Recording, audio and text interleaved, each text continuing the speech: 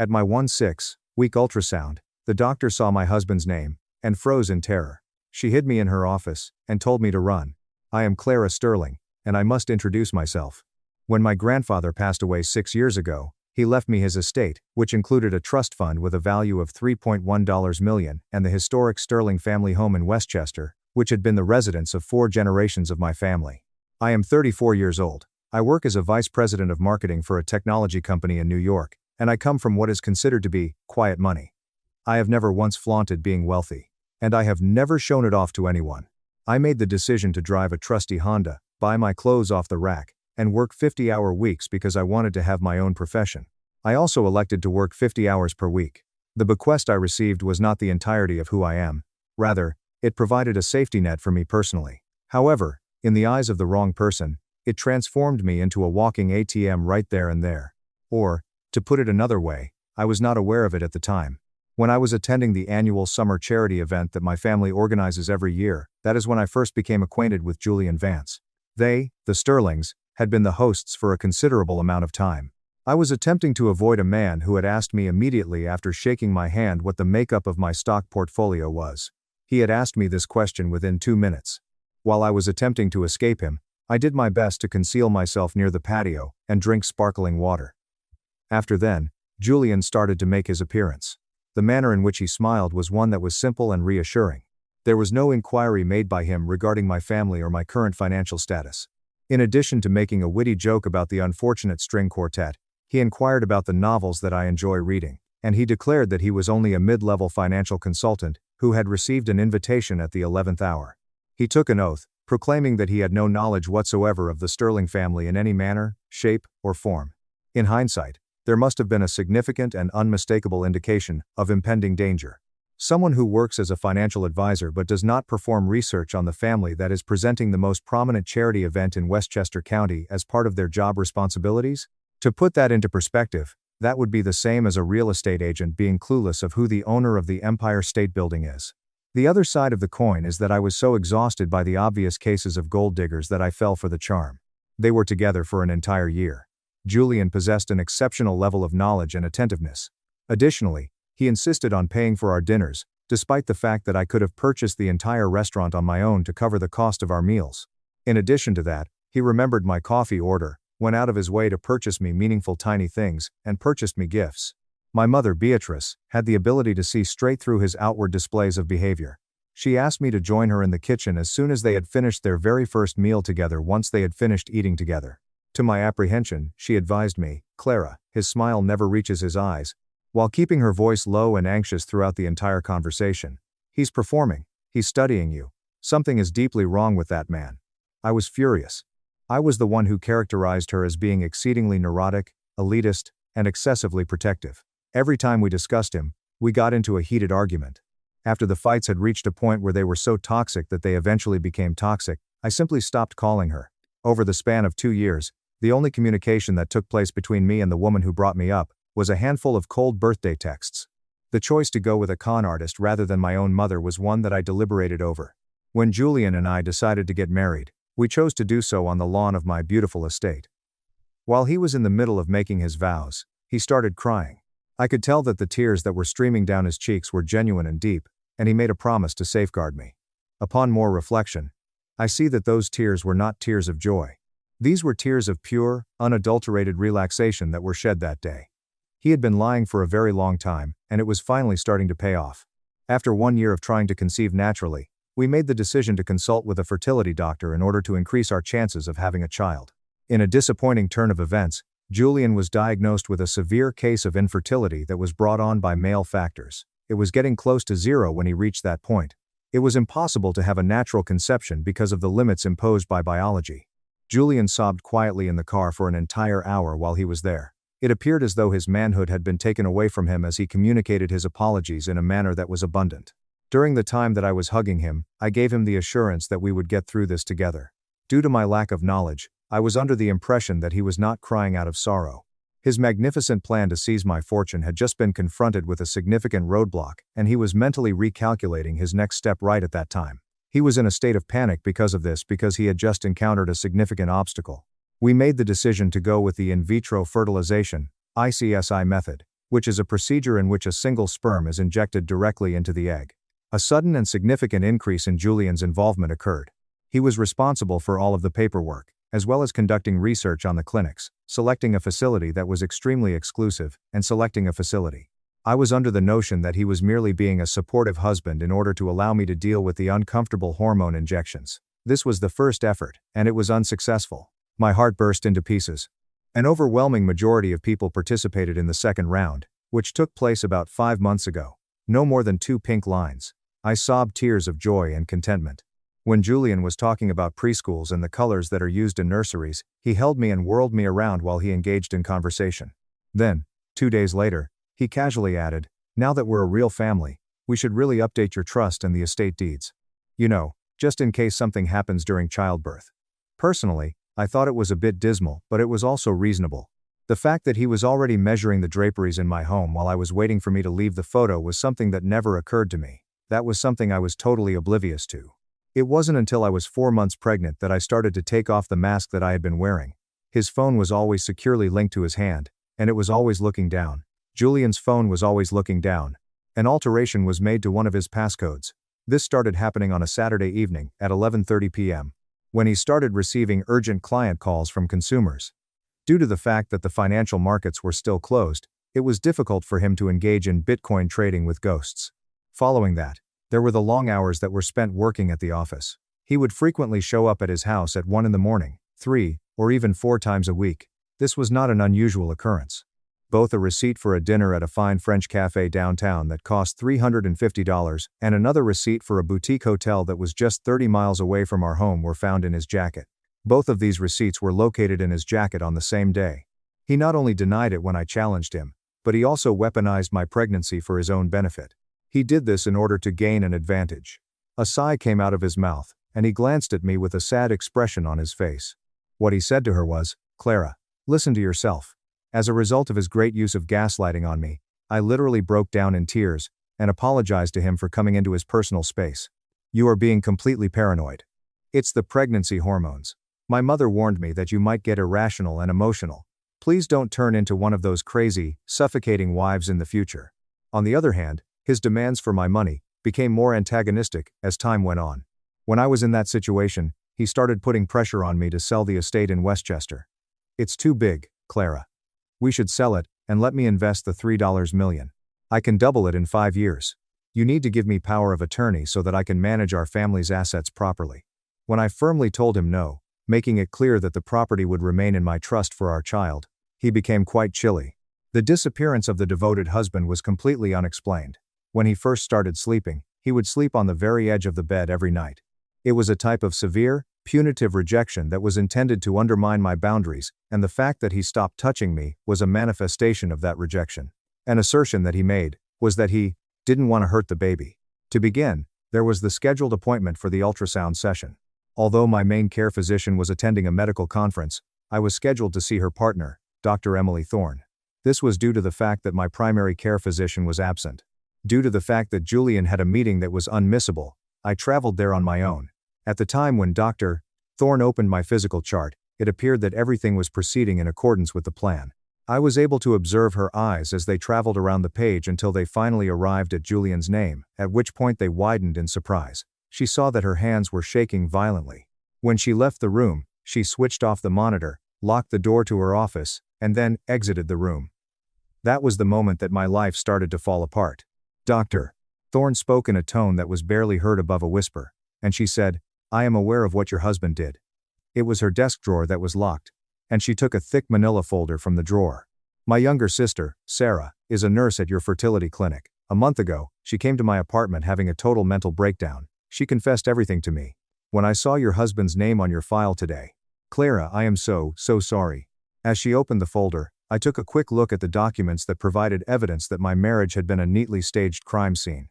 For a period of 2 hours, I sat in Dr. Thorne's office and reviewed the evidence that I had committed my own murder. My life, my reputation, and my sanity were all taken away from me in a manner that was not a physical murder but rather an assassination. In accordance with the information provided by Dr. Thorne, who detailed the circumstances, my spouse had spoken to her sister, Sarah, in the clinic around 7 months previously. As the loving and hopeless spouse, he performed the role of the character. It was a heartbreaking lie that he told Sarah. He had a dormant genetic disease that he was terrified of passing on to his child, but his wife Mee was adamantly against using a donor because she was obsessed with bloodlines. He begged Sarah to assist him in switching his dead sperm sample with a donor's sample without them knowing about it. He admitted that he was terrified of passing on the disease to his child. Moreover, he made a payment offer to her in the amount of $35,000. Sarah gave her agreement, despite the fact that she was in a precarious condition due to the $80,000 in nursing school debt that she was drowning in. Additionally, Julian provided the embryologist at the clinic a considerable sum of money as a bribe in order to guarantee that the paperwork would be modified in order to disguise the substitution. This was done in order to ensure that the switch would be concealed. However, that was hardly the most disastrous aspect of the situation. It was the conclusion of the game that was the most aggravating portion altogether. The ultimate plan that Julian had in mind was a procedure that consisted of 5 specific steps. It was possible to successfully complete all of the first and second phases, which included bribing the personnel and ensuring a viable pregnancy through the utilization of a donor. It was necessary to fulfill the function of the doting father during the third phase, which lasted until the baby was eventually born. During the fourth step, the trap was set up. In the beginning, Julian had the intention of sweetly suggesting that we conduct a DNA test on the family a few months after the baby was born. The notion would be presented to him as a pleasant pastime for bonding, and he would then hang the ancestry results in the nursery that we had worked so hard to establish. The actual execution was the fifth part of the process. When it became clear that the DNA test would reveal that he was not the biological father of the child, he would behave as if he was completely distraught by the news. I would be accused of having an affair with him by those individuals. To what end? A rigorous adultery clause was included in our prenuptial agreement, which my family's solicitors insisted on having. This is the reason why this is the case. He would be allowed to initiate a lawsuit against me for emotional distress. I would be required to pay him a penalty of $750,000, and I would give up my right to contest any assets that were split. In addition, I would be compelled to pay him the compensation. The damage to my reputation in our social circle would be catastrophic, and I would be left with the impression that I had entirely lost my mind and that I had utterly soiled my reputation. To say nothing of the damage he would cause to my reputation, he would walk away with more than $1 million. Dr. Thorne took the receipts away from me and took them with him. As a result of the shame that she was experiencing, Sarah had kept everything. Logs that are authentic, and display the sample switch, displaying the original. The information that can be used to identify the donor. Julian and the embryologist exchanged written correspondence which was sent through a burner account. In addition, Sarah was successful in discovering the donor, who was a graduate student by the name of Marcus Reed and was 26 years old. Marcus was completely unaware that he was participating in a deception. He initially believed that he was merely supporting a wealthy couple who were unable to have children and desired seclusion. Marcus was unaware that he was involved in the transaction, despite the fact that Julian had paid him $20,000 for a private, highly discreet donation. "There's one more thing," Dr. Thorne said in a low voice for emphasis. "I did some digging on my own. Your husband is drowning." I drove home feeling numb throughout my entire body. In spite of the fact that my hands were holding the steering wheel with such a firm grip that my knuckles were white, I was able to think with a clarity that was absolutely terrifying. Over the course of the previous year, Julian had installed what he referred to as security cameras in both our living room and the hallways at our residence. From my perspective, it was always for reasons related to safety. I became conscious of the fact that he was observing me at this moment. The moment I walked through the front door, I gave the performance of a lifetime, and as a result, it was an experience that I will never forget. As Julian sat down, he turned his back to the couch and sat down. With a fake smile that appeared to be dead-eyed, he put down his phone and asked, "How was the baby?" while retaining his fake smile. I stepped over to him and put a kiss on his forehead. "Perfect," I whispered as I took a step forward him. I then went into the kitchen, poured myself a glass of water, and smiled into the camera while mentally calculating the number of years that he was going to spend in a federal penitentiary. I was thinking about how long he was going to spend there. Everything is just perfect. I phoned in sick the following morning, traveled to a neighboring town, and hired Valerie Hayes, a private investigator who had previously worked for the Federal Bureau of Investigation as a forensic accountant. I was able to recruit her since she had past experience working in the field. The binder containing Dr. Thorne's work was given to her by me. When Valerie took a single look at it, she smiled as if she were a wolf that had detected the smell of blood being present. "Arrogant men always leave a paper trail," she said. "Give me a week." She sent the results to me within a span of 5 days, and the truth was much more disheartening than I had thought it would be. The reason that Julian wanted my money was not only because he was greedy, but also because he needed it in order to continue living. Due to his involvement in unlawful gaming, he was responsible for $210,000. To be more specific, he was betting on illicit poker rings and applications that were conducted overseas for sports betting. However, the individuals to whom he owed money were not the kind of people who would send collection letters in a civilized manner. Rather, they were the kind of people who would shatter your kneecaps. In order to finance his gambling activities and the bribes that he had paid to the clinic, which totaled $55,000, Julian had been stealing money from his own customers. He had been doing this in order to support his gambling operations. Valerie claims that the portfolios of senior clients at his company were discovered to be missing $65,000, which had been stolen in small, undetectable increments. This was discovered after the portfolios were examined. Regarding those late evenings spent working at the office, what are your thoughts? Which entrees are priced at $350? During that time, he was having sexual relations with Chloe, who was his assistant, and was 23 years old. Due to the fact that it was so incredibly typical, I was on the edge of laughing out loud. Valerie gave me a big number of images that depicted them entering boutique hotels. These photographs were quite impressive. Julian, who was in the process of drowning, seized onto my trust fund, which was worth $3.1 million, as his life raft, and he was willing to drown me in order to protect himself.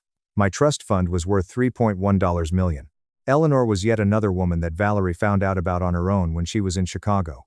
5 years ago, Julian was involved in a romantic relationship with her. She was born into a family that owned a vast enterprise before to her birth. They came to the conclusion that they should stop their relationship after she found out that he was attempting to forge her signature on a joint investment account. Her humiliation prevented her from submitting a formal complaint about the situation. Following that, she no longer experienced feelings of humiliation. Because of Valerie's efforts, she was able to come out and testify. I found that the most challenging thing I had to do was to make a phone call to my mother.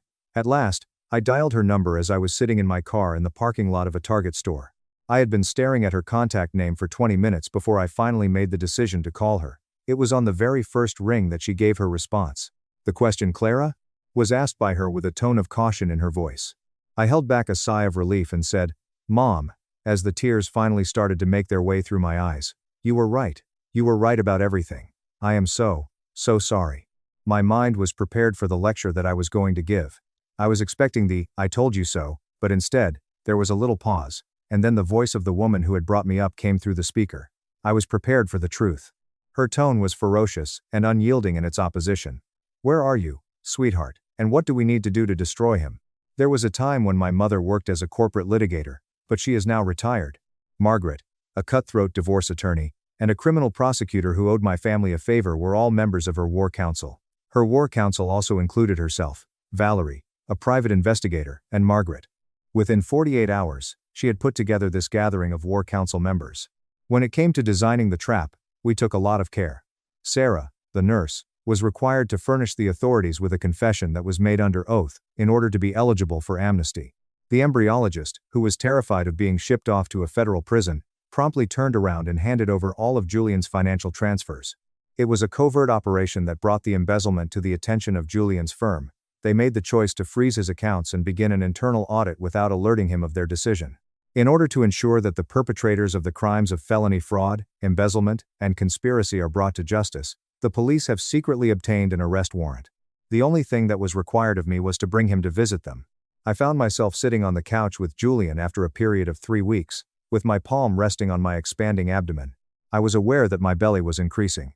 "Honey," I said sweetly, "I was thinking, we should throw a huge baby moon party here at the estate, invite both our families, all your coworkers, our friends. A massive celebration for the baby." The eyes of Julian lit up with a predatory hunger, and they were ablaze with excitement. Some further witnesses are present. A great number of additional individuals will have the opportunity to observe him presenting the perfect, loving husband. On the off chance that he discovered my bogus adultery at some point in the future, then he would have more people to feel sorry for him. He kissed my cheek and said, "That is a brilliant idea, Clara," while he was doing so. "Let's do it." There was not a single thing that went wrong with the baby moon party in any way. Temperatures in the 70s, with clear sky. The Westchester estate gave the impression of being something that had been plucked from a magazine.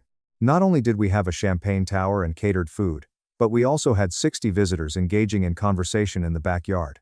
They were present, so proud of their kid that they were practically beaming with pride, and they were telling everybody who would listen about how successful their son was. It was there that Julian's parents were. During the time that she was there, my mother was sipping a mimosa and watching Julian with the cold and patient eyes of someone who is ready to be put to death. When it came to Julian, the circumstances were ideal. During the time that he was smiling, holding my hand, and placing his palm on my stomach, the photographer was taking shots of him. He was also manipulating the audience. This was the role that he was playing, and it was the role of another century. He was totally oblivious to the idea that the two bartenders were off-duty police officers, that my attorney was standing behind the rose bushes, and that Marcus Reed, the sperm donor, was waiting in the guest house that belonged to my grandmother. He was absolutely uninformed of all of these things. At 3 o'clock in the afternoon, Julian tapped a spoon against his champagne glass. He was listening to the music.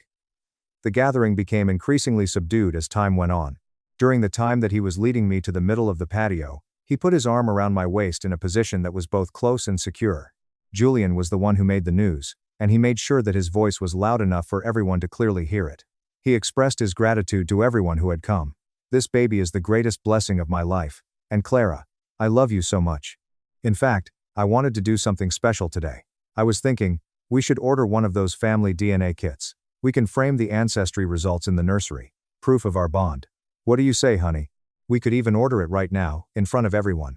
An awestruck audience is present. His mother blotted her eyes with a tissue as she wiped her eyes before speaking. On account of the favorable circumstances, he was able to set up his trap. I smiled as I made my way to the table where the DJ was sitting after I had successfully wrested myself from his hold. Taking the microphone into my hands, I stood up. Upon uttering the words, "Thank you, Julian," my voice reverberated throughout the grassy area. A DNA test is a wonderful idea, but honestly, we don't need to wait for the mail. I actually have the results right here. The grin that had been on Julian's face became ice cold. His expression changed to one of perplexity as he looked at me. I was able to get the thick manila folder from its hiding location after reaching behind the DJ table. You see, everyone, Julian and I, had some fertility struggles. Julian was diagnosed with severe male infertility. But miraculously, we conceived through IVF. Or so I thought. I opened the folder. It was so quiet on the lawn that you could even hear the wind blowing through the trees. There was no sound at all. 3 weeks ago, I found out that my husband bribed the clinic staff with $55,000 to switch his dead sample with a donor's sperm. A series of gasps were heard coming from the audience. In every single instance, there was no trace of blood on Julian's face. Taking a step toward me with his hands extended, he asked, "Clara, what are you doing? Have you lost your mind?" "It's the hormones," with his hands out. When I yelled into the microphone, "Shut up," the sound was so harsh to my ears that it seemed like I was being shot with a whip. His plan was to wait until the baby was born, demand this very DNA test he just suggested, and when it proved he wasn't the father, he was going to trigger the $750,000 infidelity clause in our prenup and steal my family's estate. It was an accident that caused Julian's father to spill his drink. The stone patio was the location where it shattered into fragments. Julian, who was drenched in sweat, stutteringly muttered, "This is insane," as he watched the situation unfold. "She's hysterical. Someone help her inside." "I'm not hysterical, Julian. I'm highly organized," I said. I looked straight ahead, in the direction of the guest house. "In fact, I'd like to introduce everyone to the real father of my child. Marcus, could you come out here?" Following his departure from the guest house, Marcus Reed, a graduate student who was 26 years old, emerged into the patio and stood there for a duration of time. Julian was the recipient of his approving gaze. Marcus cried out in a loud voice, "You paid me 20 grand, and told me it was a private donation," and he was unable to contain his anger. "You're a sociopath." A somber murmur filled the room where everyone had gathered. The mother of Julian let out a terrifying cry, and then she slumped into a chair on the patio, after she had finished her utterance. At this point, it was clear that Julian was trembling and looking around like an animal that had been captured. "This is a setup. You're framing me." My response was, "Oh, it gets better," as I turned the page in my folder to find the next sentence. I pointed to his boss, Richard, who was standing by the appetizers and appeared to be in a very threatening mood. I continued, because Julian did not just use his own money to fund this crime. He embezzled $65,000 from his clients. Which is why his firm's managing director is here today. I was referring to the fact that his boss was present, and, I added, my voice dripping with venom, he did it to pay off his $210,000 illegal gambling debt. Oh, and for the last 6 months, he's been sleeping with his 2-3-year-old assistant, Chloe. I have the hotel receipts printed out on the dessert table if anyone wants a copy. Julian begged with Clara as he knelt down on the patio in front of 60 people saying, "Please, please." The charming mask that he had projected had completely disintegrated. His nose was running, and tears were streaming down his face. He was bawling his eyes out. "Please, let's go inside. We can fix this. I love you." I pointed out in a frigid manner, "You love my money, Julian," and I continued. "But you're not getting a dime. What you are getting, however, is a ride." A tiny nod was given to the two individuals who were referred to as bartenders. They reached under their aprons, pulled out their badges, and then left the establishment. I gave them a slight nod. Two marked police cruisers approached the lengthy gravel road at precisely the same time, their lights flashing in a manner that was perfectly silent for the duration of their approach. Julian Vance was called out by the investigator as he grabbed him by the arm and pushed him to his feet. "Julian Vance," the investigator added, "you are under arrest for felony fraud, embezzlement, and conspiracy. You have the right to remain silent." During the moment when the handcuffs were being snapped onto his wrists, the entire gang stood there in complete stillness. It was impossible, for any of the party members, to take a breath. Despite the fact that they were crying hysterically, Julian's parents refused to even look at him after they had expressed their sorrow. There was already a conversation taking place between his supervisor and the legal department of the corporation. During the time that the police were bringing Julian past me, he cast a glance in my direction with an expression that was pure and unconditional hatred. He spat out, "You bitch," as he spoke. By positioning my body in such a way, I was able to get very close to his ear. "My mother says hello." Following the act of coercing him into the back of the cruiser, they departed from the location of the incident. As I turned back, I noticed that my guests were staring at me in a manner that suggested they were in a state of shock. Following my calm and collected approach to the champagne tower, I retrieved my glass of sparkling cider and brought it to my lips. I then proceeded to lift it to my mouth. "The catering is paid for until 6 p.m. Everyone, please, enjoy the shrimp. Thank you for watching." After a period of 6 months had passed since the celebration had taken place, in terms of its intensity, the aftermath was comprehensive. Julian was not granted bail because his underground bookies were actively searching for him, which posed a major risk of him escaping the country. As a result, the court decided not to release him on bail. Following that, he has been held in a cell within a county jail for the duration of his incarceration. The preceding week saw the issuance of a divorce decree that was final. We experienced a spectacular backfire as a result of the infidelity clause that was inserted in our prenuptial agreement. This clause was triggered by the fact that Julian had a recorded affair with his secretary. As a result of the fact that he was the one who cheated, he was fully barred from making any claim any of the assets that were acquired throughout the marriage. He is currently in debt to the tune of hundreds of thousands of dollars, meaning that he did not have any money to begin with. There will be a hearing for his criminal case the following month before the court. When Marcus, the nurse, the embryologist, and his former employer testified, the prosecution made an offer to him to engage into a plea deal that would result in him serving 8 years in federal prison. This offer was made after the testimony of Marcus, the nurse, and the embryologist. He was the one who took it. He is a convicted felon who has nothing to his name, and he will be very close to 45 years old when he gets freed from prison. He has no accomplishments to his name.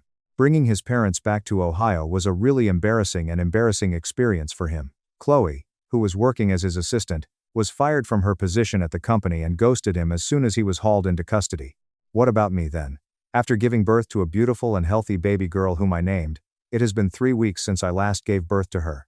She is the very best there is. In accordance with what we had previously decided, Marcus formally signed away all of his parental rights. Despite this, I decided to set up a modest education fund for him as a means of expressing my gratitude for his honesty. In order for my mother to be able to assist me in the process of raising my child, I relocated her into the estate with me. Our relationship is stronger than it has ever been before, and this is the case more than ever before. We spend each morning sitting on the terrace, enjoying a cup of coffee and watching the sun rise over the gardens.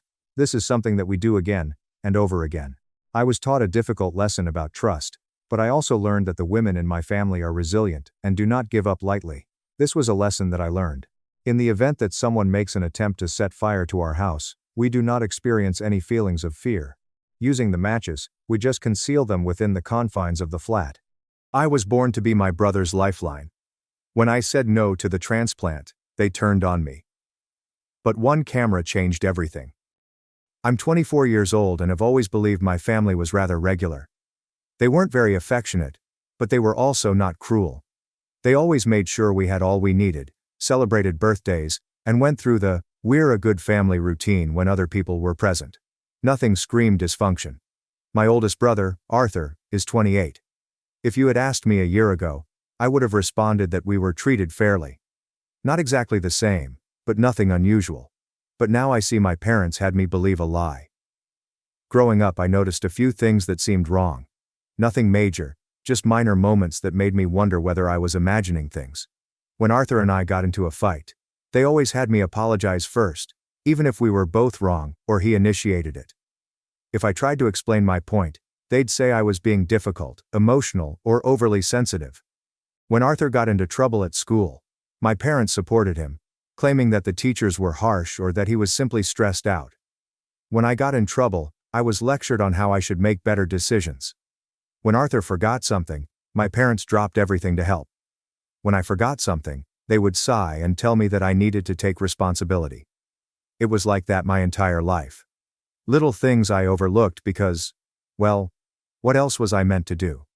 When you are raised in a certain way, you do not question it. You believe that's just the way life is. Arthur enjoyed sports, and my parents were infatuated with his games. Every Saturday, they were there, shouting and yelling at the referees, completely invested. I was in choir, and they never came to any of our performances. When I asked why, they always gave an excuse. However, they were never too exhausted to attend Arthur's football games. I stopped asking after a while. It didn't seem worth it. Arthur never regarded me as a genuine person, only an irritation. If I drew any notice, he'd roll his eyes or make a snarky remark. When I won a local choral competition, he grumbled, "Too bad nobody cares about choir." If I received a higher mark than him, he'd smash my pencils or mutter that I was lucky. He despised me for being, as if I was occupying space that should have been his. And what about my parents? They never stopped him. They simply allowed it to happen as if it were normal. Even in interactions with relatives and friends, they enjoyed talking about Arthur. He was extremely clever, intelligent, and had a promising future. When they mentioned me, it was never about me. It was about how I supported Arthur, how I was a wonderful sister, and how I was always there for him. In their eyes, I was nothing more than his shadow. I persuaded myself it did not matter. I told myself it wasn't so horrible, that some families just have preferences, and that didn't mean they didn't love me. I assumed I was simply being overly sensitive. I wish I had trusted myself more. Everything changed 1 year ago. Arthur was diagnosed with kidney illness. My parents were upset, and I was shocked. He tried several therapies and medications, but his condition worsened. Eventually, the physicians informed them that he required a transplant, and as soon as they heard the word transplant, they focused on me. I recall sitting in the hospital room when the doctor addressed it. My mother instantly turned to me and said, "Wouldn't it be amazing if you were a match?" She was already beaming and acting as if this was occurring, as if I was about to save the day, like I always did. My father nodded as if it were the most natural thing in the world. Arthur scarcely glanced up from his phone. I recall feeling weird about it. I wasn't opposed to helping, of course. I didn't want my brother to die.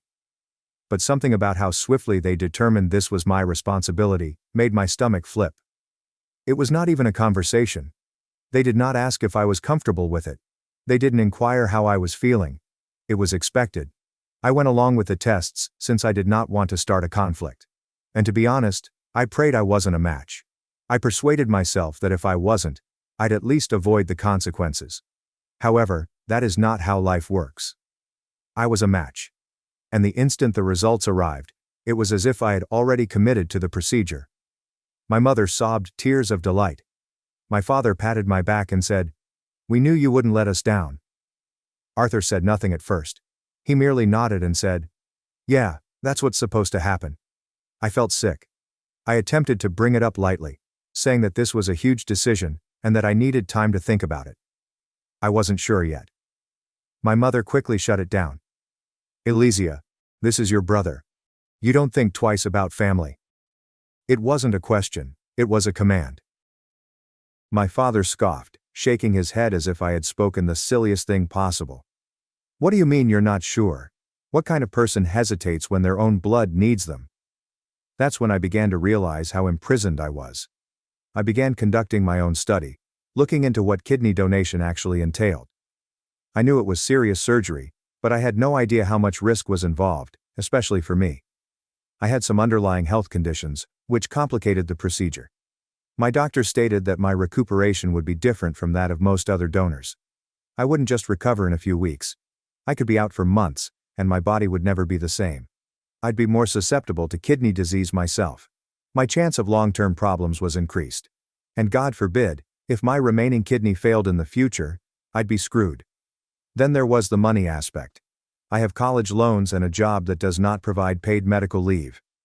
If I did this, I wouldn't just lose one kidney. I would lose my income, stability, and ability to care for myself. I could wind up drowning in debt since my parents expected me to do everything without question. And as I thought about it all, I realized something even worse. My parents and Arthur had never asked me how I felt about this. They didn't inquire if I was terrified or okay. They didn't sit me down and say, "Alicia, this is your choice, and we will support you no matter what." Because it wasn't a choice for them, it was a responsibility. I was not their daughter. I was the solution. I kept thinking I was mistaken, that if I sat them down and explained everything, they'd understand, realize what they were asking wasn't fair, and see me for the first time. So that is what I did. I sat down with them, took a deep breath, and said, "I don't think I can do this." The moment those words left my mouth, the entire room became silent. My mother's expression froze, as if her brain refused to accept what I had spoken. My father looked at me, puzzled, as if I had suddenly started speaking a different language. And Arthur? He simply exhaled deeply, shook his head and said, "Of course. Typical." I'm not sure why I assumed they'd truly listen. I'm not sure why I expected my feelings to matter to them for once. "What do you mean you don't think you can do this?" My mother's tone was stern, as if she were challenging me rather than asking, as if I had just made an outlandish claim. I responded, "I mean, I've been talking to my doctor and it's not a simple surgery for me. There are a lot of risks, and my recovery could take months. I'd have to take time off work and My father cut me off with a scoff. "So what? People donate kidneys all the time. They're fine." I tried to keep my voice steady. "Not everyone, and not me. My doctor said my situation is different. It's not just a few weeks of recovery, it's been months. And financially, Oh, don't even start with that," my mother screamed, rising up so quickly that her chair scraped against the floor. "This is about your brother's life, Alicia. How can you even think about money right now?" "Because it's my life too," I wanted to scream. "Because I'm the one who will have to deal with the repercussions. Because I wasn't even given a chance to make my own decision before you all made yours." But I didn't mention any of that. I could already sense the shift. Their expressions tightened as they understood I wasn't simply hesitating. I was considering saying no. And just like that, I was no longer their daughter. I was the problem. Arthur rolled his eyes. Unbelievable. I turned to face him. "Arthur, this isn't personal, You're making it personal," he shot back, standing up himself. "You're choosing to let me die." "That's not what I'm doing. I need time to think." "What is there to think about?" my father asked, his voice frigid. "This is your brother, Alicia. He'd do it for you." I actually laughed. A brief and sour laugh. Because that was the biggest falsehood I've ever heard. "Would he?" I asked, gazing straight at Arthur. "Would you, Arthur? If the situation was reversed, would you give me your kidney?" His gaze shifted to our parents for a half-second before he whispered, "That's not the point." Right. Of course it was not. My mother was now attempting to suppress her actual rage. "I can't believe you're doing this," she said softly, her voice breaking. "After everything we've done for you."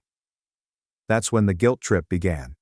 My father began counting everything they had ever spent on me, including my school fees, clothes, and childhood health appointments. My mother burst into tears, repeatedly saying, "How could you do this to us?" As if I had committed some awful act. They called me ungrateful, selfish, and a disappointment. Then Arthur delivered the final blow. "You know what, Alicia?" His tone was cold. "I always knew you'd be useless when it actually mattered." That hurt. Not because I expected more of him, but because I didn't. And yet, some silly, sad part of me remained hopeful. My entire upbringing rushed through my head. Every time I rooted for him from the sidelines. Every time I give up something I want so that he may have it instead. I always prioritized him just because it was expected of me. And suddenly, the second I needed to prioritize myself, the second I dared to think about my own well-being, I was nothing to him. I felt something inside of me crack. I had just informed them, I don't want to talk about it anymore, and was going to leave. It should have ended there. But my mother wasn't done. She grabbed my arm as I walked toward the door. She pressed so hard that it ached, her nails cutting into my skin and her face twisted in ways I'd never seen before. "You are his sister," she snarled. "You were born to help him." I froze. I'm not sure what was on my face. But the moment those words left her mouth, she relaxed, as if she had suddenly realized she had said too much. "What?" I asked. She backed back, wiping her face and averting my gaze. My father was suddenly too still. Even Arthur moved uncomfortably. Something in my stomach twisted. "What do you mean I was born to help him?" No one responded. The silence was audible. I looked at my father. Nothing. I stared at Arthur, but he wouldn't look at me. My mother then said, "You're being dramatic," and turned away. But I was not foolish. I wasn't imagining anything. I knew there was something wrong. But I didn't realize how horrible it was. I can't recall leaving the house. I must have grabbed my bag, keys, or something. Because all of a sudden, I found myself in my automobile, driving without a destination. My heart was beating, and I felt like throwing up. So I pulled over at a petrol station, thinking solely of one thing. What exactly did she mean? Why did she say that, as if it were fact? And why did my father and Arthur respond as if it was something I should not have heard? I considered heading to my Aunt Courtney's place, barely holding myself together the entire way there. I must have looked like a wreck by the time I went through her front door, because she didn't even ask me any questions. She simply hugged me and urged me to stay as long as I needed. I did not sleep that night. By morning, I felt as if I were running on nothing but nerves. I sat at Aunt Courtney's kitchen table and told her everything. Every word, look, and second of that awful conversation. I expected her to say I was overthinking it, that my parents were simply emotional and said things they did not mean, that I was allowing my imagination to go wild. However, she didn't. Instead, she groaned and touched her temples, as if bracing herself before saying, "Elysia, there's something I need to tell you." My gut tightened as I waited for her to continue. But she paused, as if she was considering whether or not to voice the words aloud. I knew it was horrible. She finally breathed and looked at me. "Your parents didn't have you because they wanted another child. They had you because Arthur required a bone marrow donor." I stared at her, expecting her to say it was a horrible joke, that she was mistaken. She misunderstood something. However, she didn't. When he was 4, he became ill. They were desperate to save him but couldn't locate a match. So they made one. I heard and understood the words, but it seemed like my brain refused to process them. My parents had planned for me, not because they wanted me, but because they needed me. I wasn't born out of love, or even by mistake. I was born of need. My entire existence flashed before me, and everything instantly made sense. Every experience that made me feel like I was on the outside looking in. The way my accomplishments were never recognized. My presence was never a priority. My parents always made it clear, discreetly and in subtle ways, that Arthur came first. It wasn't because they happened to prefer him. It was because he was the reason I even existed. They never informed me? Courtney nodded, her face filled with something I couldn't quite identify. They were not going to. They raised you to believe that this was normal. They didn't believe you ever needed to know. I could not talk. I had spent my entire life trying to earn their love, believing that if I did enough, I would eventually matter to them in the same way that Arthur did. But I never had a chance. I was never meant to be more than a body that might be used if Arthur required it. I don't recall much of what Aunt Courtney said after that, except that she kept apologizing for not notifying me sooner, as if it were her fault. It was not. She had not been the one to lie to me my entire life. The following several days blurred together. I did not go home. I ignored all of my parents' calls, texts, and voicemail messages. I needed to figure out how to survive now that I knew the reality. My parents pretended everything was wonderful, as if we hadn't just had the worst argument of our lives. My mother's messages were curiously soft, almost too understanding, as if she were speaking to a toddler throwing a tantrum. She told me she understood I was overwhelmed, and that she felt I'd make the correct decision once I had time to ponder. My father's texts were brief but just as frightening. "We're ready to talk again when you are. Family sticks together. You know what's expected." Arthur, of course, remained mute. He did not need to say anything. In his mind there was no decision to be made. A week passed, and when they realized I hadn't responded, their tone changed. My mother's messages turned, her disappointment evident in every word. My father quit pretending to be rational. "You're making him suffer for nothing. This is the kind of thing you regret for the rest of your life." The kindness was gone. They were just waiting for me to crack. I blocked them. I'm not sure why I expected them to stop. Blocking them gave me a few days of silence, but it felt too quiet, like the calm before a storm. I kept looking over my shoulder, expecting something. But I wasn't sure what. My aunt informed me that I was doing the right thing. I needed to focus on myself. But I could see how she looked at me, like if she was waiting for me to break. Maybe she expected me to cave, that I would break out of my obstinate streak and return to being the daughter my parents expected. And, truthfully, a small nasty part of me wondered whether she was correct. Because as much as I despised them, and had every reason to leave, it seemed strange not to care. It seemed as if I was breaking some invisible pact that had been imposed on me from infancy. Then, on a random Tuesday night, the storm struck. I was pulled over on my way to work. I was not speeding. My registration was up to date. I wasn't using my phone. There was no reason why I was pulled over. However, when the officer approached my window, he was not looking for a traffic infraction. "Ma'am, we received anonymous information about illegal chemicals in your vehicle. I'm going to have to ask you to get out of the car." My entire body became frigid. "What?" I managed to say. "Step out of the car, please." I realized I had nothing to hide. I'd never done anything unlawful in my life. But the way he said it, the way he stared at me, as if this was already a done deal, made my hands shake as I unbuckled my seatbelt and stepped out.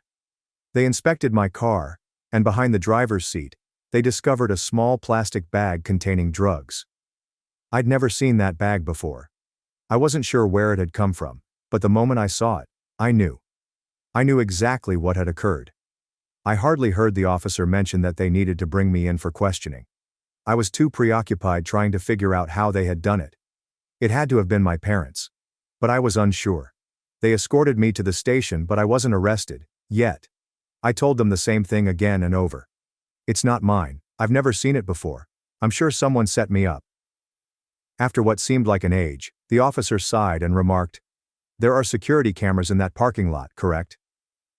I almost collapsed with relief. It took some time to study the tape, and with each passing second, I could feel my entire existence dangling on the edge of a cliff. What if the cameras didn't catch anything, and they couldn't prove I didn't do this? Would I get fired? Would I be charged? Would my parents come and bail me out only to say, "See? You need us right now. Do what we ask"? But then one of the officers nodded and said, "Found something." I held my breath when they showed the footage. Arthur was standing out like a beacon. He wasn't being subtle about it. He crouched close to my car, took a couple quick glances around, then placed the bag under my seat with ease. I wasn't sure whether to scream or laugh. Officers exchanged looks. One of them nodded. "She's free to go," he said. "But we're going to have to bring him in." The following few hours were a haze. I sat at the station, numb. "Arthur?" He did not resist. He did not even attempt to explain. I could already see how this would go. He'd be sorry, explain it was a mistake, and blame his emotional state.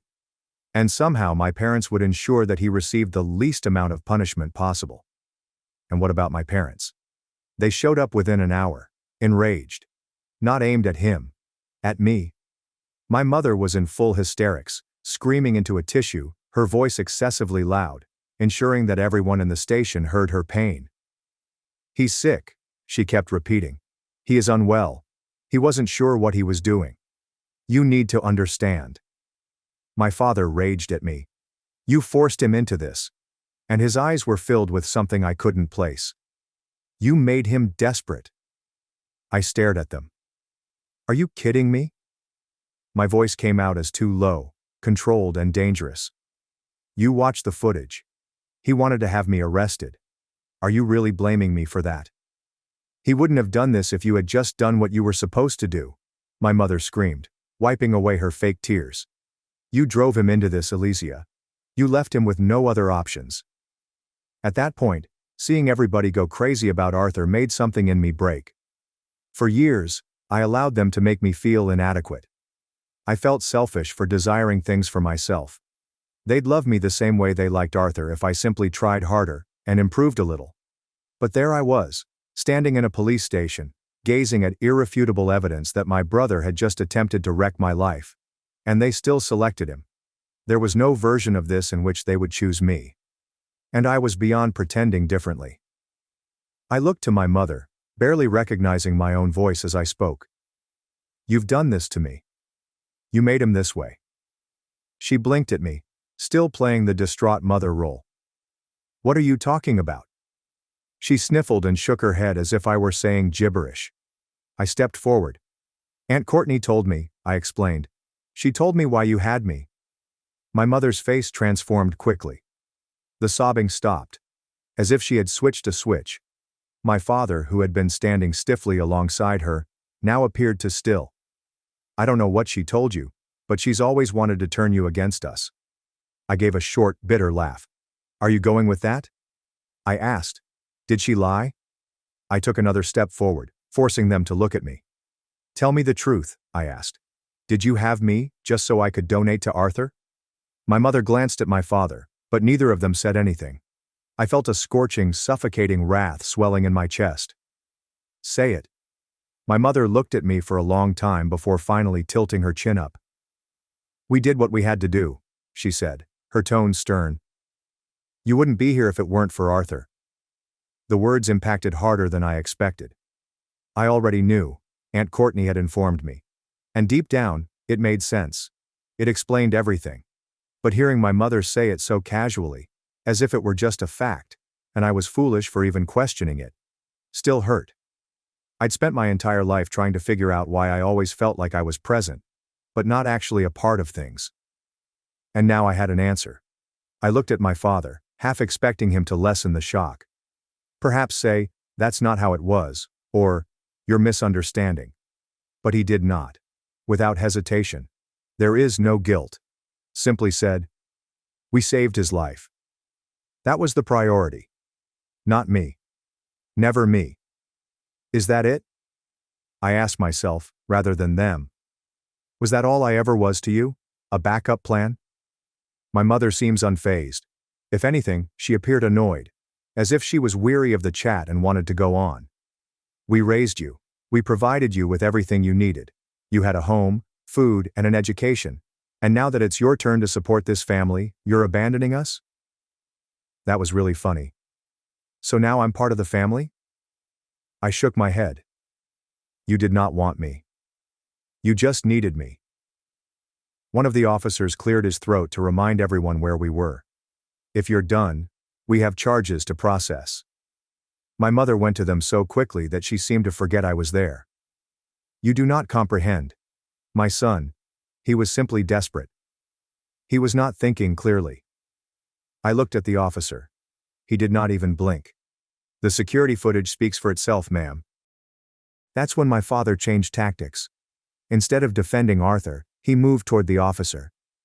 We can work it out. There's no reason for all this. We don't want to escalate the situation. He was negotiating, as if Arthur hadn't just attempted to frame me for a crime. Like this was just a minor issue that could be resolved with the right words. That was it. That was everything I needed to know. I turned to the officer, having already made my decision. I'd like to press charges. My mother gasped in a breath as if I had just slapped her in the face. Elysia, you wouldn't. I did not hesitate. Yes, I would. My father remarked, you're making a mistake. I addressed his gaze without flinching. No, I replied. The mistake was ever thinking you cared about me. And that was all. I was finished. It's been over a year since I walked out of that police station. And every day since then, I've learned what it's like to live without them. At first, it felt surreal.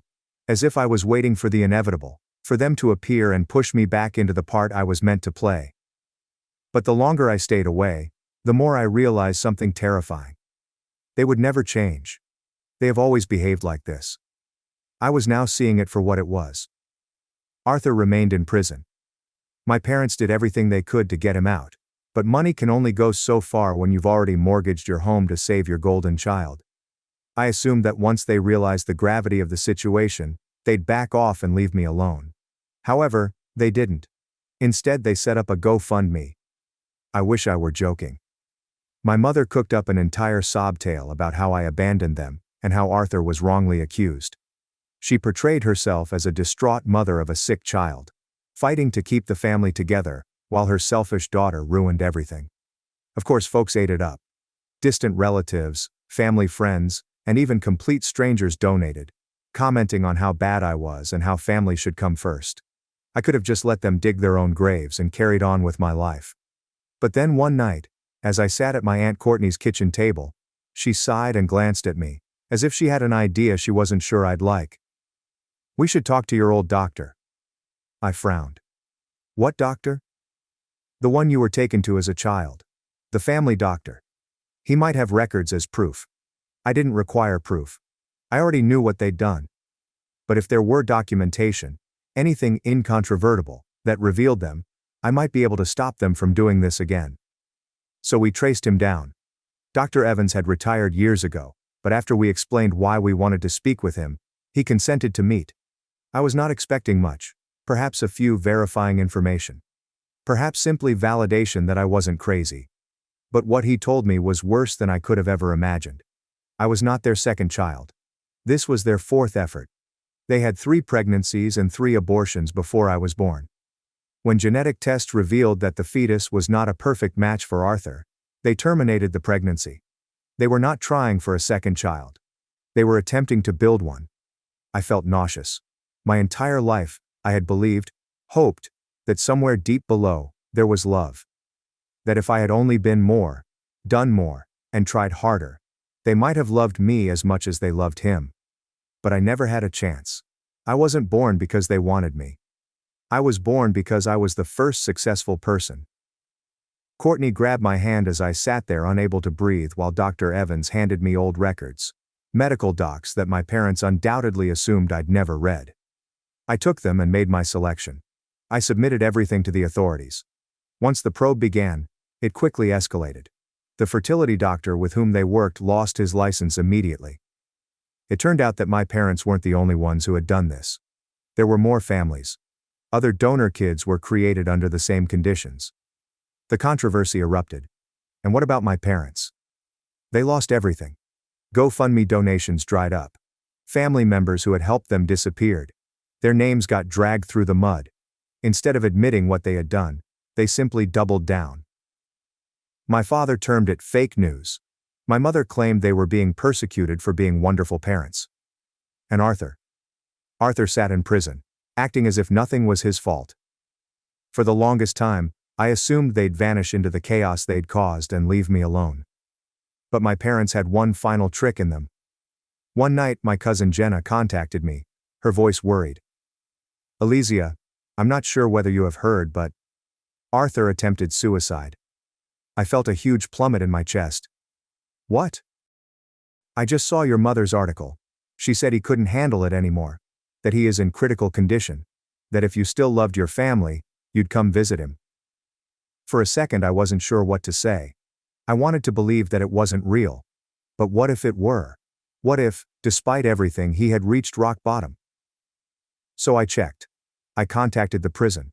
I didn't ask for more information. I didn't want to be drawn into another manipulative game. I just inquired, "Is my brother alive?" When the cop answered the phone, he sounded bored. "Yeah, he's fine." I breathed slowly. "Is he in critical condition?" A pause. Then, "Not even close." That was it. That is all I needed to hear. They were lying again. They had staged his suicide attempt to coerce me into going back. I was not even surprised. They'd never cared about the truth. Only about control. I did not respond. I did not acknowledge them. Instead, I reported the Facebook post to the authorities. Within a week, my parents were left with nothing. Family members eventually cut them off. Their remaining friends left them. My mother removed her social media accounts. My father quit attempting to fight. It has been more than a year, and my life has changed dramatically. I went to a new city and took a new job. And for the first time, I feel like I belong anywhere. And the best part? I am engaged. Griffith knows everything. Every dark, twisted detail of what my family has put me through. Instead of treating me like a broken, tragic story, he treats me like a human being. As if I matter. And what's the biggest change? I am pregnant. Initially, I was afraid. After everything I had gone through, I was afraid I wouldn't know how to be a good father. That I will somehow make the same mistakes as my parents. But then, Griffith said something that altered everything. You know exactly what not to do. And he's correct. This baby will never doubt if they are wanted. They will never feel the need to earn my love. They will never be treated as a replacement part for someone else. They will be loved wholeheartedly, unreservedly. I might not have been born into a legitimate family. However, I am constructing one. And for the first time in my life, I'm totally liberated. Thanks for watching and sticking around till the end. If you enjoyed these stories, make sure to subscribe and hit the bell so you don't miss the next drama-filled episode. They changed the locks and demanded $26,000 rent. So I evicted my stepmom and sister from the house I secretly owned all along. I simply nodded and replied, "Understood." I then walked away. The next morning, she discovered a note at her door and began shouting so loudly that the neighbors came outside. There's a type of sleepiness that doesn't stem from a lack of sleep. It lives in your bones, behind your eyes, and in that hollow region of your chest where joy is meant to reside. That is how tired I was when I arrived home. I'd been on duty for 18 hours straight, not merely charting and monitoring vitals. I had shattered a rib while performing chest compressions on a youngster whose parents were still in the waiting room. I pronounced 3 people dead. I had brought 2 back. I had dried blood on my sleeves and the stink of antiseptic sunk deep in my skin. What I needed, was a shower, a calm lunch, and perhaps 4 hours of sleep before returning to the hospital in the morning. That was it. That was my entire wish list. So, when I pulled into the driveway and my key didn't fit, my brain couldn't register it right away. I turned it again, jiggled it, and peered at it as if it was apologizing. Then the door opened. My stepmother stood there in yoga pants and a wine-stained tank top with her phone in one hand and an attitude in the other. "Oh," she replied, as if she had forgotten I existed. "You're back early." Behind her, my stepsister sat on the couch in my hoodie, browsing TikTok as if she owned the room. Her partner, who hadn't worked a day since moving in, was halfway through a bag of chips I'd purchased. "The key doesn't work," I explained. "Right," she said. "We changed the locks. Rent's gone up. You want to stay here? It's $26,000 back rent, plus utilities. Your sister needs a vacation. And frankly, you're a doctor. You can afford it." She said it as though she was doing me a favor. I stood there holding my duffel bag, my sneakers stuck to the welcome mat. I did not say anything for a time, just looked at her. Really looked. My father married a woman while I was still learning how to shave. The one who urged me to call her Lisa since stepmom sounded too official, yet never treated me like a family member. "Did Dad approve this?" I inquired. She smirked. "Your father's overseas. This is my house. When he's gone, I make the rules." I peered past her and into the living room. My old textbooks were still arranged on the floor, exactly where I'd left them. My name remained on some of the utility invoices. I paid them last month. "Understood," I said. I nodded once, turned, and returned to my car. I didn't slam the door or yell, I just drove away into the night, the pain in my chest greater than any shift I'd worked. I slept in the hospital's call room, on a plastic mattress covered in a scratchy blanket that smelled like disinfectant. They celebrated while I slept, albeit fitfully and briefly, probably toasted with boxed wine to their brilliant plan of extorting me. Perhaps my sister posted about it online. A TikTok with a petulant message about how freeloaders can't receive free rides forever. What they didn't realize was that I had been waiting for this moment for years. I drove back the next morning, while they were still sleeping, most likely nursing hangovers and delusions. Knocked once, then placed the envelope in the center of the doormat, where she would be sure to see it. Then I parked down the street and waited. 15 minutes later, exactly on time, because she routinely checked the front step about 9:30 a.m. Like clockwork, the front door creaked open. Lisa appeared in fuzzy slippers, clutching a cup with the words, "Number 1 Mom," in peeling glitter. She bent down, picked up the letter, opened it, and screamed. Not a harsh gulp, not a single cry of astonishment. A full-throated, soul-shaking scream indicating that someone has died. Lights turned on at the house across the street. A dog began barking. The curtains have moved. The neighbors came out. From the safety of my car, I watched her expression contort. Rage, panic, confusion, as if someone had just told her the world was over. She called for her daughter. My stepsister stumbled outside, squinting in the sunlight. I took one look at the page and started shrieking. I did not move. Did not smile. Did not flinch. I just waited. Because this was just the beginning. I used to think that house was safe. When I was younger, it was the spot I went after soccer practice, school, heartbreaks, and bruised knees. The refrigerator was always stocked with orange Gatorade. My father usually smelled strongly like soap and hospital-grade sanitizer.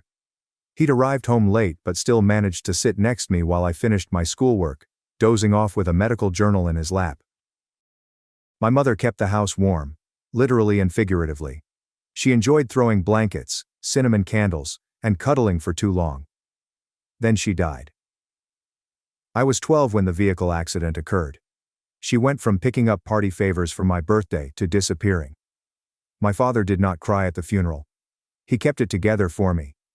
But I recall how hard he clutched my shoulder in the pew, as if letting go would cause us both to collapse. For a while, it was just us. Two individuals float in the same lifeboat, trying not to shake it. Then came Lisa. I was 15 when they married. She had a daughter named Mahina who was my age, but we could not have been more different. Mahina was the type of girl who called adults by their first names, believing it made her mature. She blasted music in the kitchen, rolled her eyes incessantly, and replaced her phone every 6 months. I was the silent one, the studious one. She considers me to be the odd one. Dad was deployed the following year, on a long-term contract overseas through a military medical program. He said it was only temporary. He said he'd be back before I knew it. Lisa promised to hold down the fort. Lisa did not hold anything down. She just took over. Everything changed overnight. The throw blankets vanished. The cinnamon candles were replaced with sterile lavender plug-ins. The framed photo of my mother disappeared from the entryway. Nobody talked about it. I recall once asking whether it could be kept in my room. Lisa looked at me as if I had requested to hang roadkill on the wall. "Don't you think it's time we all moved on?" She meant, "Don't you think it's time I completely erased your mother?" I kept my head down. Concentrate on school. I enrolled in college early, studying pre-medicine. I tried everything I could to stay out of the house. Internships, summer jobs, anything. I only returned during holidays or when I was between leases. Even then I paid my portion. More than my fair share, actually. When Lisa stated she didn't want to deal with plumbers, I covered her groceries, shared her utilities, and repaired the leaking sink in the downstairs bathroom. She never thanked me. Mahina brought her boyfriend into our home when we were 19. He was older, tattooed, unemployed. Lisa claims to have misunderstood. He virtually moved in. We ate our food, streamed video games at maximum volume, never paid anything. He's family, Lisa explained. It's strange that I was never referred to in that way. By the time I finished medical school, I had given up hope of ever being treated fairly. But I still paid my payments. I still helped out. I didn't want drama. I didn't want a conflict. I desired peace. And I thought that if I was generous and quiet enough, they'd leave me alone. They did not. It was as if someone flicked a switch when I first started earning a proper wage. Suddenly, every dinner conversation centered upon money. Lisa would make passive-aggressive remarks about how expensive it is to raise children, and how I had been living there for free for so long. Then it became less passive. More aggressive. She began asking whether I would consider donating a bit more, despite the fact that I already paid more than anyone else. She added that Mahina had never had a proper vacation and deserved one. Then, one night, while I was microwaving leftovers I'd purchased, she flatly demanded that I pay rent back for all of the years I'd lived in her home. Mahina spoke up from the couch. "It's only fair. You're a doctor now." I did not respond. I just stood there, staring at the slowly revolving lasagna in the microwave. Consider how bizarre it was to be financially mugged in your own kitchen. A few days later the locks were changed, and that was when I handed them the letter. It was not angry, it was not emotional, it was only business. A tidy, formal eviction notice stapled to a copy of the property deed bearing my name on it. They had no idea, and never questioned, that the house had been officially transferred to me when I reached 21. My father bought it before he married Lisa. He owned it outright, and he gave it to me in trust, quietly, without speaking to her. "Just in case," he had stated. "I want you to be protected. No matter what." I never brag about it. Never used it as leverage. I kept paying the bills. Keep playing nice.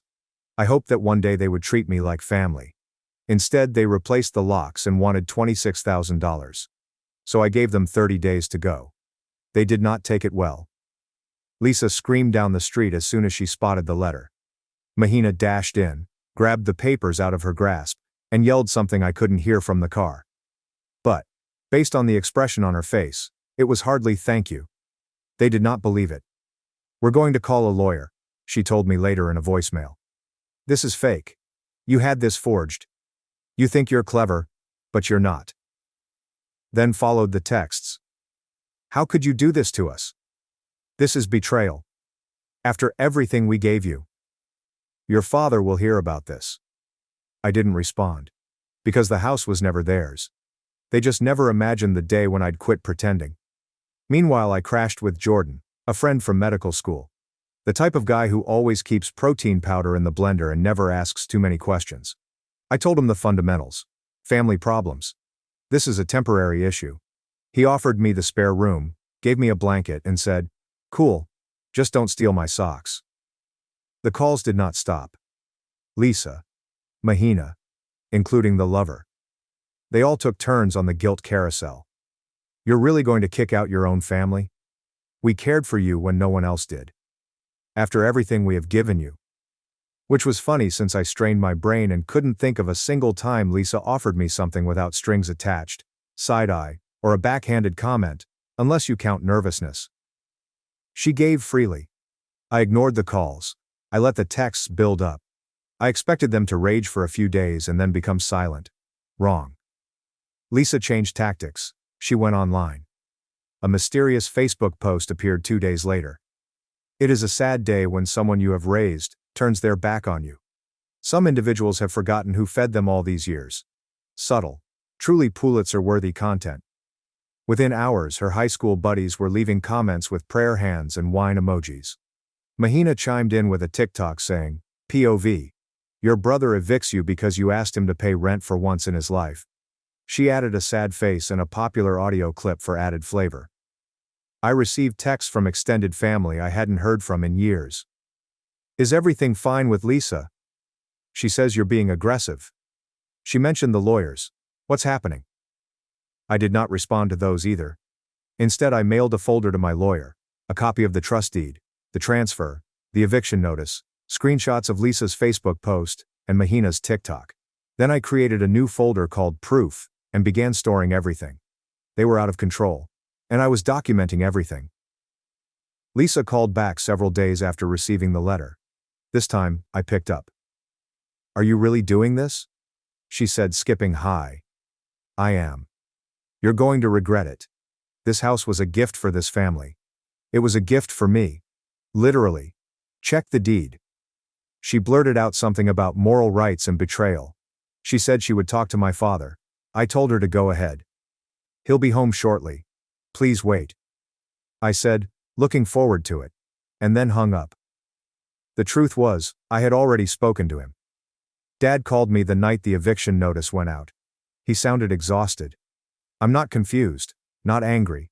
Just be quiet. I figured it would come to this, he told me. Did you know? I didn't realize they'd lock you out, but I knew they were pushing you too hard. I have been hearing stuff.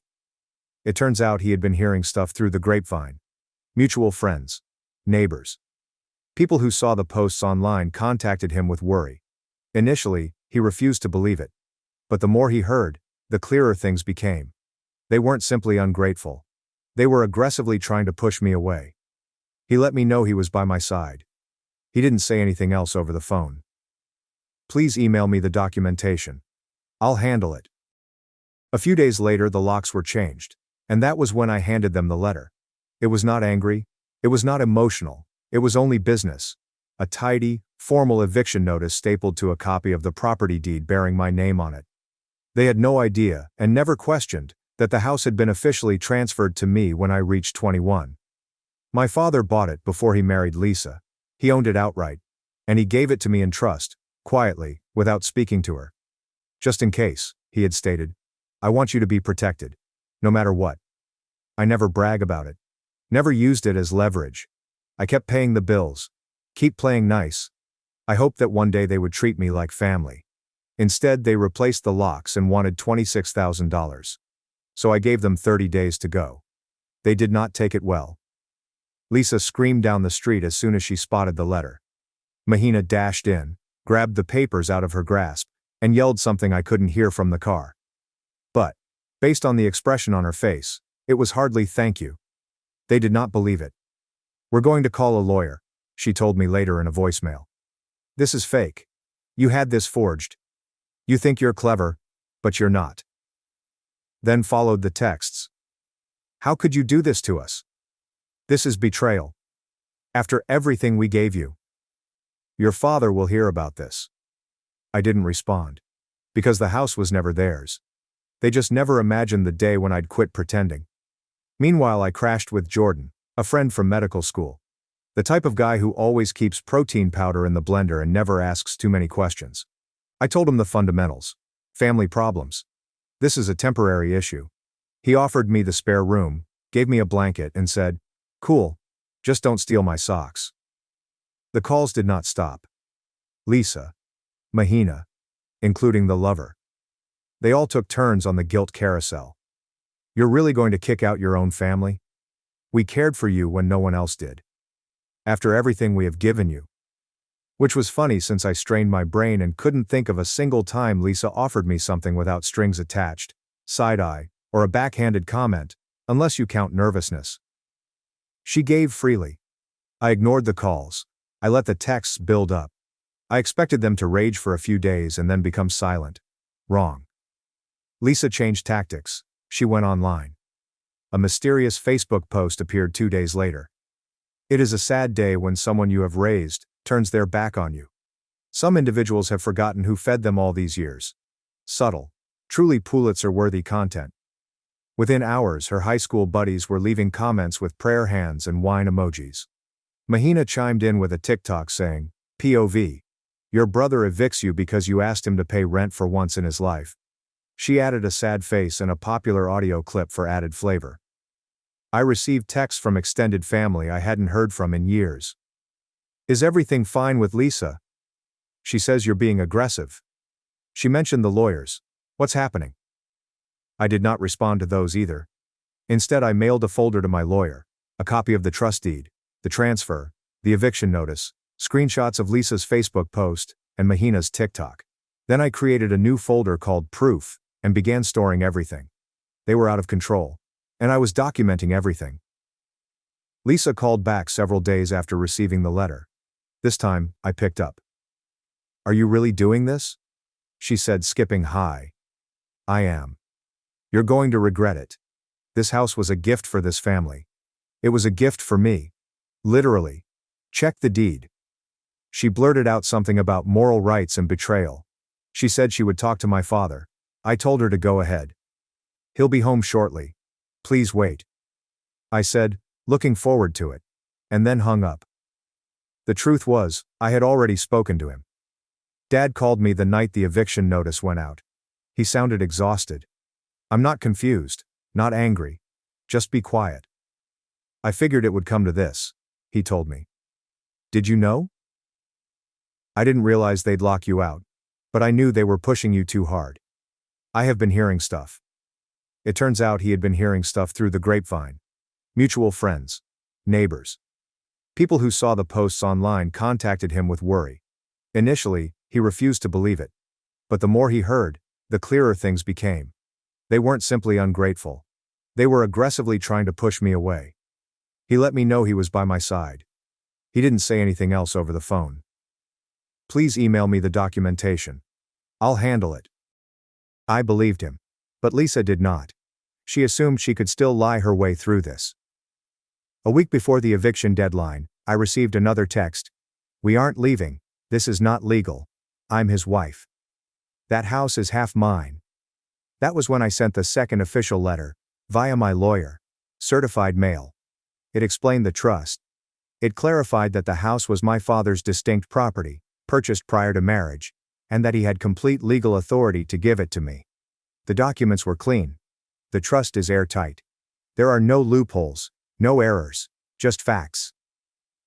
I anticipated silence. Instead, they doubled down. Mahina created another TikTok. This time she was crying on video, claiming that her nasty brother was dumping them on the street. Lisa shared another dramatic Facebook status. Some people forget where they are from. We gave him everything. Now he wants us homeless. I took a screenshot. I've included it in the proof folder. That same day, I received a call from one of my neighbors, a sweet elderly woman who used to bake cookies when we were youngsters. They've been telling people you forged the deed, she explained, frightened.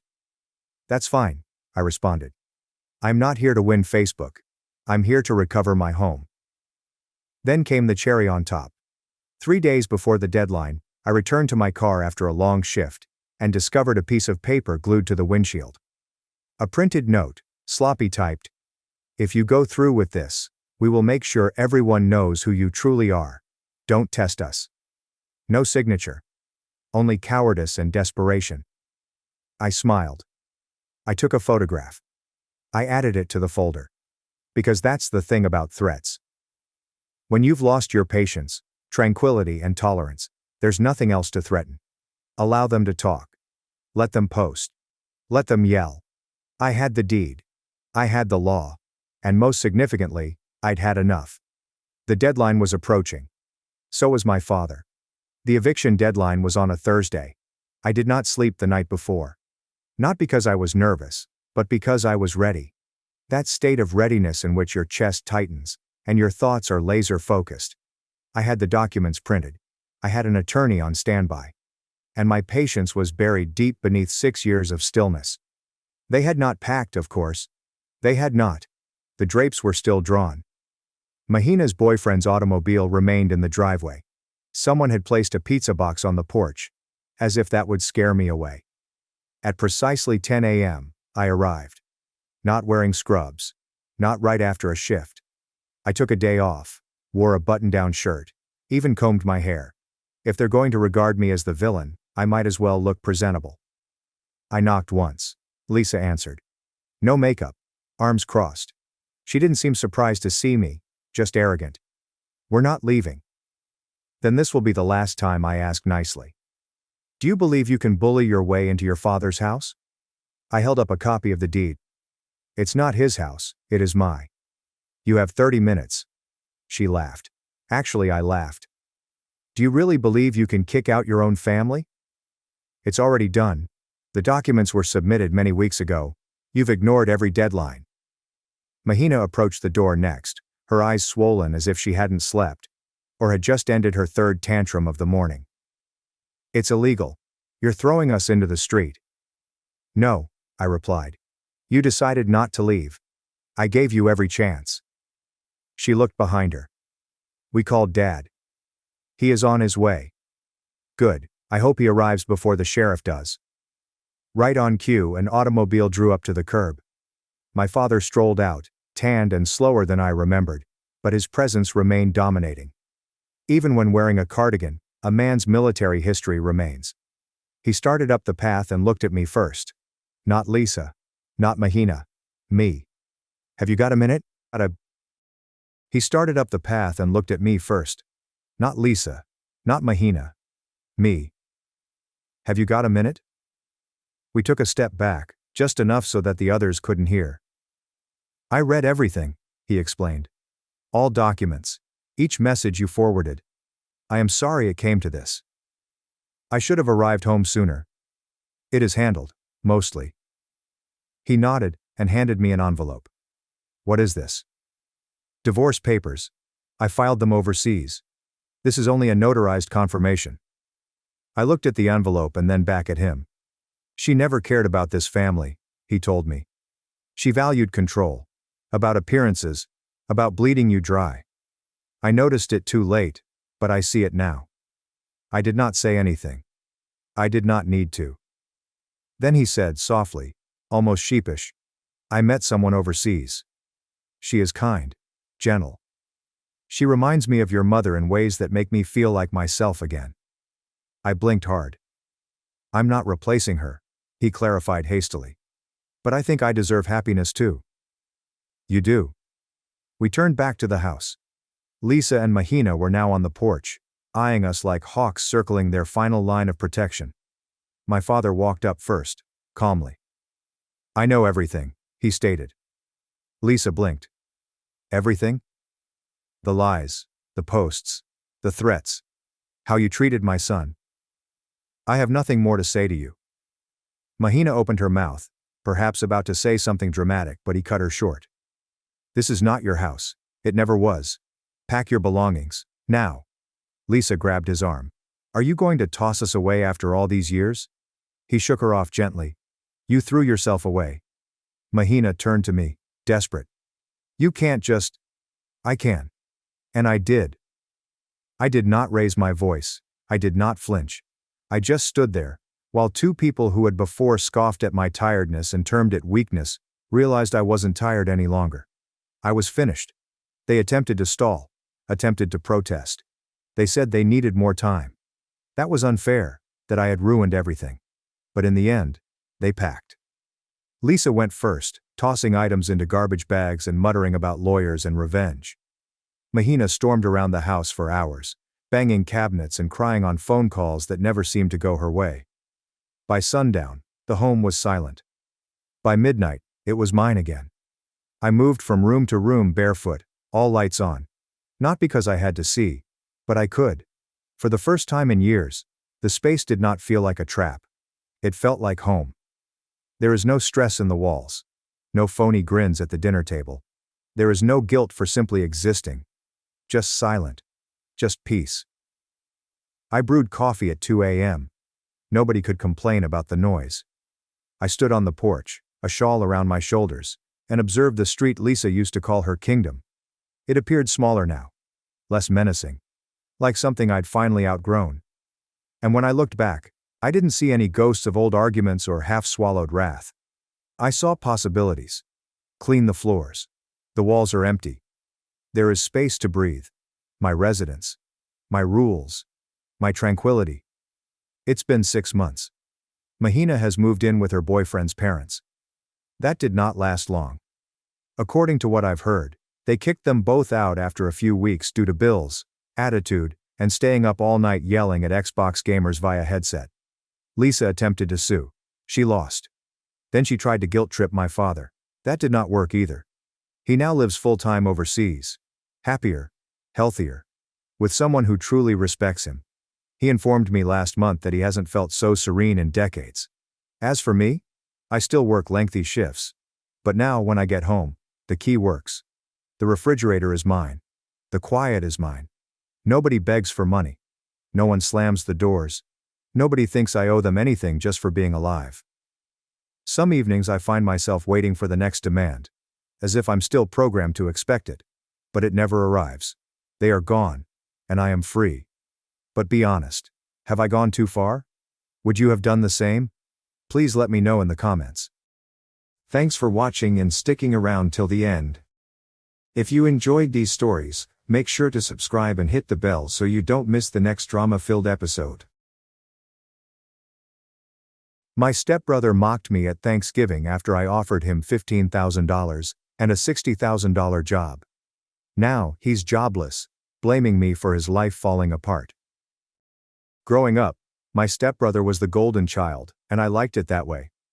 When my parents tore up my report card because I had a mix of A's and B's, and held a party for my stepbrother Charles, who had all C's, I was pleased for him. Even when I was chastised for being too quiet and ungrateful at the dinner table, while Charles received twice as much dessert for bringing his plate to the sink, I was pleased for him, because I knew that in the long term, this would only help me. I also knew it would eventually create a schism between us. Of course, I was correct on both of those points. Charles failed his junior year of high school, whereas I graduated with all honors, due to how hard my inferiority complex forced me to study. Charles was practically in legal debt by the age of 17, whereas I moved out as soon as I turned 18 and paid for the apartment with my own money. My parents stopped talking to me as soon as I moved out, and I returned by never returning home for the holidays. The only thing I did was send Charles $200 in cash every 2 months so he didn't have to rely entirely on our parents. Aside from that, we didn't talk. All I knew about him was that he had somehow landed a job as a supervisor at a nearby McDonald's. Honestly, I preferred it that way. I didn't want any of my relatives to know how I was going. I waited until I graduated from college, got a good car, an apartment, and had a steady job before seeing them again.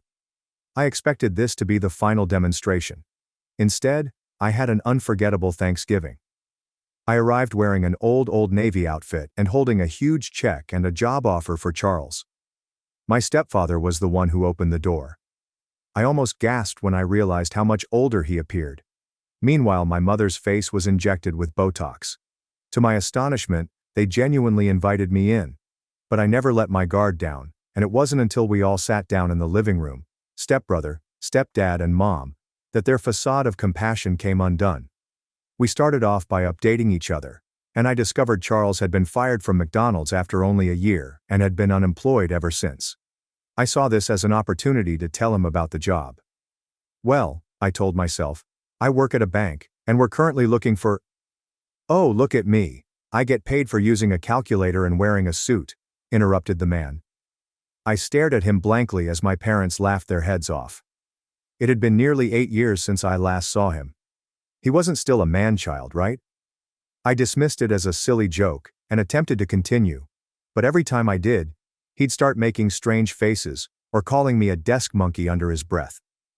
I sighed. And for the first time, I recognized Charles for what he was: a deadbeat loser. So I turned down the job offer and instead handed him the $15,000 check from my pocket.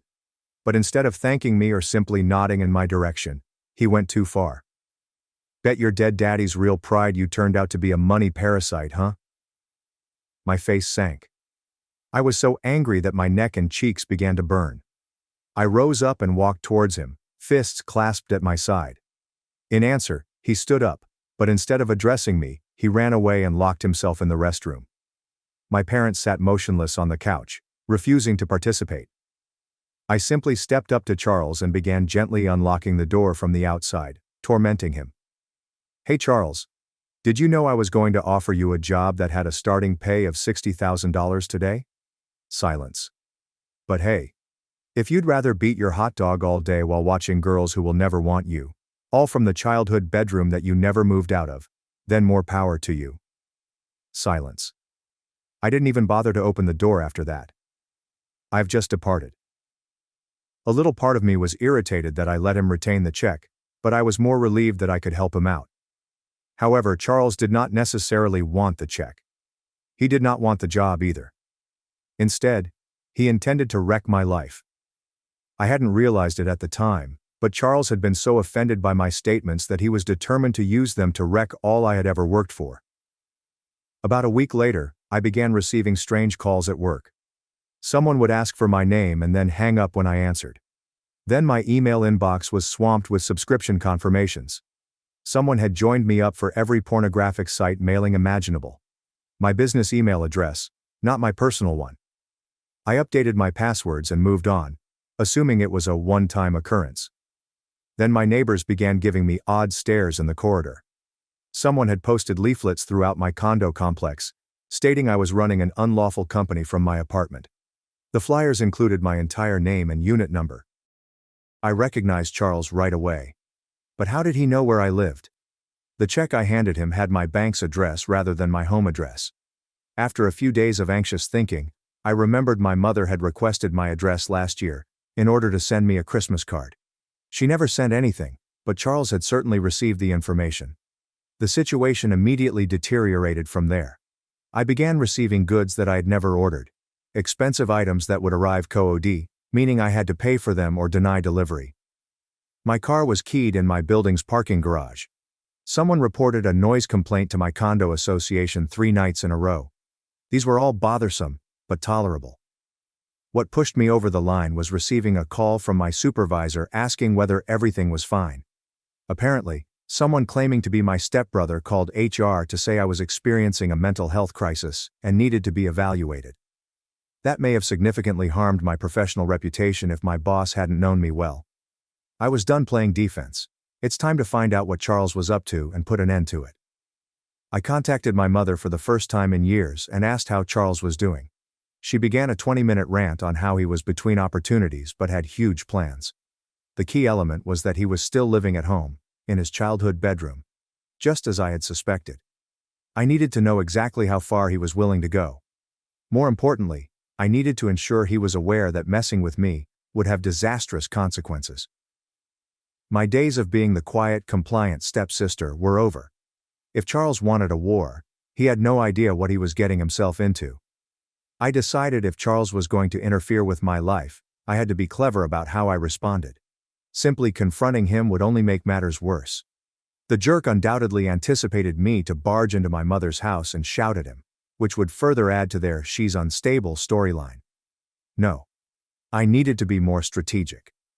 The first thing I did was secure my digital life. I changed my passwords, enabled 2-factor authentication, and put up a Google alert for my name.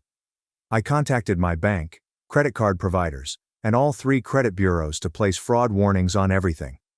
The last thing I needed was Charles attempting to open accounts in my name. Then I addressed physical security. I told my building management about the incident, but kept it vague. Just mentioned that I had a troubled family member who could cause problems. He pledged to notify security and ensure that no packages were accepted without my express approval. I also purchased an inexpensive camera for my front door, a standard Ring doorbell, nothing fancy.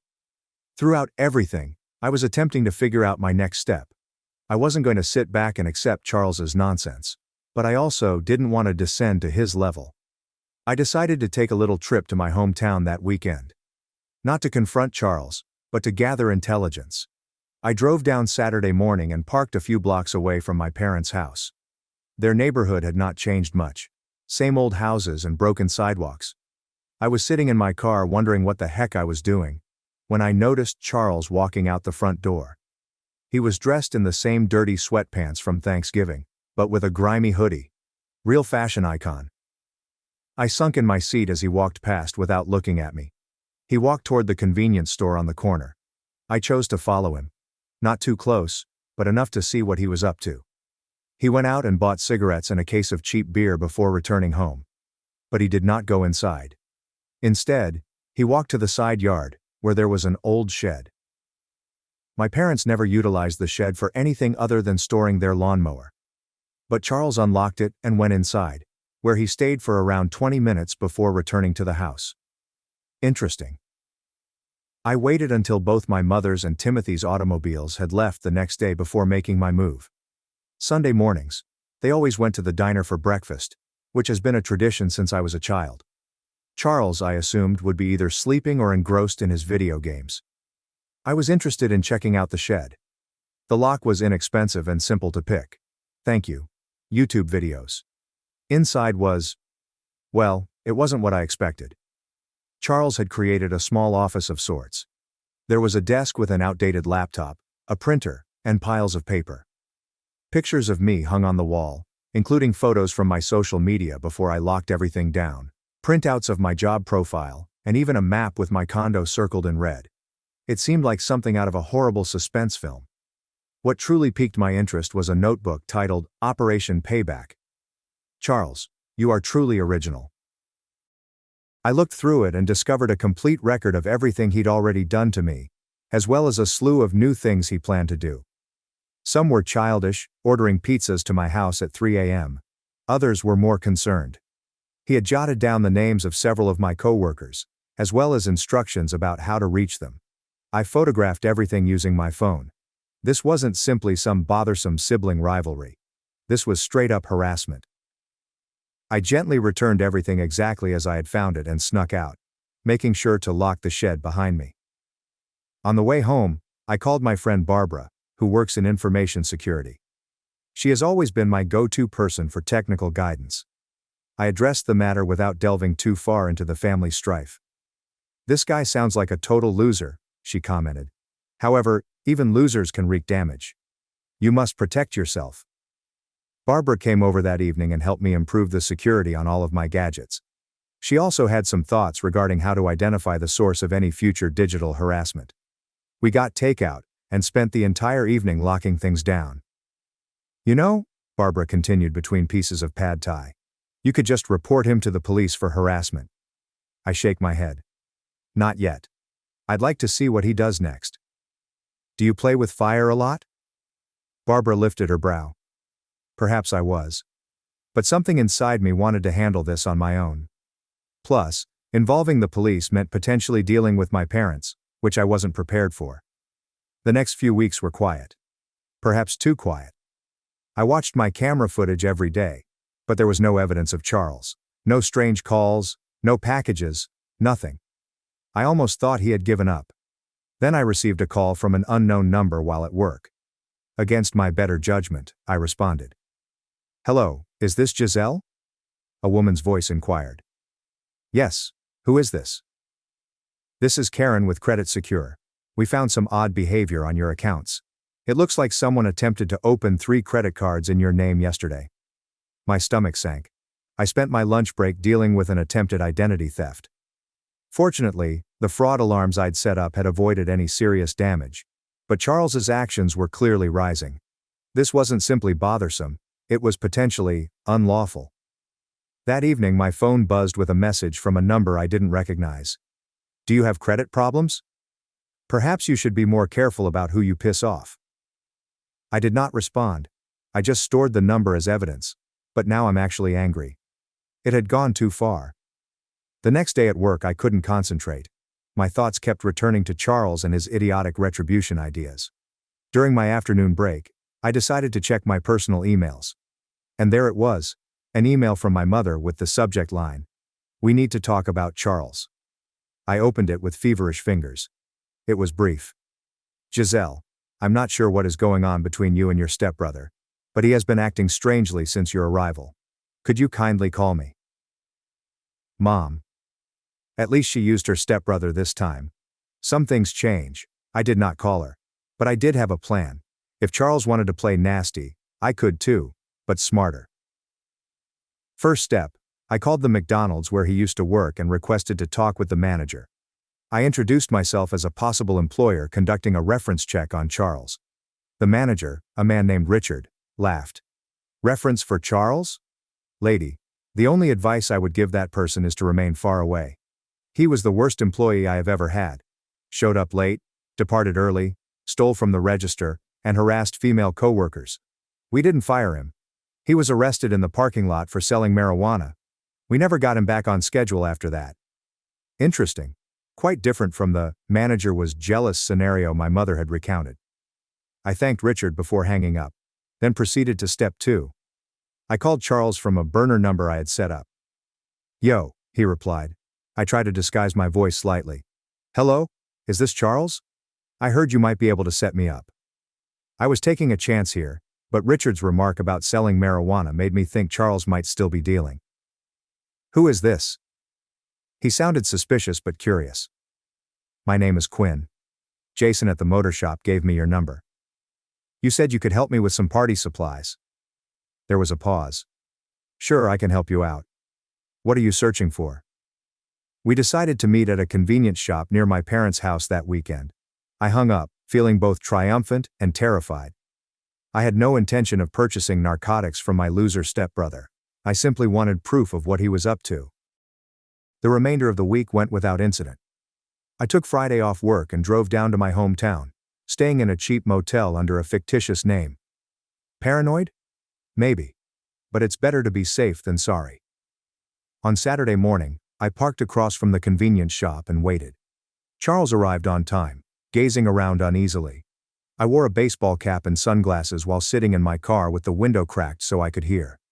I observed him pace around for almost 10 minutes before taking out his phone. 1 minute later, my burner phone called. I didn't respond. He tried 2 more times and texted, "Where are you now?" I did not respond. He waited another 15 minutes, clearly upset, before giving up and walking back to my parents' house. But he did not go inside. He headed back to the shed. I gave him some time before grabbing my phone and following. This time, I did not enter the shed. Charles ranted to himself while I stood near the window, recording with my phone. Stupid no-show. Wasting my time. It could have been a setup. Regardless, we must concentrate on the plan. I heard him moving papers around. Then, "Alex will not know what hit her. By the time I'm finished, she'll regret she never returned." That's when I heard a sound that made my blood run cold. The distinct click of a rifle being handled. I almost dropped my phone but managed to continue recording. "Should have seen her face when I mentioned Dad," Charles said, laughing. "Always was a sensitive little—" I had heard enough. I carefully moved away and returned to my car, my heart racing. The recording was not perfectly clear, but it was enough to make me very apprehensive. Was Charles truly threatening, or was he just talking big to himself? I choose not to take chances. When I returned to the motel, I transferred the recording to my laptop and called Barbara. "I think my stepbrother might actually be dangerous," I said to her, attempting to maintain my voice. "Define dangerous," Barbara responded. "Like, I think he might have a gun and be planning something serious." Barbara remained silent for a minute. "Alex, you need to go to the police." "I know, but—" "There are no buts. This isn't about family turmoil anymore. If you are genuinely concerned about your safety, you must report it." She was correct, of course. But I hesitated. Going to the police meant that this entire situation would become official. My parents would become engaged. It would be a mess. Then my phone received a notification from my condominium's security app. Someone was trying to get into my unit. The camera captured a delivery worker carrying a huge item. I hadn't ordered anything. I immediately called my building's security desk. "This is Giselle from Unit 412. I'm out of town and don't expect any deliveries. Please do not accept any packages for me." "Too late, ma'am," the security guard replied. The delivery person stated that it was perishable and required immediate signature. "Your stepbrother signed for it." "My stepbrother? I do not have a stepbrother in town." There was an awkward moment. Tall guy, big build, beard. He said he was house-sitting for you while you were away. He had the key and everything. I felt like throwing up. That is not my stepbrother. Someone is impersonating a relative. He does not have authority to be in my apartment. Please contact the police immediately. I hung up and contacted Barbara, who lived approximately 15 minutes away from my building. "Barbara, Charles is in my condominium. He somehow obtained a key. Building security has called the police, but can you walk over there?" "On my way," she said without hesitation. While I began the 3-hour drive home, Barbara texted me updates. The cops had come, but Charles had already left. The perishable item turned out to be a package of rotting fish that he had placed on my kitchen counter. Charles's style is classic, childish and filthy. The police took a report, but indicated there was little they could do because nothing was stolen and the damage was minor. They told me to change my locks and get a restraining order. When I arrived home, Barbara had already phoned a locksmith, who was just finishing up. Despite Barbara's efforts to clean things up, my apartment still smelled like fish. I was exhausted, angry, and scared. But most of all, I was tired of being Charles's punching bag. "I need to end this," I said to Barbara as we sat on my balcony to avoid the scent.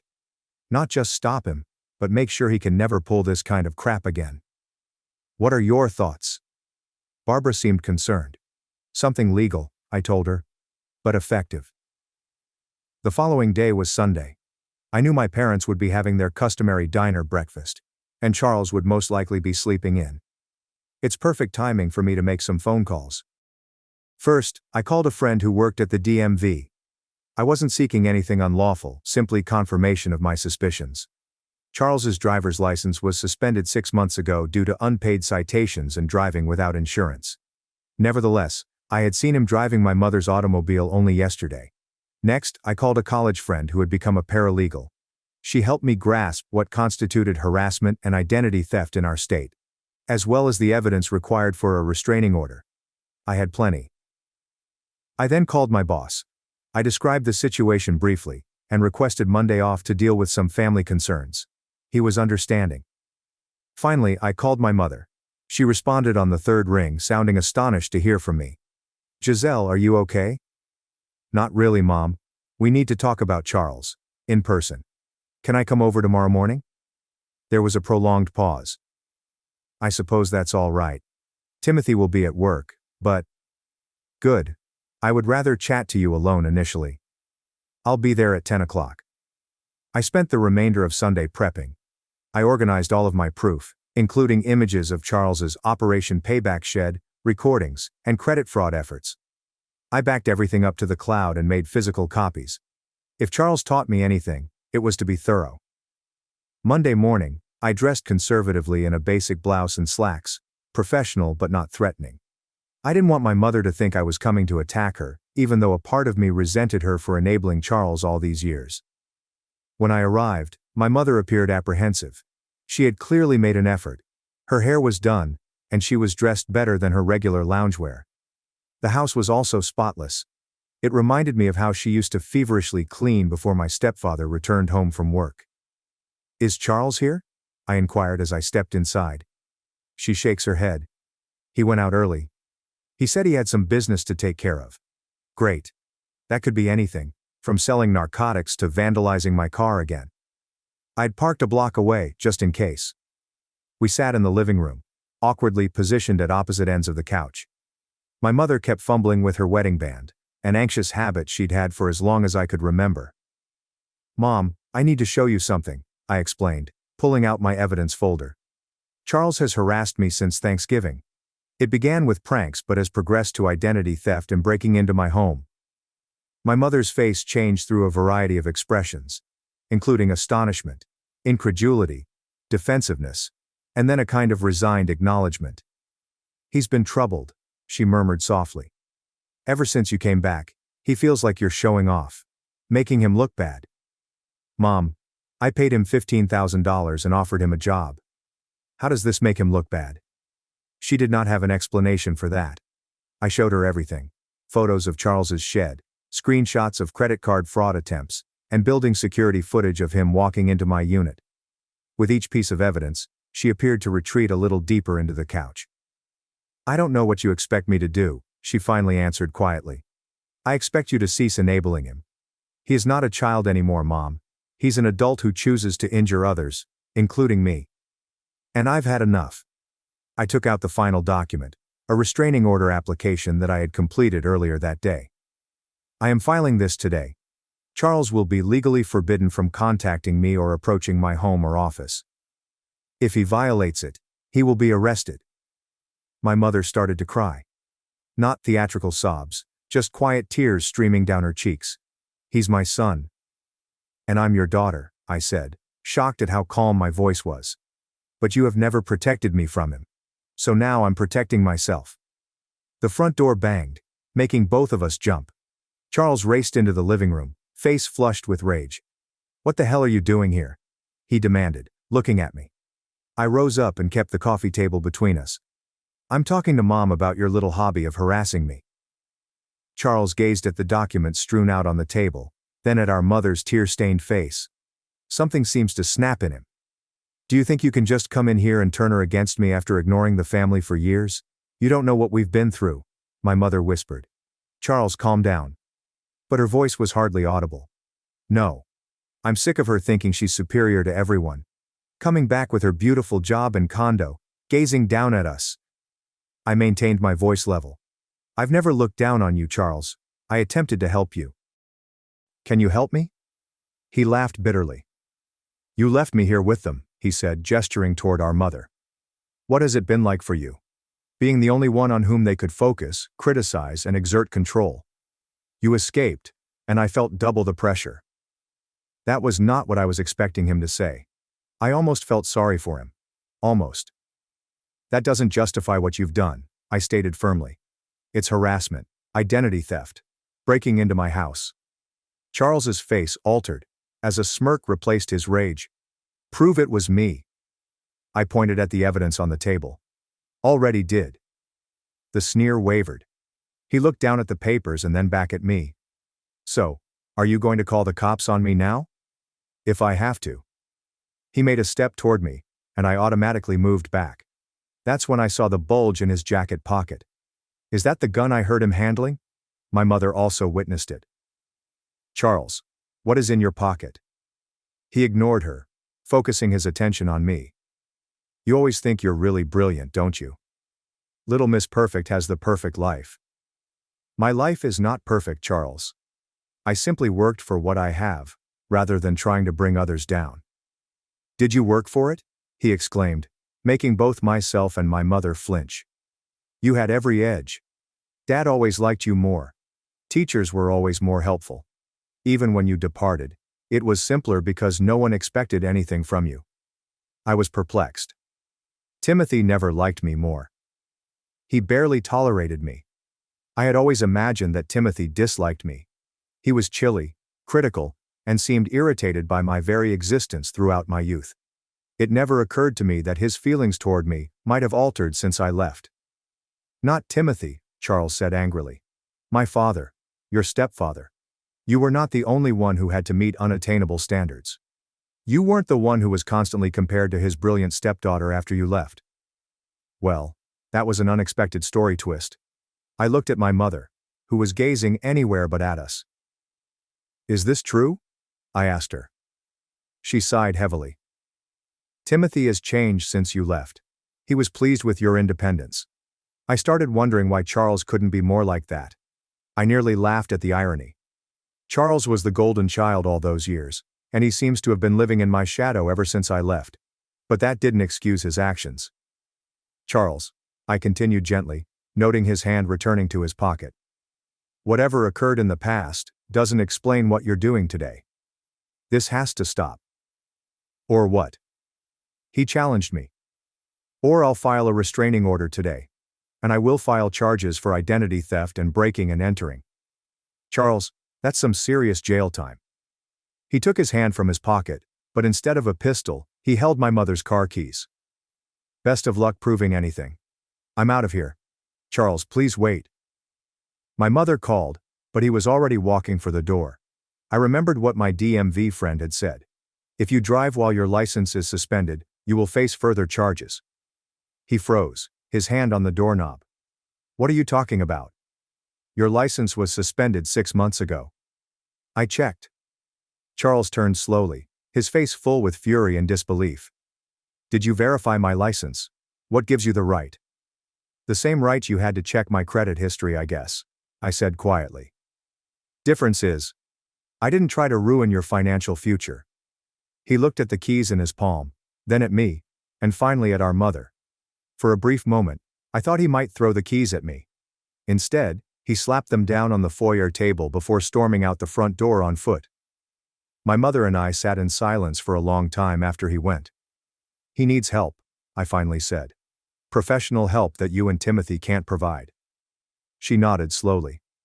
I understand. We had known each other for a time.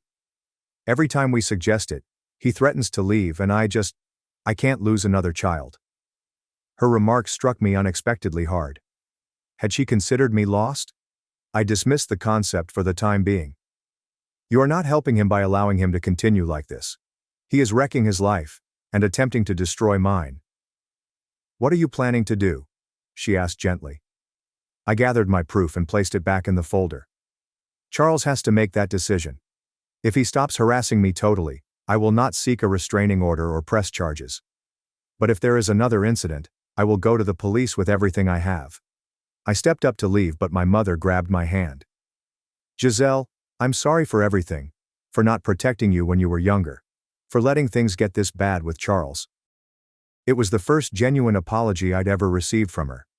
I wasn't sure how to answer, so I simply nodded and slowly moved my hand away. "I'll let myself out," I said. As I headed towards my car, I felt lighter. Not because I had defeated Charles, but because, for once, I had stood up for myself without giving in. The ball was now in his court. Charles was ready to serve it back with a vengeance, and I had no idea. 2 days later, while at work, my personal phone phoned with a number I did not recognize. I nearly disregarded it, but decided to respond. "Hello, is this Giselle?" a female voice inquired. "Yes, who's this?" "This is Patricia from Westside Hospital.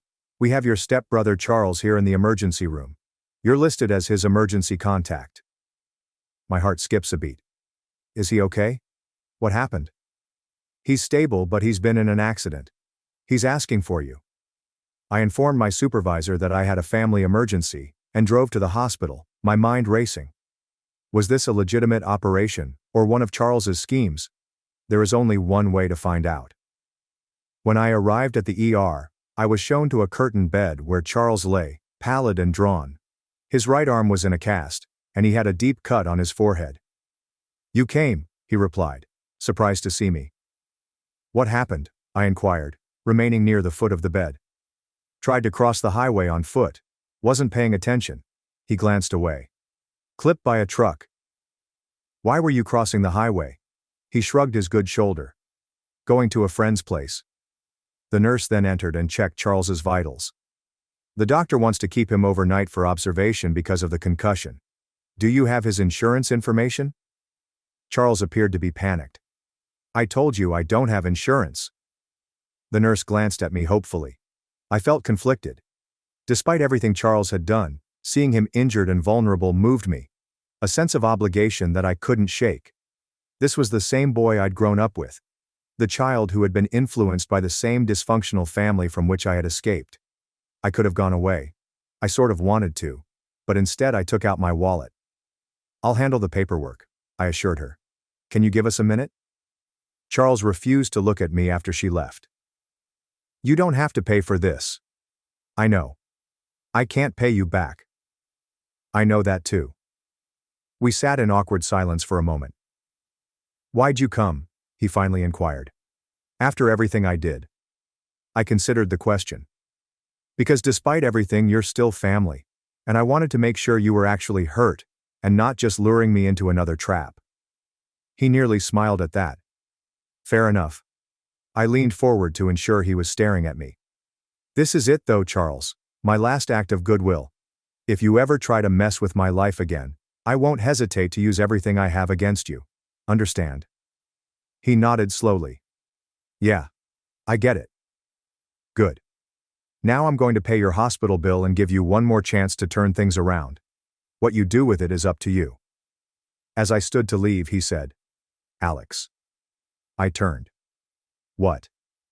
"I'm sorry for the dad's comment at Thanksgiving. That was too far."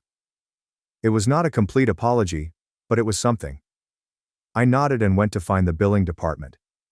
I didn't know if Charles was actually sorry, or just saying what he thought I wanted to hear. All I knew was that I was finished being a victim.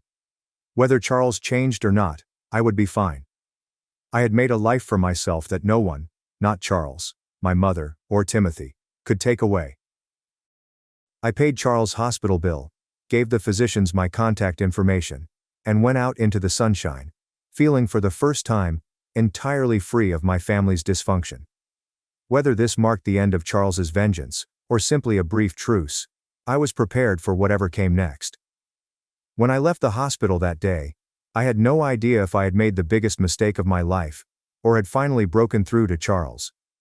Part of me was waiting for the other shoe to drop, as if the entire event was a clever ruse to get me to pay his medical fees. But according to the physicians, his injuries were genuine.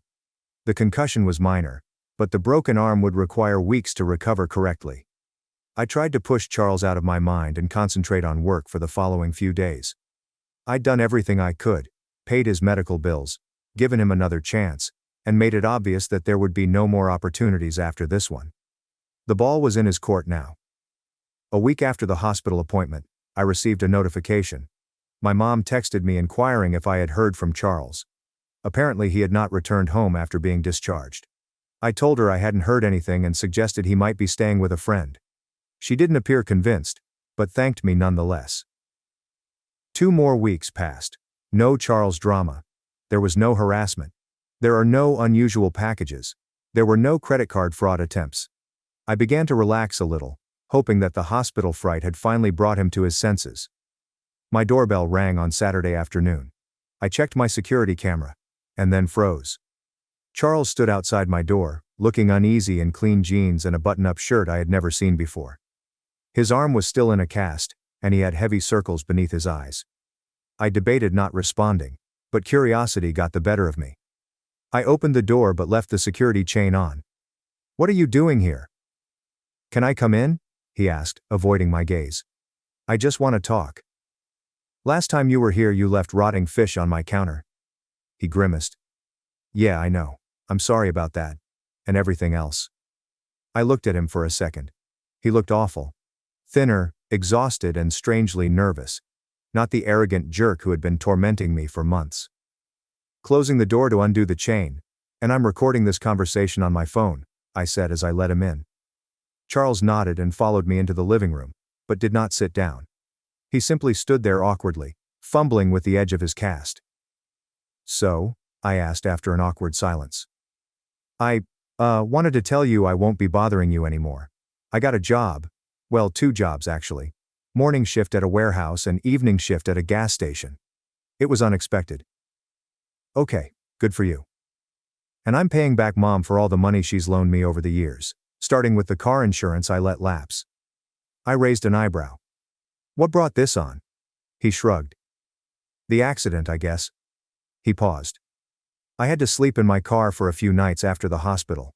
Had some time to think." "Wait, you've been living in your car? Why?" "Timothy changed the locks," Charles said flatly. "Said I couldn't come back until I got my act together and stopped harassing his stepdaughter." I was honestly shocked. Timothy had finally spoken up for me after all these years. "Anyway," said Charles. "I just wanted to say I'm sorry, for real this time. The stuff I did was messed up. You didn't deserve it." I wasn't sure what to say. Part of me suspected this was simply another manipulative ploy, but he appeared genuine. "Where are you staying now?" I inquired. "Got a room in a house with some other guys. It's not great, but it's a place to sleep that isn't a Honda Civic." Regardless, I felt a sense of sympathy. "Do you need money?" He shook his head hurriedly. "That's not why I came. I actually ... He reached into his pocket with his right hand and brought out an envelope. "I wanted to give you this." I took it with caution and glanced inside. It was cash. Not a lot. Perhaps a few hundred. "What's this for?" "It's the start of paying you back. For the hospital bill. And the check you gave me at Thanksgiving. I blew through that money like an idiot." I stared at him, trying to figure out if this was all genuine. "Charles, I know you don't need it. But I need to pay it back." He stared squarely at me for the first time. "I'm trying to fix things. Not just with you, but with everything." I placed the envelope on the coffee table. "Keep it. Use it to get on your feet. But if you really want to pay me back, just stay on whatever path you're on right now. That would mean more than the money." Charles appeared to be about to argue, but instead simply nodded. "Okay." As he turned to depart, I found myself wondering, "Do you want to grab coffee sometime?" "Not today, but maybe next week." The surprise on his face was nearly funny. Yeah, that would be." "Yeah." After he departed, I sat on my couch feeling strangely emotional. I wasn't foolish enough to believe that one chat could miraculously cure years of dysfunction, but there seemed to be a potential for something better. I contacted Barbara to update her on Charles's position. "So he just showed up and apologized?" "Just like that?" she asked, doubtful. "I know it's weird, but he seemed different, like genuinely humbled." "People don't change overnight, Alex." "It wasn't overnight. It's been almost a month since the hospital, and apparently he's been homeless for part of that time." Barbara sighed. "Just be careful, okay? Keep your guard up a little." She was correct, of course. One apology did not erase everything that had occurred. However, I couldn't help feeling cautiously optimistic. The following week I met Charles at a coffee shop midway between my house and his new room. When I arrived, he was already at the corner table, nervously tearing a napkin. We had an awkward small conversation about the weather and his new job. He inquired about my work, and I told him the sanitized version, still unwilling to reveal too much. So, after we had exhausted all safe topics, I asked, "How are Mom and Timothy?" Charles grimaced. "Mom's upset that I moved out. Keep trying to convince me to come back home. Timothy's actually been weirdly supportive of me finding my own place." "Really? That doesn't sound like the Timothy I remember." "Yeah, well," Charles said. "After your visit there was a huge fight. Like bigger than I've ever seen. Mom was defending me. Timothy was saying I needed consequences. It got pretty ugly. I felt a pang of guilt. I didn't mean to cause problems." "You didn't. This was a long time coming. Timothy's actually been getting therapy for the past couple years. Something about managing his anger better." Charles laughed without a sense of humor. "Would have been nice if he'd done that when we were kids, right?" I couldn't believe what I heard. "Timothy? In therapy?" "Yeah. His doctor told him he had to get help or he was headed for a heart attack. Turns out being an angry jerk all the time isn't great for your health." We sat with that information for a moment. "Anyway," Charles said, "I think seeing all the evidence of what I'd been doing to you was a wake-up call. For both of them. And for me, honestly." The topic then went to childhood memories, some positive, most negative. It was the first time we had fully discussed what it was like to grow up in that house. I understood our parents had hurt us in different ways. "You know what's wrong," Charles stated, as we prepared to depart. "I was so jealous of you for getting out, but I never tried to leave myself. It's not easy to leave when everyone's telling you that you can't make it on your own." He nodded attentively. "Yeah, but I'm figuring that out now, I guess." We decided to meet again the following week. As I drove home, I felt as if I were meeting my stepbrother for the first time. Charles and I formed a cautious friendship over the course of the next few months. We'd meet for coffee every few weeks, sometimes just conversing and sometimes sitting in comfortable silence. He was continuously working 2 jobs, had opened a bank account, and was gradually creating a life for himself. I kept expecting him to make a mistake, or admit that this was all a big scam. But it never occurred. He seems to sincerely want to change his life. Charles texted me 4 months after his unexpected visit to my condo, asking if we might meet at our normal coffee location. When I arrived, he was grinning. "I got promoted at the warehouse," he informed me as soon as I sat down. "Shift supervisor, better pay, regular hours." "That's awesome, Charles, congratulations." "And I'm quitting the gas station job. Going to use those evening hours to get my GED instead." I was actually impressed. "Wow, you're really doing this, aren't you?" He nodded, proud yet embarrassed. "Yeah. Turns out I don't actually suck at everything." "Who knew?" "I knew," I replied without thinking. "That's why I offered you that bank job back at Thanksgiving." His face dropped somewhat. "Yeah, about that. I'm sorry I was such a jerk. That would have been a good opportunity." "Well, maybe when you get your GED, we can talk about it again. My bank is always hiring." Charles looked up with amazement. "You'd still help me get a job after everything?" People deserve second chances when they're genuinely trying to change. And you clearly are. We spent the rest of our coffee session discussing GED requirements and what kind of opportunities would be available at my bank in the future. It was strange, yet pleasant to anticipate a future that included Charles in a positive way. That night, my phone vibrated. My mother called me. We've been communicating more since Charles's accident, but our chats are usually brief and perfunctory. "Giselle," she said, her voice quieter than normal. "I wanted to thank you." "For what?" "For whatever you said to Charles. He's doing so well now. Timothy and I are really proud of him." I felt an odd combination of emotions. "I didn't do anything, Mom. Charles made these changes himself. But you gave him a chance when you had every reason not to. And I know I didn't always do right by you when you were growing up." I grabbed the phone more tightly, unprepared for this talk. "Mom, you don't have to." Yes, I do. I've been talking to someone too. A therapist. She laughed nervously. Seems like everyone in this family is in therapy now, except you. Who says I'm not? I asked, even though I wasn't. Fair enough. Anyway, I just wanted to say I'm sorry, for a lot of things. And I'm grateful that you're giving me, another chance too. I didn't know what to say, so I simply said, thanks, Mom. After we hung up, I sat on my balcony, gazing at the sky, reflecting on how much had changed in less than a year. From the disaster of Thanksgiving to whatever this new family dynamic would become. Charles successfully completed his GED 6 months later. I took him out to supper to celebrate, and he surprised me by inviting my mother and Timothy along. Even more astonishing was how enjoyable the evening turned out to be. Timothy was calmer and less dominant than I remember. My mother appeared more present, actively listening when people spoke rather than simply waiting for her turn to speak. At the end of the night, Charles approached me. I have something for you, he explained, handing me an envelope. Inside was a check for $15,000, the same amount I gave him at Thanksgiving. Charles, you don't have to do this. Yes, I do. I've been saving up. The promotion helped, and I've been living super cheap. He laughed.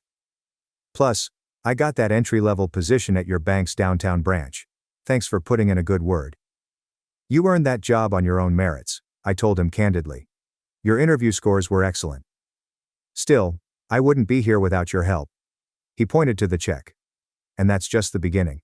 I'm going to pay back every cent you spent on my hospital bills too. I attempted to disagree, but Charles was insistent. This isn't just about money. It's about responsibility. It's about being the kind of person who honors his debts. Looking at his determined expression, I understood he needed this more than I did the money. So I accepted the check with a polite, thank you. Later that week, when having lunch with Barbara, she inquired about my family's situation. Surprisingly good, I said. It's like I've got this whole new family I never expected to have. And you're sure Charles has changed for real? Not just putting on an act? I took the question seriously. I think so. It's been almost a year with no red flags. He's working hard, saving money, even talking about community college classes next year. Barbara nodded. Well, people can change when they hit rock bottom. Sounds like that accident was his wake-up call. That, and getting locked out by Timothy, I finished. Sometimes the best thing for someone is having to face consequences. So, what happens now? Barbara inquired. I don't know. We just keep building, I guess. One coffee meetup at a time. That evening, Charles texted me. Downtown branch manager wants me to train for the personal banking team. This is all because of you. I replied via text. No, it's because of you. I'm just glad you're doing well. His reply was simple. Family dinner at Mom's this Sunday. I'll protect you from Timothy's new health food kick. Apparently kale is his personality now. I laughed aloud and typed, sure, I'll bring dessert. As I put down my phone, I realized something essential. The tangled family dynamic that marked my upbringing had vanished. We weren't perfect, not even close, but we were all trying in our own unique ways. And perhaps it was enough. Charles and I would never have a traditional sibling connection. We had too much history and wounds for that. But we found something that worked for us. A careful friendship based on mutual respect and sincere effort. And for the first time in my life, I felt as though I had a brother. Not merely a stepbrother who made my life miserable. Sometimes the family you create is not the one you were born into. Or even the one you grew up in. Sometimes it's the one you develop through difficult talks, second chances, and the decision to see people for who they want to be rather than who they've always been. Left out of my parents' wedding. After 25 years together, lied about, and called entitled. I posted the truth online. 3 hours later, their guests knew. I recognize that this appears to be an unusual circumstance, but I'm so angry and depressed that I feel compelled to express myself, even if no one is listening. So I, a 17 female, was recently forgotten during my parents' wedding. My parents have been together for over 25 years, but they have never married. That's why when my father, 50 male, proposed to my mother, 49 female, on their anniversary, which they've always celebrated on the day my mother discovered she was pregnant with my eldest sister, even though they'd been together before. Everyone, including me, was overjoyed and celebrated the occasion enthusiastically. This occurred back in February. They promptly began wedding preparations, deciding early on to hold a modest affair in Hawaii, with only their closest family and friends for an intimate ceremony. Almost immediately, my mother asked my sister, 25 female, to be her maid of honor, and my father asked my brother, 22 male, to be his groomsman. I was not surprised nor offended by this. My sister had always been a mommy's girl, and they both enjoyed spending time together, shopping and socializing, so they had a very strong relationship. The same goes for my father and brother. They were often playing football together and working on autos. My father even coached my brother's team in middle school. That usually left me as the odd one out. I attempted to participate in my family's interests and groups that met in our home, but was consistently turned down. Maybe they sensed that my interest in their activities was not fully genuine, or perhaps they simply didn't care. Regardless, I was used to being the last and least important member of my family. Mom had a sister, and Dad had a brother. My parents had each other, and my two siblings were closer than they had ever been to me, leaving me feeling lonely and alienated in my own house. During the wedding preparations, it was suggested that I be the flower girl, but my sister felt the role would be more suited to her daughter, 3 female, so the proposal was soon abandoned. Later, my maternal grandmother offered that I read a poem or give a little speech during the ceremony, but both of my parents declined because they wanted the wedding to be low-key, and they didn't believe a cliched and sappy speech would match their vision. I was still good with it all, even though it hurt to know that I would be the only family member who would not be in the wedding party or play any role on the big day. As the wedding date approached, my parents and siblings were increasingly involved in the arrangements. I observed my mother didn't invite me to dress shopping, and whenever they talked about the venue or the event, I was left out. I decided to wait and see if they'd notice I wasn't involved at all, so I remained silent, waiting for them to ask me something, anything about the wedding. But that never occurred. The wedding was scheduled for 3 weeks ago, toward the end of August. My mother casually inquired if I had my luggage ready the day before our trip, because we couldn't be late for the airport. I honestly informed her that I had not prepared anything. She looked perplexed for a moment before snapping at me for being unprepared. I immediately asked her if I had a ticket, and her face turned pale.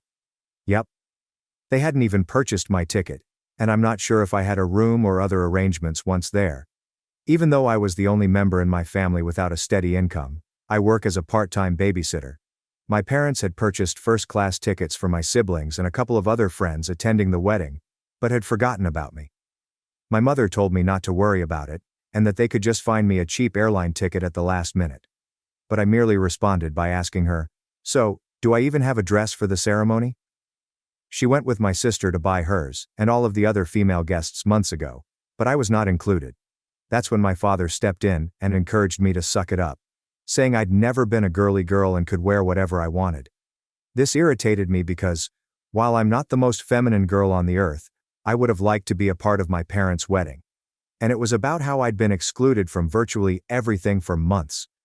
We all got into an argument, with them calling me entitled and accusing me of making myself little on purpose, so they would forget about me. As if that is a reasonable reason to ignore a child. They ended up warning me that if I kept this attitude, I might as well skip the entire event. I replied with a defiant, "Fine," and went to my room. The next morning they all departed for Hawaii without me. The ceremony was tiny, but they all shared numerous photos on Instagram and Facebook about how amazing and magical the entire week was. People noticed I wasn't in any of the images and questioned my parents why. They responded that, regrettably, I had caught COVID before the trip, and had to stay behind. My blood boiled at this. I'm not sure why this was the final straw for me, but it was. I decided to take a COVID test, and posted a picture of myself holding the negative test with the caption, "Not sick at all, just forgotten." I tagged everyone who had questioned my absence from the trip and the wedding, as well as everyone invited to attend. I also mentioned in the comments that my parents had completely forgotten about anything relating to me until the day before they left, and that they had uninvited me. Most people supported me, but some couldn't believe it, and assumed there was more to the tale than I was telling. One thing is certain. I destroyed my parents' wedding. and my revelation overshadowed their special day. At first, I felt rather proud of myself for standing up on my own. But after a storm of texts from my family calling me every name in the book, and then when they returned, passionately blasting me for my childish behaviors and spoiled conduct, my pride rapidly faded, and I began to feel terrible. I despise my family and loathe being in this house, but I am a minor and cannot leave just yet. I do believe I could have handled the matter better, and I am now so depressed that I am questioning everything I did, from not speaking up earlier to how I exposed them. I also feel bad about the lack of connection between the rest of my family and me, and I wonder if I could have done more. So, am I an a-hole for wrecking my parents' wedding when they forgot about me? Here are some of the OP's comments. Commenter: not the asshole. Can you move in with grandma? Their track record of rejecting you anytime you attempt to cooperate with them suggests that this was not an isolated incident. It's as if they don't consider you family. If you have somewhere to go, no judge will force you to return to their home at the age of 17. Get your stuff, take your documents and leave. OP: hello and thank you for your comment. I would prefer to live with my grandmother, but I am starting college soon. I was able to arrange for it to begin later in the school year, and my school is in the same city where we live. But my grandmother lives in another state, so I'd have to quit to leave. I have no other relatives here, only friends, and I don't want to be an imposition. Grandmother and other relatives. OP: my grandmother was unable to attend the actual wedding. She lives in another state and travel is tough for her due to mobility challenges, so we only see her when we visit my mother's hometown.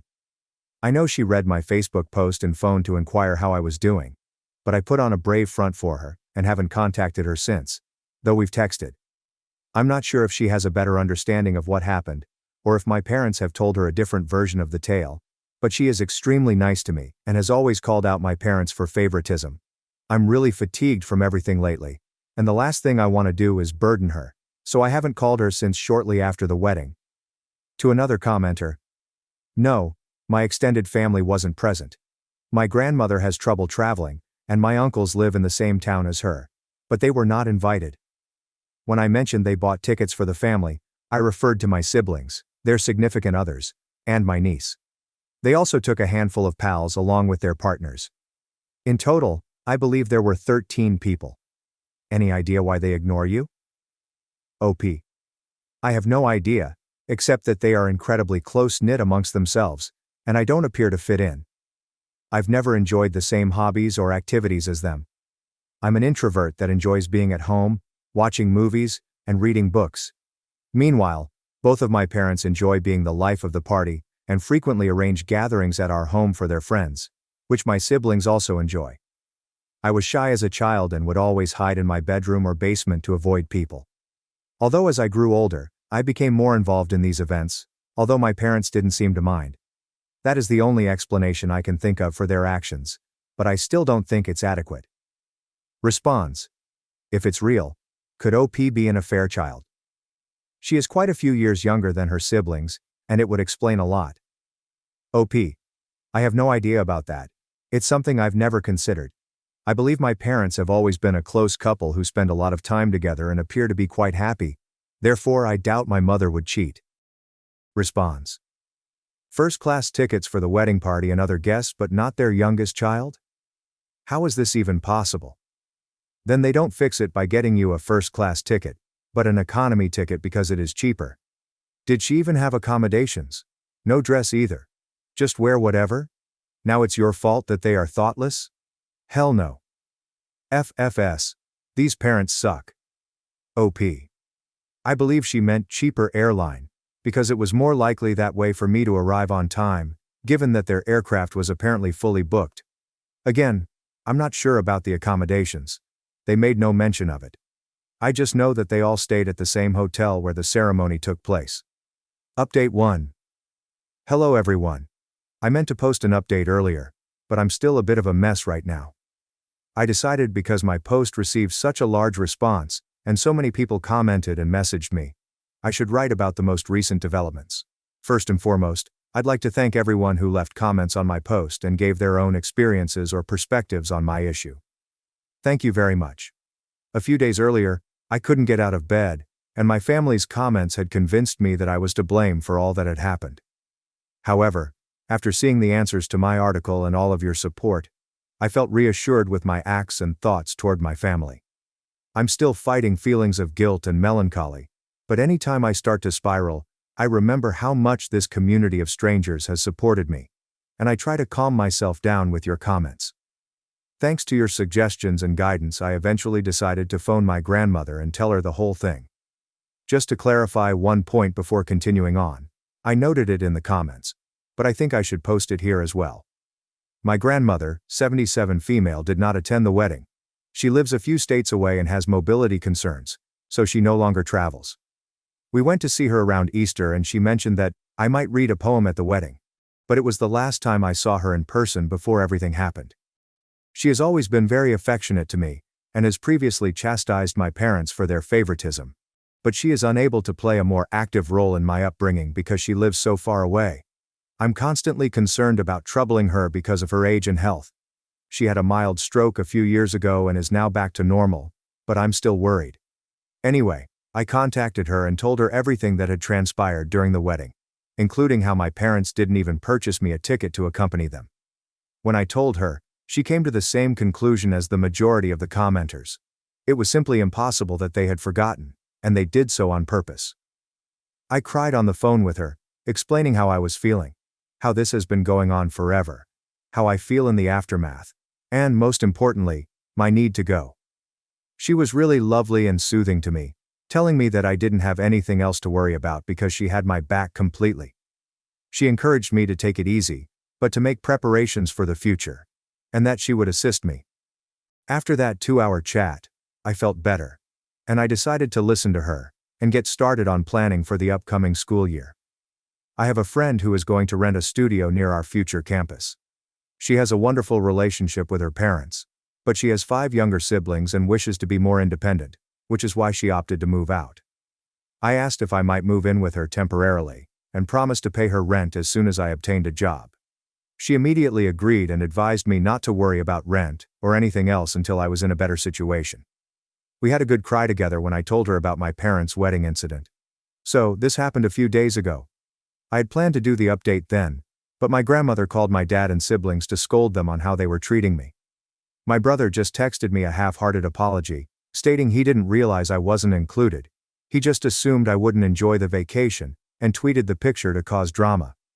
My sister, on the other hand, berated me, and told me that I continued making public my own problems, and blaming them on my family, despite the fact that they were all innocent. My folks have been acting strangely since returning from their trip. At first, they berated and chastised me. Since then, we've been ignoring each other. After my grandmother summoned them, they entered my room and told me that if I wanted to put this whole thing to rest, I needed to stop talking about it, and that it could have already been resolved if I had kept my mouth shut. I just requested them to leave my room and contacted my grandmother again to inform her what had happened. She then informed me that she and my uncle had purchased plane tickets to come down and see me. This was something I was concerned about because my grandmother's health isn't great, and this level of work is too much for her. I understand how difficult it is for her to get on a plane, so I attempted to discourage her from coming and assured her that everything would be fine. But she refused to listen, telling me that she was long overdue for a chat with my parents and that she wanted to meet me. I'm worried about her, and I feel like I forced her to take a lengthy, difficult trip because of me, and that maybe I should have handled this myself. I really want to see her and embrace her right now, but I'm afraid of her. At the very least, my uncle, Mom's older brother, will accompany her, but I hope she does not exhaust herself or that nothing bad happens to her, because that would shatter me. They arrive tomorrow and haven't notified my parents about their vacation. My grandmother begged me to keep it a secret until she arrived. I'm hoping she can persuade my parents to see the error in their ways, or at the very least help me break the news to them that I'll be moving out shortly and will have no contact with them. I do not know. I'm concerned about her having to do so much for me and troubling her, but I also appreciate and love her for doing everything for me. Update 2. Hello. I apologize for not updating or commenting sooner. As you can tell from my previous posts, it's been a really hectic week. There have been a lot of messages and comments on the post, and I haven't had time to respond to anyone until now. I apologize for it.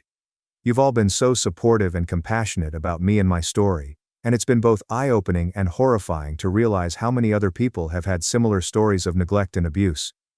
I just wanted to thank everyone for taking the time out of their day to send some kind thoughts to this online stranger. We apologize for the lengthy nature of this update. I'll just resume where I left off.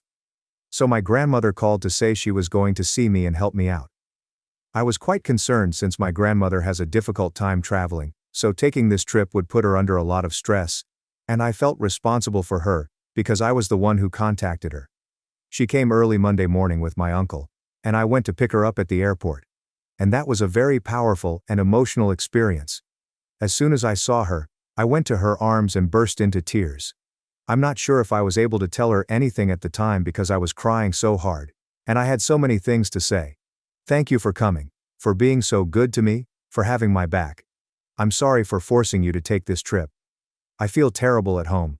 I'm not sure if my parents love me, but I know you do. Am I an affair child? When I saw her, I was overwhelmed with all of this, plus shame and anxiety, at once. But she grabbed me tightly in her arms and assured me that everything would be fine. My uncle hugged us as well. I'm not sure how long we stayed like this, but it must have been a while before my uncle informed me we needed to start going. We got a taxi and proceeded to their hotel. My grandmother had watery eyes, and I could feel her heavy breathing, which terrified me, yet she hugged me and smiled the entire time. She had rented a double room for me to stay with her for these few days, and once they were settled in and I was calmer, we sat down and I told them everything. Years of neglect and emotional abuse. How I felt awful after the trip, but also for years. How my parents tried to make me feel guilty for all that had happened. And how I was concerned about my future. But, at the time, my first objective was to get out of that place, even if it meant sacrificing my academics. How I made plans to move in with a friend while also hunting for work. I told them about this post, and how some people assumed I was an affair child, and how I was beginning to doubt that as well.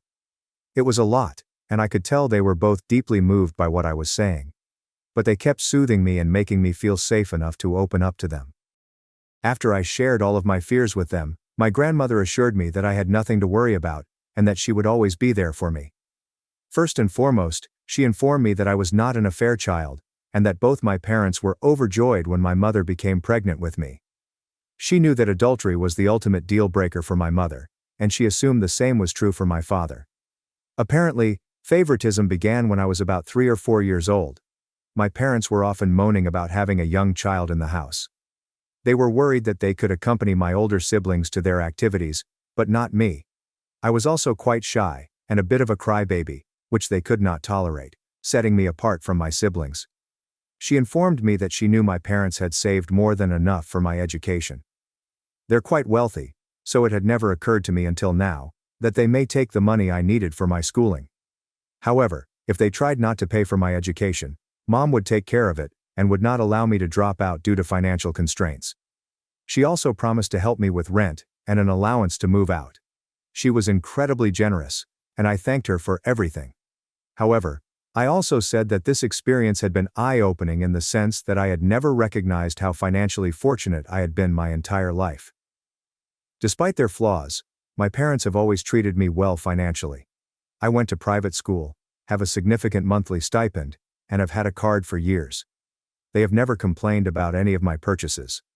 Seeing the stories here made me realize how fortunate I've been, and how being reliant on them my entire life had left me vulnerable to losing everything.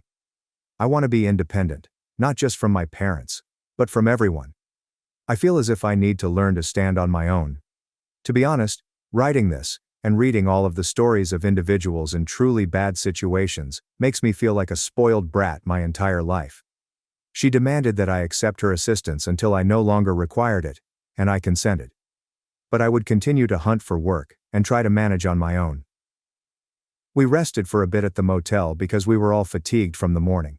In the afternoon we took a cab to my home. When I walked in, my parents were surprised to see my grandmother and uncle with me.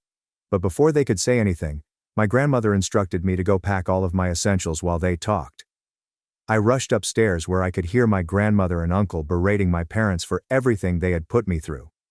At first, I could hear my parents defending themselves, but they finally quieted down. When I arrived downstairs with 2 suitcases and a backpack packed with everything vital from my room, they were all in the living room. My father turned crimson red, and my mother sobbed like a kid. When she saw me, she extended her arms in my way, apologizing. But I simply responded, "Save it," in the coldest tone I could conjure. My father said I didn't have to be a jerk, but my uncle and grandmother told him to stop up. I exited the premises at that point, and waited for the cab outside. At the motel, my grandmother told me that I would not have to return to them. They informed her that my college tuition was never in dispute. They had planned to throw me an elaborate birthday party to compensate for the wedding disaster, and to give me a car as an apology for everything. But my grandmother was having none of it, because it was evident to her that they were just attempting to save face. They were making these decisions on the fly, and a party and a car would not compensate for what they had put me through. My mother apparently broke down when she discovered I had questioned my paternity. She began crying. But my grandmother told her that given that they had consistently excluded me from all family functions since I was a youngster, what more could they expect? She assured me she'd make sure they paid my school, unless I wanted to cut relations with them and have her pay until I could pay myself. I asked her to do that. I felt awful because I felt it wasn't her job, but I really don't want anything else from my parents anymore. My grandmother is fairly well off, although not as wealthy as my parents. However, she told me that everything was okay, and that everything going to me would be deducted from my mother's inheritance. The next day, my buddy, her parents and grandmother accompanied us to the studio where we planned to relocate. My grandmother immediately said no when I arrived. I knew from the photographs that the studio was very small and dusty, but we discovered water damage and mildew in the bathroom and kitchenette. There was also corrosion on the ancient appliances. I was aware of all of this beforehand, but I believed I could deal with it, at least for a while. However, the fact that this studio was at street level in a bad neighborhood, in a building that didn't seem particularly safe, and had bullet holes on the walls, which I didn't even notice until my friend's father pointed them out, was what made me and my friend change our minds. So Granny and my friend's parents agreed to hunt for an apartment for us in a better area and help cover the bills. Both my friend and I want to be independent, but we know that with our anticipated minimum wage employment in such a high-demand region, we won't be able to get anything better on our own. As a result, the plan is to look for a 2-bedroom apartment, and my buddy and I will pay what we originally anticipated for the studio, with her parents and my grandmother covering the difference. I know I'm still spoiled to anticipate aid from my grandmother, but after seeing the studio in person, I honestly wouldn't have felt secure there. My friend's parents, who were aware of my situation, offered to let me live with them until we found a suitable apartment, for which I am really thankful. I've been staying in the motel with Granny since she leaves in a few days.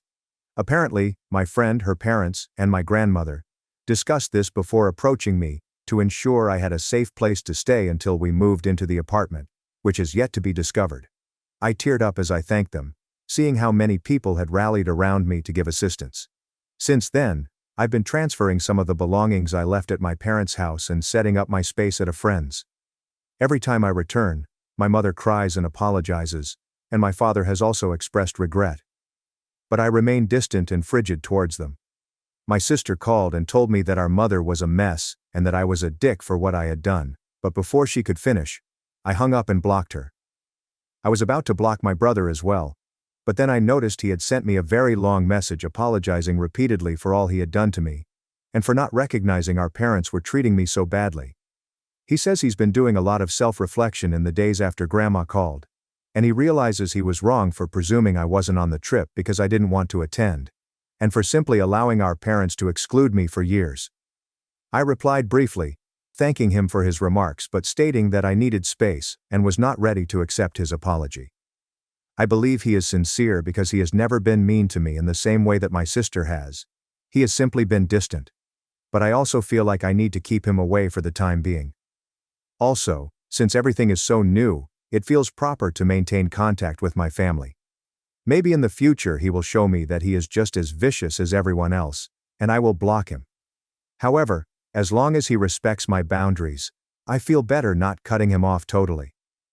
I've also scheduled an appointment with a therapist who specializes in neglected teens, and my first preliminary visit is next week, funded by my grandmother, which makes me even more eager to find a job as soon as possible to relieve her of the burden, even though she has repeatedly told me that she is willing to do everything for me. That's where things are right now. I'm not sure whether I'll blog again, maybe when I start school or move into my new apartment, but for the time being, I'm simply trying to spend time with my grandmother and uncle, learn to grow, and overcome the emotions of shame and melancholy that have plagued me for so long. I'd like to thank everyone in this community again for being so lovely and helpful to me, as well as those of you who have messaged me with your personal tales of being kicked out, or having to learn how to make it on your own at a young age. You've made me feel a lot less alone and shown me that things can improve if I work hard for them. I feel lucky to have such a wonderful support system in my grandmother, uncle, and buddy. But you're all right. Reaching out has been the finest move I could have made. Opening out about my sentiments to those that love me, as well as all of my internet pals, has truly saved my life. So thank you. I am more grateful than words can express. OP's comments. Commenter. I'm curious. What did your folks say when you returned to recover your belongings? OP. Every time I've gone there, my mother has cried and said, "I'm sorry again." I haven't spoken with her, so she hasn't brought up specifics. I also have not given her a chance. My father has largely remained silent, staring at me whenever I enter and depart. However, when he apologized, he used the phrase "I'm sorry for everything," rather than mentioning any wrongdoing on his part. I'm not sure if they're startled by what's happening right now. I am overwhelmed and haven't had time to comprehend it, or if they don't believe they have done anything wrong and are simply acting for grandma. I don't know myself, so I can't really respond. Commenter. Don't take off your nose to spite your face in terms of college funds. Your parents are responsible for paying the entire bill. Don't burden yourself with that expense when they can cover it. This is the least they can do. OP. My grandmother has previously told me that it is unacceptable for me not to attend college because my parents would not pay, and she will not allow me to acquire a student loan. I asked if she would co-sign, and she flatly refused, saying she would rather pay herself than see me upset about the money. I will not endanger my education for my parents, but since I have the choice of having my grandmother pay, that is what I will do. Because I would rather not get this money from my folks. Knowing them, they would hang on to this truth for the rest of my life as if I owed them. I'm incredibly fortunate that my grandmother will take care of things. I feel as if I don't deserve her. Commenter. I hope you're not feeling guilty about coming from a wealthy family. OP. You aren't pampered. You appear to be more self-aware than many other people from your background. Working and living independently from your family will allow you to explore the world. I honestly don't believe you're a pampered, affluent child. Working for what we need and want can help us build our character and teach us a variety of skills, including how to deal with tough people and situations professionally, the value of each hour and money earned, teamwork, societal institutions, and more. I'm glad you have a safety net with your grandmother. Don't listen to anyone who would judge you for it. Many of us are living hand to mouth and paycheck to paycheck, and I would not wish that on someone starting out in life. If you ever want to provide an update on how things are doing, I will surely read it. Thank you for sharing such a terrible time in your life. OP. I feel more sorry than angry about my background and how naive I've been my entire life to all of my advantages.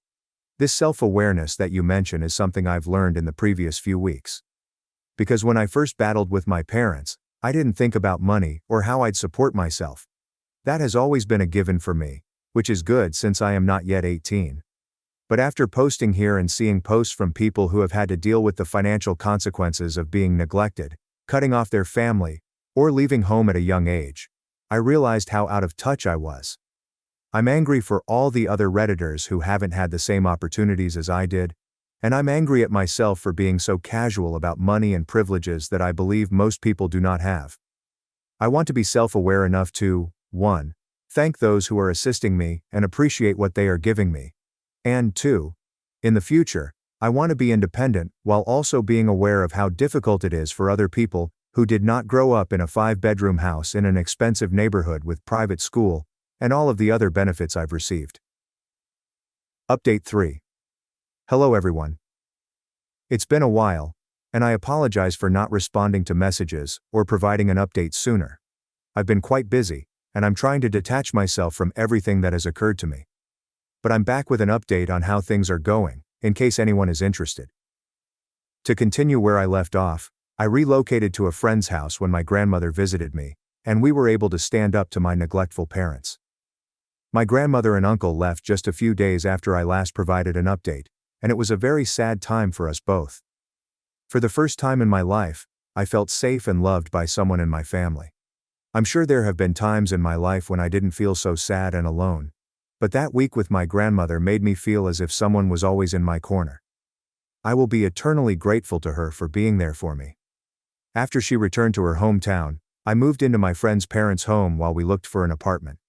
She was already working as a private instructor for small children, and helped me secure the same job, so we are now co-workers.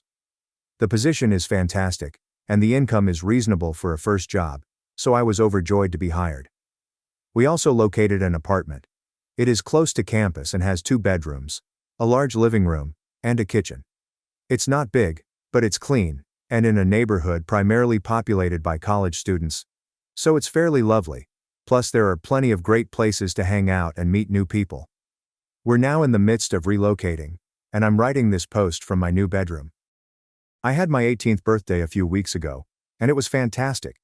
I went to a restaurant with some pals and had a good time. The only drama I've had with my parents since the disaster is that they came up at my friend's house on my birthday, requesting to see me. I wasn't present at the moment, but my friend's father was, and he informed me that they were both very sorry and begged him to put me in touch with them. They left him a note in which they admitted that they had been terrible parents, but they wanted to make amends and begged me to talk to them. Maybe I'm frigid for what I did next, but I opted not to respond in any way, and asked my friend's father to tell them to leave if they showed up, which he respected.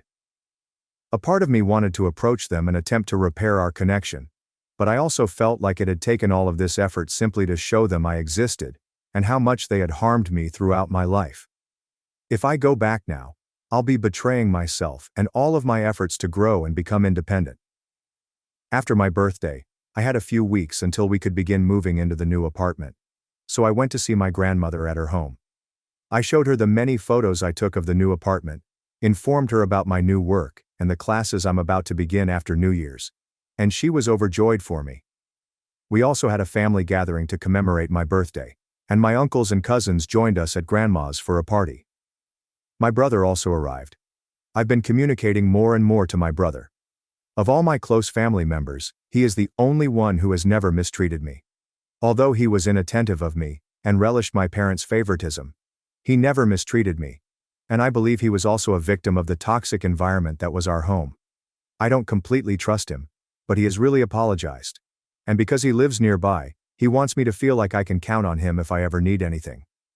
I feel safer knowing that I have at least one family member in my city that cares about me and will assist me if necessary. When I asked him how my parents were doing, he said he hasn't had much contact with them since I left. He blames them for the entire predicament, whilst my sister claims that I am being selfish and causing grief to my parents since I am the problem. I'm not sure how that works. Many of my parents' friends appear to have shunned them after learning what had happened to me. According to my brother, they are constantly asking for me, and are now telling anybody who will listen, that they messed up and shouldn't blame me for their behavior. They wish to correct their faults. I'm not sure if I buy this act. I believe they understand that the best thing they can do for their reputation right now is to try to put the ball in my court in terms of reconciliation, so they can appear to have done their part.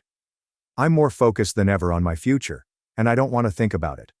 I go to therapy, and I'm trying to grow and accept the love of my newfound support system, which includes my friend, her family, my grandmother, my uncles and cousins, and possibly my brother.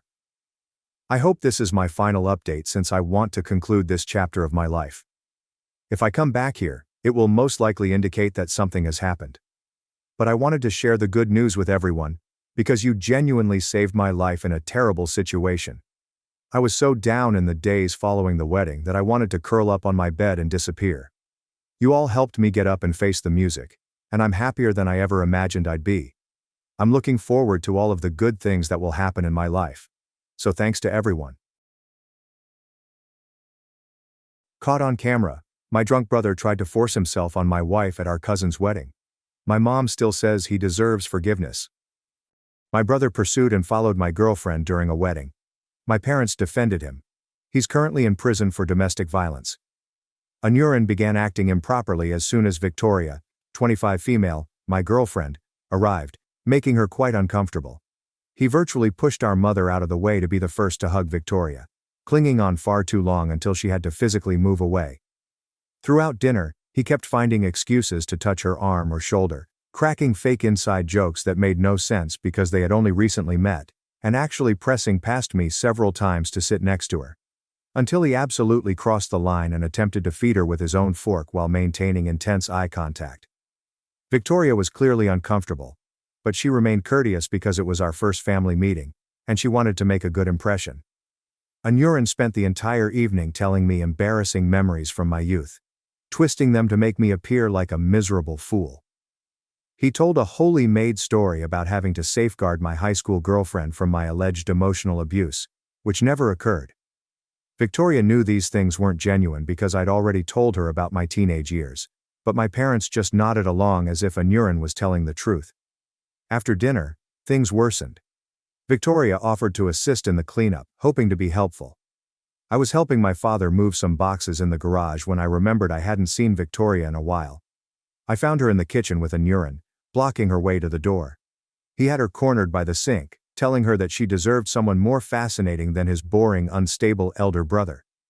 He was standing far too near, with his hand on the counter next to her hip. When I walked in, Victoria had already told him to back off twice. When she spotted me, she seemed relieved, and instantly came to stand next to me. Anuran shrugged it off as if it were a great joke, but I could feel Victoria trembling. My fiancée Victoria and I had been dating for 8 months, and everything was going great until Anuran decided to completely ruin our lives with his obsessive behavior. I suppose I should explain our family dynamic so that this makes sense. Anuran and I were raised in a tiny Minnesota town by upper-middle-class parents. Our parents both work in real estate and make good money, but they've always prioritized maintaining appearances over actual family bonds. Anuran was born when I was 3, and he immediately became the center of our parents' universe. He never did anything wrong, and everything was always my fault. Growing up, Anuran exhibited some extremely alarming conduct that my parents simply overlooked. When he was 6, he purposefully smashed my game console because I refused to let him play when he wanted to. Instead of disciplining him, my parents bought him his own, and told me that I should have shared more. When he was 12, he killed my pet hamster by feeding it chocolate, despite knowing it was harmful. But my parents stated it was an accident, and that I shouldn't have had dogs if I wasn't going to properly care for them. In high school, he spread allegations about me cheating on my girlfriend, which led to our breakup. My parents claimed he was simply being protective of her. This trend has persisted throughout our adult lives. Anuran still remains at home with our parents, working at my father's real estate firm, and generally doing whatever he wants. He ruined every relationship I tried to form. My previous girlfriend's family believed I had a gambling addiction, which was absolutely wrong. Before that, he told another woman that I had cheated on all of my past relationships, which was also incorrect. My parents would either justify his acts or accuse me of exaggeration. When I met Victoria, I resolved to do things differently. I kept our relationship a secret from my family for the first 3 months, to protect her from Anuran's regular techniques. Victoria is truly the best thing that has happened to me. She's intelligent, caring, and works as a pediatric nurse at our community hospital. We met in the hospital cafe while I was grabbing coffee and visiting a coworker who had surgery. She was on her lunch break when we started talking about the awful hospital coffee. After a few more coffee discussions, we began dating, and everything seemed great. Victoria knows everything about my family history, because I wanted her to be prepared. She was the one who pushed me to try to introduce her to them, stating that things might be different now that we're all grown-ups. One of my favorite things about her is that she is always looking for the best in others. I eventually consented to introduce Victoria to my family during a dinner party last month, and then everything fell apart. The main issue began a few days after the dinner. Victoria started receiving weird calls and texts from numbers she didn't recognize. At first, she responded with heavy breathing or immediate hang-ups. Then they began leaving more unpleasant voicemails, labeling her stuck-up and frigid for turning down a greater offer. Some letters included exact data about her work schedule and what she was wearing that day, indicating that someone was following her. Victoria didn't realize it at first, but I recognized some of the voices as Anuran's old high school friends. A group of guys who still come out with him and basically do whatever he says since his parents give him money to toss around. When Victoria banned those numbers, they simply began phoning from new numbers. Then Anuran's buddies started showing up at the hospital, pretending to be visitors but actually hanging out in the pediatric ward where Victoria works. They would look at her for hours, saying things just loud enough for her to hear. Last week, one of them followed her back to her car after her night job. She contacted me crying from her car, unable to drive home for fear of being followed. I had to go pick her up and drive her car home, with my friend following in his car to ensure we weren't being followed. Victoria has been experiencing panic attacks before her shifts, and her co-workers have realized something is up. Yesterday, I finally had enough evidence to approach Anuran directly. I had voicemail recordings, text screenshots, and hospital security camera footage that showed his friends stalking Victoria. I visited our parents' house, where Anuran still resides, and showed him everything. He just sat there with a smug sneer on his face while I spoke, then looked me dead in the eyes and stated he had no idea what I was talking about. But perhaps if Victoria wasn't so stuck, others wouldn't feel compelled to teach her a lesson.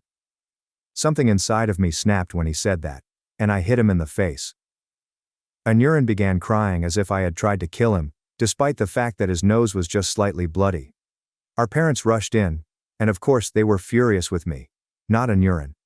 They didn't even look at the evidence I tried to provide to them. Mom was in tears about her baby child being harmed, while Dad screamed about how I've always been jealous of Anuran and need professional therapy with my anger issues. When I tried to describe the harassment, Mom responded that Victoria must have led Anuran on during dinner and was now playing the victim, because she was caught flirting with him. Dad urged me to leave his house and not return until I had apologized to Anuran and cleared my brain. I am writing this from Victoria's flat, where I have been since last night. She finally fell asleep in the other room after crying for hours, because she is frightened of going to work tomorrow. So far, her supervisor has been understanding, but Victoria is concerned that if this situation continues, she may lose her job. She enjoys working with the children in the pediatric department, and should not have to give it up because of my insane brother. I simply don't know what to do anymore. Every time I believe Anuran can't go much lower, he proves me wrong.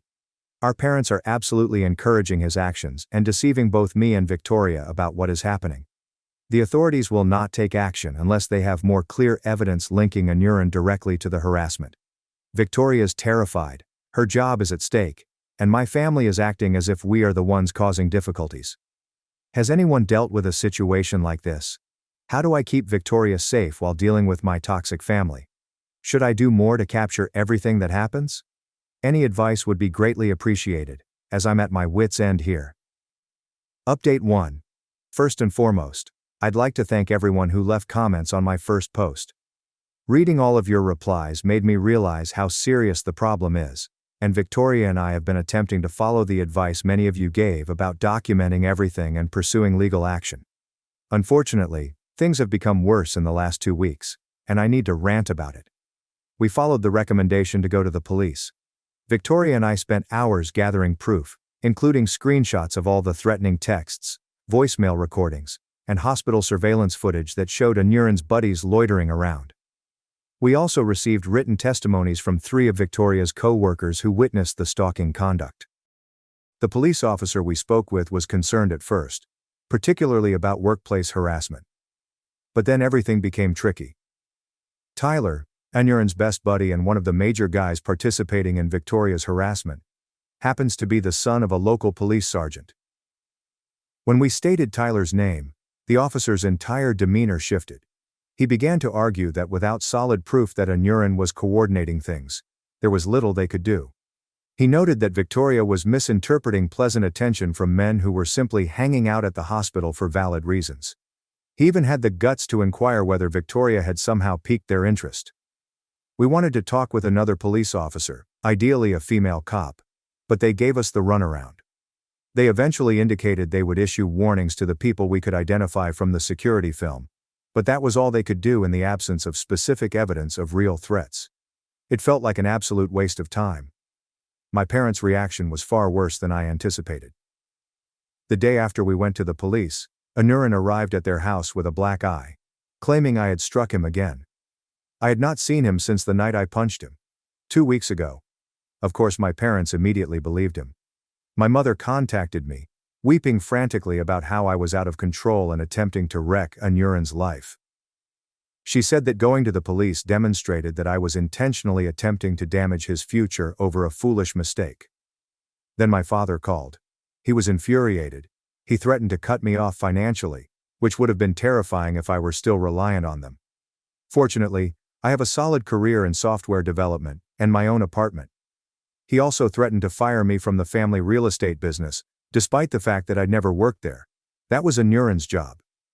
It truly demonstrated how they don't regard me as my own person, but rather as an extension of Anuran's life. The true calamity occurred last weekend.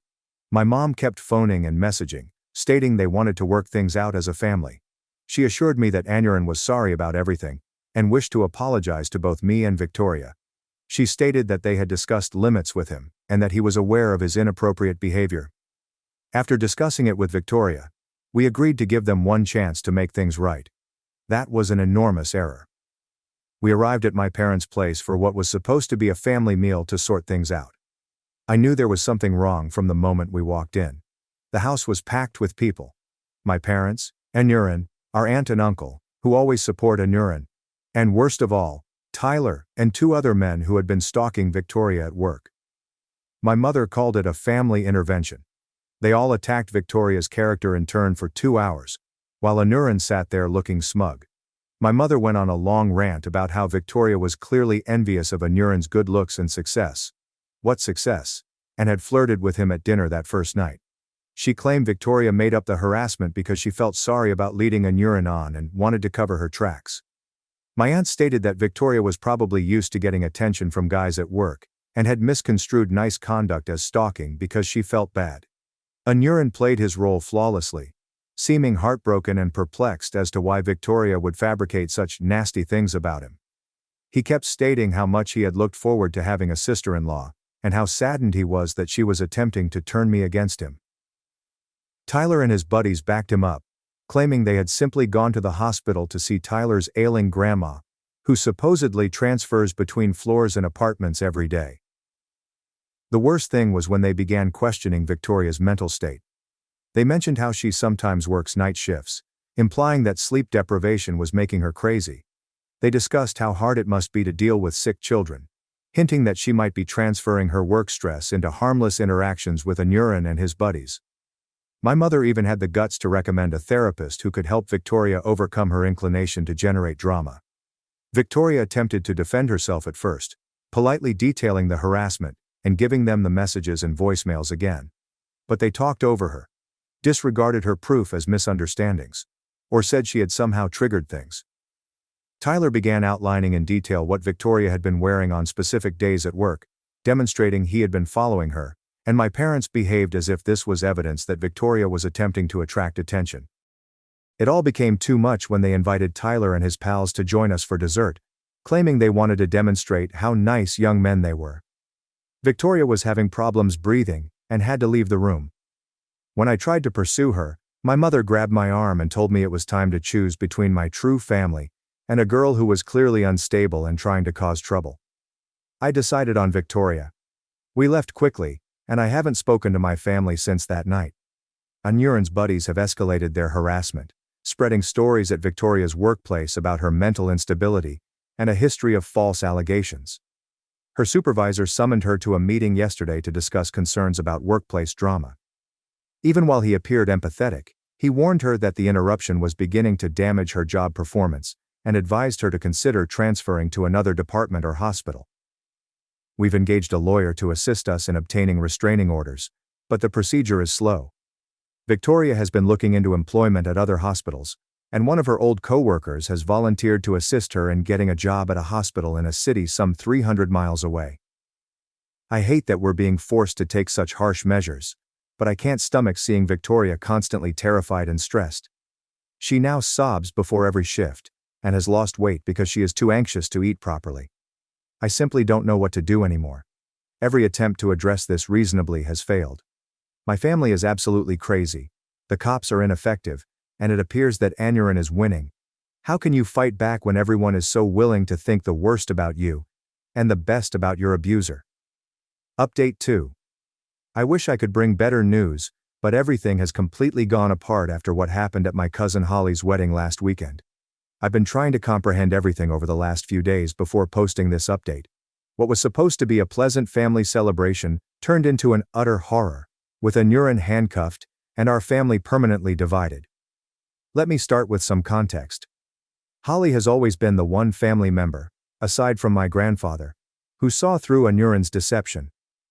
When we were kids, she caught Anuran torturing her cat and informed everyone, but my parents convinced us that she was lying for attention. She's never forgotten it, and she's been completely supportive of me throughout Victoria's situation.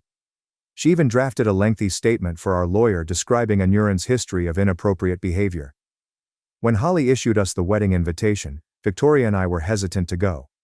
But Holly called us directly and assured us that she had only invited Anuran because her parents insisted, and that she had hired extra security specifically to keep an eye on him. She also sat us at a table with her husband's family, far from my parents and Anuran. We assumed that with all of the witnesses and security present, Anuran would not try anything dumb. We were mistaken. The event went well, owing in large part to Anuran's role as a groomsman. Holly's husband is our cousin from the other side of the family and was unaware of the turmoil. Everything appeared to be in order at first glance. Anuran sat at the family table with our parents, while we were across the room with Holly's in-laws. Victoria was finally beginning to unwind and enjoy herself for the first time in weeks. Victoria went to the bathroom at about 9 p.m. She had been gone for around 10 minutes, when I saw Anuran was no longer at his table. Something seemed wrong, so I went to check on Victoria. As I walked towards the restrooms, I heard Victoria scream. When I started sprinting, Holly's husband Miller and his brother turned the bend ahead of me.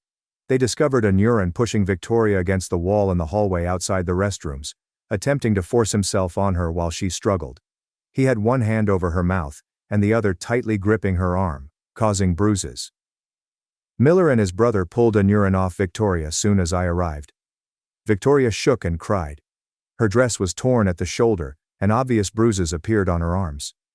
Anuran was clearly inebriated, and began ranting about how Victoria had been taunting him all night. She hadn't even gone near him, and how she had followed him to the hallway. She got there first. Miller's brother, a constable in another city, instantly contacted the local police, while Miller assisted Victoria to a private room where Holly and her mother were attempting to calm her down. This is when things got even worse, if that is possible. When the cops arrived, my parents attempted to stop them from detaining Sam. My mother was yelling about how it was all a misunderstanding, that Victoria must have led Anuran astray, and that they shouldn't ruin his life over a little drunken mistake. My father attempted to physically prevent the officers from handcuffing Anuran, claiming that they should handle this as a family affair. Anuran alternated between wailing about how Victoria had deceived him and threatening everyone, stating none of us knew what he was capable of. He appeared absolutely unhinged.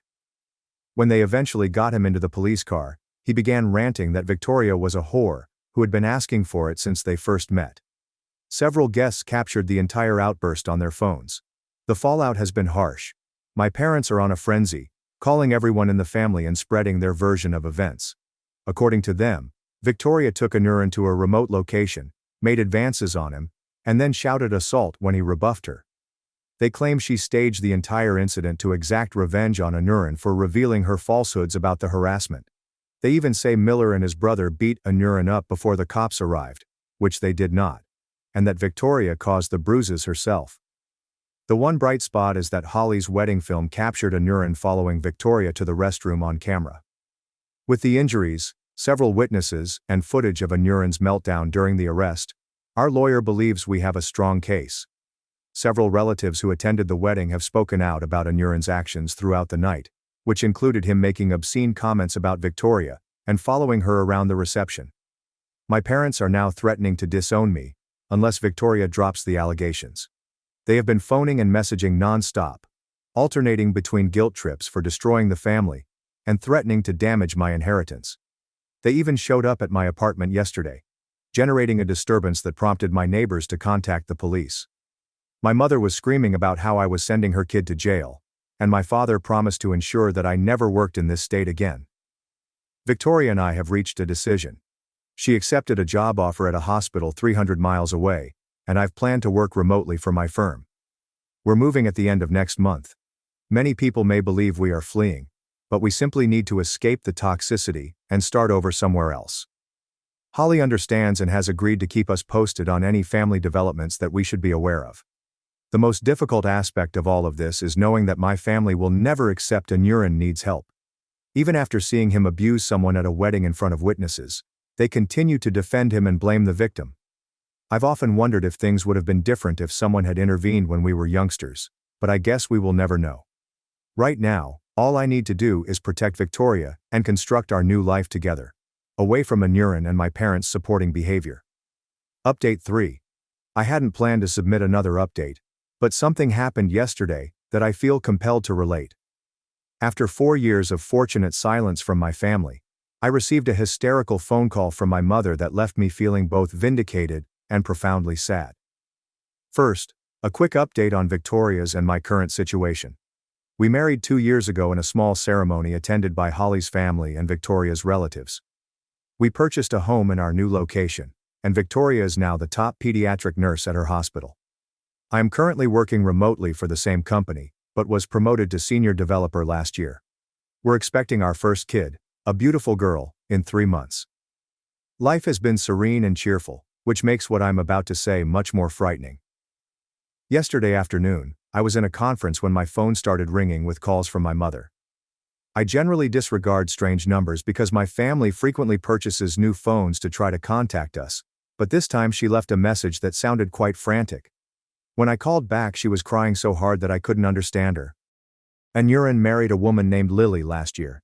We were unaware of it because we had not communicated with that side of the family since the wedding disaster. Anuran apparently met Lily at church, and their families promptly planned for their marriage. My mother was overjoyed that Anuran had found a Christian woman who understood him, and that they were all content until last week. Lily's co-worker called the police last Thursday, after she was absent from work for 3 days. When cops conducted a welfare check, they discovered Lily with terrible injuries.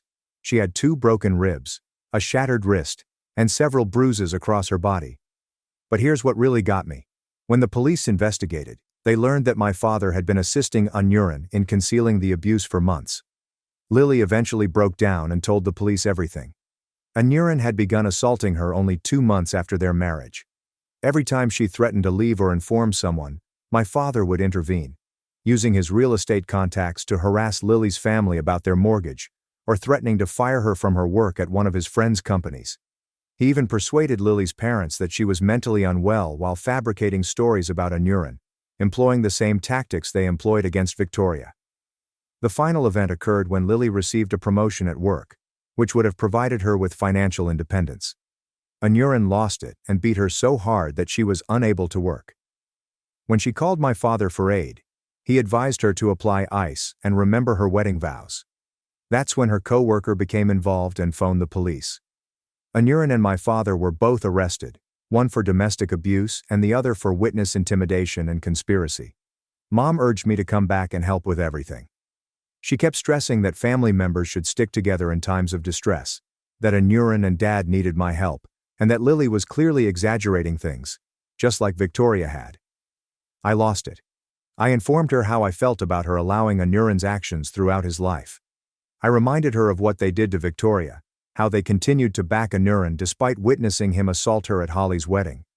I asked her if she had ever considered that, if they had gotten Anuran help when he was younger, or held him accountable for his behavior, Lily would not be in the hospital today. Mom completely broke down, admitting that they should have done something sooner. She revealed that she and Dad had always known Anuran had problems, but they believed they were protecting him by keeping everything hidden. Too little. Too late. I hung up and blocked her new number. Holly called me later to clarify some information she had received from family. Apparently Lily's parents are upset and regret not believing her sooner. They absolutely support her filing accusations against both Anuran and my father. The police are also looking into additional potential victims, as numerous of Anuran's ex-girlfriends have come forward with similar allegations of abuse and stalking. Victoria suggested that we contact Lily through Holly and offer her assistance if she requires it, which we will most likely do. Victoria noted that she was fortunate to have assistance when dealing with Anuran, and Lily may require someone who understands what she is going through.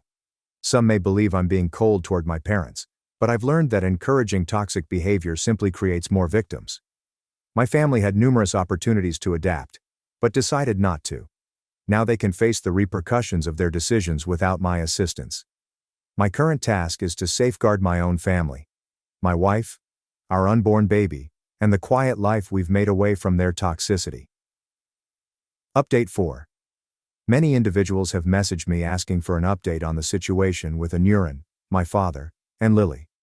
So here's what happened over the last 6 months. First, excellent news from my end. 3 months ago, Victoria and I welcomed our daughter, Emma. She's completely healthy and stunningly lovely.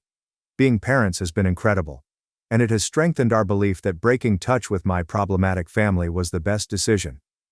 Holly and her husband came to see Emma last month, and watching them with her confirmed what true family love looks like. Now for updates on Anuran and my father's cases. Holly has kept us informed because she is still in contact with her extended relatives. Anuran accepted a plea deal this month. He will serve 8 years in jail for extreme domestic abuse, with the potential of parole after 5 years. My father's lawsuit is still ongoing, but his lawyers appear to be negotiating a settlement as well. His real estate license has been suspended pending the investigation, and the majority of his business partners have parted ways with him. My mother's progress has been the most startling. After our previous phone chat, she began therapy. According to Holly, she has left the family home and filed for divorce from my father. She gave me a 12-page letter last week apologizing for everything, including condoning Anuran's actions throughout his life, failing to protect me as a child, and most importantly, how they harmed Victoria. She admitted that she and Dad had essentially produced Anuran the monster by never holding him accountable. I have not responded to the letter yet. Part of me appreciates that she is finally confronting reality. But it is too little, too late. Where was this understanding when Anuran was hurting animals as a child? Or while he was stalking Victoria? Or when they witnessed him abuse Holly at her wedding? Victoria and I are talking about whether we should someday allow her to have a supervised relationship with Emma, but that is years away, if it occurs at all. Lily has been in contact with us via Holly. She is doing better. She's staying with her sister in another state and undergoing extensive therapy.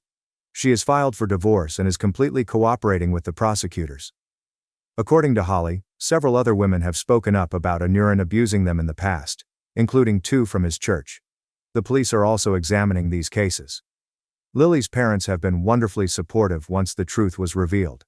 They openly apologized to her for not believing her sooner, and severed all connections with my parents. They're even collaborating with domestic violence organizations to help other families identify the indications of abuse and manipulation. The extended family has basically been divided into 2 camps.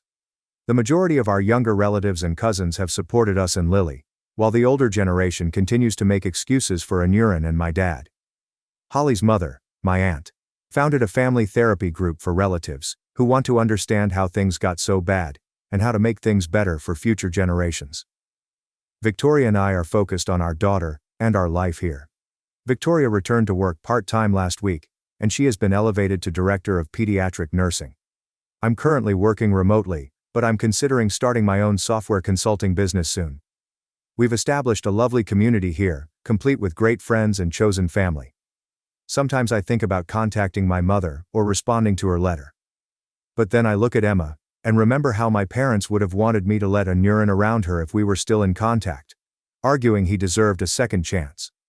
That idea alone proves that we made the proper decision in keeping away. The pattern of abuse and enabling in my family comes to a stop with my generation. Emma will grow up in an environment that values healthy relationships and respects limits. Cutting off toxic family members is sometimes the best thing you can do for your children, no matter how painful it is. TH164. They abandoned me.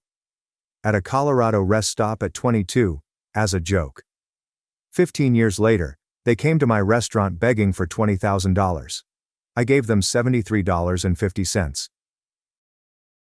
My family thought it was humorous to leave me stranded in another state. Let's see if he can make it back, they joked and drove away. I never went back. They finally discovered me after 15 years. There are 107 missed calls. That summer I turned 22 was meant to be like any other. Working at my father's hardware store for money. Living at home because college wasn't realistic, according to Banks, my father. And serving as the everlasting punching bag for my golden child brother, Alan. We weren't destitute, but we weren't the sort to go on Disney vacations. So when Banks stated that we were going on a family road trip to my uncle's wedding in Colorado, I should have known something was up. 3 days into that horrible road journey, I was already regretting not making up an excuse to stay at home. My father and Alan had been taking turns playing their favorite game, making Salvador's life terrible. Mom, Irene, would occasionally say, "That's enough," in her weak voice. But we all knew it was only for show. Look, I need to explain something about my family. Banks wasn't your typical dad. He was the type to wake you up at 3 a.m. to shout about a chore you neglected. Who would toss away your belongings if they were in his way? Who had been telling me that I was useless since I could understand words? Alan quickly realized he had to choose between being Dad's mini-me and becoming more like me. Guess which path he took? That morning, we came to a rest spot in Colorado that seemed to go nowhere. For miles, there is nothing. Only fields, mountains in the distance, and a depressing tiny restroom facility with vending machines. I had been sleeping in the back of our Suburban and needed to stretch my legs and use the restroom. Dad and Alan were laughing over something, and Mom was checking her makeup in the visor mirror. I remember what I was wearing, an old Metallica t-shirt, trousers with a hole in one knee, and these beat-up Vans that I'd had for years. I did not take my phone because it was charging in the car. I didn't take my wallet, so why would I? We were in the middle of nowhere and I was just taking a piss. I spent 10 minutes in that bathroom. Perhaps less. When I walked out, blinking in the Colorado sun, the parking spot was vacant. Our dark green Suburban was gone. At first, I assumed they had moved it as a hoax. I wandered around the whole rest area. Nothing. That's the thing about betrayal from your own blood. It feels different than any other sort. I sat on the curb for an hour, telling myself they were simply trying to scare me and would be back. People came and departed. A couple people gave me odd stares. A trucker questioned if I was all right. I lied, saying I was waiting for my girlfriend, who was in the restroom. He nodded and departed. After 2 hours I began to feel a chill in my stomach. They were not coming back. My first thought was to borrow somebody's phone. Call them. Beg them to come and fetch me. However, when I was about to approach a mother with 2 children, something stopped me. A lifetime of recollections flooded across my mind. Every humiliation. They always laughed at my expense. Every nasty joke ended with a punchline. I almost heard them. Alan's voice. "Dude, I bet he's crying right now." My father. "He'll figure it out, if he's not as stupid as he looks." My mother's ineffective protest didn't change anything. So I made a decision. I approached the mother and asked to borrow her phone. But I did. Not phone my family. I contacted information and was given the phone number for the nearest shelter in Grand Junction, which is around 40 miles away. Then I asked if she could give me a ride to town. I told her my family had an emergency and had to go, but they would send someone for me later. She hesitated, but I must have been innocent enough, since she agreed. That first night in the shelter was a reality check. I had only the clothing on my back. No ID, no money, no contacts. Dave, the shelter employee, let me to use their computer to seek out my uncle's address from a wedding invitation I had seen. I hoped I could make it to the wedding and find my family there. But then I sat, staring at the computer, and wondered, why? Why pursue down folks who literally abandoned me on the side of the road for laughs? Instead, I set up a fresh email account. I searched at resources for those who needed emergency ID replacements. I searched Google for occupations that pay cash. I created a plan. 2 days later, I was washing dishes at a small diner named Sonny's. Geraldine, the owner, was a 60-something woman with purple-streaked gray hair and more tattoos than you might imagine. I wandered in and inquired if they needed help. I told her my wallet had been taken, but I needed work. She sized me up and remarked, "The dishwasher quit yesterday. You take from me, and you will die. Start now." That's the thing about rock bottom. You can only get up from there. For 1 week I worked doubles. Slept at the shelter. I wore donated clothing. Dave assisted me in the process of obtaining a replacement ID by contacting vital records in my home state. With my first paycheck, I purchased a low-cost pay-as-you-go phone from Walmart. 7 days after they abandoned me, my phone rang. Unknown number. I responded. It was my mom. The voice shakes. Where was I? Was I okay? They had been looking everywhere. It was merely meant to be a joke. Double. They waited down the road for 20 minutes, returned, and couldn't find me. Triple.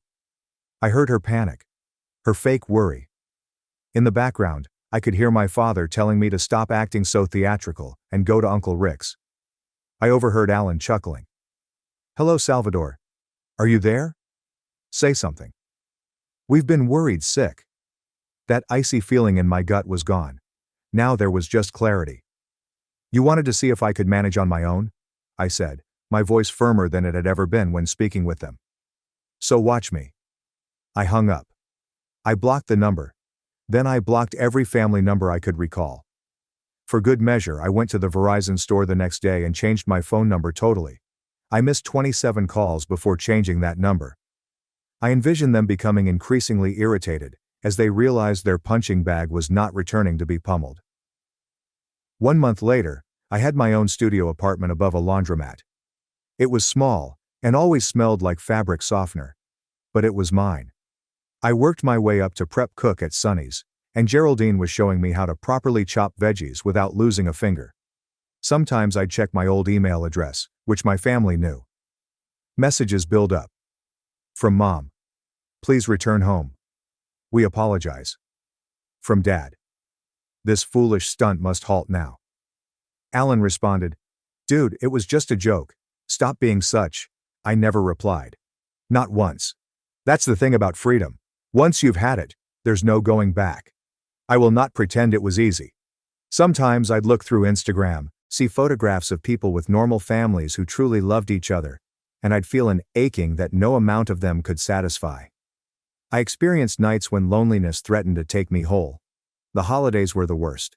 But every morning, I'd wake up in my dingy little apartment that smelled like Downy, go to my dishwashing job, where no one labeled me worthless, and construct my life, one brick at a time. 3 months after they abandoned me at that rest stop, I checked my inbox for the last time. There came a new message from my mother. Your granny is inquiring about you. Please just let us know you are alive. I closed the email. The account has been deleted. I threw my old SIM card in the bin near Sonny's. That night, Geraldine showed me how to bake her renowned apple pie. I said I had good pastry skills. It was the first real compliment I had received in many years. I never looked back. Update 1. 5 years after being abandoned at that Colorado rest area, I found myself staring at a familiar face in my Facebook page. Not because I was trolling my family's profiles, well, maybe I was, but because Alan had recently been mentioned in a local news piece back home. He'd received a DUI. He wrapped his automobile around a telephone pole. Nobody was hurt, except the pole.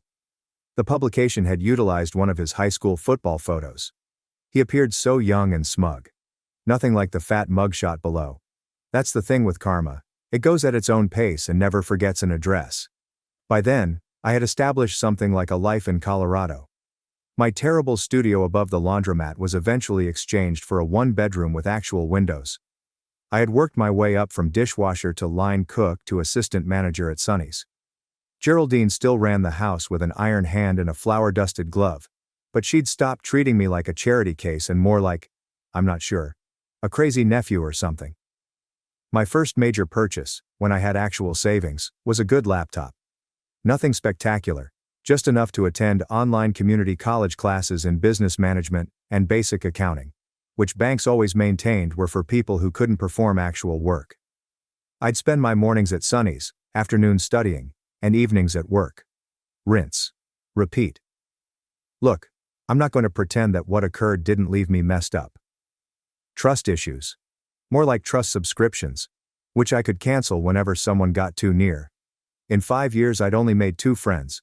My neighbor Doug, who played bass in a lousy garage band, and occasionally gave me homemade beer that tasted like hoppy dishwater. And Geraldine. if she counted as a friend rather than a boss. That changed when Kendra began arriving at Sunny's every Tuesday and Thursday like clockwork. Always ordered the same thing: Denver omelet, no tomatoes, and extra coffee. I later discovered that he was always sitting at the counter with a textbook. Medical school.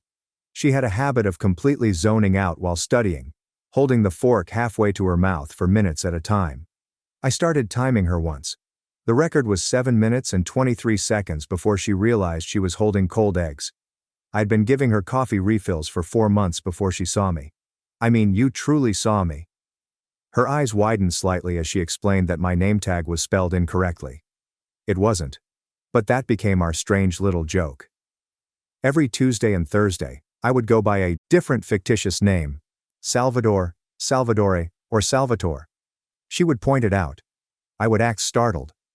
The stupidest flirtation in human history, but it worked. Our first date was not even intended to be a date. Her study group bailed at the last minute. She had a reservation at this pizza restaurant that was tough to get into, and I happened to be cleaning down the counter when she received the cancellation SMS. The next thing I knew, I was seated across from her at Antonio's. We both realized, uneasily, that this looked exactly like a date. 6 months later, she moved into my flat. A year later, we moved into a somewhat larger place together. Nothing fancy, just a 2-bedroom with a bathroom where the toilet did not run all the time, and neighbors who did not practice bass solos at 2 a.m. Meanwhile, I used false accounts to keep track of my family. Not proud of it, but there it is. Dad's hardware store started failing after the Home Depot opened on the outskirts of town. I saw him talking about it on community Facebook pages, and the posts became increasingly desperate and nasty. Mom's social media became a strange monument to family. Constant throwback images of us all smiling. Posts about missing her boys, plural, which was wealthy. She would tag Alan but never mention me, as if I had been erased. Alan went from job to job. There is a lot of vague booking about enemies and new opportunities. The traditional social media smokescreen of someone whose life is spiraling downward. 3 years in, Geraldine approached me during inventory and informed me she was considering opening a second Sunny's shop on the opposite side of town. They asked whether I would be interested in running it. Not owning, but running. This is an important distinction. I did not sleep that night. I kept thinking it was a test or joke. People like me did not have opportunities like that. Banks had ensured I understood that much. That's the problem about toxic beliefs. They linger with you long after you've escaped the serpent. But I said yes. Because Kendra, half asleep beside me, whispered that it would be foolish not to. Doug said, "Duh. You practically run the original place." Because Geraldine was not Banks. It wasn't my family. And had never made me feel useless. Sunny's East reopened 6 months later. Smaller than the original. A different menu, my menu. I worked 90-hour weeks my first year. I lost 10 pounds that I could not afford to lose. I had a fight with Kendra about never being at home. I came home to find passive-aggressive post-its on the fridge more than once. But it worked. People arrived. People came back. The food tasted wonderful. The vibe was good. We weren't getting rich, but we were making do. 4 years after being abandoned, I earned enough to assist Kendra with her medical school loans. Not all of them, those creatures are monstrous, but enough to make an impact. She cried when I handed her the payment confirmation. Not sobbing in a movie while wearing beautiful mascara. Real sobbing, snotty, red-faced, hiccuping crying. I had never felt more like a true person than in that moment. Then my granny died. I found out on Facebook. Mom shared this lengthy dramatic tribute with a million heart emojis. Grandma Rose was the only one in the family who ever stood up to Banks. The only person who seemed to notice me. She would pass me $20 money while no one was looking, telling me to save them for my escape. I believe she meant college. It turned out to be more literal than that. I pondered about attending the funeral, even looked into airfares. Kendra said she'd come with me and hold my hand throughout the traumatic reunion. Doug offered me his lousy hatchback to drive instead. Geraldine simply shrugged and added, "Dead people don't know if you're there or not, so do whatever brings you peace." I did not go. Instead, I sent flowers. Generic sympathy arrangement. Salvador signed the card. There's no return address. No note. Only my name. The reaction on social media was quick. Mom is posting about signs and reaching out from beyond. Alan makes mysterious statements regarding prodigal sons. Banks were silent officially, but I could image the storm behind closed doors. A week later, I received a friend request from a profile that I did not recognize. A random name. No posts, no friends. I almost deleted it, until I noticed the note. This is Uncle Rick. Your mother gave me your old email, but it bounced back. Are you okay? We had been worried. Your father has been asking around about you. I blocked the account. That night, I experienced my first panic episode in 2 years. Sitting on our bathroom floor at 3 a.m., trying not to wake Kendra, my lungs felt like they were collapsing. Imagine Banks tracking me down, coming up at Sunny's, and destroying everything I'd built. Kendra found me about an hour later. Did not ask any questions. She just sat with me, her shoulder touching mine. When I was able to breathe again, she uttered the simplest thing. They can't take anything from you that you don't give them.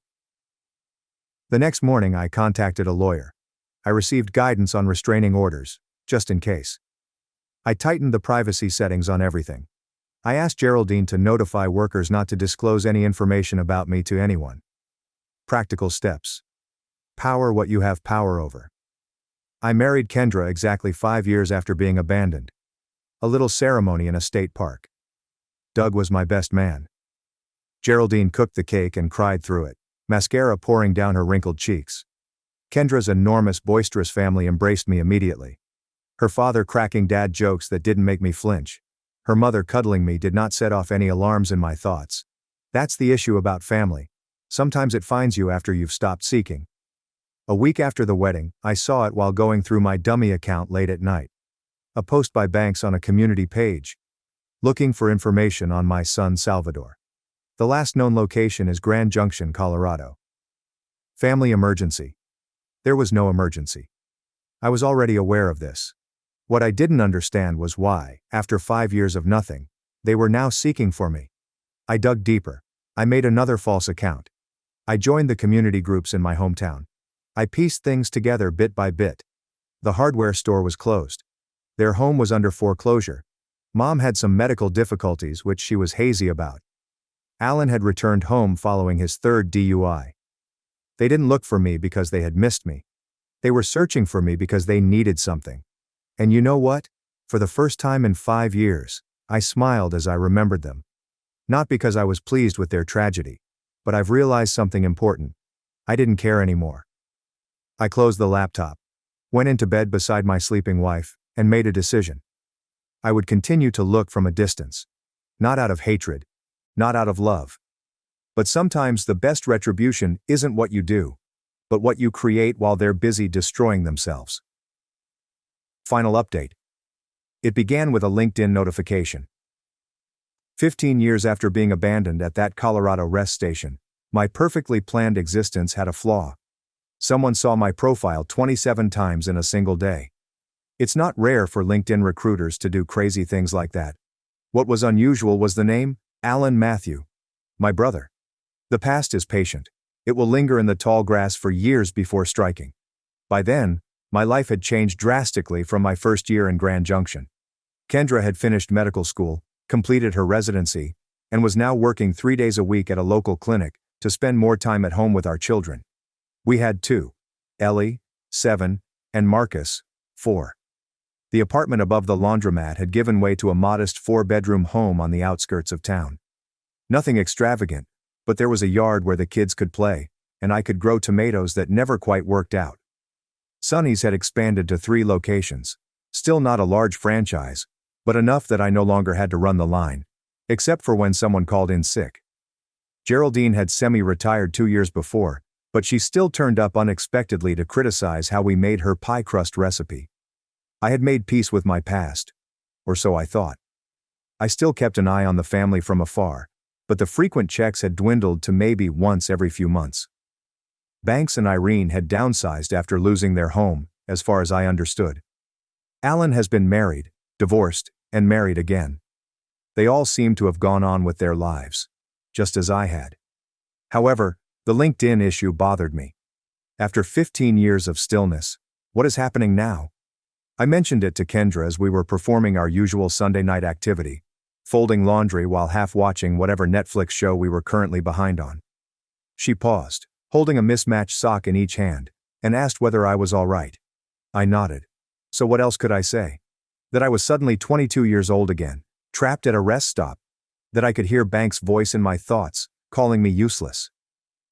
3 days later, I was in Sunny's East, the original second location, assisting with inventory because our supplier had sent the wrong type of coffee filters again, when Maya at the front desk called back that there was some family asking for you. My first thought was of Kendra's parents, who occasionally surprised us when they passed through. I strolled out front, my thoughts already turning to how to persuade them to stay for supper. It was not Kendra's family. Banks was older and grayer, and his once imposing frame had diminished. Irene's face had the pinched expression that comes with years of worry. Her hair was colored an odd color of brown. And Alan reminded me of Banks when he was 40. Same stance. Same method of taking up space. There was a woman among them who I did not recognize. She seemed young, perhaps in her early 20s, and hung back, as if she wasn't sure she belonged in this moment. Nobody spoke. The lunch rush cacophony appeared to fade away, leaving only my own heartbeat thudding in my ears. The Banks failed first. I said my name as a query. I nodded, as my voice had evidently gone on vacation. Look, I had imagined this moment in 1,000 different ways over the course of 15 years. In some instances I told them, often dramatic fashion. In others, I was chilly and distant, unconcerned about their existence. In a couple awkward late-night situations, we even had a tearful reconciliation. Reality is invariably messier than fancy. I motioned to an empty table in the corner. I told Maya to bring water. I sat down across from the folks who had once been my family, and waited. They found me through a magazine article. Rocky Mountain Rising features 10 local success stories. It wasn't even a major feature, just a sidebar with a photo of me in front of Sunny's original location. But apparently, one of Mom's high school classmates had moved to Colorado, seen it, and forwarded it to her with the message, "Isn't this your son?" There are 107 missed calls. That was the number of calls they had made to my old phone number over the years before it was disconnected. Mom had counted. She mentioned this as if it meant something. They spoke over each other. Mom mentioned how worried they had been. Banks about how I had misinterpreted what happened that day. Alan uncomfortably tried to act as if we were old friends catching up. The young woman, who turned out to be Alan's second wife, Poppy, simply regarded me with curiosity. I let them talk. I watched them craft a version of reality in which they were not the villains.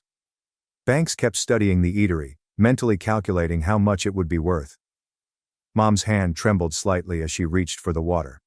I caught Alan's polished charm faltering when he thought I wasn't looking at him directly. Finally, as they ran out of steam, I posed the one important question. Why now? That's when the real story emerged, in parts and pieces among awkward silences. Banks have medical bills, heart issues, no insurance. The second residence was being foreclosed upon. 2. Alan's business venture, something cryptic about cryptocurrency, had flopped catastrophically. Mom required knee surgery, which she could not afford. They were not present for reconciliation. They were looking for money. I should have become angry, should have thrown them away. Instead, I felt an unexpected emotion. Sympathy. They seemed so little, so desperate.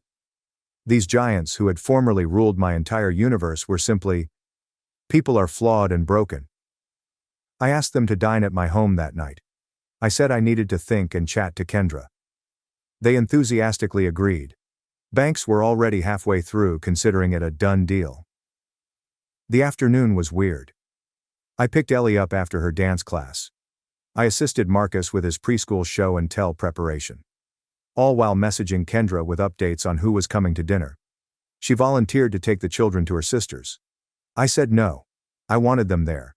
I wanted my family to meet my family. Dinner was chicken enchiladas, my specialty. That wasn't very special. Just a recipe from the back of an old El Paso carton that I'd adjusted over time. Ellie set the table without being asked, meticulously placed the forks on the incorrect side until Kendra quietly corrected her. Marcus insisted on wearing his Spider-Man outfit because it was Tuesday. which allegedly had become Spider-Man Day.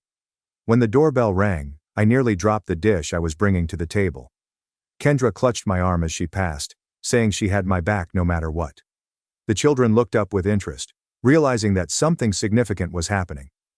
That's the problem about dreaded moments. When they occur, they're both worse and better than you expected.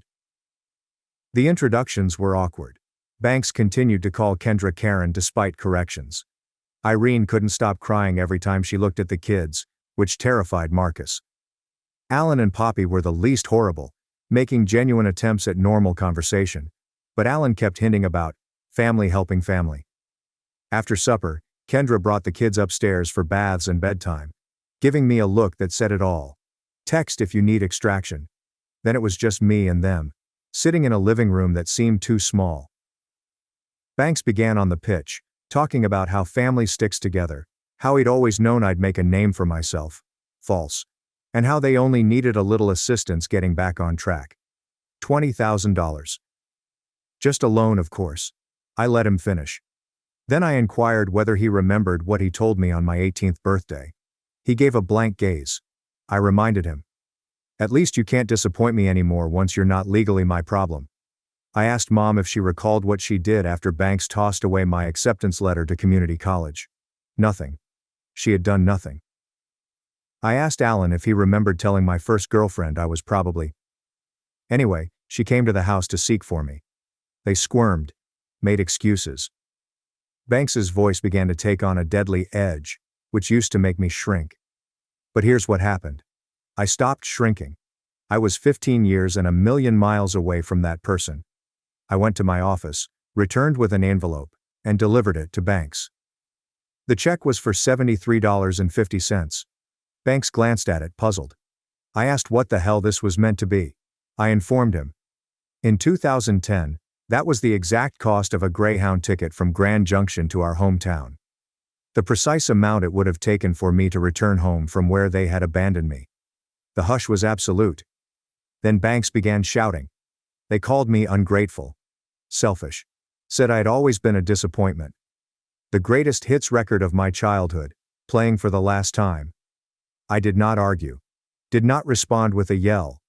Just stood up and informed them that it was time to leave. Mom attempted a different approach. Tears and remorse. How could you do this to family? Alan turned cold. The Pleasant Brothers mask had entirely slipped. Poppy simply looked embarrassed, for all of them. When they eventually left, Banks crumpling the check and tossing it on our front step. I shut the door and leaned against it, my legs trembling. Kendra came downstairs and asked if I was fine. I nodded, not trusting my own voice. We cleaned the supper dishes in solitude. Checked on the sleeping children. I got ready for bed like any other night. As I was configuring the security system, I accessed the front entrance camera on my phone. They were still in the driveway, arguing. Banks makes crazy gestures. Mom is crying. Alan is looking at our house with an attitude that I remember all too well. Jealousy mingled with hatred. Finally, they hopped into their rental car and drove away. I have never seen or heard from them again. Do not expect to.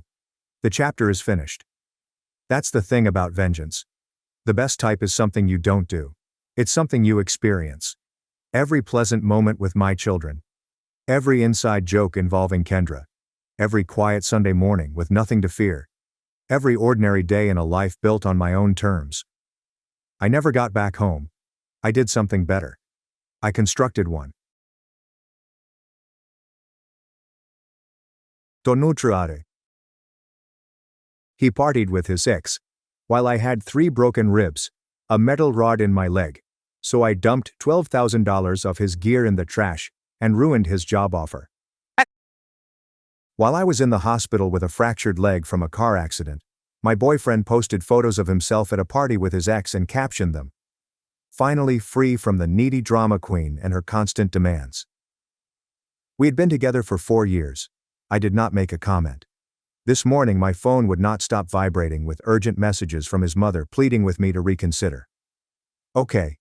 I've been dating Richard for 4 years. And it's been a journey. Like one of those trips where the tour guide abandons you halfway up the mountain and you realize you've been carrying everyone else's backpacks the entire time. That type of journey. We met while volunteering at a community garden restoration project, sponsored by my firm. I was assigned to the compost squad, which was led by Richard, who unironically referred to himself as the Compost King. Despite the red flags, I found his fascination with rotting veggies endearing.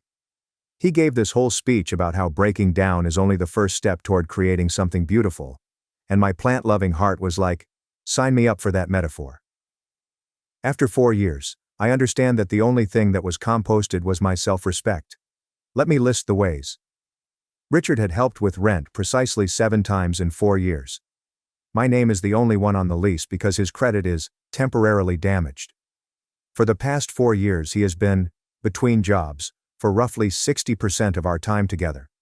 When he has money, he spends it on his gaming setup, clothes, or going out with the boys. He's asked to use my automobile more than he has inquired how my day went. But your girlfriend was in love. I made excuses for him.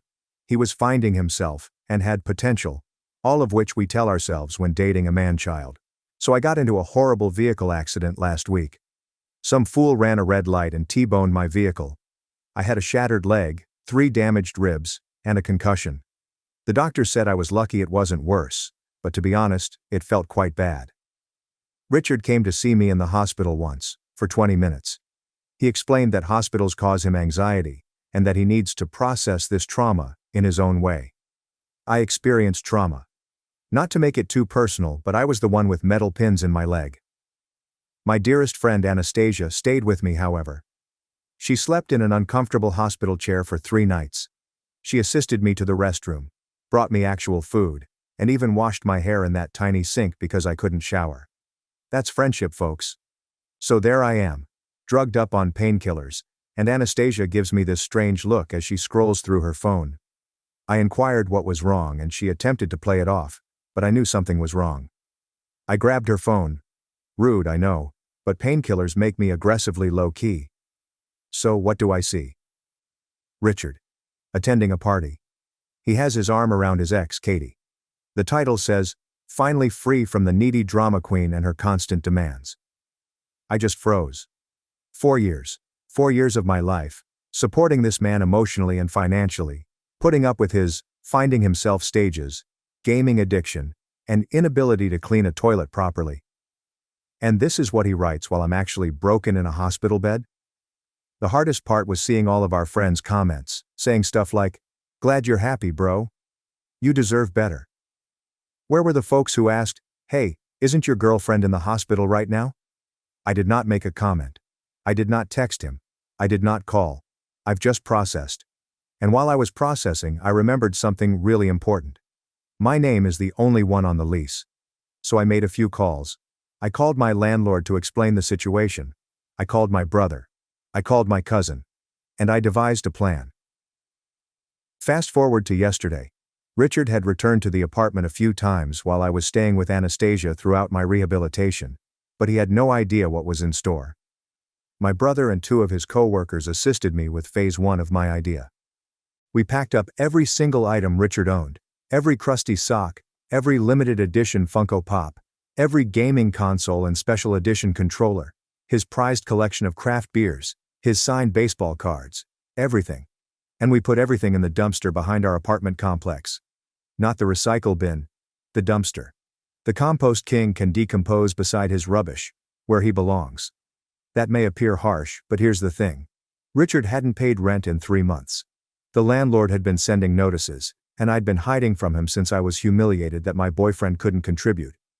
I'd been picking up extra freelance work to cover for him, while he said he was networking for opportunities. Here's where things get even better. Do you know what Richard was doing instead of visiting me in the hospital? He was in an interview for a job. My connections helped him get the job. He was expected to start the job next week, was meant to. Let's just say the recruiting manager is the brother of my former college roommate, and he received some very fascinating information about Richard's financial history and dependability, along with screenshots of those social media posts about being finally free from his needy girlfriend who was hospitalized. This morning, my phone began to blow up. Text after text from Richard.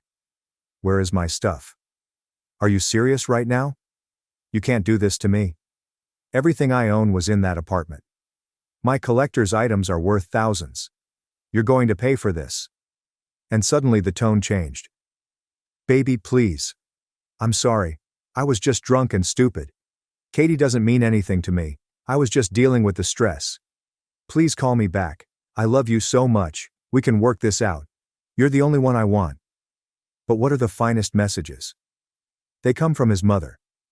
Richard's mother has always treated me as if I were lucky to be with her wonderful son. She called me crying, saying I needed to think about what I'd done, that her son made a mistake but does not deserve to have his life ruined.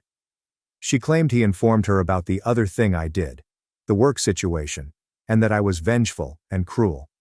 And you know what? Perhaps I am.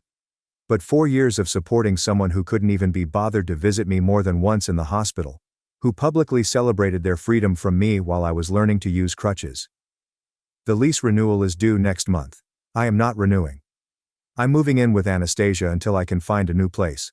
A new beginning, with furniture that had no memory of Richard gaming on it while I cooked, cleaned, and paid the bills.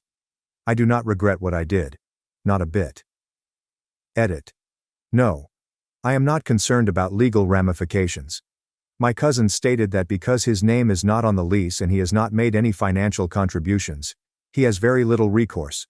Furthermore, I have documentation for everything. Yes, I am healing well. 6 more weeks in this cast, but the ribs are already feeling better. For those wondering why I remained so long. Sometimes, love makes you foolish. He wasn't always horrible. And the happy times led me to believe that the awful ones were only ephemeral. I know, it's classic. I'll provide an update tomorrow with more details about the aftermath. His mother has already contacted me 17 times, leaving voicemails ranging from tearful to threatening. Richard supposedly showed up at the flat, but the landlord refused to let him in. Your girl might have changed the locks. First update. Wow. I honestly did not anticipate my last post to receive so much attention. Thank you for your encouragement, good words, and legal guidance. Very grateful. As promised, here's what's transpired since my previous update. So, remember how I mentioned that Richard's mother called me 17 times? That number has now risen to 43. 43 calls in under 36 hours. I finally answered call 44 because I assumed it would never end otherwise. Let me paint a picture of this phone call. I was propped up in Anastasia's guest bed, my fractured leg raised. On 3 pillows, eating sour cream and onion chips. Stress eating is my love language. Deborah, Richard's mother, went between wailing, guilt-tripping, and making thinly veiled threats for 28 minutes. Here is the highlight reel. Richard had cried for 2 days straight. I've never seen him like this. Funny. I cried for 2 days straight after waking up in the hospital and realizing he wasn't there. But go off, I suppose. Do you know how much the collectibles were worth? His grandfather gave him some of the baseball cards. Do you know how much rent is, Deborah? Because I do. It's down to the penny. He planned to propose, you know. He showed me the ring. Unless the ring was fashioned of unpaid bills and broken promises, I have serious doubts. We could press charges for destruction of property. My legal relative has already confirmed that they cannot. But that's okay. Then she spoke. Richard told me everything. About how you've been controlling his finances and isolating him from his friends and family. I laughed so hard that I nearly popped a stitch. Me? Managing his finances? The man who once used our grocery money to buy a limited edition gaming keyboard? The person who borrowed $3,000 from me for a business opportunity that turned out to be cryptocurrency? The man who hasn't willingly shown me his bank account in 3 years?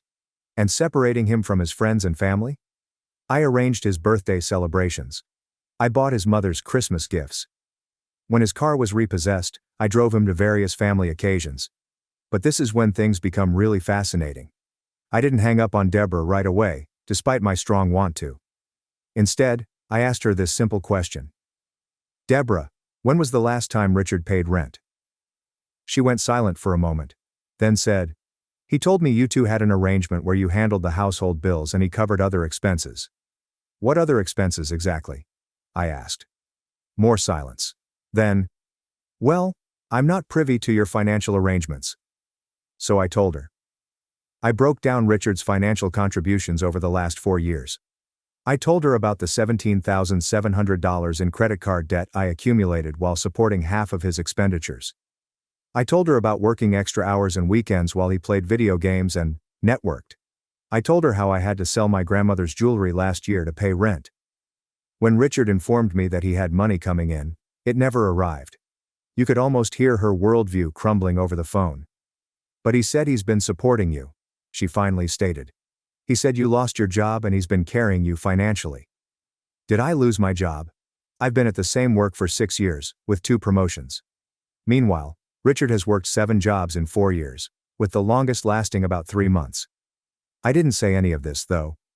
Instead, I just informed her that I would email her copies of bank statements, rent receipts and text exchanges to clarify the situation. I also noted the social media posts he made while I was in the hospital, which she claimed to be unaware of. She concluded the call by claiming she needed to speak with Richard, and would get back to me. She has not called since. Funny how that works. Let me go back and explain how the great trash disposal went down, as many of you have requested for information. Obviously, I couldn't physically transfer all of his belongings with my injured leg. My brother Dylan is my hero. He had 2 of his guys over on their day off, and I paid them, of course. Because some of us comprehend the idea of paying for services delivered Richard. We began with his greatest items. His gaming setup, 3 monitors, a custom PC he bought for $2,800 while between jobs. His prized figurines remain in their boxes because they'll be worth more that way. His signed sports memorabilia, which he refused to let me hang because it wouldn't match the decor, and never paid for. His craft beer collection, some bottles dating back to our first year together. That he was aging, but was actually forgetting about. It took us 4 hours to load everything. 4 hours of finding random socks beneath the couch, uncovering half-eaten bags of chips on the bedside table, and finding receipts for transactions I had no idea about. It was like doing an archaeological investigation into the life of a man-child. Dylan scooped up Richard's throne. Yes, he named his gaming chair Throne. He carried it ceremoniously to the bin, as if it were a cursed artifact. We did not purposely break anything. We did not tear his clothes or destroy his devices. We just moved them to their proper location, among the rest of the junk. I kept 1 box containing potentially crucial items: his birth certificate, social security card, a few family photos, and a folder with medical documents. Those are with the landlord, who is completely on my side. Once I showed him the social media posts and explained the issue. He even helped me change my locks. Speaking of the landlord, he informed me that Richard showed up twice yesterday, requesting to be let in. The second time, he threatened to contact the police, but inexplicably vanished when the landlord remarked, "Great idea. Let's call them jointly and explain that you haven't paid rent in months." Isn't it funny how cockroaches scatter when the lights are turned on? Now for the other item I did. Remember how I said Richard was starting a new job? A job that my network helped him get?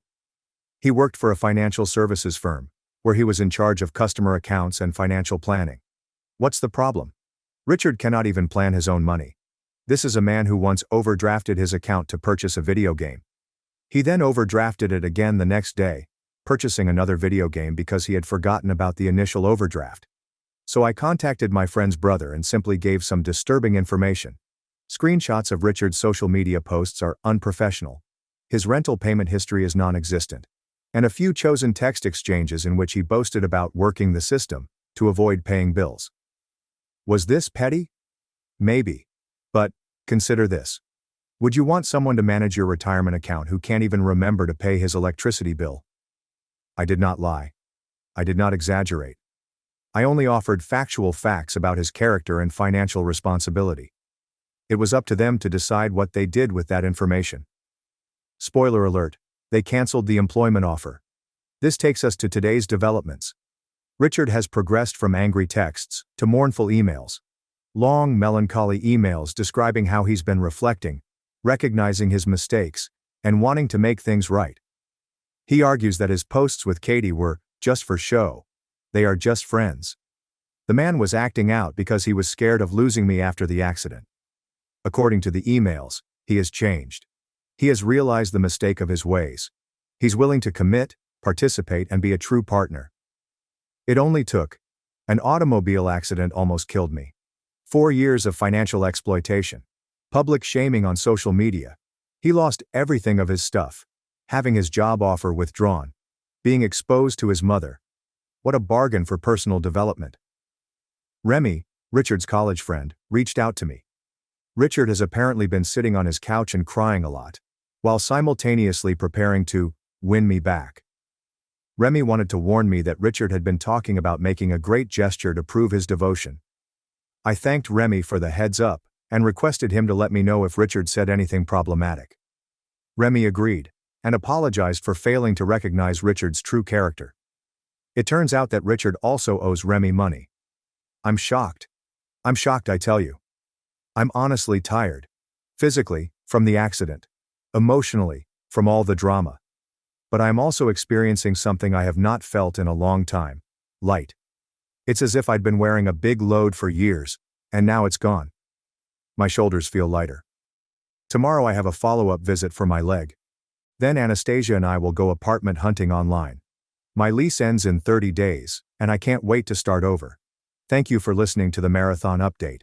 I'll publish again if anything important happens, particularly if Richard makes his grand gesture.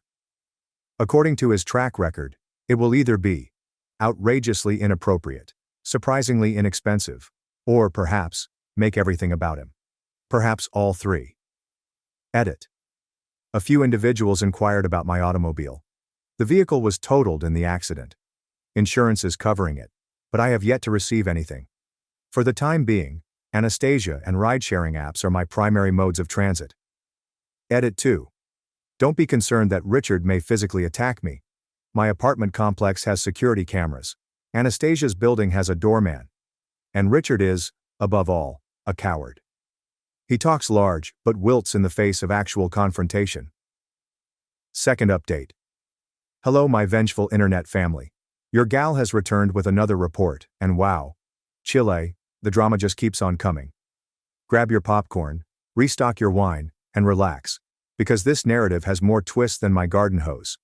I can't stop myself from making plant lady jokes. First, a medical update, as several of you sweethearts requested. My follow-up appointment went nicely. The doctor thinks my leg is mending well, and I might be able to have this huge cast off in 4 weeks instead of 6. My ribs still ache when I laugh too hard, which has been difficult given recent events. Now, onto the tea that you're all looking for. The magnificent gesture has happened. And it was precisely what I expected. Predictable, uninspiring, and self-centered. Yesterday afternoon, I was at Anastasia's house, looking through rental ads, when her doorman called. It appears that there was a delivery for me. We didn't expect anything, so Anastasia went down to check. Remember the broken leg? United Stares are my adversary. She returned 5 minutes later, wearing the weirdest expression and carrying, wait for it, a compost bin. A genuine plastic bucket packed with mud, worms, and what appeared to be kitchen trash. On top was a handwritten letter that read, "Like compost, our love can break down and rebuild into something stronger. I'm decomposing my old self to become the man you deserve. Please give us another chance to grow together." I can't make this up. The compost king truly believed that comparing our relationship to decaying food would win me over. The arrogance. The illusion. The whole thing is complete rubbish. Anastasia and I laughed so hard that I had to take more pain relievers for my ribs. She even snapped a picture of me looking absolutely confused next to this pail of dirt, and shared it on Instagram with the caption, "When your BFF's ex thinks worms are the way to a woman's heart." She tagged me, but not him fortunately. But wait, there's more.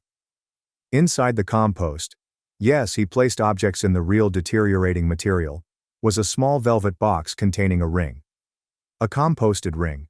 It was not even a decent ring. It was obviously costume jewelry. The diamond was synthetic, and the gold was already turning my skin green simply from touching it. There was also a date inscribed inside, April 22, 2001. For background, that is his prior girlfriend's birthday. He basically gave me a recycled ring that he most likely bought for Katie but never presented to her. A repurposed ring in a composting container. The symbolism is too obvious. I texted him one sentence. The compost bin is exactly where our relationship belongs, breaking down among the worms and garbage. His response was a flurry of text messages stating that the ring was only temporary until he could purchase a real one, and said the date was the first time he understood he loved me. I did not respond further. But Anastasia, my hero, took the compost bin down to the dumpster behind her building and texted him a video of herself emptying it. Remember how I suggested sending those receipts and financial data to Richard's mother, Deborah? She finally got back to me, as promised. Her first message was a novel-length email that walked through the 5 stages of mourning in real time. The denial. There must be some mistake with these records. Richard told me he was contributing financially. Resentment. How dare you make my son look like this? You've clearly manipulated these statements. Trying to bargain. If there were financial issues, why didn't you come to me? I could have helped you both work something out. Depression-related thoughts. I'm heartbroken to think my son would behave this way. I raised him better than this. Acceptance means, I owe you an apology. I had no idea what was really happening, and I'm deeply sorry for my role in enabling his behavior. That last part astounded me to the core. Deborah has actually apologized, and my son, Williams, is perfect. This day will be remembered throughout history.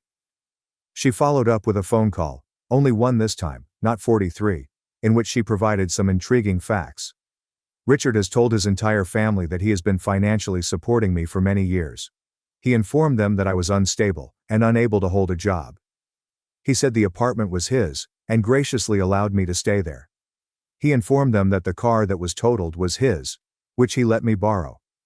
He's been borrowing money from his family members for years, claiming it's to help with my spending habits. Layers of lies. The fiction this man has been producing. He could have used his creative writing skills to produce actual money, instead of deceiving his girlfriend and family. Deborah definitely felt ashamed and upset. She disclosed that she had handed Richard approximately $155,000 over the previous 2 years for emergencies that she now understands were manufactured. She constantly apologized for her previous communications, stating that she needed time to comprehend things. I really felt awful for her. She, like me, has been manipulated by her son, possibly more so. I told her I didn't blame her, that Richard can be extremely convincing when he wants to be. The talk concluded with her saying something that gave me chills. I adore my son, but he should suffer the consequences for once in his life. I will not bail him out this time. Make progress, people. Actual progress. Now for the big reveal. Many of you have inquired about the other thing I did, outside the job predicament and trash disposal. So, remember the credit cards I mentioned? The ones in which I incurred $177,000 in debt to support Richard's costs. It turned out that 3 of them were joint accounts that he started with my information to build his credit but never paid off. I've been working with my bank and a financial advisor to separate these accounts and identify which charges were his. It's a lengthy process, but I've been able to demonstrate that around $11,000 of that debt is directly linked to purchases he made. I did not simply transmit this information to his possible employer. I also emailed it to his parents, brother, and common acquaintances, along with a short note. If Richard asks to borrow money or move in with you, this is what you can expect. Is this petty? Maybe. But it is also true. And truth is a strong disinfectant for the toxic relationships Richard fosters. Even Katie, the ex from the social media post, messaged me on Instagram. I didn't realize you were in the hospital. Richard informed me that you two broke up months ago. I'm very sorry. Months ago. We were literally living together before my injury. The fiction that this man constructs. I kindly responded to Katie, assuring her that I did not blame her. She said that Richard had messaged her for weeks before the party, claiming we were on a break, and that he was ready to move on. She felt bad and promised to email me screenshots of their talks. I declined the screenshots, no need to torture myself further, but thanked her for her candor. Richard appeared at Anastasia's building again yesterday evening. The doorman refuses to let him in. He's expecting a gift basket. So Richard created a disturbance in the lobby by saying that he just wants to talk and explain everything. The doorman phoned the cops, but Richard fled before they arrived. He then called me 37 times in the period of 2 hours. I did not respond, but he left more desperate voicemails. Please talk to me. I can explain everything. This is all a misunderstanding. I was going to pay you back. You're ruining my life. I have nowhere to go.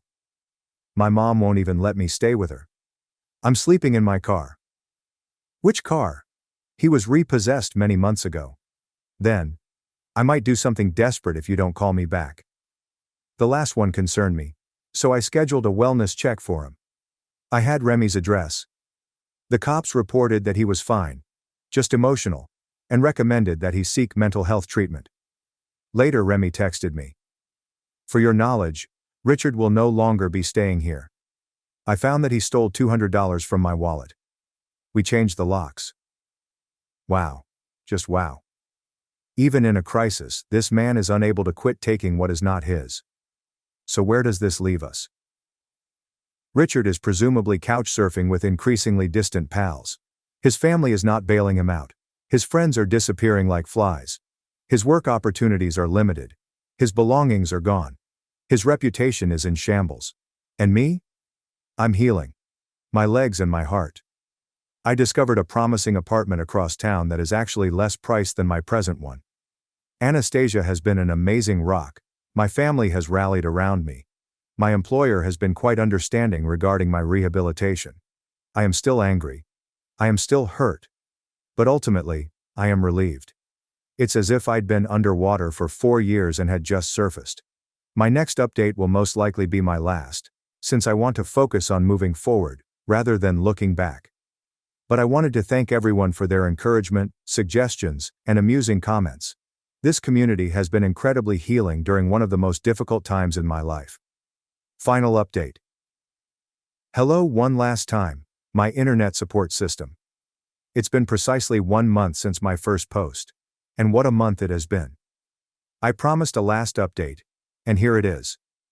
The finale to Richard the Compost King's saga, and how your girl flowered after 4 years of being buried in his BS. First, some practical updates. I moved. I officially moved into my new apartment yesterday. It's smaller than my last home, but it includes a modest balcony where I've already planted a container garden. The building has an elevator, which is essential for the broken leg problem. And security cameras are essential for the ex-boyfriend problem. My cast came off 2 weeks earlier than scheduled. I'm still wearing a walking boot, and physical therapy is no joke. I sweat more during PT than I ever did at the gym. But I can now move about unaided, which feels incredible. My auto insurance has finally paid off. I purchased a used but trustworthy Ford, which I named Freedom. I know it's cheesy, but I'm into it. Now for the real reason you're here. The Richard saga concludes. Things intensified after my last update before ultimately being addressed. Richard's desperation reached new heights when he realized his normal tactics, crying, begging, and guilt-tripping, were ineffective. He took a fresh approach. Public shame. He launched a GoFundMe titled, Homeless After Girlfriend's Revenge. He told a completely fabricated story about how I stole his money and threw away family heirlooms after a minor argument. He provided images of himself looking dejected on what was obviously Remy's couch, before Remy kicked him out. He claimed that he needed $5,000 to get back on his feet. The fundraiser lasted exactly 6 hours before being taken down. Why? Because Anastasia, my brother Dylan, and at least a dozen of our mutual acquaintances reported it as fraud. Additionally, several individuals commented with links to my Reddit posts. Things I had never discussed with Richard. Also, several individuals reacted with links to my Reddit posts, which I had never shared with Richard. Seeing his public grift revealed appears to have triggered something in Richard. He showed up at my former apartment building. Luckily I was already residing at Anastasia's, and raised enough of a commotion that the cops were summoned. According to my former neighbors, he was ranting about defamation and lies, and demanding to be allowed in to retrieve his belongings. When the cops arrived, Richard tried to explain that he resided there, and that I had illegally locked him out. This backfired catastrophically when the landlord confirmed that Richard was not on the lease. Richard could not provide any mail or ID bearing the address.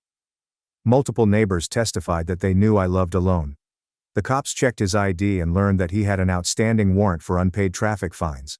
Yes, my pals, Richard was arrested. Not for the ruckus he was generating, but for the $1,200 in unpaid tickets he had up over the previous 2 years. I had no idea the tickets existed because he had been hiding the mail. He spent 2 nights in jail before being bailed out by his brother, not his mother, which is unusual. According to mutual friends, this encounter served as a wake-up call for Richard. He is since. He moved in with his brother, who is making him pay rent. He started working at his brother's company. They stopped contacting me totally. The last one is the most significant development.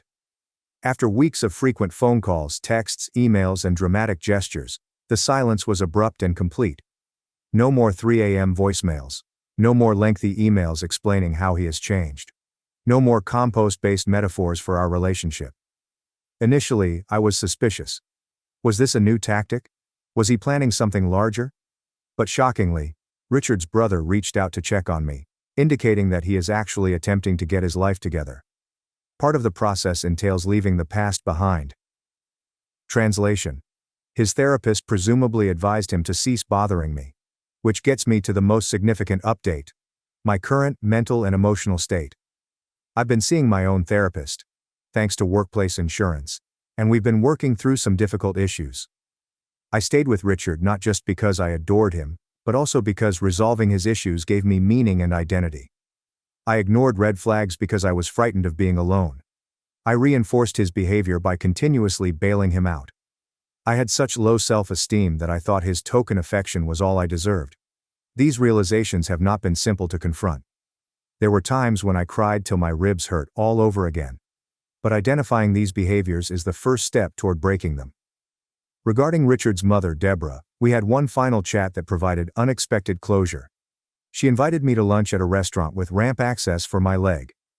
Richard lacked thoughtfulness, and we had a surprisingly candid conversation. She apologized again for not noticing what was going on, and for raising a son who believed it was normal to treat partners in this manner. She confessed that Richard's father followed similar patterns prior to their divorce, and she was concerned that she had normalized financial carelessness and emotional manipulation. I found myself soothing her, which was an unusual role reversal. But it was also therapeutic to realize that she truly cared, and was taking steps to stop aiding Richard. At the end of lunch, she handed me an envelope with $2,000 in cash. "This doesn't begin to cover what he owes you," she replied. "But it's what I can do right now." I originally refused, but she insisted. "This is not from Richard. This is from me. Because I failed as a mother if I raised someone who would treat you in this manner." I took the money and used it to outfit my new residence. A new beginning. Without any traces of Richard's presence. Thank you, Reddit, for bearing witness to this chapter in my life. Your encouragement, guidance, and occasional tough love helped me stay strong when I wanted to give up. You reminded me that I deserved better, when I had forgotten.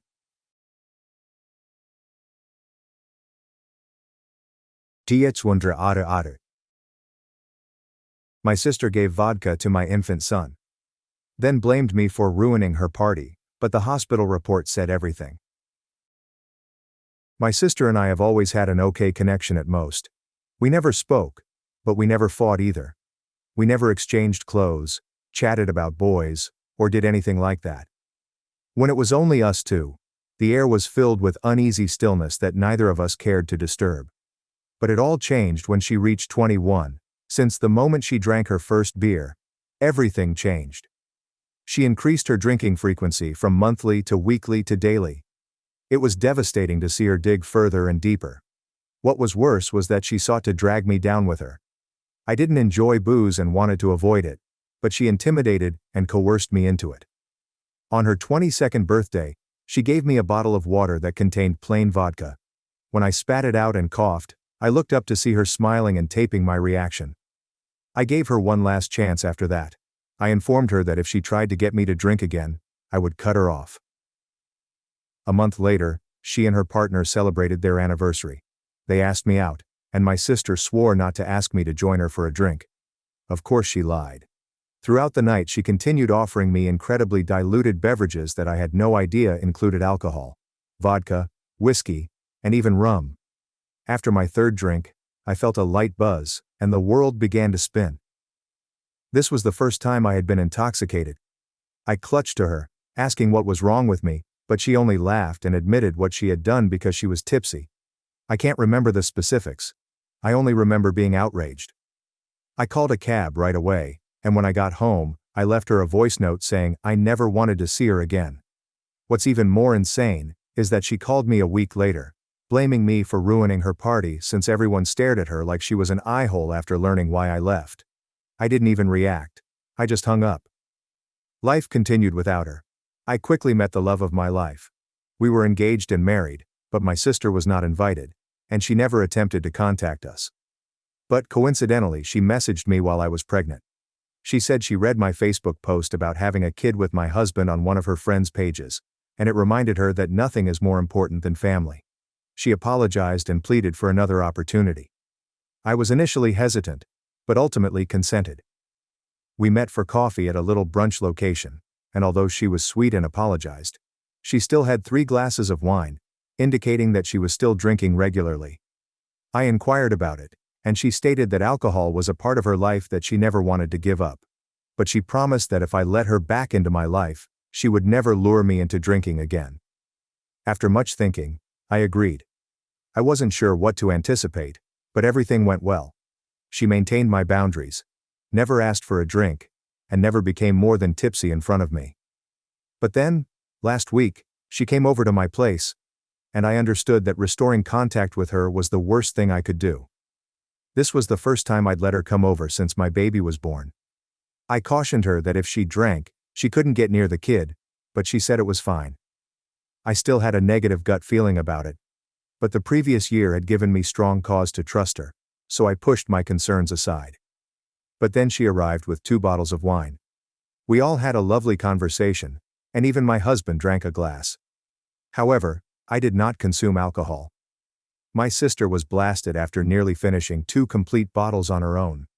Still, the evening was going well, until she requested to use the restroom.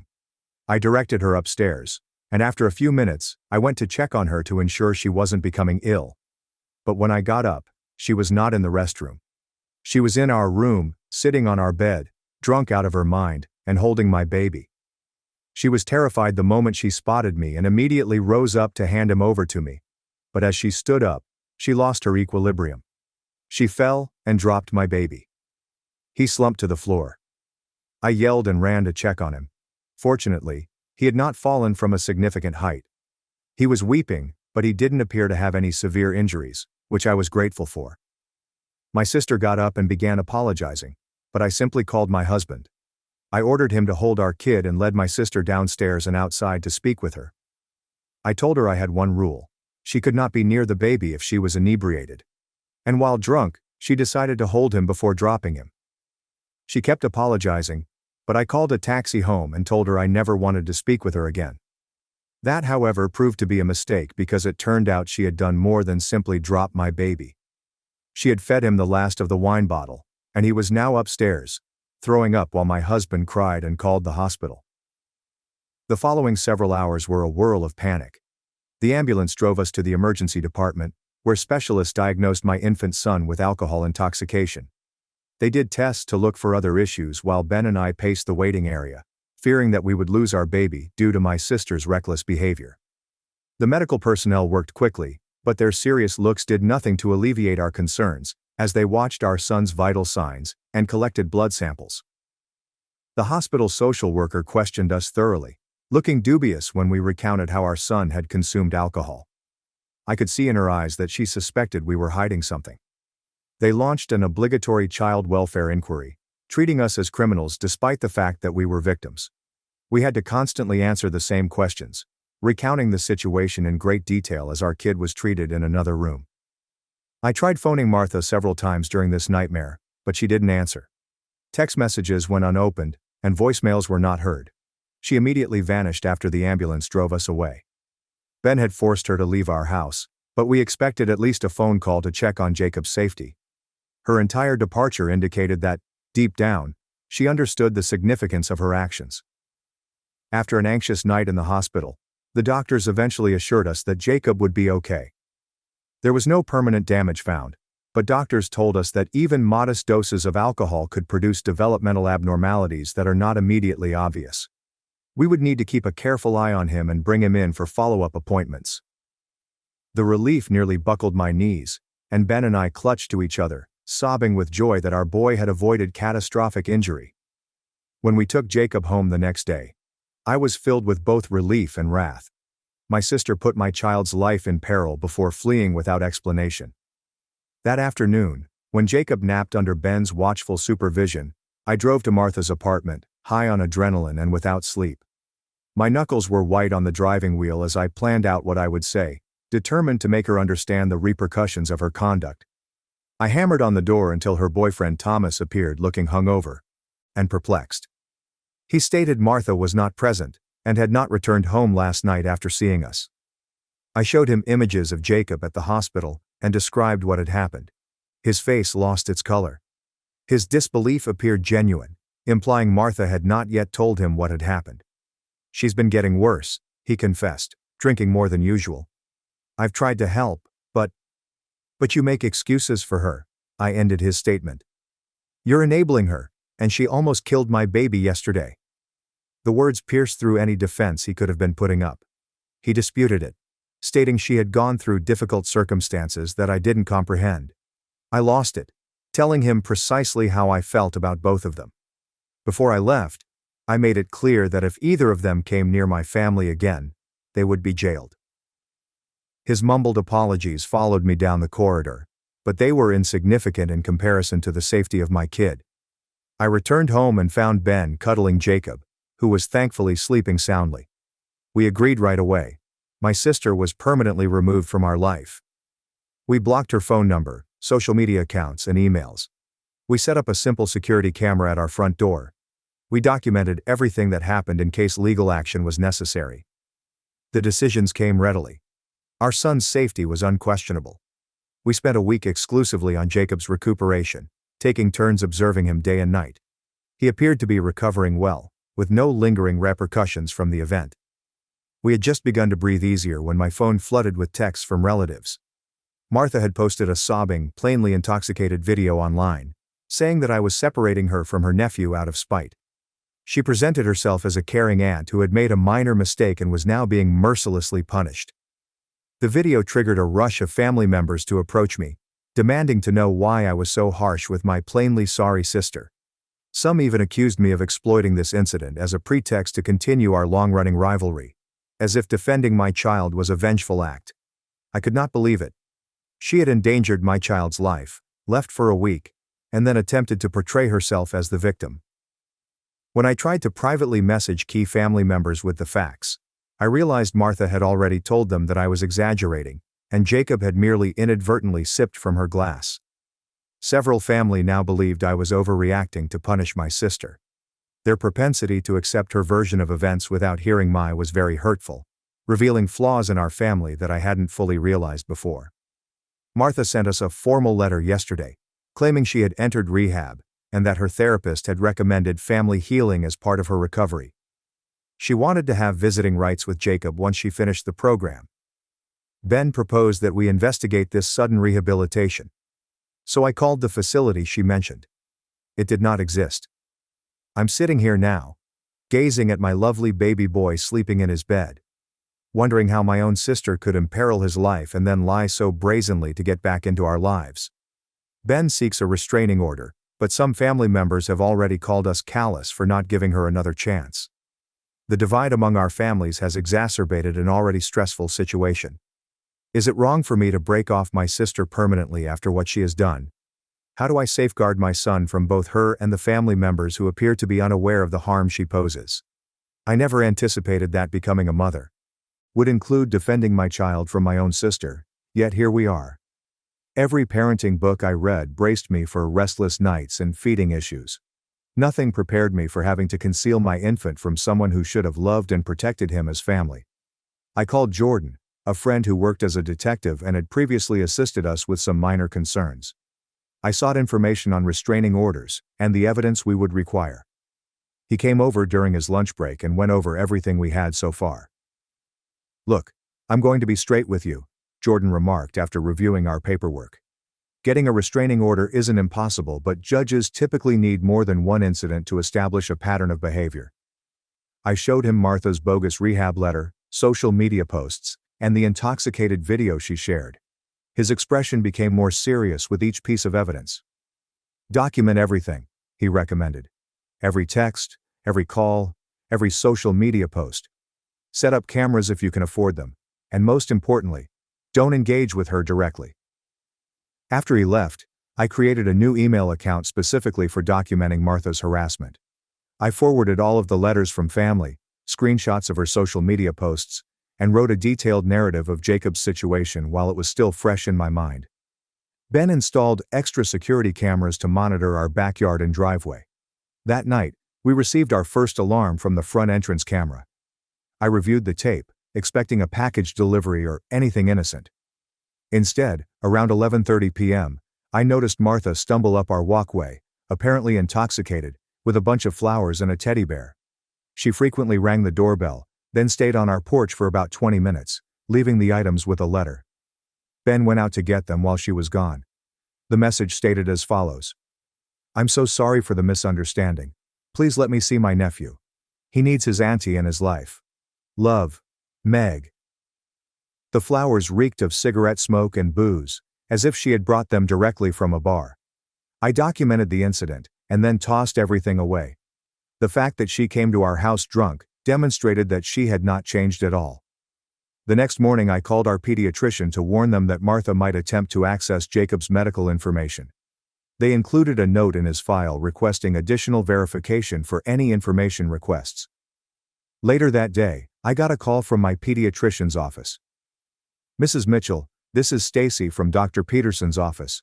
I wanted to let you know that someone claiming to be your sister called requesting copies of Jacob's records. Following your instructions, we declined to release any information." My blood became chilly. Did she say why she wanted them? "She said she was helping you gather documentation for a specialist consultation. When we asked for the authorization form you supposedly signed, she hung up." I thanked Stacy for her call and promptly contacted Jordan again. He stated that while this bolstered our case, it was insufficient to obtain an emergency restraining order. He suggested that we inform Jacob's potential daycare about the matter. The next day, Ben and I went to Little Explorers Daycare, where we had planned to enroll Jacob after I returned to work. When we presented our position to the manager, Karma, her countenance changed from professional politeness to concern.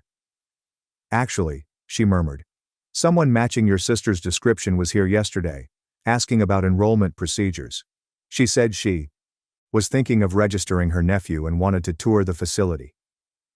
The realization that Martha was closely following our movements made me physically nauseous. We showed Karma a photo of Martha, and she confirmed that it was the same girl. We quickly opted against employing that daycare, and started looking at home-based nanny options instead. That weekend my mother called and invited us to Sunday supper.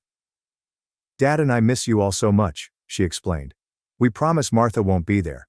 We just want to see our grandson and talk through everything calmly." After consulting with Ben, we cautiously agreed. This would be the first time my parents had seen Jacob since the event. Despite everything, I didn't want to deny them a relationship with their grandchild, if Martha wasn't going to be present. We reached my parents' house around 4 p.m. Mom embraced us with tearful hugs and cooed over Jacob, who was awake and aware in his carrier. Dad gave Ben a firm handshake and a kiss on the cheek. Everything appeared regular as we relaxed into the living room, Jacob on a blanket for tummy time, while Mom prepared coffee and cookies. Then I heard it. The distinct sound of my sister's laughter coming from the kitchen. My entire body tightened. "Who else is here?" I inquired, although I already knew the answer. Before Mom could react, Martha entered the kitchen with a glass of wine in hand. "Surprise," she replied with a smile that did not reach her eyes. "I thought we could finally talk things out." I didn't say anything. I simply picked up Jacob, grabbed his diaper bag, and headed right to the door. I heard Ben behind me talking to my parents about trust being destroyed, but I was already putting Jacob into his car seat, my hands quivering with rage and betrayal. I drove home alone, while Ben remained behind to confront my parents about their deception. When he returned an hour later, his face was dismal. "They admitted to setting up the whole thing," he added, walking around our living room. "They thought if they could just get us all in the same room, we'd talk it out and everything would be fixed." "Did they say anything else?" "Yeah. And you're not going to like it. Martha has been staying with them for the past 3 weeks. Apparently Thomas kicked her out after discovering what she'd done to Jacob. I felt as if I had been hit in the gut. My parents had lied to us while protecting the person who had endangered their own grandson. The extent of their betrayal was unimaginable to me. That night, I sobbed for the family I believed I had, as Ben held me and swore we'd get through it together. The next morning, I texted my parents. "We need space from all of you right now. Please respect that." Then I blocked their numbers. Ben did the same. We needed time to comprehend this betrayal and plan our next steps without continual pressure from my relatives. For a few days, everything was quiet. We got into a pattern with Jacob, who was doing well despite everything. I concentrated on enjoying my maternity leave with him, trying to keep Martha's circumstances out of my head as much as possible. Ben returned to work, albeit he called in more frequently than usual. On Thursday, I decided to visit the grocery shop with Jacob. It was our first trip out together that wasn't for a doctor's visit, and I was feeling good as a new mother. I loaded Jacob into his carrier, which I secured in the shopping cart, and made my way around the store. I was in the produce area picking apples when I had the undeniable feeling of being watched. I turned to see Martha at the end of the aisle, pretending to investigate. An orange display while keeping a close eye on my movements. When our eyes met, she swiftly averted her gaze, pretending she hadn't noticed me. My heart raced. This cannot be a coincidence.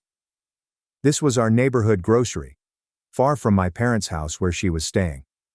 She must have followed me here. I abandoned my half-full cart and dashed for the exit, clutching Jacob's carrier firmly. In the parking lot, I looked for Martha, but didn't see her. I quickly secured Jacob in the car and drove home, continually checking the rearview mirror. Once I got home, I experienced my first panic episode. I couldn't catch my breath. My heart was racing, and I was positive Martha would come at any time. I called Ben at work, barely able to communicate coherently. He arrived home to find me still shivering, and Jacob calmly asleep in his bassinet. "We need legal help," Ben stated once I had calmed down. "This is stalking." The next day, we spoke with Jordan again, and he agreed that we needed to pursue a restraining order more forcefully. He evaluated our documents and explained our alternatives. "For a restraining order, we typically need evidence of threats or harassment," he told me. "Following you in a grocery store is concerning, but difficult to prove as intentional harassment. Courts generally want to see a pattern of behavior that would make a reasonable person fear for their safety." "So there's nothing we can do?" Ben inquired, his frustration palpable. "I didn't say that," Jordan said. "Start documenting everything. Times, dates, locations. Set up more cameras. If she keeps showing up where you are, that builds our case. And don't respond to any contact attempts. That can be used against you to argue the contact was welcome." We exited Jordan's office with a plan. We would diligently document, avoid any touch, and prepare our case. It wasn't the quick solution we sought, but it was something. Martha's attempts to reach us escalated throughout the next week. She developed new email addresses to get around our blocks, sent daily messages on her recovery, and left voicemails requesting just 5 minutes with Jacob. Each mail began sympathetically, but eventually incorporated subtle guilt trips and manipulative language. "I know you're just trying to protect Jacob," one voicemail stated. "But do you really want him growing up without knowing his aunt who loves him so much? Don't you remember how much you loved spending time with Aunt Patty when we were kids?" I saved everything without responding. With each message, her tone moved from appealing to demand. Anything from, "I understand why you're upset," up to, "You're being unreasonable and you can't keep him from me forever." 2 weeks after the grocery store incident, Jessica, our recently hired babysitter, mentioned something disturbing. While taking Jacob on a walk in the neighborhood, she spotted the same automobile driving around the block 3 times.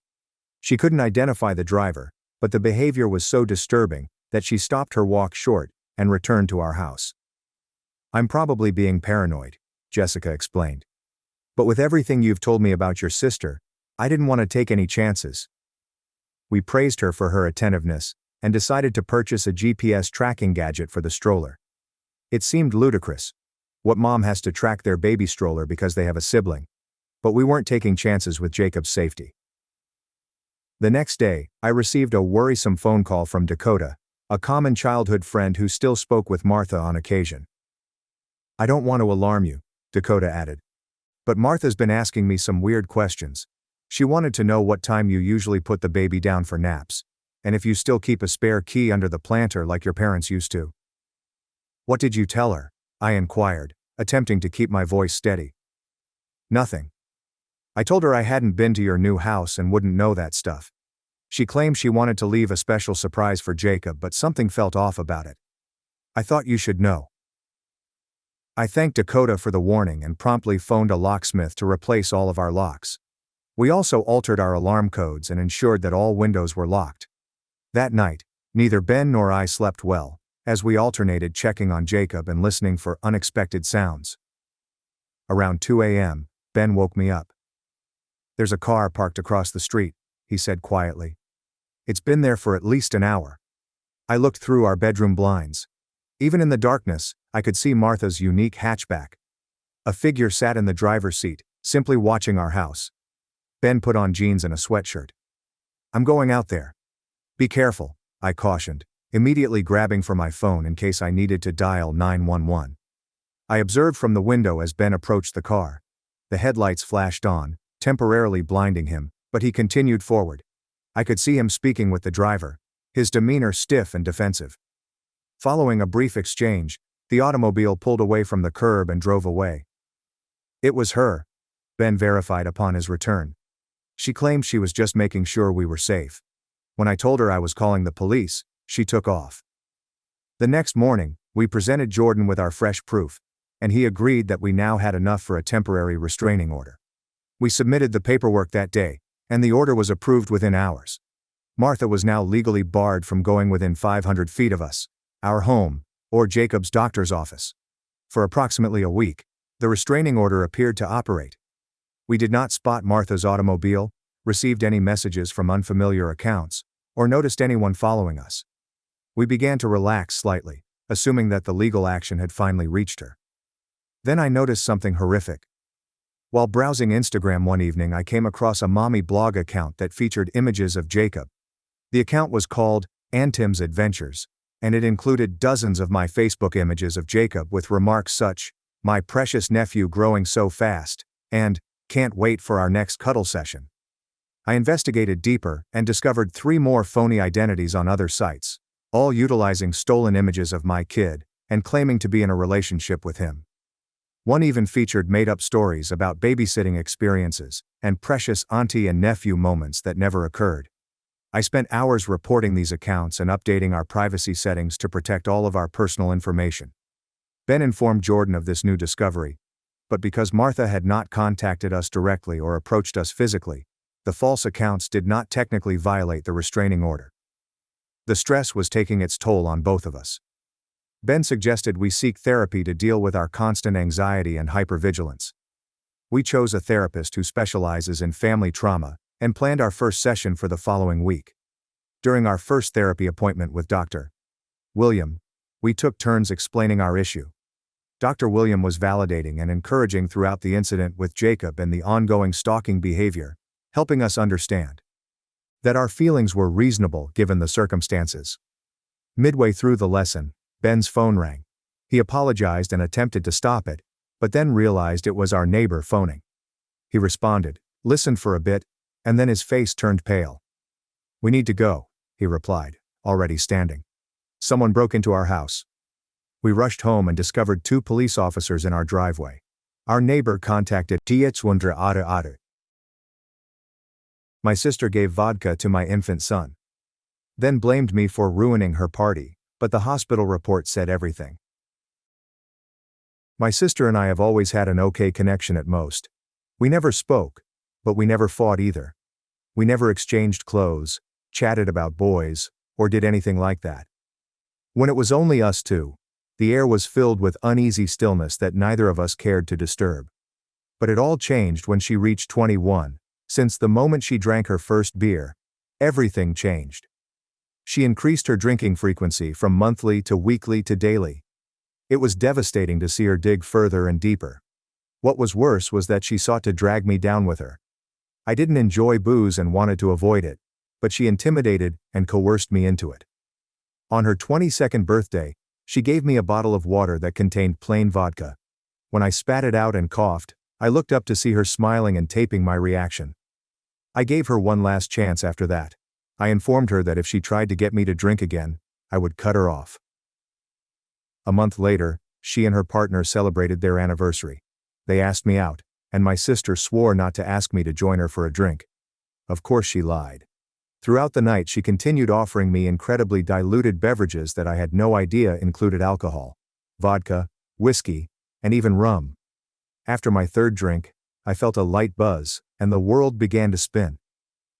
This was the first time I had been intoxicated.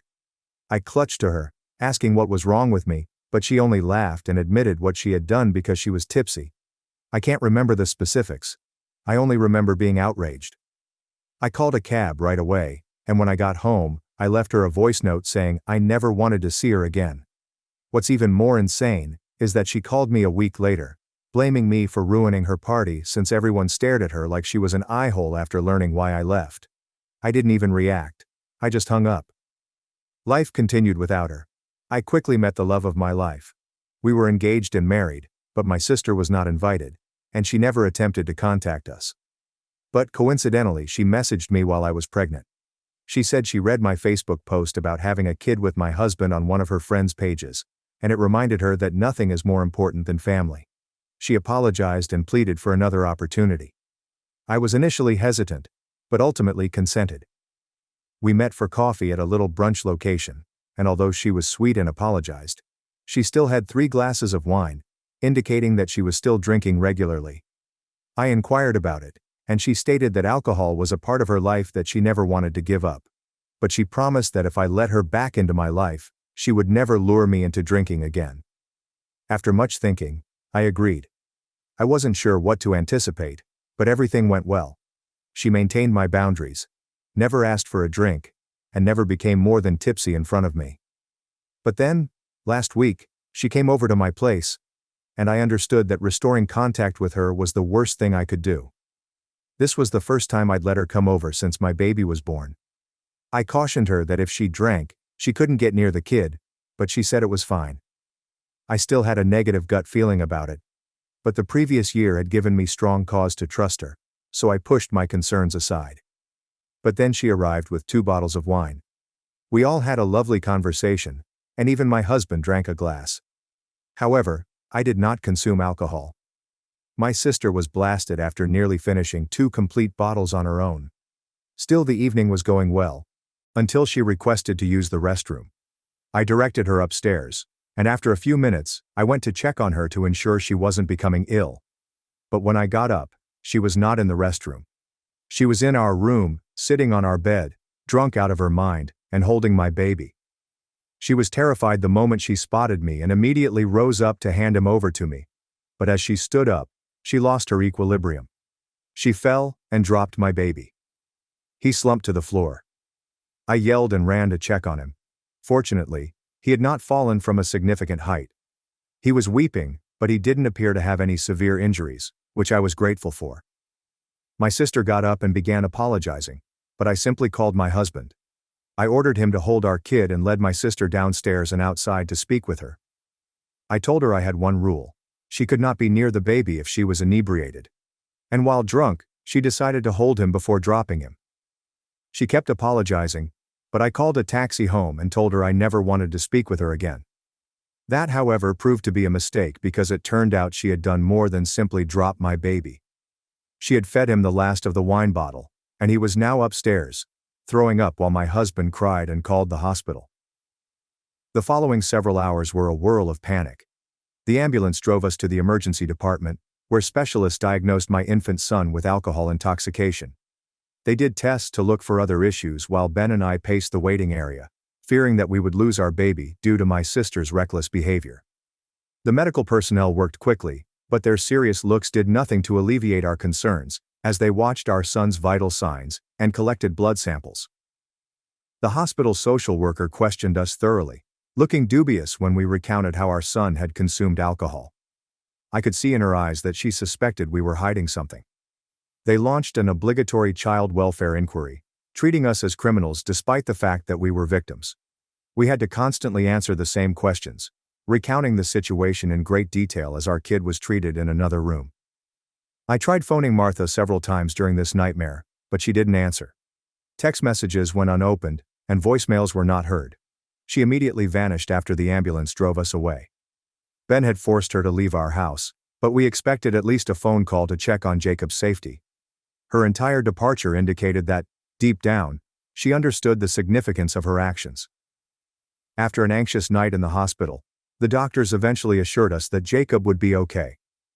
There was no permanent damage found, but doctors told us that even modest doses of alcohol could produce developmental abnormalities that are not immediately obvious. We would need to keep a careful eye on him and bring him in for follow-up appointments.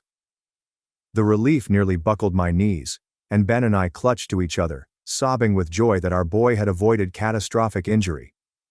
When we took Jacob home the next day, I was filled with both relief and wrath. My sister put my child's life in peril before fleeing without explanation. That afternoon, when Jacob napped under Ben's watchful supervision, I drove to Martha's apartment, high on adrenaline and without sleep. My knuckles were white on the driving wheel as I planned out what I would say, determined to make her understand the repercussions of her conduct. I hammered on the door until her boyfriend Thomas appeared looking hungover and perplexed.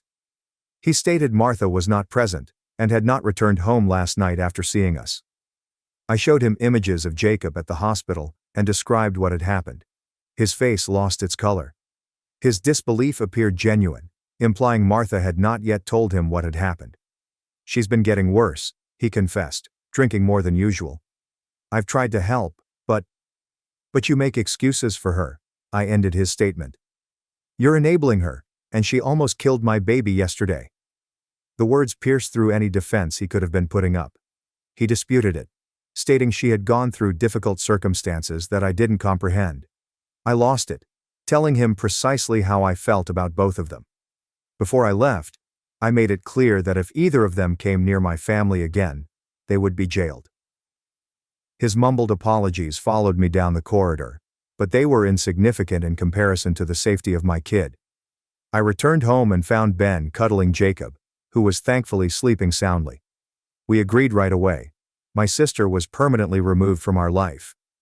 We blocked her phone number, social media accounts, and emails. We set up a simple security camera at our front door.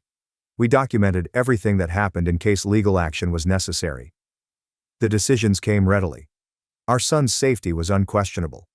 We spent a week exclusively on Jacob's recuperation, taking turns observing him day and night. He appeared to be recovering well, with no lingering repercussions from the event. We had just begun to breathe easier when my phone flooded with texts from relatives. Martha had posted a sobbing, plainly intoxicated video online, saying that I was separating her from her nephew out of spite. She presented herself as a caring aunt who had made a minor mistake and was now being mercilessly punished. The video triggered a rush of family members to approach me, demanding to know why I was so harsh with my plainly sorry sister. Some even accused me of exploiting this incident as a pretext to continue our long-running rivalry, as if defending my child was a vengeful act. I could not believe it.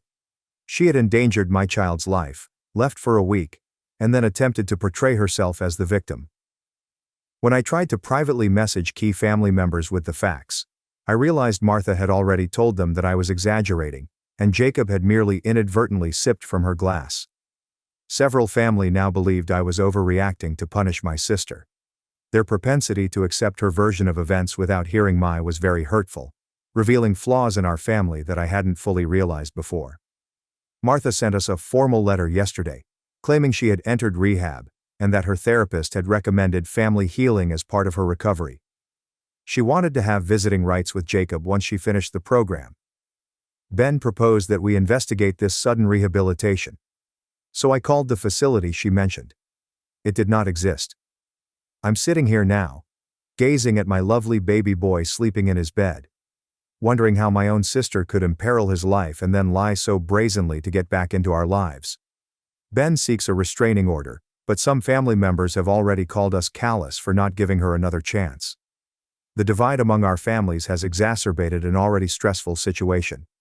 Is it wrong for me to break off my sister permanently after what she has done? How do I safeguard my son from both her and the family members who appear to be unaware of the harm she poses? I never anticipated that becoming a mother would include defending my child from my own sister, yet here we are. Every parenting book I read braced me for restless nights and feeding issues. Nothing prepared me for having to conceal my infant from someone who should have loved and protected him as family. I called Jordan, a friend who worked as a detective and had previously assisted us with some minor concerns. I sought information on restraining orders and the evidence we would require. He came over during his lunch break and went over everything we had so far. "Look, I'm going to be straight with you," Jordan remarked after reviewing our paperwork. "Getting a restraining order isn't impossible, but judges typically need more than one incident to establish a pattern of behavior." I showed him Martha's bogus rehab letter, social media posts, and the intoxicated video she shared. His expression became more serious with each piece of evidence. "Document everything," he recommended. "Every text, every call, every social media post. Set up cameras if you can afford them, and most importantly, don't engage with her directly." After he left, I created a new email account specifically for documenting Martha's harassment.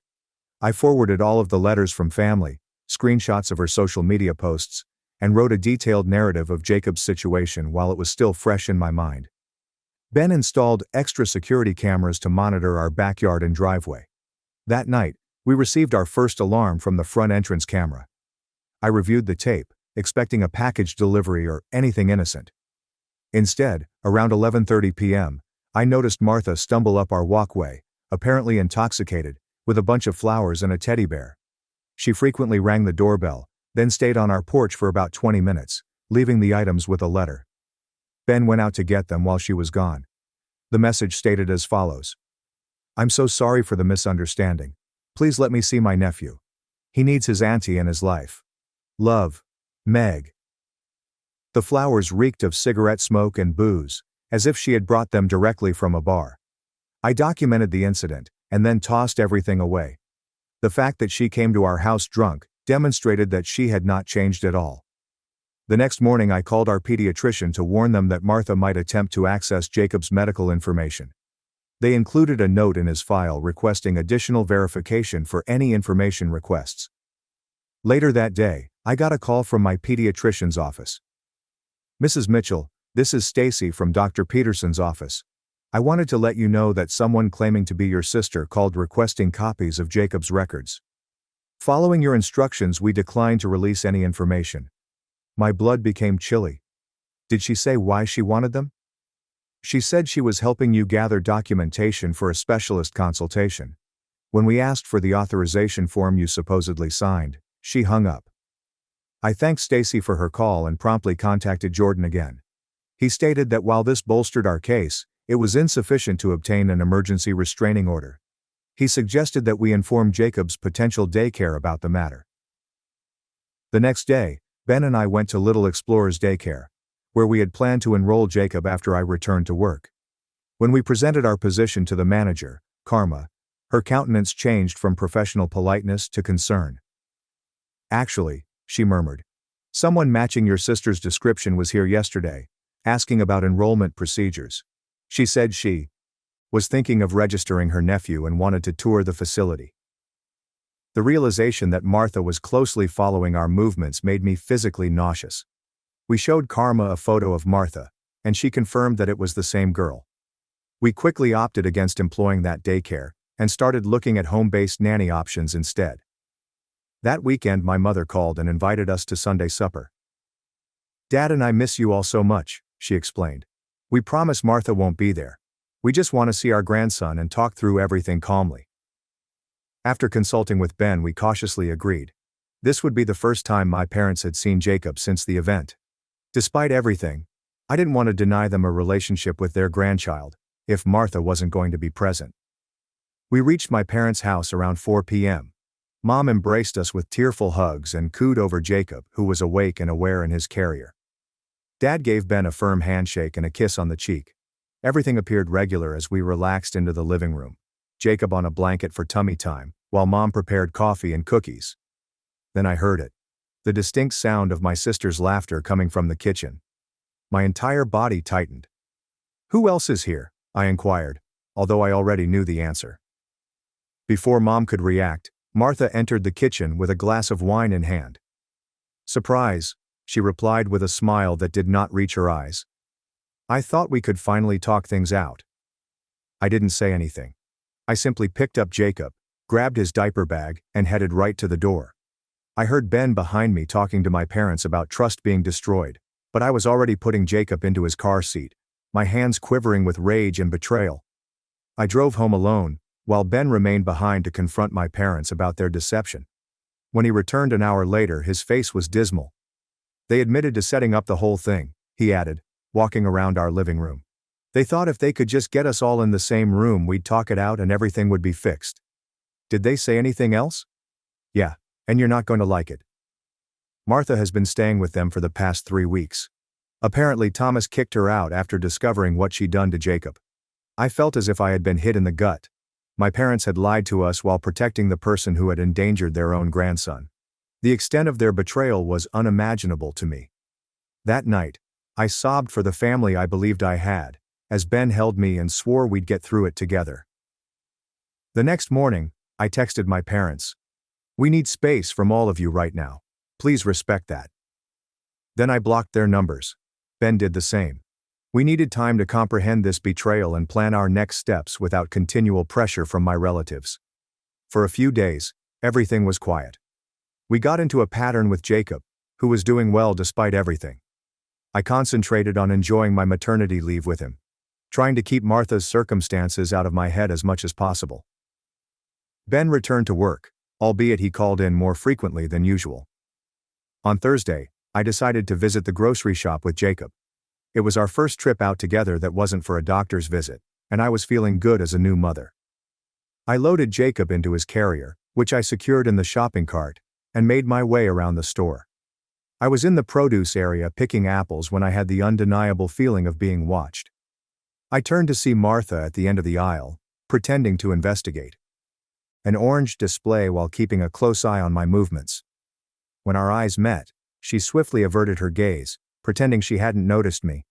My heart raced. This cannot be a coincidence. This was our neighborhood grocery, far from my parents' house where she was staying. She must have followed me here. I abandoned my half-full cart and dashed for the exit, clutching Jacob's carrier firmly. In the parking lot, I looked for Martha, but didn't see her. I quickly secured Jacob in the car and drove home, continually checking the rearview mirror. Once I got home, I experienced my first panic episode. I couldn't catch my breath, my heart was racing, and I was positive Martha would come at any time. I called Ben at work, barely able to communicate coherently. He arrived home to find me still shivering, and Jacob calmly asleep in his bassinet. "We need legal help," Ben stated once I had calmed down. "This is stalking." The next day, we spoke with Jordan again, and he agreed that we needed to pursue a restraining order more forcefully. He evaluated our documents and explained our alternatives. "For a restraining order, we typically need evidence of threats or harassment," he told me.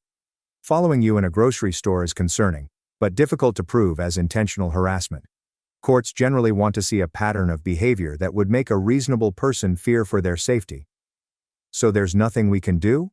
Ben inquired, his frustration palpable. "I didn't say that," Jordan said. "Start documenting everything. Times, dates, locations. Set up more cameras. If she keeps showing up where you are, that builds our case. And don't respond to any contact attempts. That can be used against you to argue the contact was welcome." We exited Jordan's office with a plan. We would diligently document, avoid any touch, and prepare our case. It wasn't the quick solution we sought, but it was something.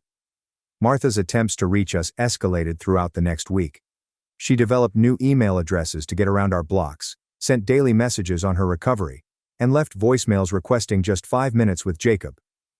Each mail began sympathetically, but eventually incorporated subtle guilt trips and manipulative language. "I know you're just trying to protect Jacob," one voicemail stated. "But do you really want him growing up without knowing his aunt who loves him so much? Don't you remember how much you loved spending time with Aunt Patty when we were kids?" I saved everything without responding. With each message, her tone moved from appealing to demand. Anything from, I understand why you're upset, up to. You're being unreasonable and you can't keep him from me forever. 2 weeks after the grocery store incident, Jessica, our recently hired babysitter, mentioned something disturbing. While taking Jacob on a walk in the neighborhood, she spotted the same automobile driving around the block 3 times. She couldn't identify the driver, but the behavior was so disturbing that she stopped her walk short and returned to our house. I'm probably being paranoid, Jessica explained. But with everything you've told me about your sister, I didn't want to take any chances. We praised her for her attentiveness and decided to purchase a GPS tracking gadget for the stroller. It seemed ludicrous. What mom has to track their baby stroller because they have a sibling? But we weren't taking chances with Jacob's safety. The next day, I received a worrisome phone call from Dakota, a common childhood friend who still spoke with Martha on occasion. I don't want to alarm you, Dakota added. But Martha's been asking me some weird questions. She wanted to know what time you usually put the baby down for naps, and if you still keep a spare key under the planter like your parents used to. What did you tell her? I inquired, attempting to keep my voice steady. Nothing. I told her I hadn't been to your new house and wouldn't know that stuff. She claimed she wanted to leave a special surprise for Jacob, but something felt off about it. I thought you should know. I thanked Dakota for the warning and promptly phoned a locksmith to replace all of our locks. We also altered our alarm codes and ensured that all windows were locked.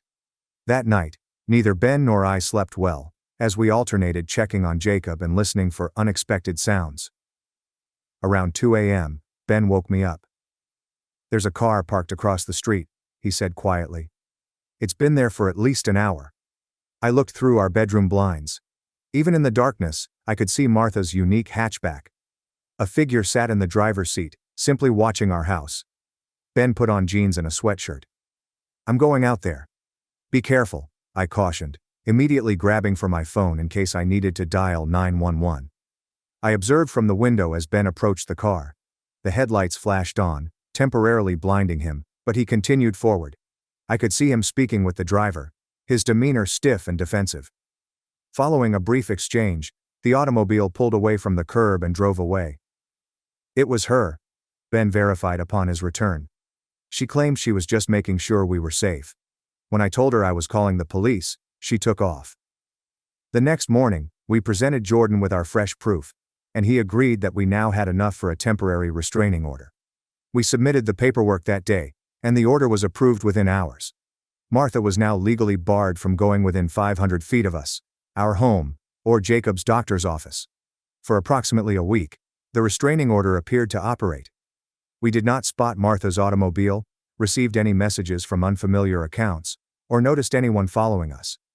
We began to relax slightly, assuming that the legal action had finally reached her.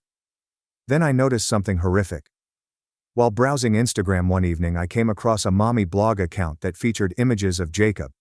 The account was called Antim's Adventures, and it included dozens of my Facebook images of Jacob with remarks such, "My precious nephew growing so fast," and "Can't wait for our next cuddle session."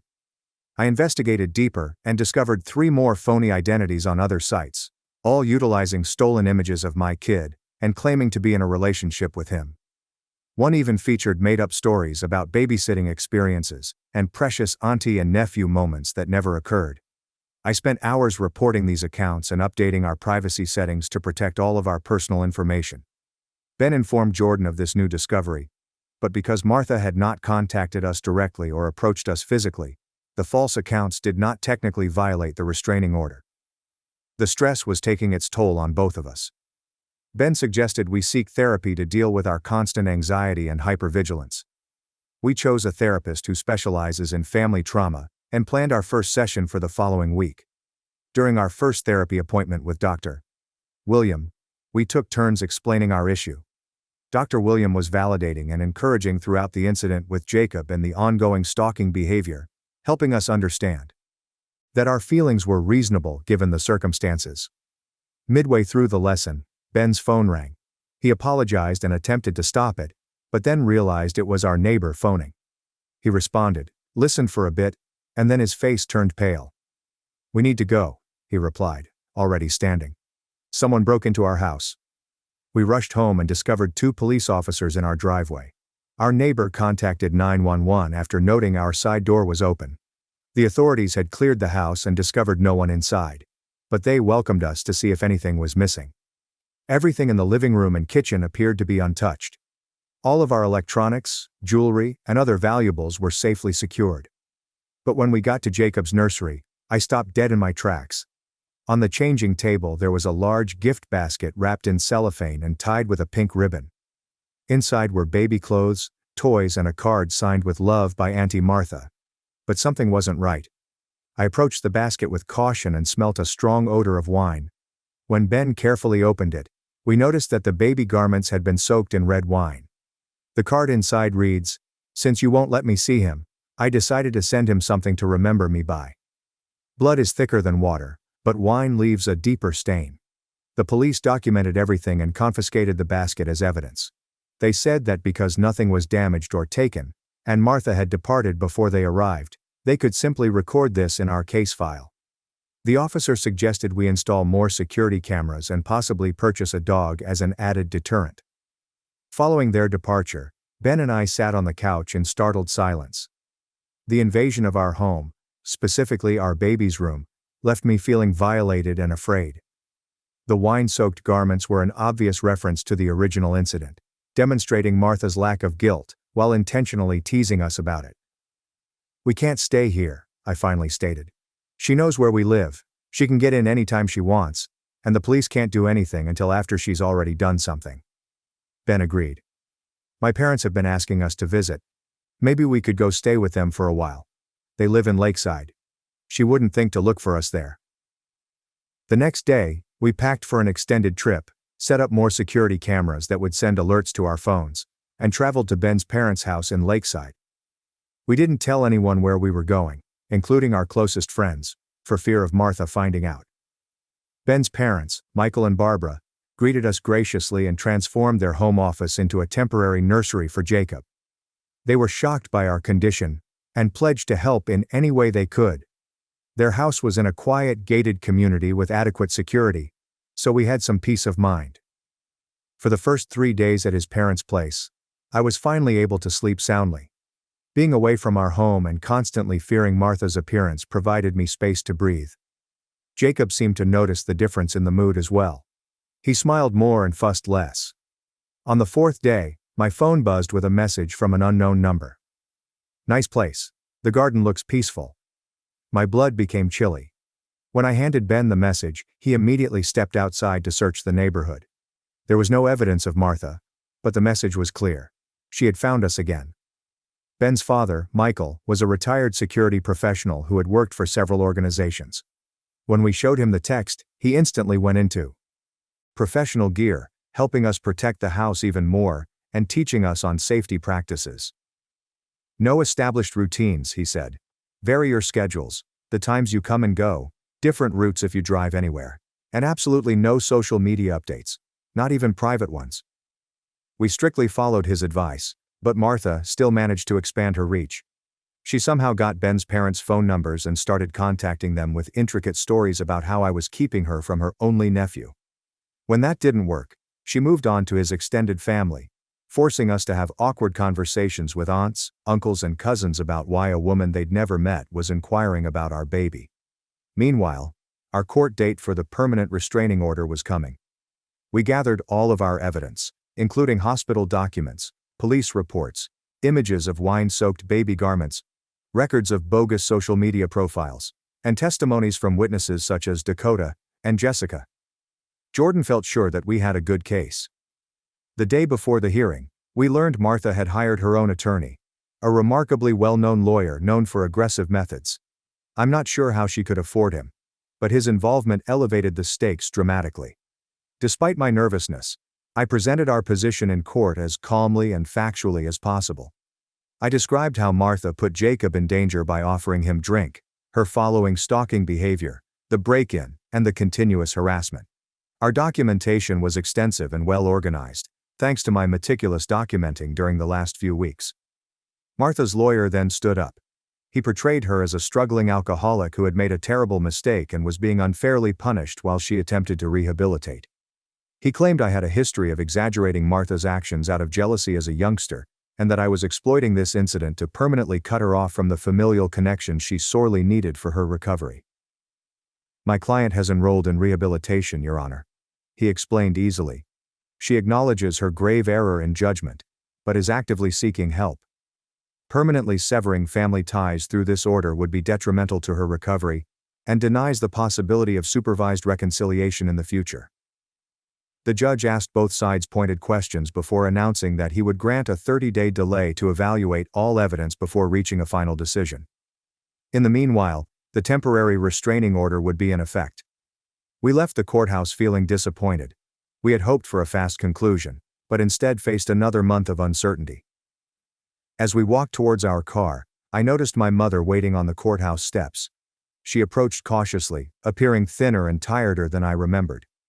"Can we talk?" she requested. "Just for a minute." Ben gripped my hand but stepped back to give us privacy. I crossed my arms defensively, unprepared to forgive her betrayal. "Martha told us she's having suicidal thoughts," my mother stated without hesitation. "She says being cut off from family is killing her. Can't you drop this restraining order and let us work together as a family to help her?"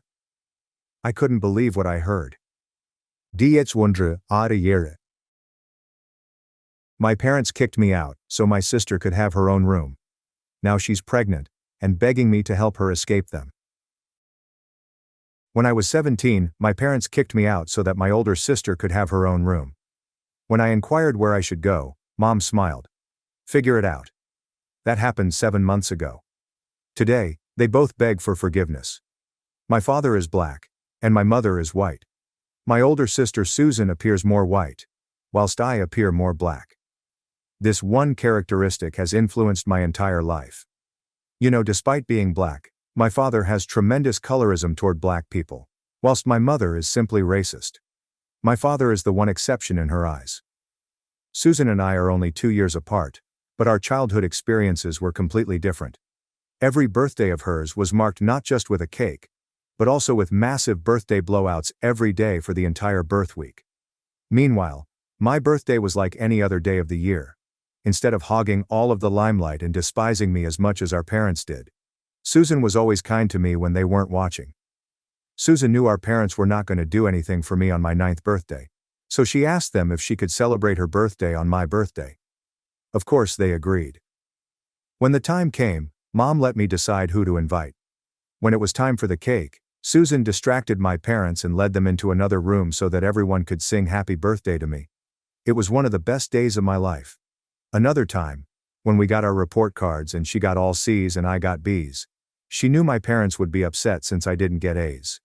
So, as they read my report card, she begged them not to hurt me since she disliked violence. So they just pinched me a few times.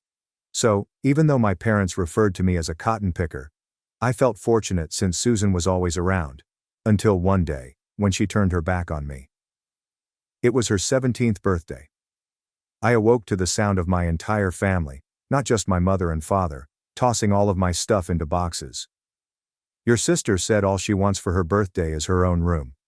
"Sorry," my father remarked when I questioned what was going on. My eyes widened, and I questioned where I should go, because there were no other rooms in the home. My mother offered an answer. "I don't know. You have phone numbers of friends and family. Figure it out, darky." Tears filled my eyes as I looked over at Susan, who refused to make eye contact with me. Her whole body was strained. It took nearly half an hour of convincing before I realized it wasn't some strange joke. I immediately began to howl with despair because the one thing I was clutching onto, the only ally I had in the house, had abandoned me. And even when I curled up into a ball and began to rock back and forth with the loneliness that I can't put into words, they disregarded me and continued packing. By this moment, my fight-or-flight response had kicked in. I repressed my feelings before leaving and phoning the one other family member I trusted, my aunt on my father's side. I had no idea what Susan would say after her betrayal, but she instantly invited me to come over and stay as long as I wanted. I didn't have breakfast that morning. Susan didn't even receive her present. I just took the boxes, booked an Uber, and departed. Susan called me on the way there though. I was overwhelmed with rage when I saw her name appear on the screen, but I picked up nonetheless. "I'm so sorry, please don't hate me." My brow wrinkled, and I became utterly silent. "Are you alone right now?" she inquired. I told her yes. Susan said nothing else. She had just turned on FaceTime and showed me a pregnancy test with 2 pink lines. This was hers. I gave a gasp. "Lily, I'm pregnant. I don't want to tell mom and dad yet because, well, you know how they can be. But I don't want you to be home when they find out." I remembered when Susan came home with a hickey. My parents yelled at me for about an hour, telling me how awful of an influence I was and how everything was my responsibility. So I understand. "Susan, what can I do to help?" I inquired. She advised me to seek assistance from our Aunt Katie. Suddenly, I heard my folks walking up the stairs and singing happy birthday. So I hung up. My mind was whirling. A part of me felt relieved that Susan was still my best friend. But mostly, I was worried. Very concerned.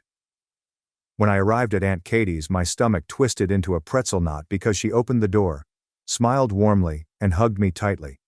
"I'm so happy you visited." I never informed her what had happened, and my parents obviously didn't either.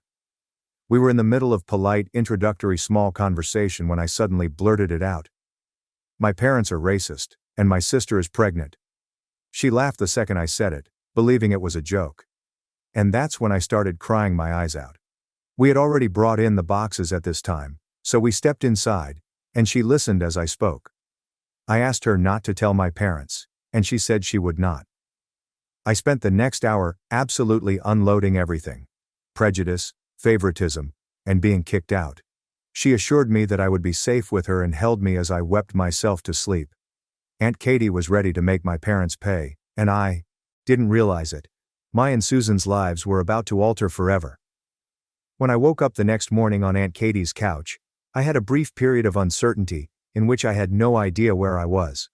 Then it all came pouring back. Being kicked out, Susan's pregnancy, everything. My eyes were swollen from sobbing, and my back ached from sleeping in an unusual position. I checked my phone. Susan missed 3 calls, but none from my parents. Not surprising, but it still hurts.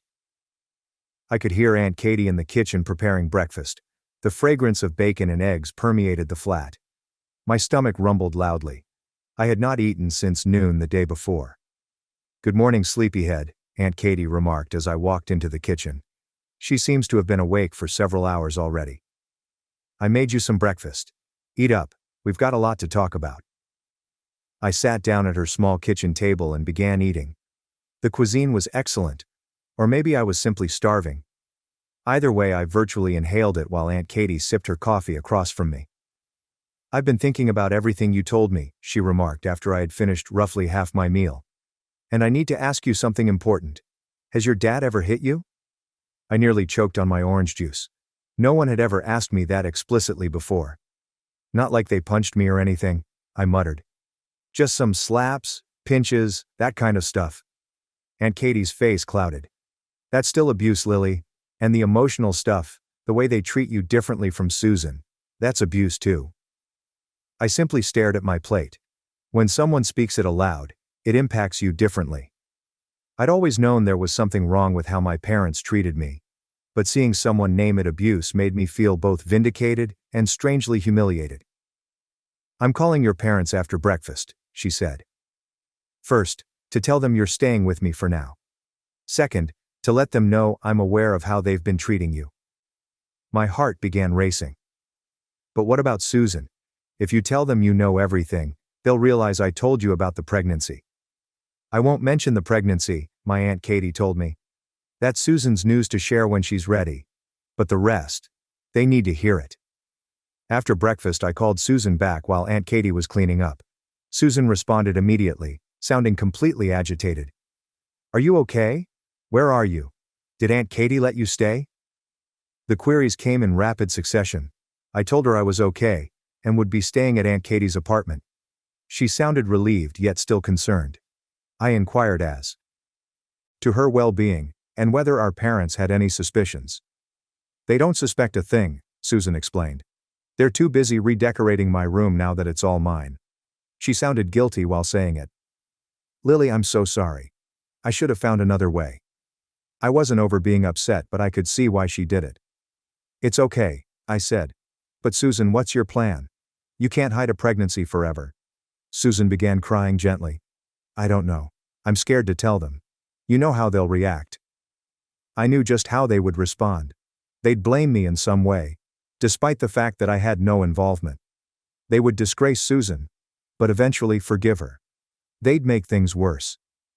What about the father? I inquired. Is he in the picture? It's Tyler, Susan explained. You know, from my chemistry class. His parents are super religious. If they find out, he's screwed. We both are. Tyler Williams. I knew him faintly.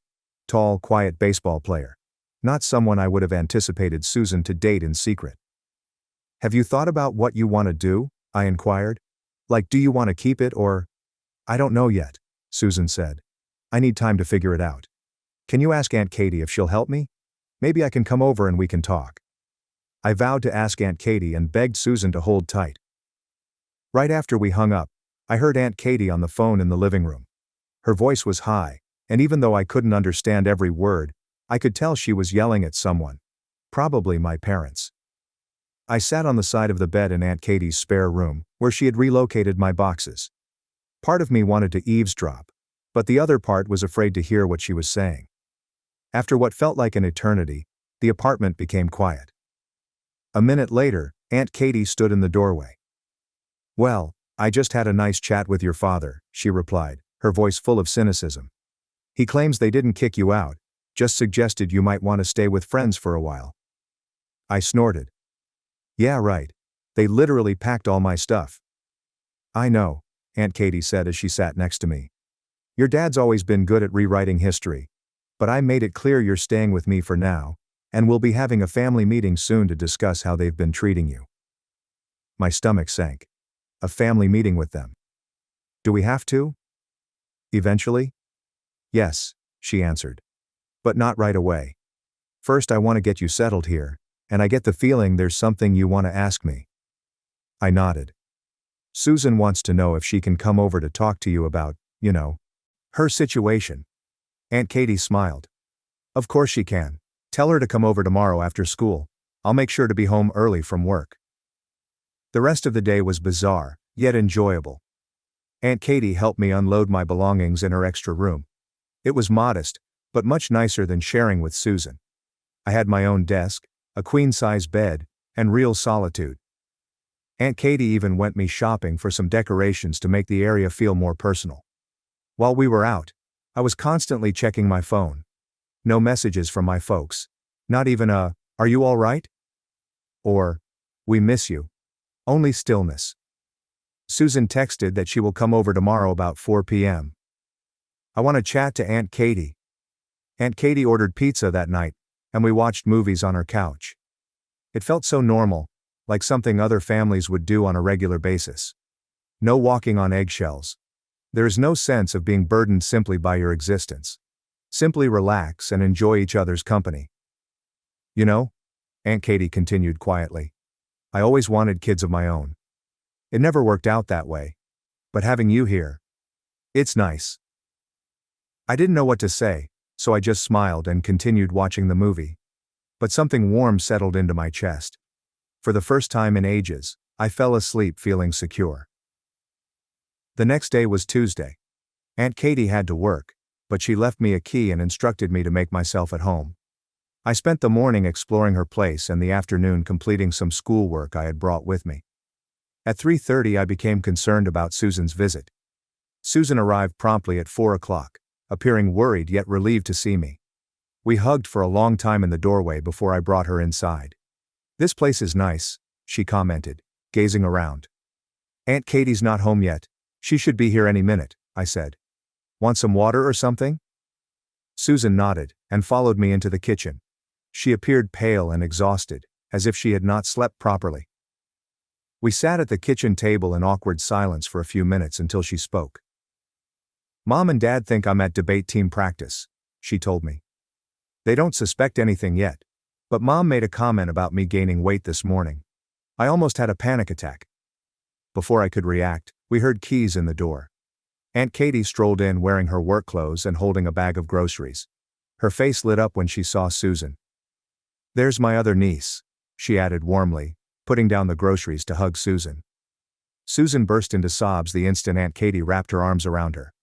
The following hour was intense. Susan told Aunt Katie everything about Tyler, being 8 weeks pregnant, and being frightened that our parents would discover it. Aunt Katie listened carefully, asking clarifying questions but never passing judgment. "Have you decided what you want to do?" Aunt Katie said gently. Susan shakes her head.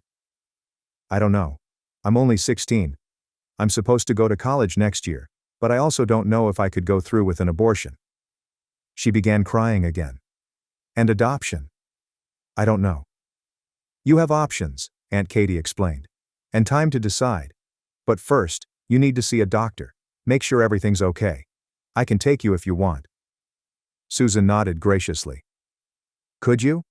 I'm scared to go alone and I can't ask Mom." "Of course," Aunt Katie replied. "And Susan, whatever you decide, I'll support you. Even if your parents don't." Susan stared at me, her eyes still wet from crying. "I'm so sorry about what happened, Lily. I just panicked. I thought if they found out while you were still there." "It's okay," I responded, this time with sincerity. "I get it. And honestly, it's better here anyway." After Susan left, promising to text us about scheduling a doctor's appointment, I assisted Aunt Katie in preparing dinner.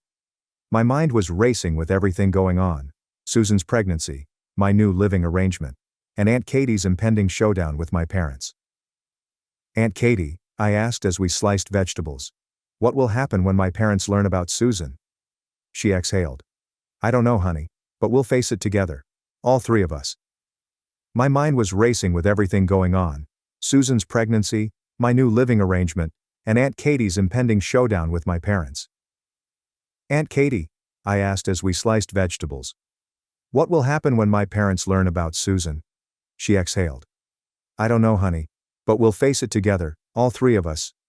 The following week was unexpectedly calm. I got into a rhythm at Aunt Katie's apartment. She'd wake me up for school, drop me off on her way to work, and then pick me up later. We would cook supper together, watch TV, and speak. She questioned me about my interests, friends, and classes, all the things that parents are supposed to care about, but mine never did. Susan came over several times after school, ostensibly for debate team research. Aunt Katie accompanied her to the doctor, who confirmed she was approximately 9 weeks pregnant. Susan was still unsure what to do, but at least she was receiving excellent prenatal care in the interim. My parents? The radio is silent. I did not receive a single call or text inquiring how I was. Susan said they seldom discussed me at home, like if I didn't exist. It hurt. But it also reinforced what I'd always suspected. They didn't love me the way parents should. Then, on Friday evening, everything exploded. Susan called me in a panic. "Mom found my prenatal vitamins," she explained, her voice trembling. "She put it together with me gaining weight. She knows, Lily. She knows I'm pregnant." My heart fell. What happened? What did she say? She went ballistic, Susan sobbed. Started screaming about how I'd ruined my life, how no decent college would accept me now, how I'd brought shame on the family. Dad arrived home in the middle of it and lost his wits as well. I turned Susan on speaker so Aunt Katie could hear. "Are you safe?" Aunt Katie inquired instantly. "I'm in my room with the door locked," Susan explained. "But they keep pounding on the door, demanding I come out and face the consequences of my actions. I'm scared." Aunt Katie grabbed her car keys. "We're coming to get you. Pack a bag with essentials. You can stay here too." The drive to my folks' house was tense. Aunt Katie drove like a lady on a mission, with white knuckles on the steering wheel. I sat in the passenger seat texting Susan about our whereabouts. She stopped replying, which increased my concern. When we got to the house, I felt ill to my stomach. I hadn't returned since the day they kicked me out. The porch light was turned on, and both of my parents' automobiles were in the driveway. "Stay in the car," Aunt Katie said as she put the car into park. "No way," I replied. "Susan's my sister. I'm coming with you." Aunt Katie seemed to want to fight, but instead nodded. We walked up to the front door jointly, and she pressed the doorbell. The sound of shouting from inside abruptly stopped. A moment later, my father wrenched the door open. When he met Aunt Katie, his expression shifted quickly from rage to surprise, to a false smile. "Katie, what a surprise," he remarked, ignoring my presence beside her. "What brought you so late?" "Cut the crap, Marcus," Aunt Katie remarked harshly. "We're here for Susan, she called us." My mother arrived behind him, her face blotchy with tears or yelling, or both. "This is a family matter, Katie. You shouldn't be involved." "I am family," Aunt Katie replied. "And so is Lily, though you seem to have forgotten that." "Where's Susan?" "In her room having a teenage tantrum," my father remarked dismissively. "She can come out when she's ready to discuss her options rationally." The way he said alternatives made my skin crawl. I knew exactly which choice he believed was rational. "Let me go get her," I murmured, already heading for the stairs. My mother attempted to stop my progress. "You don't live here anymore, Lily. You can't just move," Aunt Katie said, her voice so forceful that my mother stepped aside. I dashed upstairs to Susan's room, my old room too, and gently knocked. "Susan, it's me. Open up." Susan looked out through the cracked door, her face streaked with weeping. When she realized it was really me, she rushed open the door and hugged me tightly. "Thank God you're here," she whispered. "They've lost their minds. Dad says I have to get an abortion or he'll throw me out. Mom keeps crying about what people at church will say." "Pack your stuff," I instructed her. "You're coming to stay with me and Aunt Katie." Susan nodded and swiftly grabbed a duffel bag, packing clothes and toiletries inside. I assisted her in packing, retrieving items she had forgotten, such as her laptop charger, favorite sweater, and the plush bear she had given me years ago, which had miraculously survived the purge of my belongings. When we returned downstairs with her bag, my parents were still arguing with Aunt Katie in the entryway. "You can't just take her," my mother said. "She's 16, she's still a minor." "Watch me," Aunt Katie said. "Unless you want me to call Child Protective Services and report how you've treated both your daughters, I suggest you step aside." My father's cheeks became an unsettling shade of red. "Is that a threat?" "You have no proof of anything." "I have Lily's testimony," Aunt Katie stated quietly. "And now I have evidence of you trying to force Susan into a medical procedure against her will. Do you really want to test me on this, Marcus?" My parents exchanged looks. For the first time in my life I noticed anything like terror in their eyes. "Susan can make her own decisions when she turns 18, my mother remarked, shifting tactics. "For now, she stays here where we can take care of her." "Take care of her like you took care of me," I exclaimed. "By treating her like garbage if she doesn't do exactly what you want?" My father eventually recognized my presence with a look. "You don't know what you're talking about. We've always provided for both of you." "Providing food and shelter is the bare minimum," I responded. "You never loved me, and now that Susan's done something you don't approve of, you're treating her the same way." Susan moved ahead, clutching her suitcase. "I'm going with Aunt Katie and Lily. I'll be back when you're ready to support me, no matter what I decide about my baby." My mother began crying. Again, but it seemed manipulative rather than real. "Susan, please think about your future." "I am thinking about my future," Susan stated confidently. "And right now, it's not here." We walked out of the home together, my parents too surprised to physically intervene. As we drove away, I noticed them waiting in the doorway, watching us leave. They appeared little and sad, no longer the towering figures of authority I had imagined for so long. The following few days were an adjustment.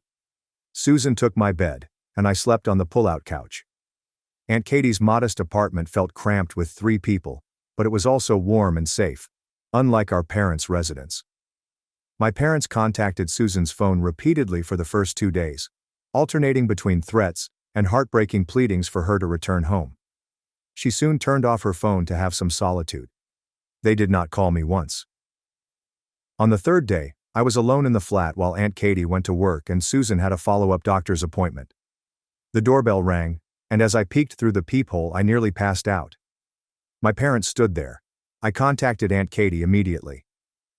"They're here," I said quietly into the phone. "Mom and Dad are at the door." "Don't let them in," she stated sternly.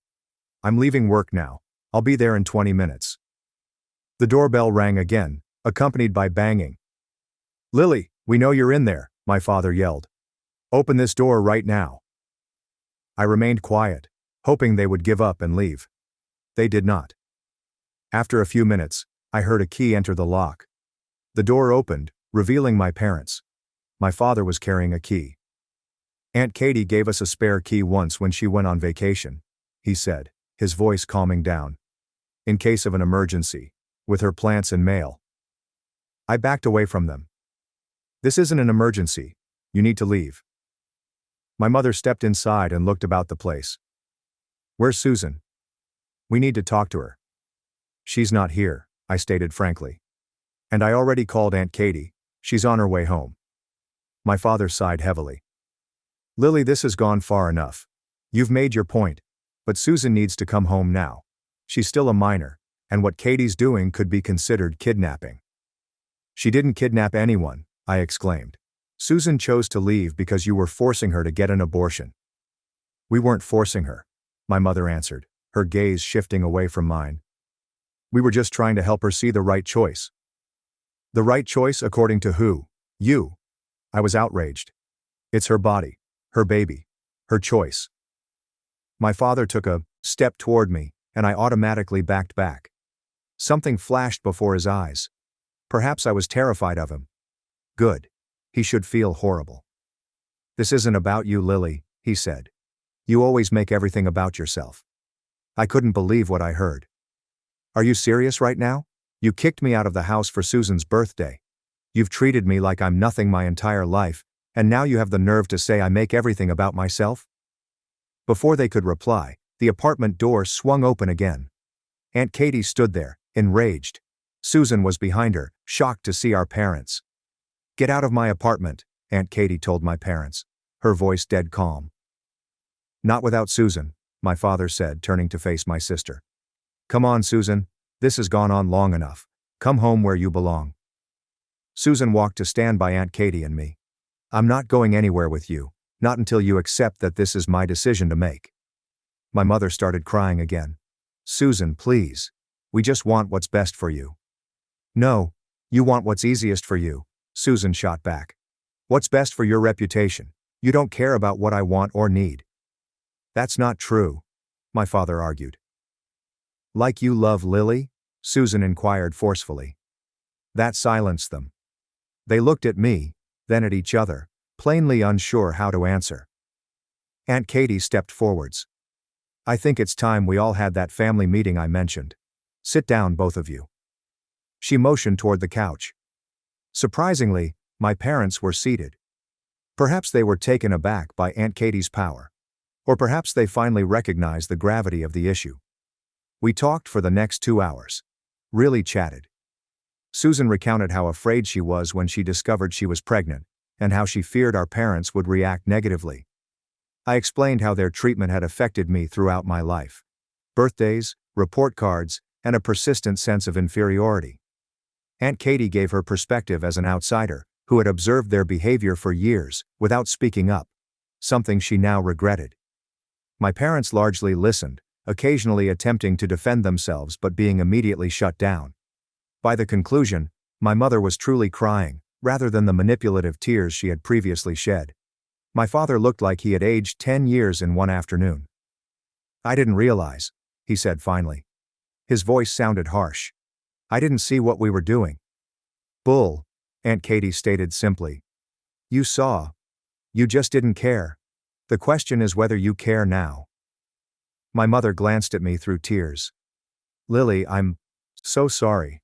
We've been terrible parents to you." It was the first sincere apology I had ever received from her. I wasn't sure what to do with it. Part of me wanted to accept it right away. To have the loving parents I'd always craved. Another part wants to tell them to go to hell. "Sorry doesn't fix 16 years, I eventually said. But it's a start." The subject went to Susan's pregnancy. Our parents were still visibly upset, but they stopped asking for an abortion. Instead, they listened as Susan discussed her options, keeping the baby, adoption, or termination, and her concerns about each one. When they departed, nothing had been settled. But something had changed. They agreed to respect Susan's decision about her pregnancy. They welcomed both of us to come home, but they also understood if we wanted to stay with Aunt Katie for the time being. Aunt Katie closed the door behind them, and the three of us sank onto the couch, emotionally weary. "Do you think they meant it?" Susan inquired calmly, backing her decision. "I don't know," Aunt Katie admitted. "People don't change overnight, but they might be starting to see the damage they've done."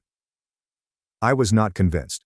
One conversation, no matter how heated, could not reverse a lifetime of behavior. But for the first time, I felt as if things could be different. That night, while I lay on the pull-out couch, staring at the ceiling, I reflected on all that had happened. In less than 2 weeks, my whole existence had been turned upside down. I'd lost my house, found an ally in Aunt Katie, and ended myself in an odd new relationship with my parents. Susan stepped out of the bedroom and sat on the edge of my makeshift bed. "Can't sleep?" I inquired. She shakes her head. "Too much going on here?" she asked, tapping her temple. "Lily, do you think I should give them another chance?" I sat upright. "That's your call. They're still our parents, for better or worse." "I'm scared they'll go back to how they were before," she admitted. "That they'll pressure me about the baby, or treat you badly again." "Probably," I responded. "Honestly, people don't change that easily. But now we have Aunt Katie, and we have each other." Susan grinned slightly. "We've always had each other." She hesitated and said, "I think I want to keep the baby." "Is that crazy?" I stretched out to squeeze her hand. "Not crazy. Scary." "Sure, but you'll be an amazing mom. Better than ours at least," Susan remarked with a sour laugh.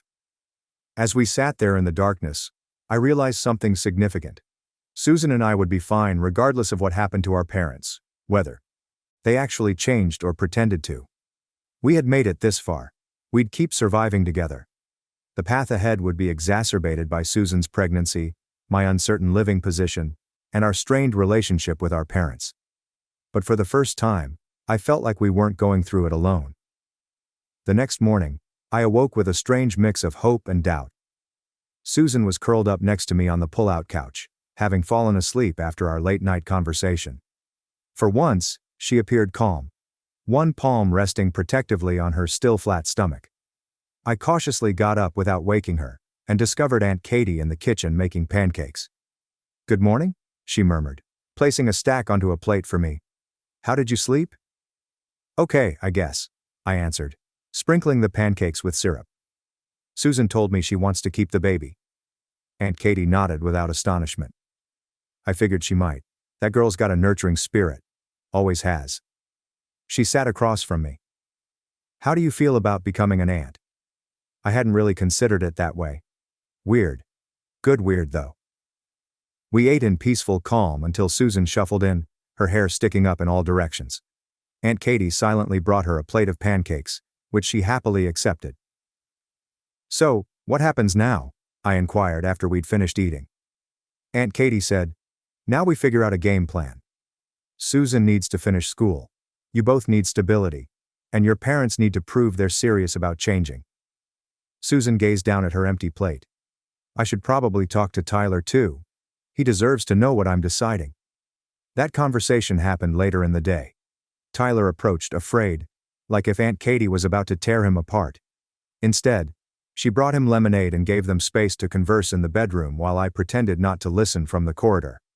I couldn't hear everything, but Tyler's response astonished me. No disputing or denying responsibility. Instead, he continued uttering phrases like, "Whatever you need," and "I'll be there." When they emerged an hour later, Susan seemed relieved, and Tyler appeared determined, if still terrified. "I'll tell my parents tonight," he said before departing. "They'll freak, but they're big on responsibility. They won't let me bail." Susan flopped down on the couch next to me when he departed. "Well, that went better than expected." "He seems decent," I admitted. "He is," Susan answered. "Scared out of his mind, but decent." The next few days were a whirl of planning. Aunt Katie contacted our parents for another meeting, this time with all of us, as well as Tyler and his parents. Talk about awkwardness. Tyler's parents were stunned, but rallied fast, particularly his mother. My parents were stiff and formal, but at least they did not yell. The adults talked about practical issues like medical insurance, living arrangements, and school preparations. I usually sat quietly, studying everyone's expressions. My father kept glancing at me when he thought I wasn't paying attention. This strange combination of remorse and something else I couldn't pinpoint. My mother rarely made eye contact with anyone. After the meeting, our parents asked whether we'd want to come home for supper that weekend. A fresh start, my mother termed it. Susan immediately fixed her gaze on me. Up to Lily, she stated firmly. I go where she goes. My father nodded slowly. Fair enough. I agreed, but only if Aunt Katie came along. No way was I going back into that place without my support. They hesitantly agreed. That Friday night was the most unpleasant dinner I've ever had. My mother had clearly spent hours cooking all of our favorite foods, even remembering mine correctly, which was a first. The talk was strained. Everyone tried too hard to be pleasant. Halfway through dinner, my father cleared his throat. I've been doing some reading, he said hesitantly. About colorism, and how it affects children. He addressed me directly. I never realized what I was doing to you, Lily. I'm not asking for forgiveness, just a chance to try to be better. I nearly choked on my mashed potatoes. My father read about colorism. He admitted he was wrong. I didn't know what to say, so I simply nodded. My mother got in next. We've also found a family therapist, she told me. For all of us, if you girls are willing. We have a lot to work through. I looked at Susan, who lifted her eyebrows as if to ask, what do you think? Maybe, I replied cautiously. We'll think about it. After supper, my father hesitantly showed me my old room, but it wasn't my old room anymore. They'd entirely redo it. New paint, new furniture, and even a nice desk for studying. We thought, if you wanted to come back. He paused. I don't know yet, I replied. Honestly, this is all happening really fast. He nodded. I understand. The room's yours whenever you want it. No pressure. Back at Aunt Katie's, Susan and I talked late into the night. She was torn about going back home. On the one hand, they were remarkably supportive of the infant right now. However, we were both aware of how rapidly they may flip. What do you think? She was asking me. Should we give them another chance? I exhaled. I don't know. Part of me wants to believe they've changed. Another part is waiting for them to go back to normal. Same, Susan admits. But I also feel bad about taking advantage of Aunt Katie. Her apartment is tiny for 3 people, let alone 4, once the baby comes. It was a good point. Aunt Katie had been fantastic, but this was not a long-term solution. We resolved to speak with Aunt Katie about it in the morning. When we mentioned it during breakfast, she astonished us. I've actually been thinking about this, she told me. I've been looking at 3-bedroom apartments, more space for all of us. You want us to stay with you permanently? Susan inquired, shocked. Aunt Katie shrugged.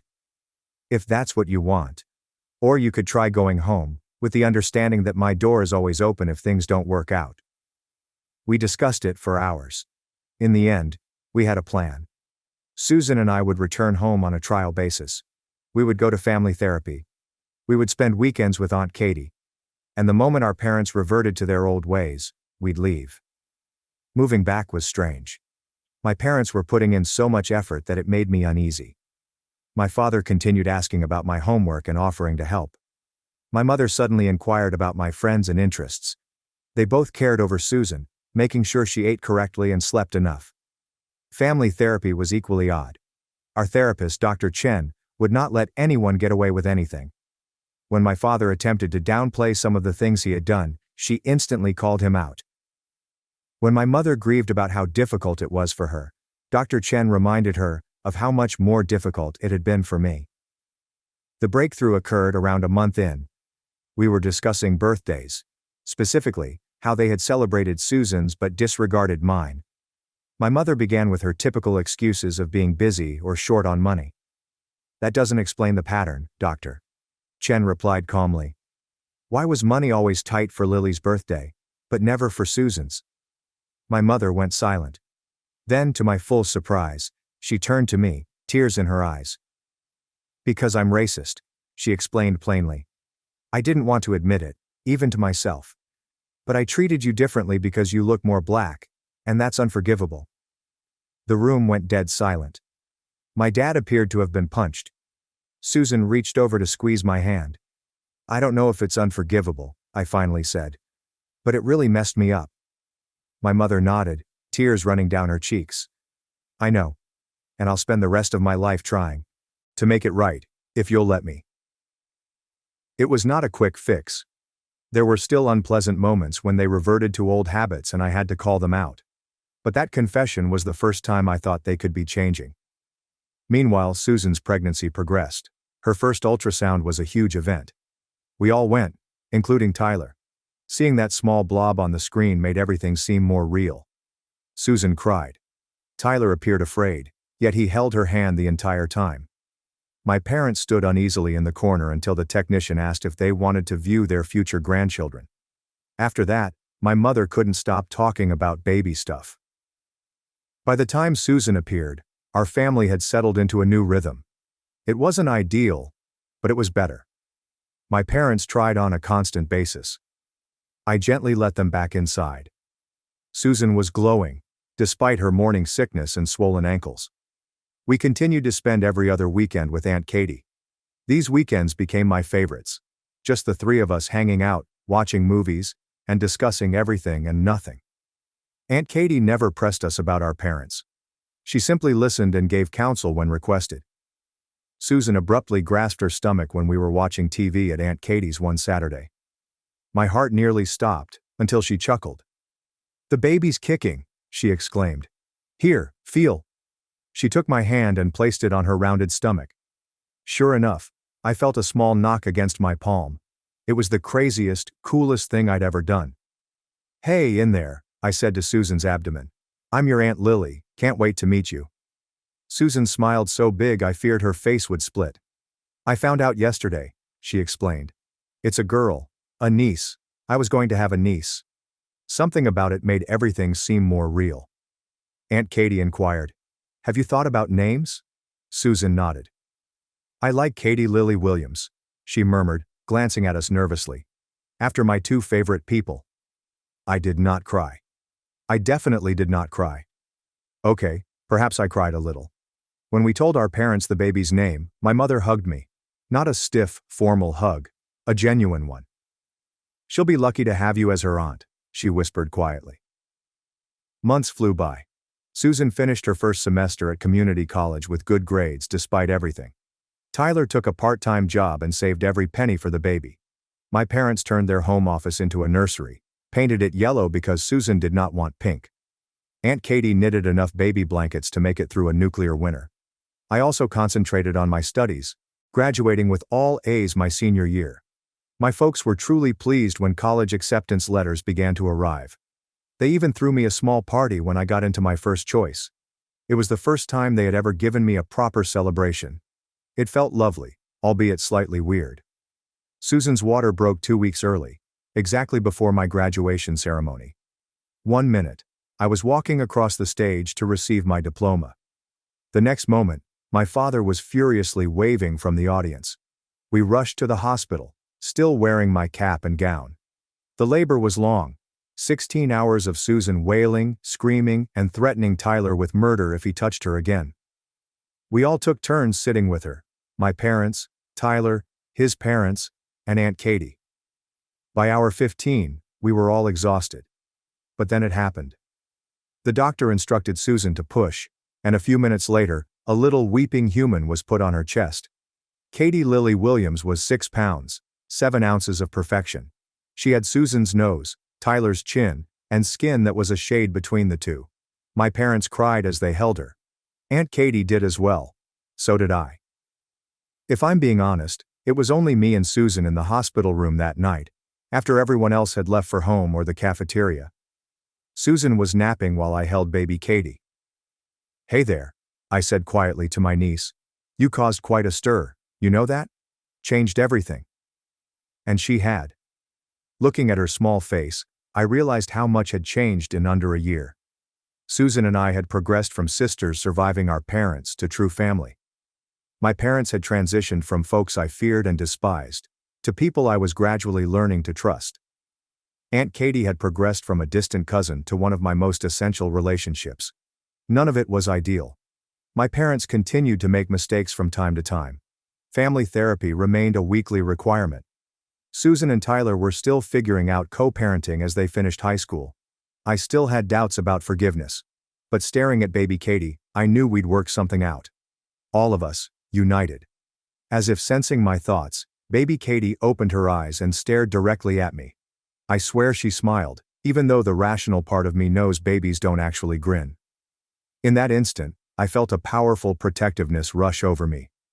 This tiny girl would never understand how it felt to be rejected or unloved. She would grow up surrounded by people who loved her, including her mother, grandparents, and an aunt who had learned the hard way what a family should be.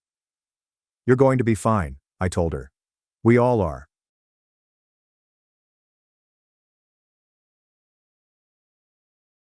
தேர்வு 170. My brother framed me for assault, and my mom believed him. Now she's begging the court to visit him in juvie. I was 7 years old, and my older brother Jack was 9 when the incident occurred. He had placed rocks into a teacher's gas tank every day for a week, unaware that it was wrong.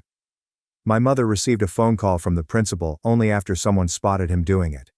At that point she had 2 options. Tell them it was Jack, or tell them it was all me. We look extremely similar. She told them it was me since my mother felt she needed at least one angel child to brag about. And because I was inherently more naughty than Jack, she chose him to play the role. I ended up being suspended, and every instructor at the school picked on me. Jack thought he could get away with anything, and acted like it. When I was 11, Jack stole $20 from my mother's wallet. My mother didn't even ask if it was me. She simply sold my gaming console as punishment. But Jack's behavior only worsened from there. I was 14 when I met my first girlfriend. Jack was 16, and he had a girlfriend. So one day, when my girlfriend caught the back of Jack's head kissing another girl, she videotaped it and forwarded it to practically every group chat at school. His phone was swamped with hate messages and anonymous threats. But instead of admitting it and accepting a beating, he told everyone it was me. And because everyone in high school loved theater, everyone, including my mother, believed him right away. And because our family is quite anti-cheating, almost all of my relatives stopped talking to me. Following that, I gave up on trying to maintain a social life. I believed if I just kept my head down until I left for college, everything would be fine. But, as you can expect, my scheme failed.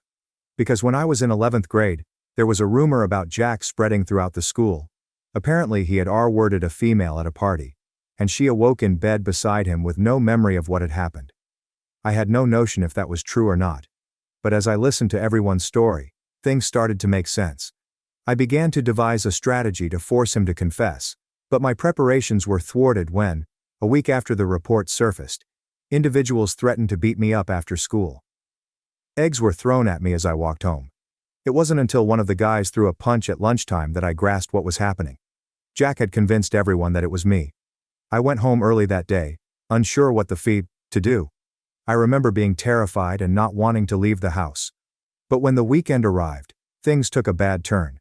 I received notification that I had been tagged in a photo on Instagram. But when I clicked it, my heart sank. The account was anonymous, yet it was followed by almost everyone at school. The caption included my home address, phone number, and email address, followed by a detailed account of who I had violated and how I had done so. I almost threw up from worry. My hands and feet were freezing cold. I tried scrolling through my WhatsApp to see who I could contact, but there was only one. My dad was the only person who did not blame me for Jack's cheating on his girlfriend. I hadn't spoken with him in almost 10 years. When I called, he asked if I wanted to come over and offered to pay for the Uber. I let out a sigh of relief and quickly left. On my way there, I encountered 4 Toyota Corollas loaded with irate 18-year-olds, all coming towards my house. Fortunately, they didn't notice me, and I knew I'd be staying with my father for a while. When I arrived, he didn't even inquire why I had reached out.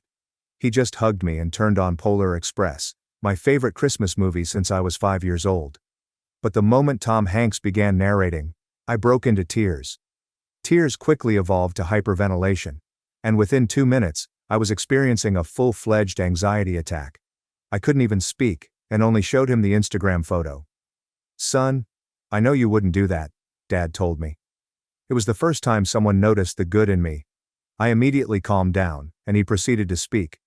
Apparently, my mother had always treated Jack much better, and my father was always willing to stick up for me. However, things gradually deteriorated, and if my father defended me, my mother became violent, which was the basis for their divorce. I told my mother that he used to hit her, which is why I never contacted him. He only nodded, but the expression in his eyes said he understood and forgave me. It was the greatest affection I had ever received in my life. So I cried again. My father informed me that I did not need to worry because he would handle everything and that I was safe. I grinned since I didn't realize how serious his remarks were at the time. I wasn't sure how serious he meant them. He protected me so well that I didn't realize what he had done to Jack and my mother until it was too late to undo. I spent the first night at my father's house sleeping. A deep slumber I hadn't had in years. When I awoke on Sunday morning, I had 37 missed calls and more than 100 texts. The majority came from guys at school who were threatening me. A few were from my mother, who wanted to know where I was. I turned off my phone and strolled into the kitchen. My father was making pancakes as if it were a usual Sunday. He asked whether I wanted chocolate chips in mine, and I nearly burst into tears again. I couldn't recall the last time someone had cooked breakfast just for me. "We should probably talk about what's going on," he suggested as I stuffed my face with pancakes. "But only when you're ready." I told him everything, not just what had happened recently with Megan. Every time Jack blamed me for something, every punishment I had imposed on him, and every friend I had lost. My father simply listened, occasionally asking questions but never doubting me. When I finished, he looked quite sad. "I knew your mother favored him, but I had no idea it had gotten this bad," he replied. He claimed that during the divorce, he attempted to obtain custody of both of us, but my mother convinced the judge that he was dangerous. She had even persuaded Jack to imply that Dad had yelled at us frequently. I was too young to testify, so I followed where my mother led me. "What should we do now?" I said. "I can't go back to school. Everyone thinks I'm some kind of monster." My father considered for a moment. "First, we need proof it wasn't you. Then we deal with Jack." I wasn't sure what he meant by deal with Jack, but I was simply glad someone was assisting me. We spent Sunday trying to figure out where I had been the night of Jake's party. I remembered ordering pizza, so we checked my email for the receipt. It arrived at 9:30 p.m., exactly when people claimed the event with Megan occurred. I also got accomplishment timestamps from my PlayStation that showed I was playing Skyrim till 2 a.m. On Monday morning, my father called the school and informed them that I would be absent for a time owing to safety concerns. The attendance clerk didn't appear surprised. Apparently, numerous parents had already contacted me, requesting that the school do something about that Williams boy. Me. My father took the day off work to assist me set up a private Instagram account. We gathered all of my evidence: the pizza receipt, game timestamps, screenshots of texts I'd written that night, and sent it with a simple message. I wasn't at Jake's party. I was home playing video games. Whoever hurt Megan, it wasn't me. I forwarded the link to the 5 people at school who had not entirely turned against me. They weren't really pals, just computer club members who remained neutral in the midst of the drama. I asked them to share it if they trusted me. By that afternoon, I had received texts from 2 of them indicating that the post was spreading. A few people began to question the story. It was not much, but it was something. On Tuesday, my father returned to work, and I spent the entire day in his apartment, alternately anxious and bored. Around lunchtime, I received a text from Megan. My heart almost stopped when I saw her name. She said she saw my post and was thinking about that night. She admitted she had never seen the person who led her to the bedroom. She simply remembered someone with my build and hair color. She also stated that she wasn't certain anything had happened. She just awoke puzzled and without her clothing. I asked whether she remembered anything else about the individual. Anything that would indicate it was Jack, not me. She mentioned that the guy was wearing a class ring with a blue stone, which piqued her interest. Jack wore a class ring with a blue stone for football. I didn't have a class ring because I couldn't afford one. I thanked her for reaching out and asked if she was prepared to tell others that she wasn't sure it was me. She said she would think about it. It wasn't the best conclusion, but at least she was questioning things. Wednesday morning, my mother arrived at my father's apartment. I was alone because he had gone to work. I glanced through the peephole after hearing her beating on the door. She was angry. "I know you're in there," she exclaimed through the door. The school called me about your safety concerns. Open this door right now. I did not open the door. Instead, I texted my father, who said he'd be home in 20 minutes and to be quiet. My mother kept knocking for a bit before phoning my phone. I turned off the volume, but I could see her becoming increasingly frustrated through the peephole.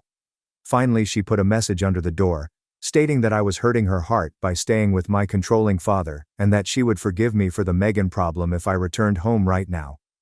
I took a photo of the note to show my father later. By Friday, things had changed a little at school. According to my computer club buddies, Megan had supposedly informed some friends she wasn't sure what transpired that night, casting doubt on my guilt.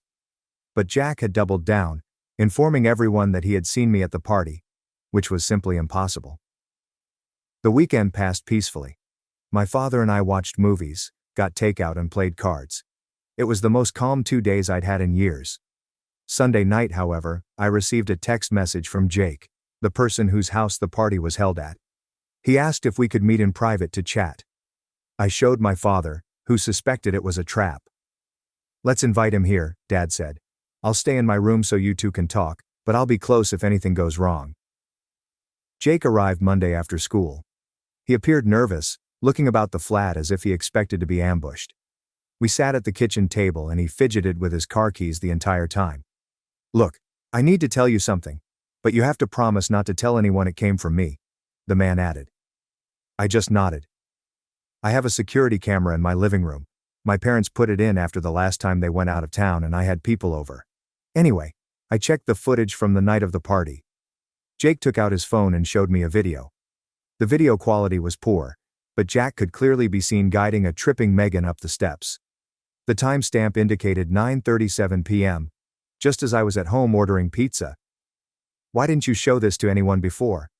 I requested an explanation. Jake appeared guilty. "Jack's my friend and honestly, everyone was so sure it was you. Plus, I'm not supposed to have parties when my parents are gone. If this got out, I'd be screwed." I asked for a copy of the video.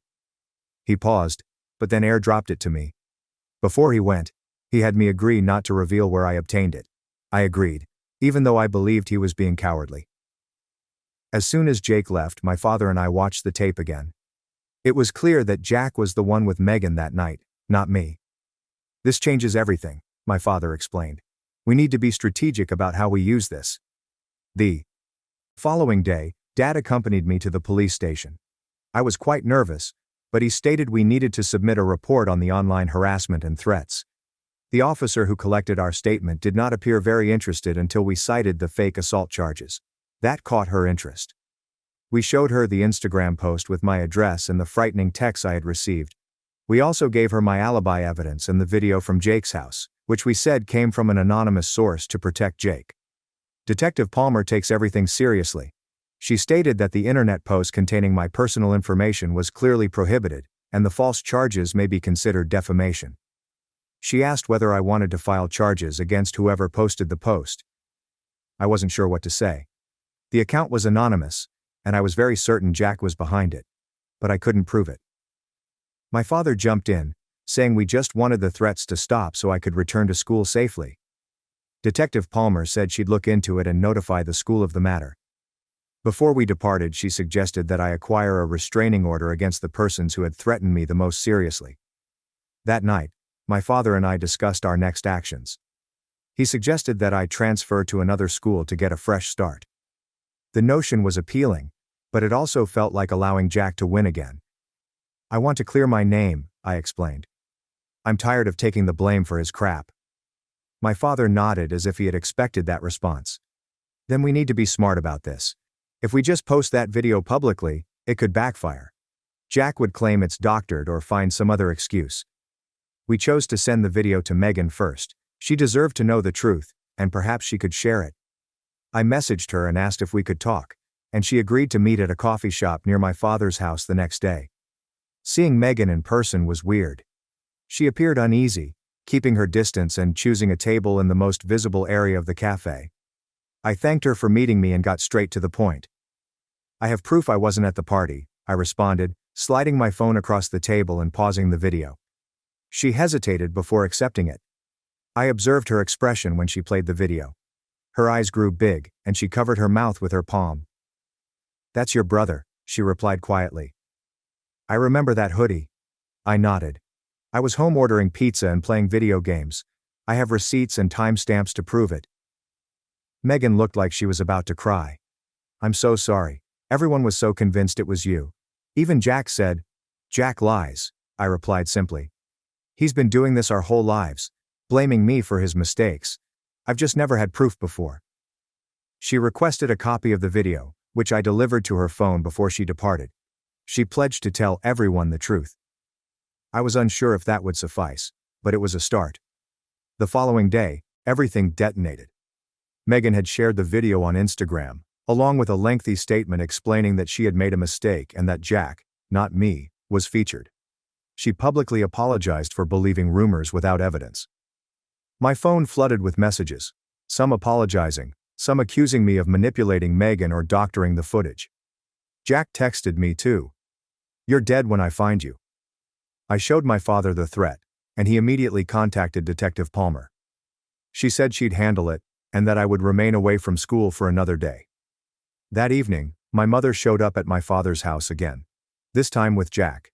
They hammered on the door, shrieking about the lies I was telling. My father contacted building security, who forced them to leave, but not before Jack yelled that he'd make me pay for tarnishing his reputation. The next morning, Detective Palmer called with some news.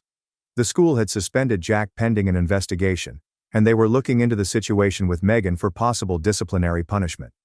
They had also identified the individual who created the anonymous Instagram account, not Jack, as one might expect, but his friend Tyler, who claimed Jack had set him up. "The school wants to meet with you, your parents, and their counselor before you return," Detective Palmer added. "They're concerned about your safety and want to put some protections in place." My father agreed to the meeting, but insisted that my mother not be present. The detective paused, but said she'd see what she could do. The meeting was scheduled for the following Monday. The weekend was difficult. Jack began making new identities to send me frightening messages, and my mother alternated between pleading with me to return home and blaming me for attempting to destroy her lovely family. My dad remained cool throughout the ordeal, assisting me in blocking accounts and documenting everything for Detective Palmer. On Sunday night, he bought my favorite pizza, and we watched silly comedy till I fell asleep on the couch. Monday morning we headed to school. Mr. Reynolds, the principal, joined us in the conference room, along with Ms. Chen, the school counselor, and Detective Palmer. My mother wasn't present, which was a big comfort. "First, I want to apologize," Mr. Reynolds replied. "We should have investigated more thoroughly before allowing the situation to escalate. We failed you." Ms. Chen added that they had spoken with other kids who confirmed Jack had been claiming to be me at the party. They had also examined the evidence I had presented to support my alibi. "We believe you were falsely accused," she responded. "We're prepared to make accommodations to ensure your safety when you return." The adjustments included rearranging my schedule to avoid Jack's classes, offering a separate lunch area if necessary, and having teachers check in on a frequent basis. They also stated that Jack would stay suspended until the disciplinary board reached its final verdict. I wondered what would happen to the men who had threatened me. Mr. Reynolds promised me that they too would face consequences, but he couldn't provide specifics owing to privacy policies. Detective Palmer pulled us aside before we left. "Tyler has agreed to cooperate fully. He's provided texts from Jack instructing him what to post about you. This strengthens your case significantly." I felt an odd combination of vindication and terror. It was nice to have proof, but I knew this wasn't the end of it. Jack would not simply accept defeat and leave me alone. I was correct. That night Jack arrived at my father's apartment alone. He didn't yell this time. He asked quietly if we could speak. My father was skeptical, but consented to let him in after confirming that he was indeed alone. Jack sat on our couch, looking if he had aged 10 years. His eyes were hot, and he rubbed his hands impatiently. "They're expelling me," he stated gently, "and Megan's parents are pressing charges." I wasn't sure what to say. Part of me felt sorry for him, but a larger part of me remembered all the years of accepting responsibility for his acts. "Why did you do it?" I eventually questioned. "Not just the thing with Megan, but all of it. Making me take the fall every time, ruining my life whenever you mess up." Jack stared at the floor. I don't know. It was just so easy. Mom always believed me, and after a while, it just became like, automatic. I'd screw up and immediately think, I'll just say it was him. My father remained calm, watching us from the kitchen doorway. Did you ever feel bad about it? I asked. Jack shrugged. Sometimes, I guess. But then Mom would praise me for being her good boy, and I'd forget about it. Something about his easygoing demeanor made my blood boil. Years of my life are ruined. Did he sometimes feel bad? I need your help, Jack continued, finally gazing at me. If you tell everyone you forgive me, maybe they'll be kinder to me. You are my brother. You've got to help me. I nearly laughed. Despite everything, he was still attempting to influence me. No, I replied. I don't have to help you. You didn't aid me when everyone assumed I was a predator. You encouraged it. Jack's face transformed. The vulnerability faded, replaced by the same steely expression I had seen the night following the incident when we were youngsters. You'll regret this, he replied, rising. Do you think you have won? This is not over. My father stepped forward. Yes, Jack, it's over. You have done enough damage. If you threaten your brother again, there will be consequences. Jack scoffed at him. You weren't there for 10 years. Do not behave like you are the father of the year right now. He stormed out and slammed the door behind him. My father locked it and placed a hand on my shoulder. Are you okay? He asked. I nodded, but I wasn't really. Jack's visit had left me more unsettled than I wanted to admit. The following few days were tense. I did not return to school yet, instead working on projects at home while the administration established their safety plan. My mother called frequently, leaving voicemails that alternated between begging me to help Jack and accusing me of destroying our family out of spite. Friday afternoon, my father arrived home early with a serious expression on his face. Detective Palmer called me, he explained. Jack's been arrested. My stomach sank. For what? Breaking into Jake's home and attacking him. Apparently he blamed Jake for giving the video that landed him into trouble. I sat down firmly on the couch. Is Jake all right? Hospital, but stable. Broken nose and concussion. Jack is being charged with breaking and entering and violence. I felt nauseous. Everything had gotten out of control. Despite everything, a part of me still cared for Jack. He was my brother, and something was obviously wrong with him. What happens now? I asked. My father sat alongside me. Jack is likely to face juvenile detention. Your mother contacted me. She's beside herself, blaming everyone except Jack. She wants you to come home. I'm not going back there, I declared immediately. I understand. You're not legally required to do so. You're 17. Courts often weigh the preferences of youngsters your age in custody cases. He hesitated. I am going to file for emergency custody tomorrow. With all that has happened, I believe we have a good case. For the first time in weeks, I felt hopeful. Maybe things can genuinely improve. Saturday morning we received another surprise visit from my Uncle Robert, my mother's brother.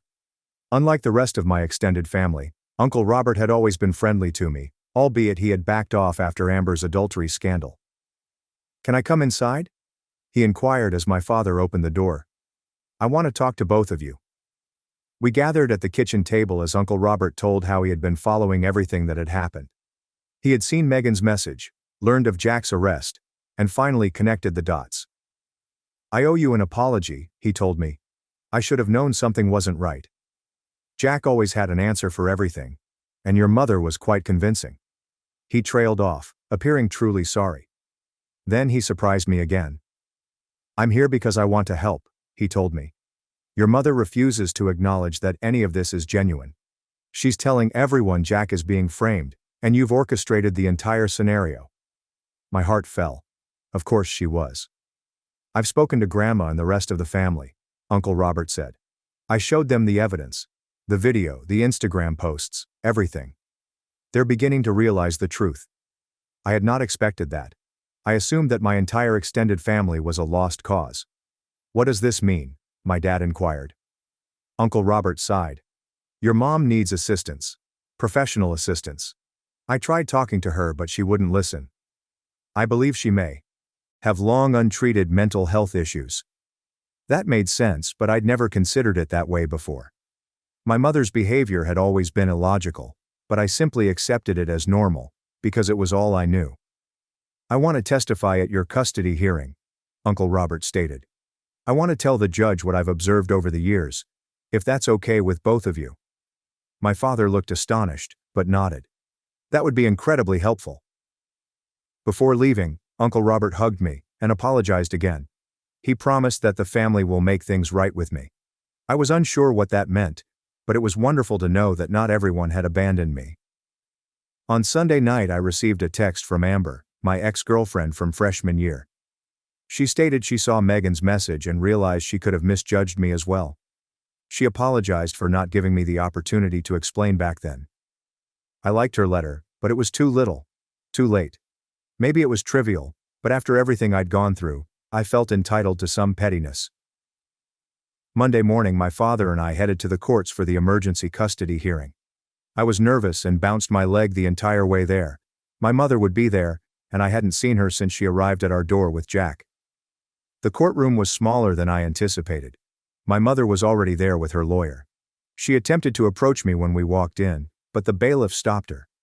She looked dreadful, with unclean hair and black circles under her eyes. Despite everything, I had a tinge of concern. The hearing was remarkably brief. My father's lawyer presented the evidence, including the bogus claims, my mother's proven habit of favoring Jack, the recent arrest, and the threatening texts I had received. Uncle Robert testified, outlining how my mother always pushed the "Jack is perfect" story and punished me for things I did not do. The court asked me directly whether I wanted to live with my father. I agreed without hesitation. She then asked if I wanted to contact my mother. That was tougher to answer. "Maybe later," I answered. "But not right now. I need some space." The judge nodded as if she understood. She gave my father temporary complete custody, with the option of resuming visits with my mother after 3 months of family counseling. As we were leaving, my mother attempted to speak with me again. The bailiff allowed her to approach this time. "This isn't over," she remarked, reiterating Jack's earlier statement. "You have turned everyone against me. I have my own family. My own son." My father attempted to intercede, but I held out my hand to stop him. "No, Mom. You accomplished it yourself. You repeatedly chose Jack above me. You allowed him to hurt me. You assisted him in causing me harm." I felt tears gathering but pulled them back. "I hope you get some aid. I really do. But I can't be with you right now." I went away before she could reply. In the parking lot, my father slung his arm around my shoulders. "I'm proud of you," he replied simply. That afternoon, we met with Ms. Chen at the school to finalize my return. Jack was placed in juvenile custody, and a restraining order was issued to ensure his immediate safety. They had also discussed the problem with my teachers so that I wouldn't have to continually explain myself. "We can't control what other students say," she said, "but we've made it clear that harassment of any kind won't be tolerated." My first day back was Wednesday. It was strange and odd, but not as horrible as I expected. People watched and talked, but none approached me directly. A few computer club members sat with me during lunch, as if nothing had happened. I appreciated their silent support more than they realized. By Friday, everything began to feel almost normal.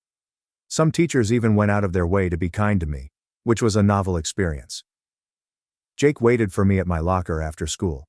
His face was still bruised from Jack's attack, and he wore a bandage across his nose. "Hey," he replied nervously. "I just wanted to apologize for not coming forward sooner. I was worried about losing friends, which is nothing compared to what you went through." I told him that was fine. He had finally done the right thing, which was more than most people.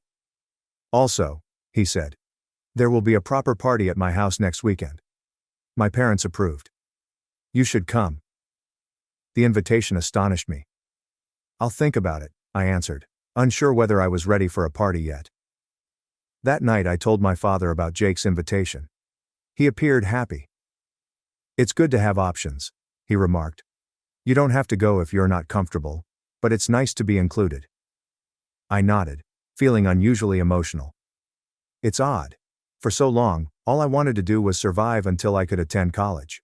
Now I'm thinking, maybe high school doesn't have to be that bad for the next year and a half. My father smiled. "It does not. and whatever happens, we'll face it together. I believed him. For the first time in years, I felt like I had a legitimate future, one that was not shaped by Jack's lies or my mother's favoritism. The journey ahead would not be simple. Jack ultimately got out of juvenile detention. My mother would undoubtedly keep trying to reach me. But I was no longer alone. I had my father, Uncle Robert, and possibly some pals eventually. That night, I went to bed with an odd feeling. Hope. Not only for escapism, but for genuine satisfaction. I had no idea what my father's long-term plans were for Jack and my mother, but I trusted him to protect me. After all, he was the only person who ever had. The custody court was completed, but I remained on edge every time my phone rang. Part of me anticipated to see Jack's name appear alongside new threats, despite the fact that he was in jail and couldn't reach me. My father spotted me jumping at notifications, and suggested that I change my ringtone to something less shocking. "Maybe something from that game you're always playing," he said one evening while preparing dinner. It was a minor detail, but it proved he was paying attention. I switched to the Skyrim level up sound, which made me happy whenever I heard it. After a few weeks of returning to school, everything began to feel normal. When I walked by, some students still muttered, but the majority had gone on to newer dramas. I even made a few genuine friends at the computer club, not just acquaintances who tolerated me, but folks who encouraged me to join their Discord server and ask for my feedback on various topics. Jake continued to check in with me. His face was healing, and he had become oddly guarded. When a senior made a joke about me in the cafeteria, Jake immediately shut him down. I didn't need protection, but it felt good to know someone was looking out for me. One Friday after school, Uncle Robert called and asked if I wanted to come over for supper that weekend. "Grandma will be there," he explained. "She's been asking about you." I hadn't seen my grandmother since before the whole drama started. The concept made me nervous, but my father pushed me to go. "Family connections are important," he told me. "The ones worth keeping anyway." Uncle Robert took me up on Saturday evening. The vehicle journey was tense at first, but he broke the gap by telling me about random family news. My cousin going to college, my other uncle buying a boat. Normal stuff that had nothing to do with Jack or my mother. When we arrived at his place, Grandma was already there, sitting in her normal armchair. When she spotted me, she stood up and her eyes watered. "There's my boy," she exclaimed, opening her arms. I paused for a second before hugging her. She felt smaller and more delicate than I remembered. "I'm sorry," she said softly against my shoulder. "I should have known better." That simple apology struck me harder than I anticipated. I had to blink back tears as we sat down to dinner. During the meal, no one mentioned Jack or my mother explicitly.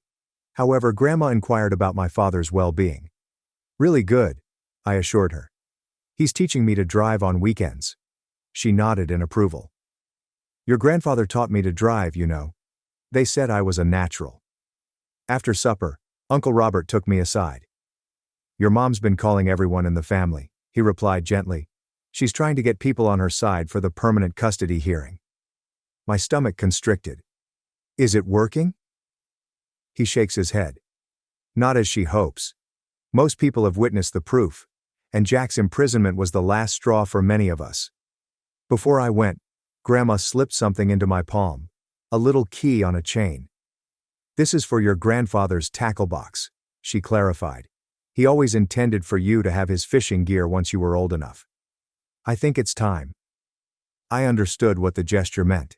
In our family, Grandpa's fishing gear was considered sacred. It was her way of expressing that I was still a part of the family, the actual family, not the warped facsimile my mother had manufactured. The next court date was scheduled for 3 months away. My father and I both began attending therapists, him separately, and me in both solo and group sessions for kids dealing with family issues. At first I was resistant, but my therapist, Dr. Melissa, was unexpectedly calm. She did not force me to talk about my feelings immediately. "Allow me to ramble about video games till I feel comfortable.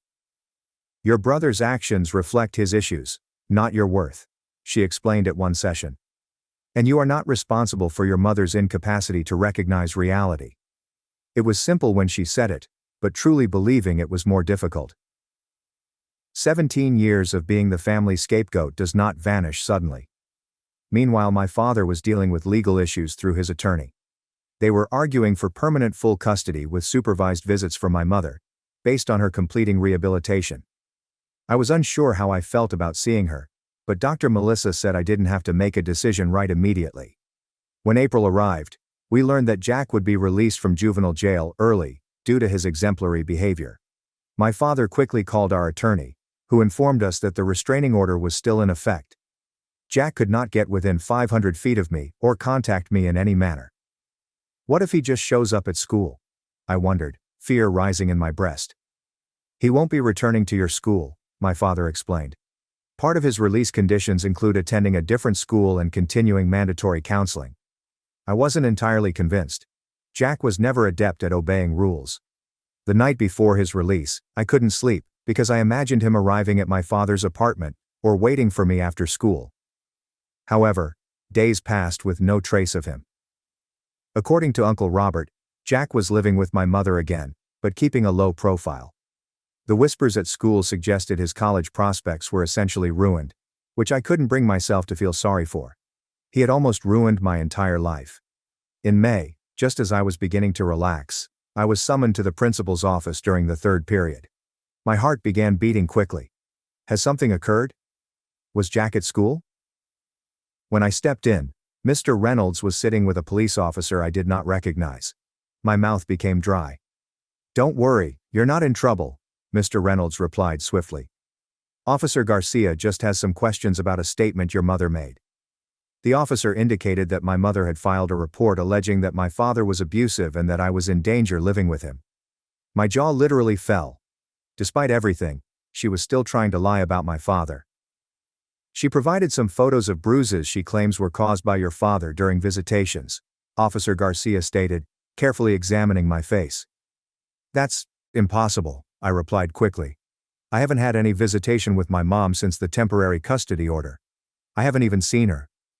I took out my phone and showed him my calendar, where I had been tracking therapy appointments and events with my father, as suggested by Dr. Melissa to help develop a feeling of consistency. The officer nodded while taking notes.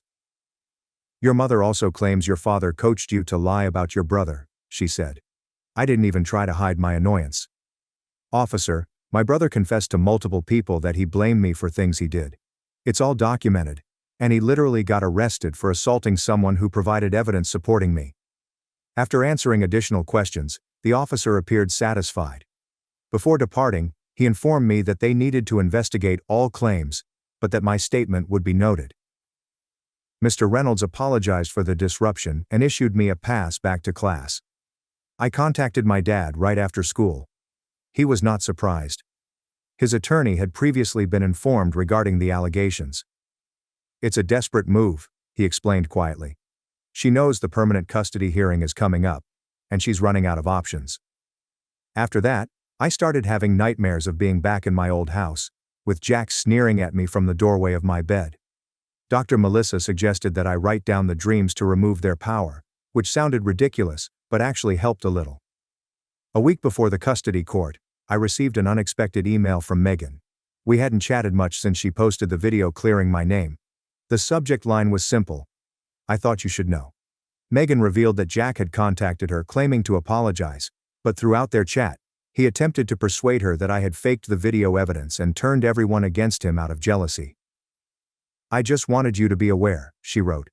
"I didn't believe him obviously, but I thought you should know he's still trying to blame you." I shared the email to my father and our attorney. They added it to the expanding pile of evidence demonstrating Jack and my mother's behavior patterns. The day of the hearing came with a knot in my gut that refused to go away. My father made pancakes again, hoping to establish it as a good luck routine. "I admire your efforts, but I could barely eat." The courthouse felt more familiar this time, but no less terrifying. My mother had already arrived, accompanied by her solicitor, and, strangely, Jack. He wasn't supposed to testify because he was still a kid with a recent criminal record, but I assumed they figured his presence would influence the judge in some way. Jack did not look at me as we entered. He looked straight ahead, hands folded in his lap. My mother, on the other hand, kept attempting to get my attention, giving me desperate glances that made my skin crawl. The hearing began with my father's attorney presenting the facts we had gathered since the temporary order, which included my continuous attendance at therapy, increased school achievement, and a stable home environment. Then came the shocker. She showed Megan's email and 3 identical communications from other students, all of which demonstrated Jack's ongoing attempts to blame me. When my mother's counsel cross-examined my father, he attempted to portray him as an opportunist who had swooped in after years of absence. My father remained calm, stating that despite being barred from seeing me, he had given birthday cards, Christmas gifts, and child support on a regular basis for 10 years. I never stopped trying to be part of my son's life, he told me. I just wasn't allowed to be. They asked me to testify next. I had practiced with Dr. Melissa, but my hands still shook when I took the oath. A different judge than the one who presided over the emergency hearing asked me to describe my current living circumstances and how I was adjusting. "It's good," I responded, attempting to appear more confident than I felt. "I have my own room, I'm doing better in school, and I'm making friends again. My dad and I cook dinner together most nights, and he's teaching me practical stuff, like changing oil in a car." My mother's attorney tried to persuade me that I missed my family, and that I was simply angry, and would ultimately get over it. I took a long breath before responding. "I do miss parts of my old life," I said. "But I don't miss being blamed for things I didn't do. I don't miss being punished for Jack's mistakes, and I don't miss my mom choosing him over me every single time." I saw my mother flinch out of the corner of my eye, but I continued going. "My dad believes me when I tell him the truth. He doesn't assume I'm lying. Do you know how huge that is after living your whole life with people assuming the worst about you?" The judge inquired if I wanted to communicate with my mother or brother. "Maybe someday with my mom, if she gets help and actually acknowledges what happened," I said. "But not with Jack. Not after all." Jack eventually turned to face me as I stepped down. His expression was no longer angry, just hollow. It was something worse than hatred. Before deciding, the court called a brief recess. My father and I waited in a small conference room, neither of us speaking much. Our attorney appeared upbeat, but I'd learned not to expect things to go as planned. When we returned to the courtroom, the judge did not waste time. She granted my father permanent physical and legal custody. My mother would be granted supervised visits after completing 6 months of therapy, with progress reports filed to the court. The evidence clearly shows a pattern of parental alienation and scapegoating, according to the judge. This court cannot, in good conscience, return the minor to an environment where such psychological harm was inflicted. My mother began to cry loudly, gripping Jack's arm. He simply sat there, staring straight ahead as before. I felt nothing while watching them. No gratification, no sympathy, and no relief yet. It's just numbness. Uncle Robert stood outside the courthouse, waiting. He hugged me awkwardly and then shook my father's hand. "The family's behind you," he said. "Whatever you need." That night, my father ordered pizza, and we watched all 3 Back to the Future movies, which we'd been intending to do for weeks. Halfway through the second one, reality struck me. This was permanent. I was safe. My father would not vanish, and I would not be forced to become Jack's scapegoat again. I began crying out of nowhere. My father quickly paused the video, seeming anxious. "I'm okay," I managed to say. I keep waiting for something to go wrong." He nodded as if he knew entirely. "It's going to take time to trust that you're really safe. That's normal." The following several months were uneventful, which was precisely what I needed. Jack supposedly got admitted into a little institution across the nation. Uncle Robert informed me his grades had always been satisfactory, and my mother had engaged a consultant to assist with applications. I tried not to imagine him beginning again, somewhere where no one knew what he had done. My mother completed the court-ordered therapy and wanted visitation. I was not prepared, and my father backed my decision to wait. "Healing happens on your timeline, not hers," he told her. By senior year, my life had changed dramatically. I had actual friends. Teachers recognized me as my own person, not as Jack's disturbed sibling. I even started dating Riley, a girl from a computer club who couldn't care less about my family issues. One October afternoon, I returned home from school to find my father seated at the kitchen table, serious. "Your mom called," he said. Jack's been expelled from college. Apparently, he tried the same routine there. Blamed his roommate for stealing from the cafeteria. Only this time, there were security cameras. I sat down slowly. What does she want? For you to talk to him? She thinks you could help him understand the consequences of his actions. I actually laughed aloud. She wants me to teach Jack about consequences, after she spent years making sure he never faced any? My dad simply shrugged. I told her it wasn't your responsibility. I just thought you should know. I reflected about it that night while working on college applications. My ultimate choice was a school in California, almost as far away from our community as I could get while remaining in the nation. I wondered if Jack felt any regret, or if he still believed he was the victim. The following day, I asked Dr. Melissa what I should do. We had reduced our appointments to once a month, but I still respected her input. Do what feels right for you, she advised. Not what your mother wants. Not what anyone else expects. What do you need? I considered it for a week before making a choice. I wrote Jack a letter, not requesting forgiveness or assistance, but simply stating how his actions had impacted me throughout my life. I did not send it anticipating an answer. I composed it for myself, to let go of the last of my wrath. Jack never responded, which did not surprise me. My mom contacted me to see if I would rethink meeting with them. I declined respectfully but strongly. The remainder of senior year passed quickly. I was accepted to my first pick college on a partial scholarship. Riley enrolled at a school about an hour away from mine, and we made tentative plans to visit. My father began educating me about finance and other adult-related topics. Graduation day arrived with lovely weather and an unusual mix of emotions. My father, Uncle Robert, Grandma, and a few other relatives gathered to watch me go over the stage. As I sat waiting for my name to be called, I noticed my mother slide into the back of the auditorium. She didn't approach me after that, instead giving me a little wave from a distance before leaving. That summer was the highlight of my life.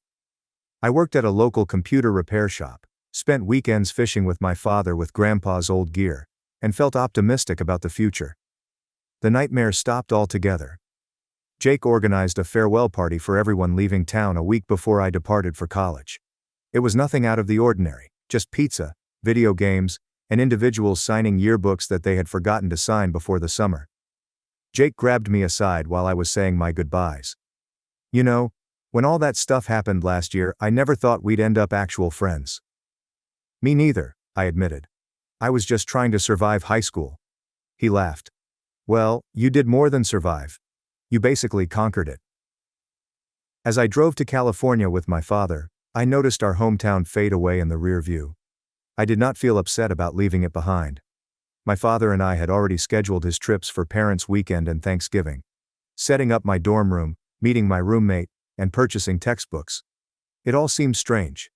No one here knew anything about Jack, my mother, or my history. I was just another freshman trying to find my way.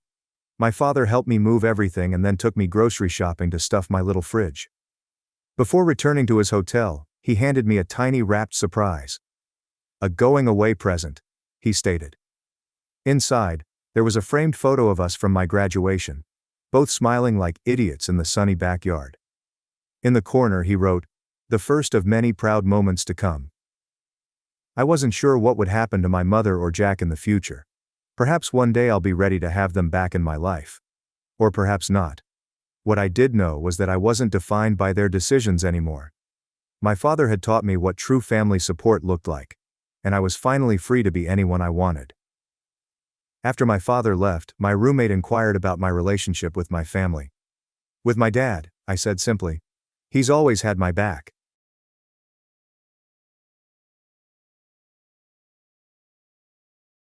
Paid rent to parents, as they hid my $50,000 college fund and gave it to sister. I called Grandpa. Now they're out of the will, and I own the bakery. For context, I recently graduated from college, but my route was not simple. It all began when I was 18 and my parents pulled a stunt. Let me break it down for you. It was the summer following high school. I was excited to start community college in the fall. I chose a school near to home because, let's be honest, college is expensive, and commuting seemed like the sensible option. Plus, I had some savings from my part-time cafe work and was counting on my parents' help to get through this, so I believed I'd be fine. My parents sat me at the kitchen table one evening. I assumed it would be one of those normal, "we're so proud of you" conversations. But no. Instead, I received the, "you're an adult now" speech. You know the one. It's time to live on your own terms. You need to understand the value of money. Blah blah blah. Then my mother said, "We've decided not to pay for your college. You'll have to figure it out on your own." My stomach fell. It wasn't like I expected them to pay for everything, but not a single penny? No assistance with tuition, books, or even gas for commuting? It felt like a slap in the face. But wait, things get better. My father, who is usually the quiet one, said, "If you want to live here, you'll need to start paying rent and your own groceries. It's only fair." I just sat there thinking, what the hell? I mean, I was still in my childhood bedroom, sleeping under middle school posters, and now they wanted rent from me on top of everything else?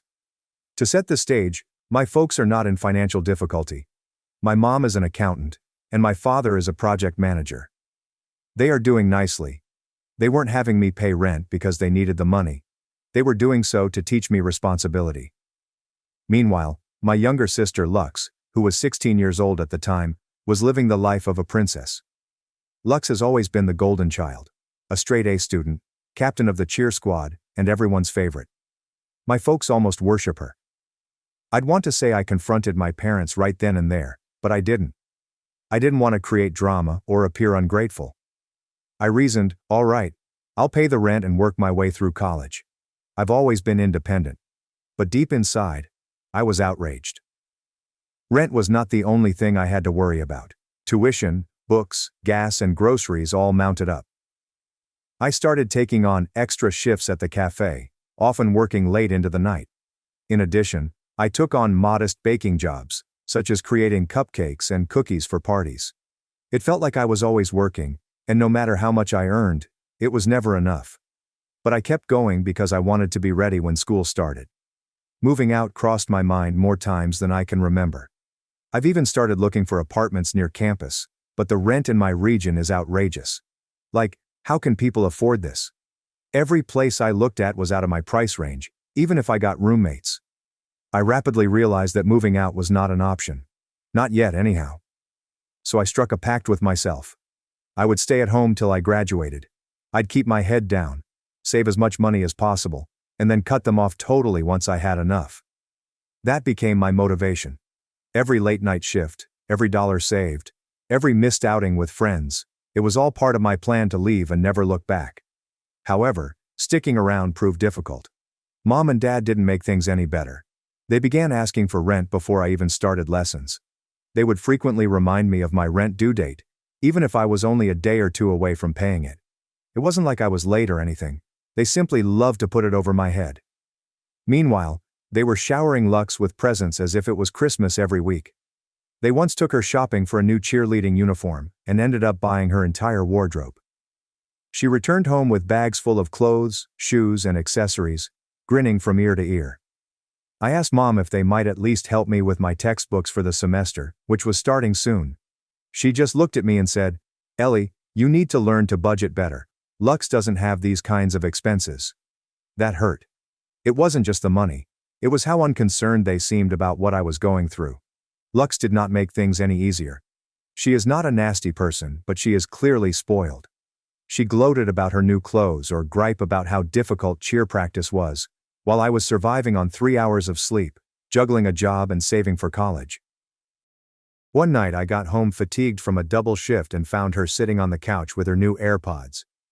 "Oh, Mom and Dad got these for me," she answered nonchalantly, as if it didn't matter. "You should get some too. They're amazing." I simply looked at her and replied, "Yeah, maybe when I don't have to pay rent." She rolled her eyes and returned to scrolling through TikTok. There were times when I wanted to scream, telling my parents how unjust it was. But I knew it wouldn't make any difference. They had a golden child and I was just paying the rent. So I remained silent and concentrated on my escape strategy. College was meant to be an exciting new chapter in my life, but it seemed more like survival mode from the beginning. I expected to have enough time to find my feet, establish a rhythm, and perhaps even have some fun. But, nah. Between school, work, and my parents continually harping on me about rent, I was pretty much running on empty all the time. I was awake at 6 a.m. every day. I'd get out the door at 7 a.m. and attend morning classes at my community college. I'd try to study between lectures, but by noon, I'd be hurrying to the cafe for my shift. Most days I'd work until 9 or 10 p.m., then head home and slump into bed. And on weekends? Forget about relaxing. That's when I'd start baking for little catering orders, because, surprise, working part-time wasn't enough. I'd want to claim I handled everything professionally, but that would be a lie. The cafe was usually somewhat chaotic. We were usually understaffed, and the pandemic had made folks especially antsy. So each shift felt like a marathon. I'd be behind the counter preparing lattes, then racing to the drive-thru, then dealing with Karen number 87, who thought her coffee wasn't hot enough, all while knowing I had a backlog of projects waiting for me at home. To make matters worse, my parents were of no help. They watched me dragging myself home late at night, but instead of offering support, they'd hit me with, "Don't forget your rent's due Friday," or, "We noticed the electricity bill went up, are you leaving your light on?" I wanted to scream every time. And of course, while I was struggling to make ends meet, Lux had no responsibilities. She has no employment, and all the leisure in the world to go to cheerleading practice, hang out with her friends, or spend hours scrolling TikTok. I'd come home to find her sitting on the couch with her favorite munchies, watching whatever new Netflix show she was infatuated with, while mom made her a smoothie to keep her energy levels up. It was like living in two separate universes under one home. The financial hardship was unbelievable.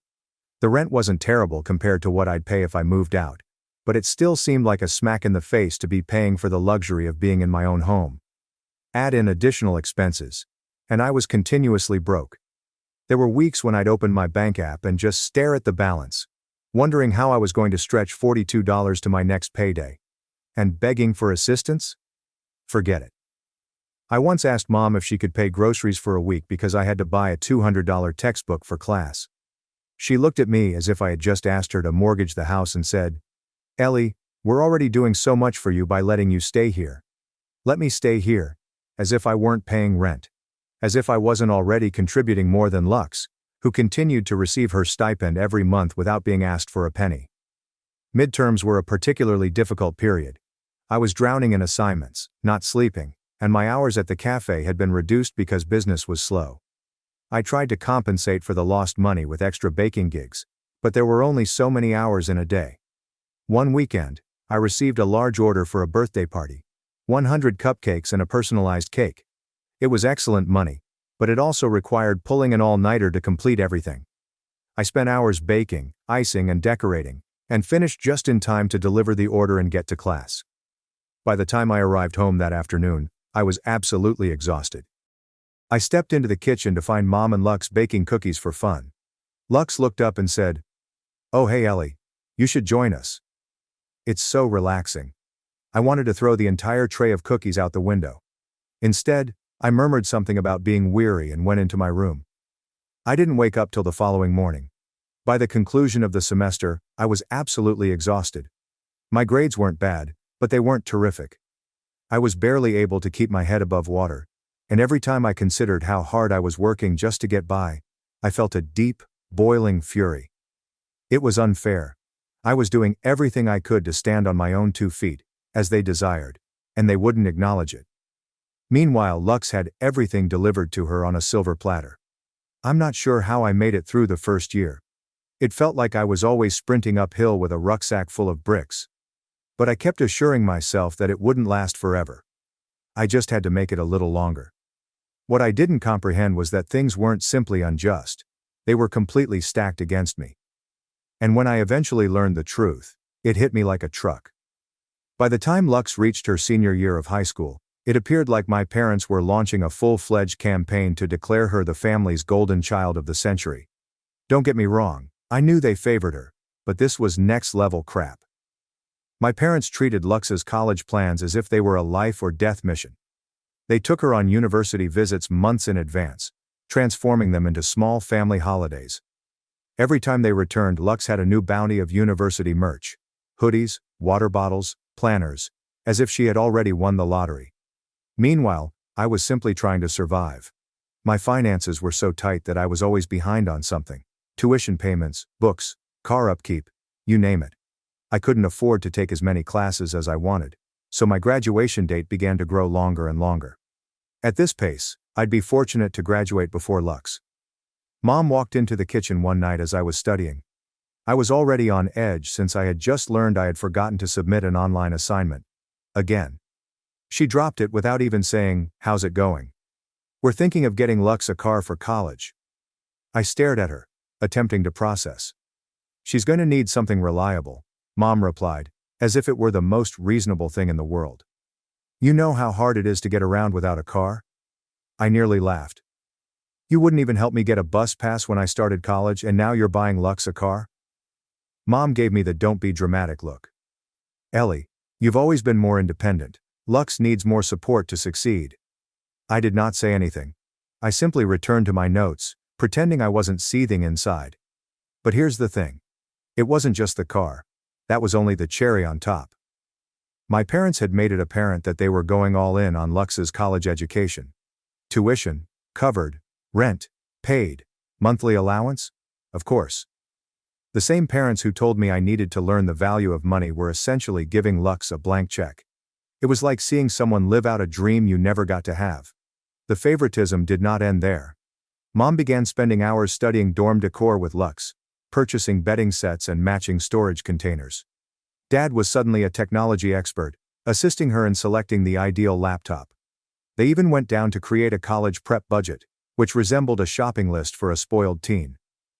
I'll never forget the night they gathered in the living room, hunched around the coffee table with campus brochures and spreadsheets. Lux was showing off a Pinterest board of dorm ideas, while Dad was jotting down notes like he was organizing a corporate merger. "What is going on?" I inquired, already knowing the response. "We're assisting Lux in choosing between schools," Mom added, without glancing up. "This is a huge decision.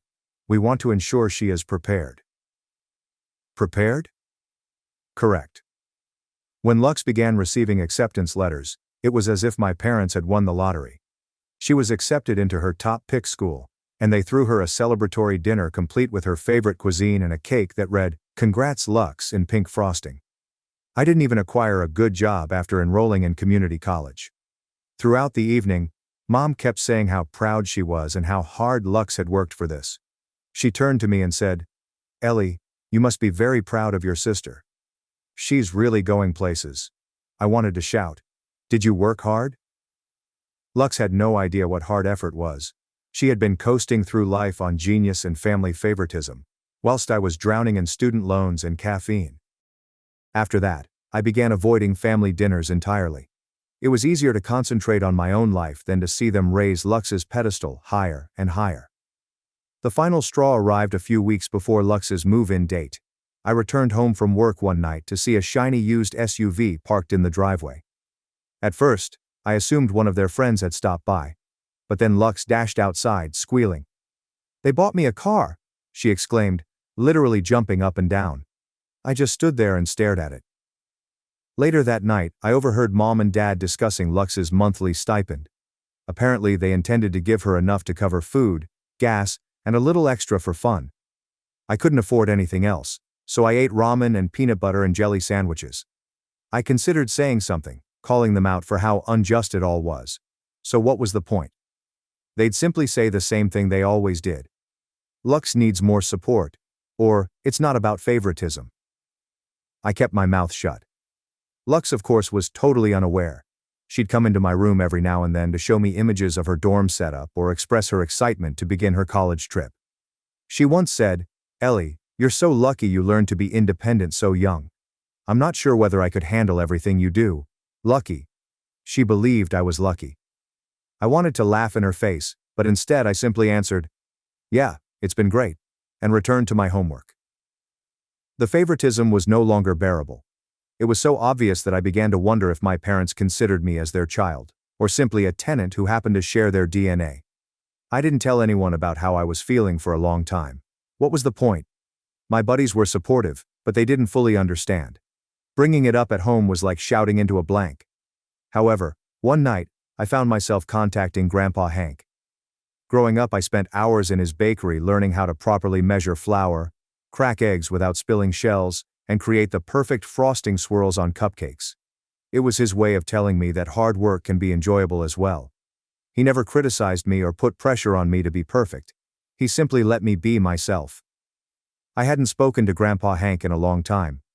He and Grandma had been enjoying their best life since he retired a few years ago. The man worked his entire life to create his bakery business from the ground up, and when he chose to retire, he put it in the hands of one of his veteran managers, so he and Grandma could travel the world. They had always wanted to do it, and once he hung up his apron, they went for it. The disadvantage was that Grandpa wasn't particularly tech-savvy. He barely knew how to use his phone, let alone navigate social media, so staying in touch was difficult. He'd send the occasional postcard or phone call, but I mostly learned about their adventures via my parents. They'd barely been back for a short time when I called him that night. I suppose they choose to slow down and spend more time at home. I hadn't contacted him earlier because, frankly, I didn't want to unload my issues on him. He was retired, happy, and finally enjoying his life. The last thing I wanted to do was ruin it by dumping all my drama. But that night, I couldn't keep it in anymore. When he took up the phone, I felt my shoulders relax somewhat. "Hey, kiddo," he remarked, his voice warm and friendly. "What is going on?" I did not hold back. I told him everything. How I was drowning in expenses, how my parents were devoting all of their time and money to Lux's college plans while I was required to pay rent. I complained about the car they bought her, the allowance they planned to give her, and how I was trying to keep up in school. Grandpa listened patiently, allowing me to express myself fully. I could hear him make little acknowledgement noises every now and again, as if he was putting something together in his mind. Then he unexpectedly interrupted me. "Ellie," he began slowly. "Didn't your parents use the money I gave them toward your education?" I blinked. "What money?" There was a long gap, and when he spoke again, his tone shifted. It wasn't angry, yet, but there was a sharpness to it, as if he was striving to remain calm. "When you were 16, your grandma and I set aside $50,000 for your education fund. We handed money to your parents since they agreed to use it to pay for your tuition and expenditures. Are you telling me that they never mentioned anything to you?" I felt as if I had been hit in the gut. "They never said anything," I said with a trembling voice. "I've been paying for everything myself. All of it." Grandpa let out a long sigh that seemed to carry years of disappointment. "Ellie, the money was for you. We gave it to them to ensure that you got off to a good start and did not have to struggle. If I had realized what they were doing..." He drifted off, but I could hear fury creeping into his voice. It took me a minute to understand what he was saying. I'd been informed my entire life that my parents couldn't afford to support me, and preferred that I discover independence on my own. But now I'm learning that they had $50,000 set aside exclusively for me, and they hadn't even told me about it. "They lied to me," I explained. "Ellie," Grandpa said, "they lied to you. That money was yours, not theirs, not Lux's, yours." I wasn't sure what to say. Part of me wanted to cry, but largely I felt numb. The previous few years of scraping by, working myself to the bone and falling behind in school, all felt a lot heavier. "What do you think they did with it?" I inquired, my tone barely above a whisper. "I don't know," Grandpa replied. And for the first time I could hear genuine rage in his voice. "But I'm going to find out." There was a long gap before he said, "Ellie, you're not alone in this. I will manage it. You just focus on school, okay?" Hearing him say that made me feel something I hadn't felt in a long time: relief. For years I carried everything on my own, believing that no one cared or noticed. But suddenly, for the first time, I felt like someone was on my side. "Thanks, Grandpa," I responded, attempting to maintain a calm voice. "Anytime, kiddo," he replied. "And Ellie, don't let it crush you. You are stronger than they give you credit for." After we hung up, the numbness gave way to anger. How could my parents have done this to me? How could they hide something that was supposed to make my life easier from me, knowing how much I was struggling? It wasn't only about the money. It was the fact that they chose to let me suffer while elevating Lux. They had lied to Grandpa, taken from me, and then had the nerve to claim that I should be thankful for the scraps they provided me. That night, I was unable to sleep. My thoughts kept returning to all the times I'd begged for assistance. Just a little, just enough to get by. And they'd dismissed me. Mom told me I needed to budget better while they were off getting Lux a new phone, or scheduling another campus visit. I reflected on all the sacrifices I'd made. Working late hours, skipping meals, and delaying graduation because I didn't think there was any alternative. And the entire time, they had $50,000 in their pocket, which could have changed everything. The more I thought about it, the angrier I became. But I also felt something else. Hope. Grandpa was not the type of person who made hollow promises. If he claimed he would handle it, I believed him. For the first time in years, I felt less alone in this disaster. That concept didn't take away the pain, but it gave me something to hold on to. A few days after my initial conversation with Grandpa Hank, my phone displayed his name. "I spoke with your parents," he began, without even saying hello. "Ellie, you're not going to believe the excuses they gave me." I braced myself. "What have they said?" "They told me they used the $50,000 your grandmother and I gave them for family expenses," he remarked, his tone stern. When I asked what that meant, they replied, "Your mother admitted they'd been saving it for Lux's college instead." I felt my stomach drop. $50,000. That was more than enough to cover my tuition, rent, and all of the other expenses I had been working so hard to pay off for years. They'd taken it all to ensure Lux had a stress-free college experience. "They had no right," Grandpa insisted, practically enraged. "The money was for you. I made it plain that they had to repay it, every dime. And if they don't, they're out of willpower." "I can't stay here anymore, Grandpa," I replied abruptly. "I can't look at them, knowing what they did." "Then don't," he said promptly. "There is a guest room here with your name on it. Pack your belongings and come over tonight." Moving out of my parents' house was the most straightforward decision I'd ever made. I didn't even bother to tell them I was going. As soon as I hung up with Grandpa, I started packing my luggage. Lux passed past my room at one point, lifting an eyebrow when she noticed the clutter. "What is going on?" she inquired, completely oblivious to everything that had occurred. "I'm moving out," I said quickly, stuffing another bunch of items into a suitcase. She blinked. "Wait. What? Why?" "Ask Mom and Dad," I murmured, shutting up my suitcase. I did not owe her an explanation. I didn't see my folks that night, they were both out. I put a brief note on the kitchen counter that simply read, "I am going in with Grandpa. Don't call me." And suddenly, I was gone. When I arrived at Grandpa's house, he was waiting for me at the door. "Come on in, kiddo," he called. "This is where you belong," he said, pulling me into an embrace. The guest room was nice, with a large bed and a window overlooking Grandpa's garden. It immediately seemed more like home than my parents' house ever did. That night, for the first time in years, I went to bed without feeling as if the entire world was crushing me. However, the peace did not endure long. The next morning, the calls began. Mom was first. I didn't respond, but she left a voicemail that was so dramatic that I nearly laughed. "Ellie, how could you have left like this? Do you have any notion how this affects our appearance? You are overreacting. Come home so we can speak it out." "Yes, no thanks." Then Dad called. He was less dramatic, but as aggravating. "Ellie, we understand you are upset, but this is not the way to handle things. We are family. We can work this out together." Sure, so they wanted to sort things out. Where was that energy when I was drowning in bills and pleading for assistance? By the end of the day, I had ignored a dozen calls and texts from each of them. The texts were a mixed bag of emotions.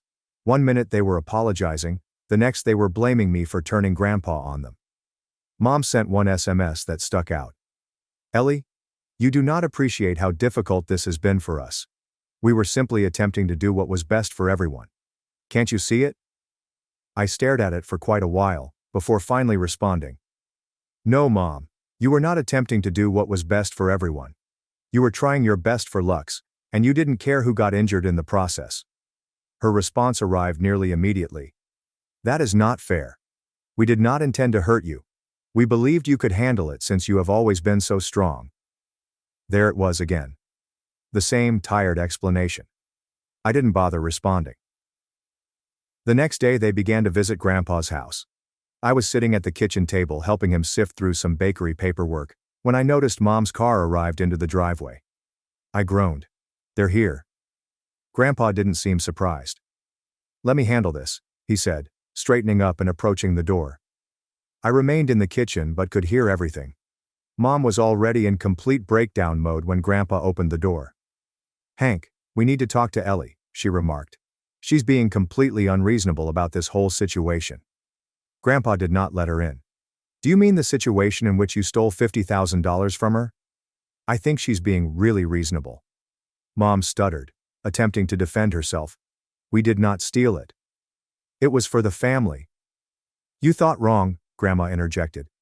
"You were aware that the money was intended for Ellie. You made her struggle while pampering Lux. You don't get to come in here and play like a victim." I wanted to cheer. Mom tries again.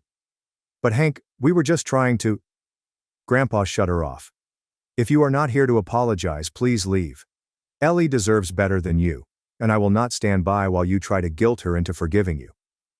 There was a long pause until I heard Mom's car door slam. She didn't even get into the house. When Grandpa requested that they repay the $50,000 they had stolen from me, Mom and Dad's entire plan fell through. They had been coasting along as if nothing was wrong, but Grandpa was not fooling around. He gave them a deadline, and when they realized he wasn't lying, panic must have set in. He made it clear that they needed to repay every penny, or they would forfeit their spot in the will. The consequences hit Lux almost immediately. Mom and Dad had done everything they could to help Lux adjust to college life. She was staying in a dorm like any other freshman, but they had gone above and beyond to make her feel at home. Lux had it all: a little fridge, a high-end coffee maker, matching decor, and even some expensive equipment to help her focus. She never had to consider finances or work. Her main responsibility was to enjoy her college experience. Well, not anymore. With $50,000 to repay, Mom and Dad had to tighten their pocketbook strings. Lux's weekly care package? Gone. The spending money they intended to send her? Cancelled. Even some of the upscale amenities in her dorm had to be returned. Suddenly, Lux wasn't simply another spoiled golden child. She was a college student like everyone else. What is the best part? She needed to obtain a part-time job. Naturally, I found out on Instagram. Lux posted a selfie in the mirror of a store with this caption: "First day of work, girl. Haha. New adventures." I couldn't help laughing. She made it sound like a fun little hobby, but I knew she was miserable. Lux quickly cracked. One night she called me sobbing so hard that I couldn't understand her. Despite my better judgment, I took up. "Ellie," she said, "everything is ruined." I took a deep breath. "What has been ruined, Lux?" "My life," she exclaimed. "Mom and Dad are not sending me any more money. They claim they cannot afford it. Now I have to work and budget." She began sobbing again. I rolled my eyes so hard, I thought they'd become trapped.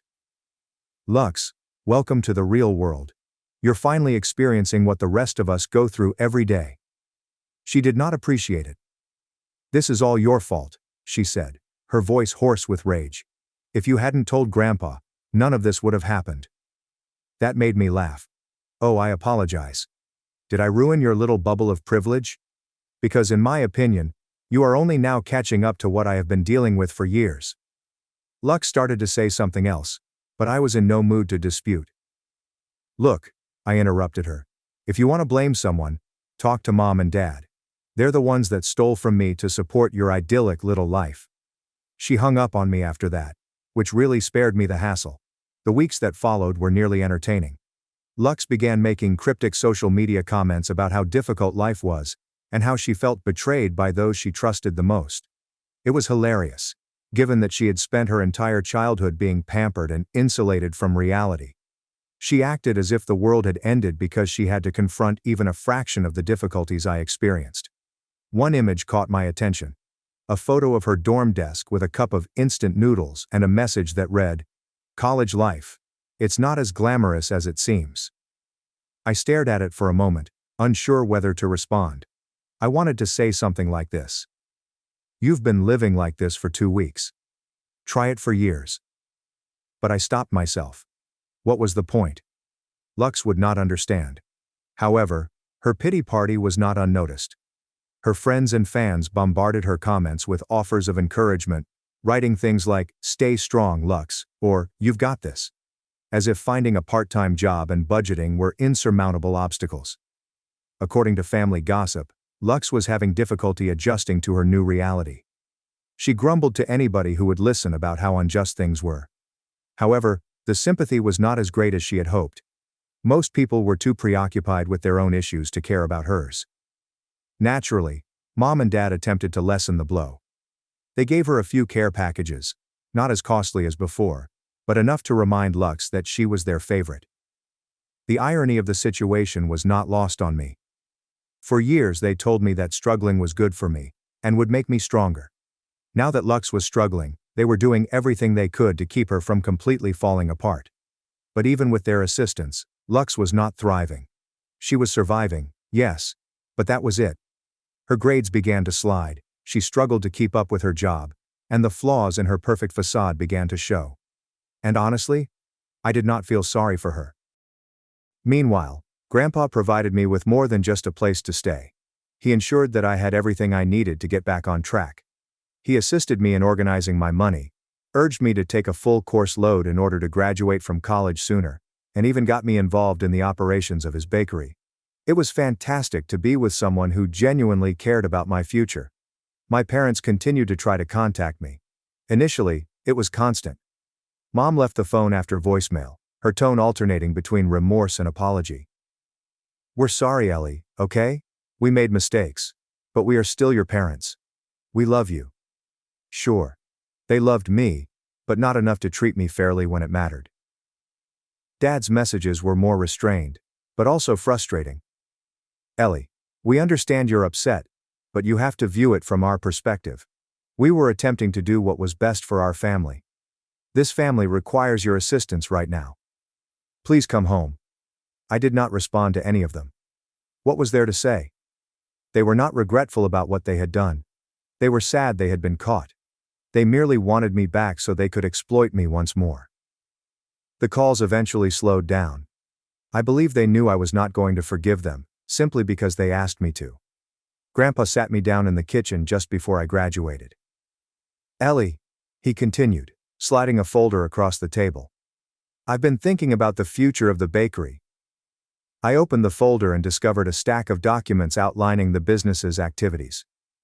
Grandpa grinned at me, his eyes crinkling as they often do when he felt proud. "You've been quite helpful, and I can tell you genuinely care about this location. I want you to take control when you are ready." I looked at him, absolutely surprised. "Are you serious, Grandpa?" "Of course I'm serious," he replied. "You've earned it, Ellie, and I am confident you will make it much better." Hearing it from him was everything.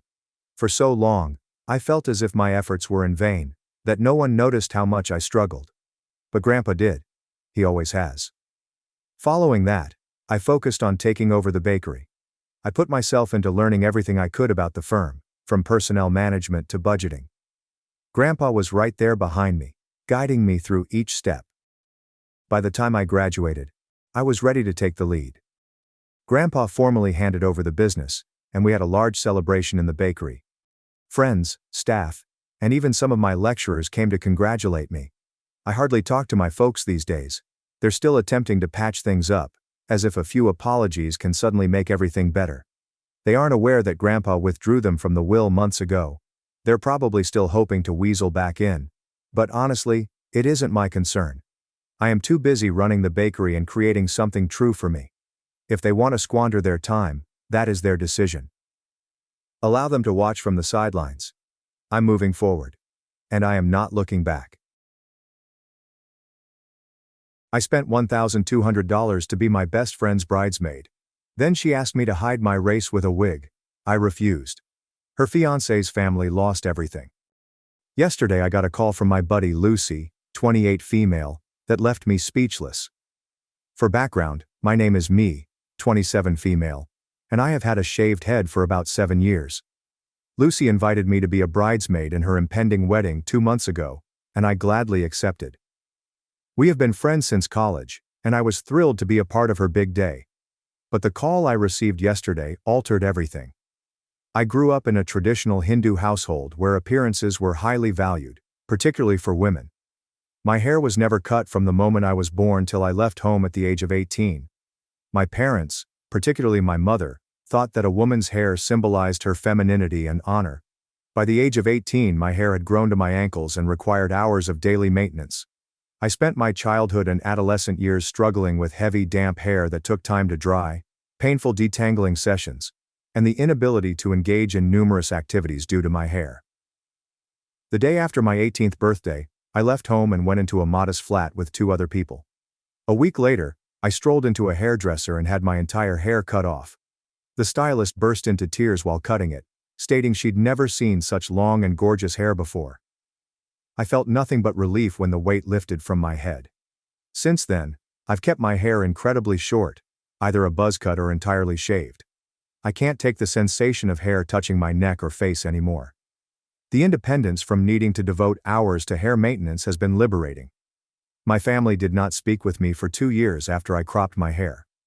When we finally reconciled, they continued to make comments about my rebellious phase whenever I visited, expecting me to ultimately grow my hair back. I have not visited in 3 years.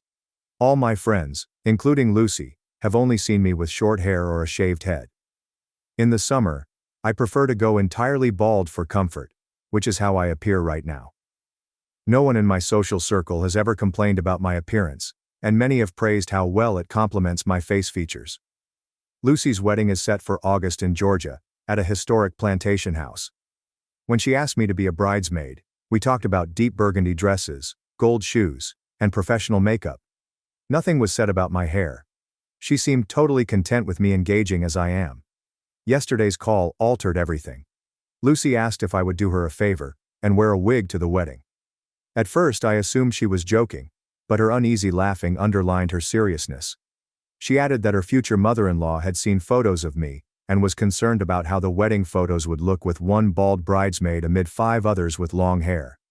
According to Lucy, her mother-in-law urged that I damage the beauty of the images. I quickly refused. The mere thought of wearing a wig reminded me of how claustrophobic it felt to have so much hair. When I explained my reasoning, Lucy appeared saddened, but understanding. She called back an hour later, more insistently. She clarified that her future mother-in-law wanted me to wear a long blonde wig that matched the other bridesmaids. For reference, I'm of mixed ethnicity, with South Asian and African American ancestry. My natural hair when grown out is black and curly. The request grew more detailed and uncomfortable. When I asked Lucy if she or her fiancé would pay for a decent wig, which may cost hundreds of dollars, she rejected, citing wedding budget concerns. This is despite the fact that I have already paid more than $1,200 on the bridesmaid dress, shoes, plane ticket and hotel reservation for their destination wedding. I recommended wearing a decorative head wrap instead, which would be more comfortable in the Georgia July heat, but Lucy informed me that her mother-in-law had rejected this compromise. She wants me to have noticeable hair, or else I won't be able to join the wedding party. I received messages from 3 other bridesmaids last night, all of which suggested that I was difficult and selfish. They pointed out that it was only a wig, and it was her special day. One even stated that my reluctance shows that I do not cherish the friendship enough to make such a minor sacrifice. None of them understand that this is not a trivial cost for me. It asks me to briefly revert to something that represents years of control and restraint.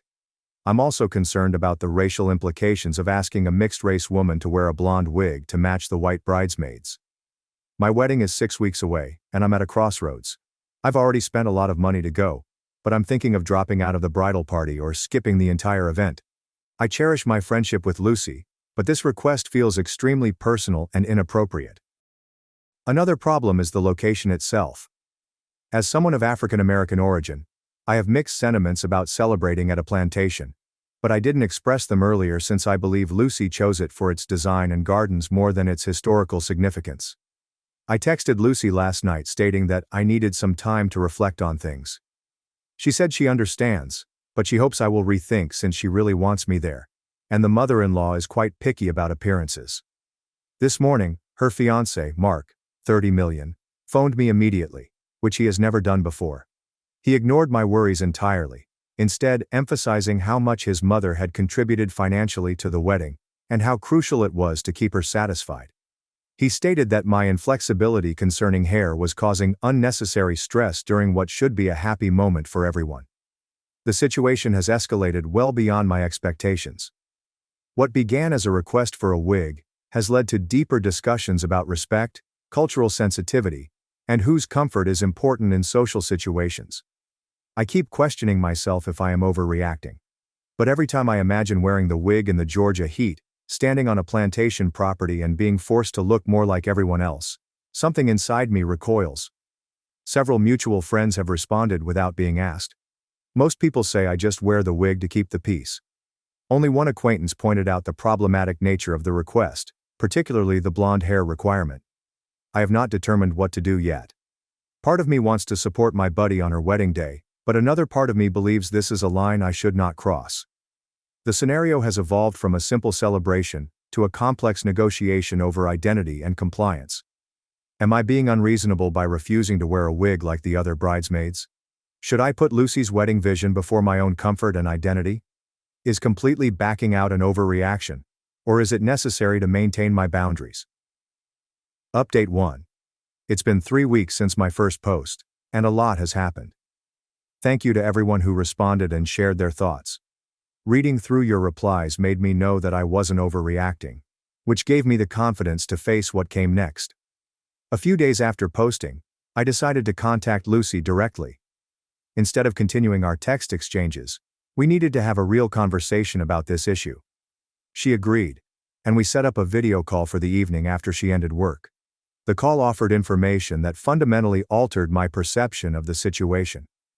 Lucy broke down almost immediately, acknowledging that the wig request had not come from her at all. Her future mother-in-law, Eleanor, 56F, saw my photo in the bridesmaid group chat and immediately objected to my appearance. According to Lucy, Eleanor spent the entire dinner talking about how I would spoil the wedding aesthetic and divert attention away from the bride with my extreme appearance.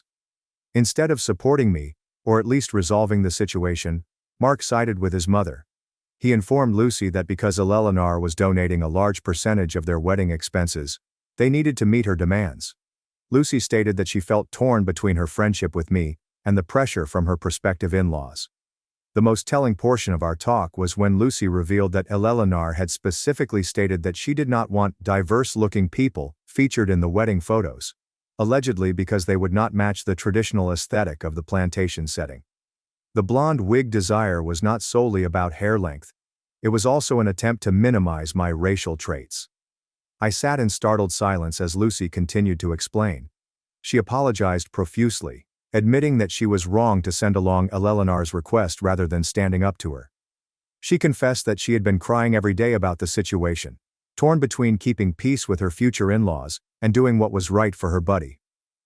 When I asked Lucy why Mark had called me personally, she appeared astonished. She had no idea about the phone call, implying that he had taken it upon himself to put pressure on me without her knowledge. This renewed concerns about their relationship dynamics. After analyzing all of this information, I informed Lucy that I needed a few days to consider. The argument over a wig had escalated into a discussion about unhealthy racial attitudes and interpersonal patterns. 2 days later, I received an extensive email from Eleanor herself. She had reportedly demanded my contact information from Lucy. The email was arrogant and deceptive, implying that my unique choices reflected a desire for attention that was unsuitable for someone else's wedding. She offered to buy a wig for me, but only in a tasteful blonde style that would not stick out. She concluded the email by stating that if I genuinely cared about Lucy, I would make this minor concession, or withdraw from the bridal party. I sent the email to Lucy without remark. She contacted me 30 minutes later, horrified. She hadn't expected Eleanor to approach me directly, and was humiliated by the contents of the email. During this call, Lucy appeared to discover a solution. She said she was done appeasing Eleanor and would talk to Mark about setting limits with his mother. The following development happened a week later. Lucy and Mark had supposedly engaged in multiple heated debates regarding the subject. Mark finally admitted that his mother's behavior was improper, despite his initial attempts to downplay the racial implications of her requests. According to Lucy, he realized the problem when she questioned how he would react if someone requested his sister, who has a prominent birthmark, to cover it up for aesthetic reasons. Lucy immediately notified Eleanor that the wig request had been cancelled, and that I would be attending the wedding as myself. Eleanor supposedly retaliated by threatening to remove her financial support for the wedding. This prompted another round of family conversations. Lucy contacted me yesterday to update me on the final decision. She and Mark have considerably reduced their wedding plans. Instead of the plantation site and expensive celebration, they're arranging a smaller ceremony in a nearby park for just close friends and family. They've opted to fund it totally on their own to eliminate Eleanor's financial leverage. Lucy apologized again for not standing up to Eleanor sooner and for placing me in such a difficult situation. She underlined that she appreciates our connection, and would never have let Eleanor's views dictate how her friends should appear at her wedding. I've consented to stay a bridesmaid, and the new arrangements are much more suitable for me. The park venue alleviates my unease with the plantation backdrop, and the smaller scale means less stress and money for everyone involved. Mark wrote me a separate apology text, admitting that he should have encouraged Lucy to stand up to his mother from the outset. He revealed that he has struggled with setting limits with Eleanor his entire life, and is currently undergoing private treatment to resolve these issues before the wedding. The other bridesmaids were divided in their reactions. 2 people have expressed support for the venue change, and apologized for pressing me over the wig. The others appear dissatisfied with the decrease in wedding preparations, and have become increasingly aloof in the group discussion. I am cautiously optimistic about how things have turned out. While the circumstance highlighted some troubling attitudes, it also allowed Lucy and Mark to set essential limits before starting their marriage. The incident has actually strengthened my friendship with Lucy, as we have had several open discussions about race, boundaries, and sticking up for what is right, even when it is difficult. The wedding is now 5 weeks away, and instead of dreading it, I'm excited to celebrate with my friend, in an environment where everyone feels safe being themselves. Update 2. The wedding took place last weekend, and I wanted to share an update on how things went. The wedding in the park ended up nicely, despite some last-minute difficulty. Lucy and Mark remained committed to a modest, self-funded wedding in the weeks building up to the big day. They sent out new invitations explaining the venue change, but did not go into depth about why. Most visitors were accepting, but some of Mark's extended family were disappointed that the plantation venue had been cancelled. Eleanor's behavior worsened as the wedding approached. According to Lucy, she tried to reserve the original plantation destination behind their backs, claiming it would be a wedding gift. When they declined, she unexpectedly showed up at their flat, bringing brochures for blonde wigs she had collected, just in case I changed my mind. Lucy remained firm and asked her to leave. 3 days before the wedding, Eleanor made one more attempt to manage the situation. She approached the other bridesmaids personally, requesting that they all wear wigs in solidarity with me, claiming it was a surprise Lucy had planned. Fortunately, one bridesmaid thought to check with Lucy, exposing Eleanor's trickery. Lucy then had to phone each bridesmaid to confirm that there was no wig plan, and apologize for her future mother-in-law's intervention. The morning of the wedding arrived with wonderful weather. Lucy and Mark chose a park with a full blooming rose garden, providing a natural adornment that was more stunning than anything artificial. The ceremony was set to begin at 11 a.m., followed by an informal lunch reception at a neighboring restaurant. At 9 a.m., while the bridal party was getting ready at Lucy's apartment, we learned that Eleanor had arrived at the park early, and was putting up decorations that had not been planned or permitted. Mark quickly left to deal with the situation, returning 30 minutes later looking fatigued, but determined. He stated that he had requested his mother to remove her decorations and had assigned his brother to make sure she did not make any additional adjustments. By 10:30, we had arrived at the park and found everything in order. Lucy and Mark's basic white chairs, floral arch, and runner, were all nicely arranged. Eleanor sat in the front row with Mark's father, her face taut but controlled. The ceremony itself was beautiful and personal. Lucy looked stunning in a simpler dress than her original pick, but one that fit the occasion well. Mark's eyes flooded with tears as she walked down the aisle. Their vows included agreements to support one another's decisions and stand together in the face of external pressures, which seemed especially relevant in light of recent events. Throughout the reception, Eleanor kept a frigid distance from me and interacted only little with Lucy. She departed early, citing a headache, Her departure seemed to reduce tension in the room, and the celebration became considerably more relaxed as a result. The most memorable moment for me came when Lucy's father remarked in his toast that he values loyal friends who stick to their ideals in his daughter's life. He made eye contact with me as he spoke, and Lucy subsequently confirmed that he was referring to my refusal to compromise my identity for the sake of appearances. Mark's behavior throughout the day reflected progress from our previous contacts. He remained focused on Lucy's requirements, checked in with the wedding party on a regular basis to ensure everyone's comfort, and firmly redirected his mother when she began making passive-aggressive comments about the venue change. It was evident that he had made efforts to put his relationship with Lucy over pleasing his mother. The wedding photos were taken by a friend with professional experience, rather than the high-end photography studio that had been engaged. The preliminary images shared in our group conversation yesterday portrayed true excitement and jubilation. My shaved head stood out in the bridal party images, but in the same way that any natural difference would, as part of Lucy's true portrayal of her chosen pals. Following the reception, numerous attendees commented on how personal and meaningful the event felt, in comparison to more lavish weddings they had seen. The amended plans resulted in a day centered on the couple's devotion, rather than costly details, or matching others' expectations. Lucy approached me before they departed for their honeymoon, which had been changed from a European trip to a weekend at a lakeside cabin. She thanked me for staying firm. She recognized that the process of arranging and redoing the wedding had revealed key facts about her relationship with Mark and his family, which needed to be addressed before marriage, rather than after. Mark's final encounter with me included a handshake and a polite acknowledgement.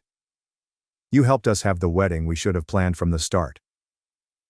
The incident confirmed my conviction that maintaining personal limits does not make someone difficult or selfish. Sometimes it provides an opportunity for everyone involved to realign with their actual ideals, rather than external expectations. Update 3. It's been 6 months since Lucy and Mark's wedding, and so much has changed that I'd like to deliver a last report. The effects of the wedding predicament lingered long after the event had ended. Lucy and Mark returned from their honeymoon weekend looking relaxed and joyful. They settled into their new apartment and began their marriage with what appeared to be a firmer foundation than before. They set clear boundaries with Eleanor, including limited visits and advance warning before any interaction. For roughly 2 months, this technique worked fairly effectively. Eleanor maintained a frigid courtesy toward Lucy, and avoided making direct contact with me at the occasional group gatherings that were held. Mark maintained the boundaries they had established and stood by Lucy when his mother made passive-aggressive comments about the wedding. However, in November, the situation quickly deteriorated. Eleanor began arriving at their flat unexpectedly, frequently bearing housekeeping things they needed, or meals she had prepared. These visits typically featured compliments on Lucy's housekeeping or cooking abilities. When Mark attempted to reaffirm their boundaries regarding early notice, Eleanor claimed she was simply being a helpful mother, and accused Lucy of turning her son against her. The breaking point occurred during Thanksgiving. Lucy and Mark had decided to split their trip, spending the afternoon with his family and the evening with hers.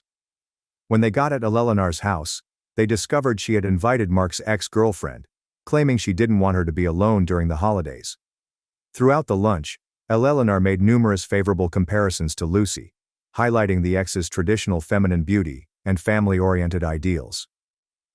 Mark had finally reached his limit. According to Lucy, he stood up mid-meal, urged her to pack her belongings, and said that they were going. Before leaving, he informed his mother that her behavior was unacceptable, and that they would not communicate until she could respect his marriage and wife. They spent the rest of Thanksgiving with Lucy's family, who greeted them cordially, despite the last-minute adjustment. Mark frequently apologized to Lucy for his mother's actions, and for not setting stricter limits sooner. In the weeks that followed, Eleanor increased her efforts to contact them. She called frequently, sent long emails, and even contacted Mark's employer. When these attempts failed, she began contacting their acquaintances, including me, expressing worry for Mark's well-being, and implying that Lucy was isolating him from his family. Mark and Lucy decided to temporarily restrict Eleanor's phone number and email address. Following consultation with a family therapist, they gave his father contact information in case of an emergency, but kept their distance from Eleanor. Lucy contacted me last month to give some important news. She and Mark have decided to go to another state for a fresh start away from Eleanor's influence. Mark accepted a job offer with his company's branch office in Colorado, and they plan to relocate next month. Lucy has already acquired a remote role with her present workplace, making the transfer more manageable professionally. The decision to move was not taken lightly. They had several meetings with their therapist, exploring if moving was avoiding or treating the problem. Finally, they decided that geographical distance would provide the necessary space to build good patterns in their marriage, without continual interference. Throughout these trials, my bond with Lucy has become stronger. We have weekly video chats, and she has been more candid about her challenges and accomplishments than ever before. She recently stated that sticking up for me in the wig scenario gave her the confidence to set other important boundaries in her life. Mark and I have also built a polite friendship. He messaged me last week, thanking me for providing the catalyst that helped him see problematic patterns in his connection with his mother. He admitted that if he had insisted I wear a wig as his mother had asked, it would have created a precedent for enabling her inappropriate control over their lives to continue unabated. The other bridesmaids have had varying reactions to the current predicament. 2 are still good friends with Lucy and have been supportive of the relocation. The others, who were more in line with Eleanor's traditional expectations, have progressively dispersed from her social circle. Eleanor continues to make contact on occasion, albeit less frequently. Mark's father pays them visits on his own, and has come to accept responsibility for supporting his wife's controlling conduct over the years. He has begun receiving therapy himself, yet he stays married to Eleanor. Looking back on how events unfolded following that initial wig request, I'm reminded of how maintaining personal boundaries can highlight underlying concerns that might otherwise go unnoticed. What began as a quarrel over wedding decor eventually revealed troubling dynamics that required addressing. They set clear boundaries with Eleanor, including limited visits and advance warning before any interaction. For roughly 2 months, this technique worked fairly effectively. Eleanor maintained a frigid courtesy toward Lucy, and avoided making direct contact with me at the occasional group gatherings that were held. Mark maintained the boundaries they had established and stood by Lucy when his mother made passive-aggressive comments about the wedding. However, in November, the situation quickly deteriorated. Eleanor began arriving at their flat unexpectedly, frequently bearing housekeeping things they needed, or meals she had prepared. These visits typically featured compliments on Lucy's housekeeping or cooking abilities. When Mark attempted to reaffirm their boundaries regarding early notice, Eleanor claimed she was simply being a helpful mother, and accused Lucy of turning her son against her. The breaking point occurred during Thanksgiving. Lucy and Mark had decided to split their trip, spending the afternoon with his family and the evening with hers. When they got at Eleanor's house, they discovered she had invited Mark's ex-girlfriend, claiming she didn't want her to be alone during the holidays. Throughout the lunch, Eleanor made numerous favorable comparisons to Lucy, highlighting the ex's traditional feminine beauty and family-oriented ideals. Mark had finally reached his limit. According to Lucy, he stood up mid-meal, urged her to pack her belongings, and said that they were going. Before leaving, he informed his mother that her behavior was unacceptable, and that they would not communicate until she could respect his marriage and wife. They spent the rest of Thanksgiving with Lucy's family, who greeted them cordially, despite the last-minute adjustment. Mark frequently apologized to Lucy for his mother's actions, and for not setting stricter limits sooner. In the weeks that followed, Eleanor increased her efforts to contact them. She called frequently, sent long emails, and even contacted Mark's employer. When these attempts failed, she began contacting their acquaintances, including me, expressing worry for Mark's well-being, and implying that Lucy was isolating him from his family. Mark and Lucy decided to temporarily restrict Eleanor's phone number and email address. Following consultation with a family therapist, they gave his father contact information in case of an emergency, but kept their distance from Eleanor. Lucy contacted me last month to give some important news. She and Mark have decided to go to another state for a fresh start away from Eleanor's influence. Mark accepted a job offer with his company's branch office in Colorado, and they plan to relocate next month. Lucy has already acquired a remote role with her present workplace, making the transfer more manageable professionally. The decision to move was not taken lightly. They had several meetings with their therapist, exploring if moving was avoiding or treating the problem. Finally, they decided that geographical distance would provide the necessary space to build good patterns in their marriage, without continual interference. Throughout these trials, my bond with Lucy has become stronger. We have weekly video chats, and she has been more candid about her challenges and accomplishments than ever before. She recently stated that sticking up for me in the wig scenario gave her the confidence to set other important boundaries in her life. Mark and I have also built a polite friendship. He messaged me last week, thanking me for providing the catalyst that helped him see problematic patterns in his connection with his mother. He admitted that if he had insisted I wear a wig as his mother had asked, it would have created a precedent for enabling her inappropriate control over their lives to continue unabated. The other bridesmaids have had varying reactions to the current predicament. 2 are still good friends with Lucy and have been supportive of the relocation. The others, who were more in line with Eleanor's traditional expectations, have progressively dispersed from her social circle. Eleanor continues to make contact on occasion, albeit less frequently. Mark's father pays them visits on his own, and has come to accept responsibility for supporting his wife's controlling conduct over the years. He has begun receiving therapy himself, yet he stays married to Eleanor. Looking back on how events unfolded following that initial wig request, I'm reminded of how maintaining personal boundaries can highlight underlying concerns that might otherwise go unnoticed. What began as a quarrel over wedding decor eventually revealed troubling dynamics that required addressing. Lucy and Mark are arranging a housewarming party once they've established in Colorado, and I've already scheduled time off work to help them unpack. Their new home represents more than just a change of location. It represents the importance of their marriage over external pressures and expectations. I'm pleased that sticking to my own limits resulted in positive change for the individuals I care about. When people refuse to compromise on their own dignity, it can have far-reaching consequences. For anyone feeling forced to conform at the price of their identity, remember that true friends appreciate you for who you are, not how well you fit into a predetermined aesthetic. Story 2. My spouse dug through my personal records to sell the beach house I inherited. I kicked him out and filed for divorce. I, 32F, and Rob, 35M, have been married for 7 years. We have a blended family. I have a 14-year-old daughter, Lily, from a previous relationship, and Rob has 2 kids, Jack, 16, and Tom, 12. Our journey began 10 years ago, when we met at a local charity event. I was a single mother fighting to make ends meet, working 2 jobs to support Lily and me. Rob was a pleasant and successful businessman who had just divorced. He swept me off my feet with his warmth and concern for both me and Lily. Our relationship started off like a fairy tale. Rob was attentive, compassionate, and appeared to truly adore Lily as his own.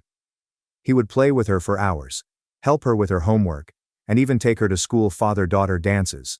His sons, Jack and Tom, were initially cautious of us but eventually warmed up. I remember the first time Jack called me Mom. It was during a family camping trip, and I felt like my heart would burst. We married in a tiny ceremony on the beach 3 years after we first started dating. It wasn't always easy to integrate our families, but we worked hard at it. We started family game nights, took turns picking movies for our weekly film nights, and made sure to recognize each child's accomplishments equally. My grandmother passed away almost 2 years ago.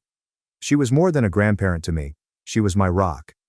My parents perished in a car accident when I was 16, so she took me in and reared me. She was there for me when I found out I was pregnant with Lily at the age of 18, and she provided emotional and financial support while I completed college. Her death affected me deeply, and I spent weeks reading through old photo albums, reminiscing about the summers we spent at her beach house. Gran surprised me by leaving me her beach cottage in her will. It's a stunning property that has been in our family for generations. I have many happy memories of spending summers there as a child, building sandcastles with my parents, learning to swim in the ocean, and having bonfires under the stars with my high school classmates. When Lily was born, I began taking her there, where Gran would tell her stories about our family history. When we found out about the inheritance, Rob immediately began talking about selling it and using the money to establish a business he had been dreaming of. He intended to create a chain of high-end gyms, something he'd been planning for years but never had the funds to do. I hesitated. The house was quite important to me, and I wanted to maintain it in the family. I offered to rent it out during high seasons to make some money, But Rob was not interested. He insisted on selling, claiming that keeping it would be a waste of money. He contended that we could utilize the funds to ensure our future, pay for the children's college educations, and still have enough for his business enterprise. We debated it for several months. I attempted to explain the sentimental value, how much it meant to both me and Lily. But Rob was unable or unwilling to comprehend. He began making statements about how I was living in the past and needed to consider our future. Things came to a head last month when Rob revealed that he had called a real estate agent to value the house. I was infuriated. We had a major dispute, and I made it clear that I would not be selling the house. I reminded him that the house had been left to me, not us, and he had no authority to make decisions about it. He stormed out and did not return home that night. Since then, Rob's conduct has shifted considerably. He's grown cold and aloof, frequently staying late at work or going out with pals without informing me. He rarely speaks to me at home, and when he does, he usually makes disparaging remarks about the beach house or my selfishness. What's more, his attitude appears to be rubbing off on his boys. Jack, who used to be fairly close to Lily, has been making disparaging remarks about her. Last week, I overheard him tell Tom that Lily wasn't their true sister, and that they didn't have to share anything with her. It broke my heart to hear this, especially after all the work we'd done to integrate our families. Tom, on the other hand, appears perplexed and distressed by the tension in the house.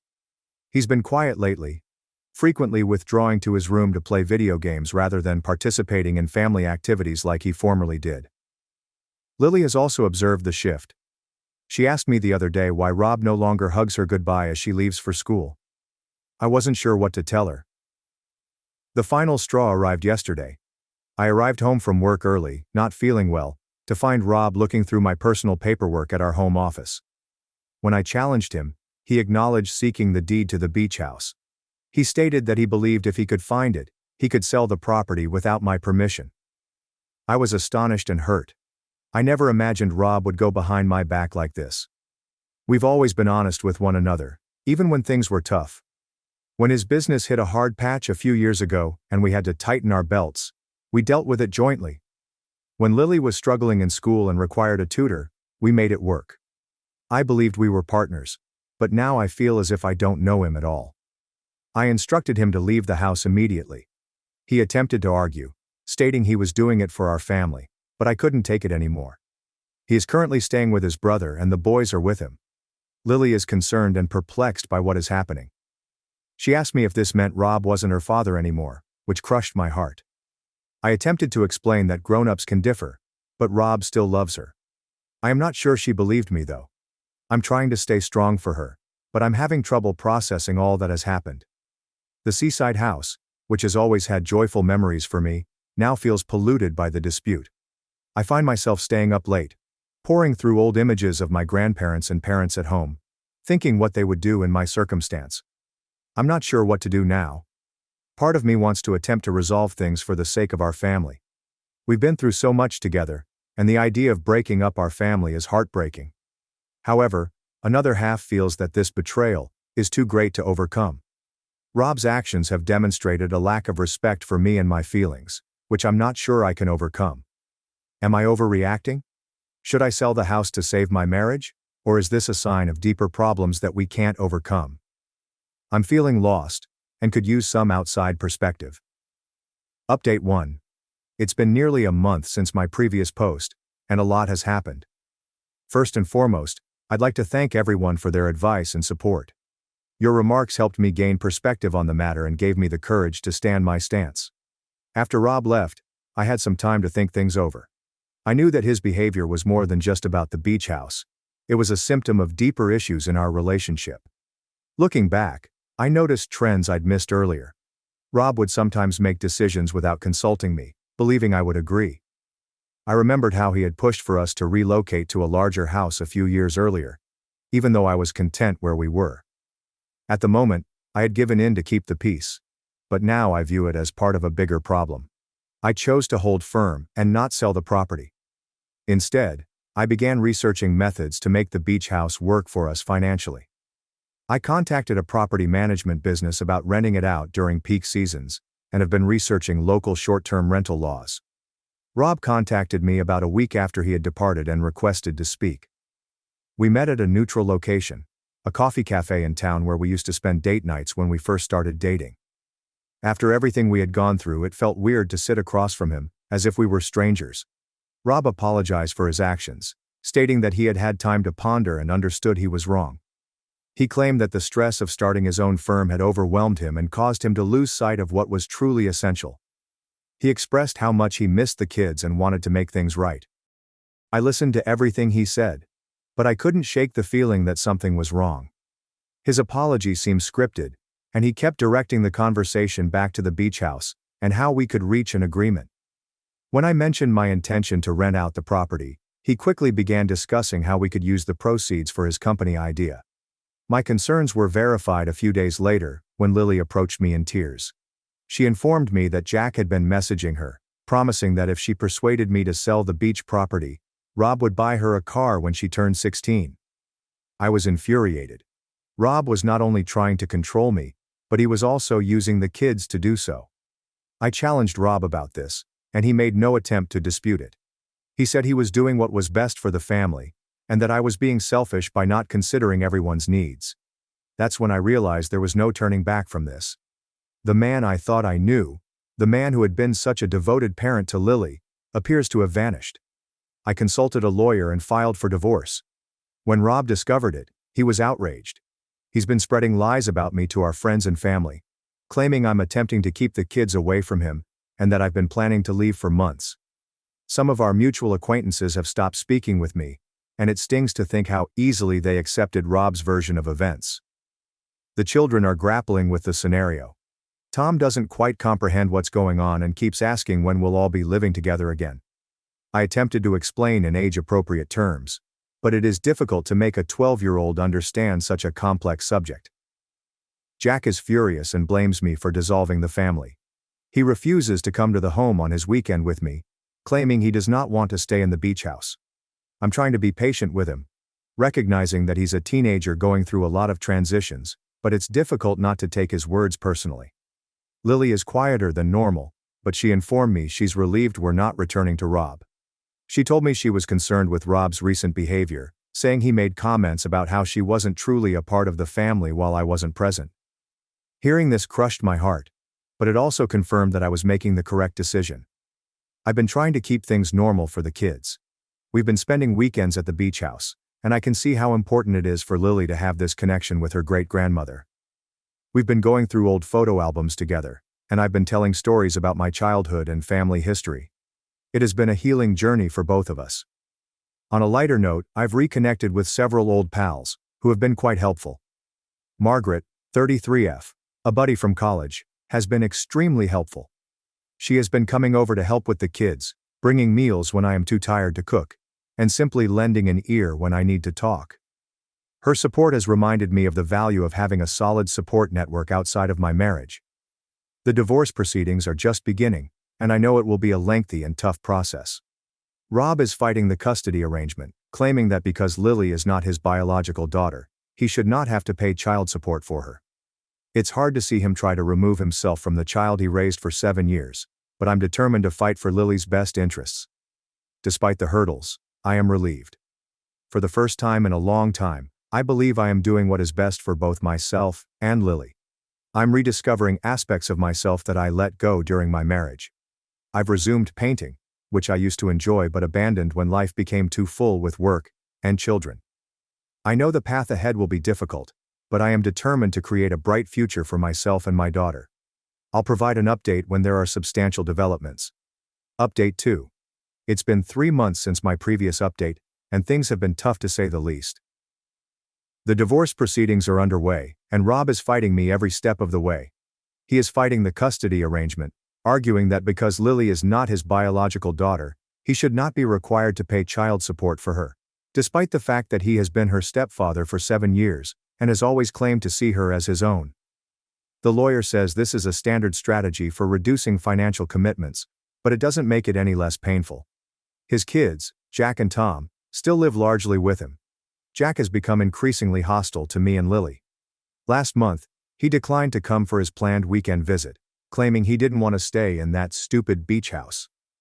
When I tried to talk to him about it, he accused me of putting the house ahead of his family. It's evident that Rob has been feeding him his version of events, and I'm at a loss for how to dispute this narrative without involving Jack. Tom, on the other hand, appears torn. When he's here, he's cuddly and appears to enjoy spending time with us. But the moment Rob takes him up, he withdraws. Last week he left his journal at our place, and while I didn't read it, I couldn't help but notice the word confused in big letters on the open page. It kills my heart to see him struggle like this. Lily is struggling with the loss of her stepbrothers. She and Tom were quite close, and she misses having him around. I've attempted to make plans for them to spend time together without Rob or Jack around. But Rob always finds an excuse to cancel.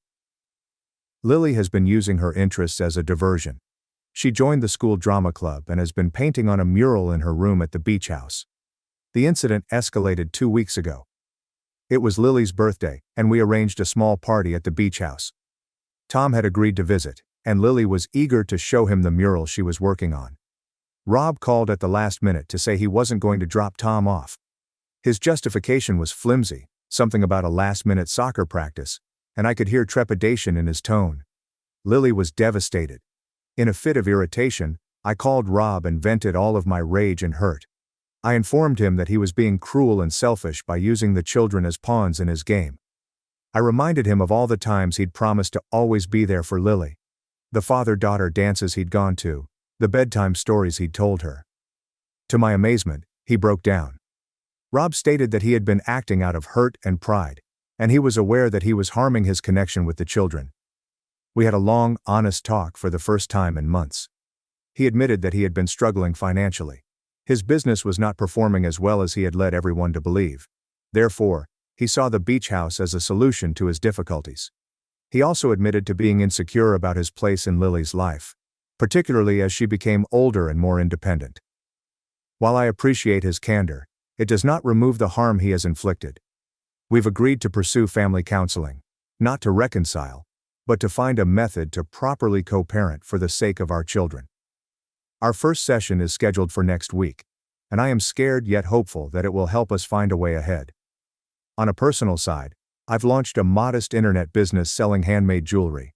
It's something I've always enjoyed as a hobby, and it's been a pleasant respite from the stress of my divorce.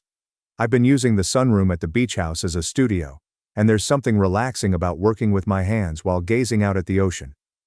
Lily has even assisted me with designing several things and maintaining our social media accounts. It's been a terrific way for us to bond while also giving her something positive to focus on. The beach cottage has been our haven. We now spend most of our weekends there, and I can see how much better Lily is doing. She's becoming more candid, discussing her emotions and anxieties about the future. Last weekend, as we were on the beach watching the sunset, she told me how proud she was of me for sticking up for myself. It meant more to me than words can explain. I realize we have a long road ahead of us, but I'm cautiously optimistic. If nothing else, this experience has taught me how strong Lily and I can be together. Whatever happens with Rob and the boys, I'm confident we'll be okay. Update 3. It has been 6 months since my last update, and I am pleased to say that things have finally begun to normalize. The divorce was finalized last month. In the end, Rob and I reached a deal without going to court. He's agreed that the beach house will remain mine, and we've negotiated a reasonable parenting arrangement for all 3 children. It wasn't easy, and there were moments when I felt we'd never reach an agreement. But the family counseling sessions were quite beneficial. Speaking of family counseling, it's been quite beneficial. Dr. Anderson, our therapist, has given us tools to help us speak more effectively and work through our challenges. It has provided us with a secure forum to express our frustrations and establish common ground. Jack was initially resistant, rolling his eyes and responding in one word, but he's gradually warming up. In our most recent session, he apologized to Lily for his behavior over the previous year. It was a watershed moment, and I could see Lily's relief on her face.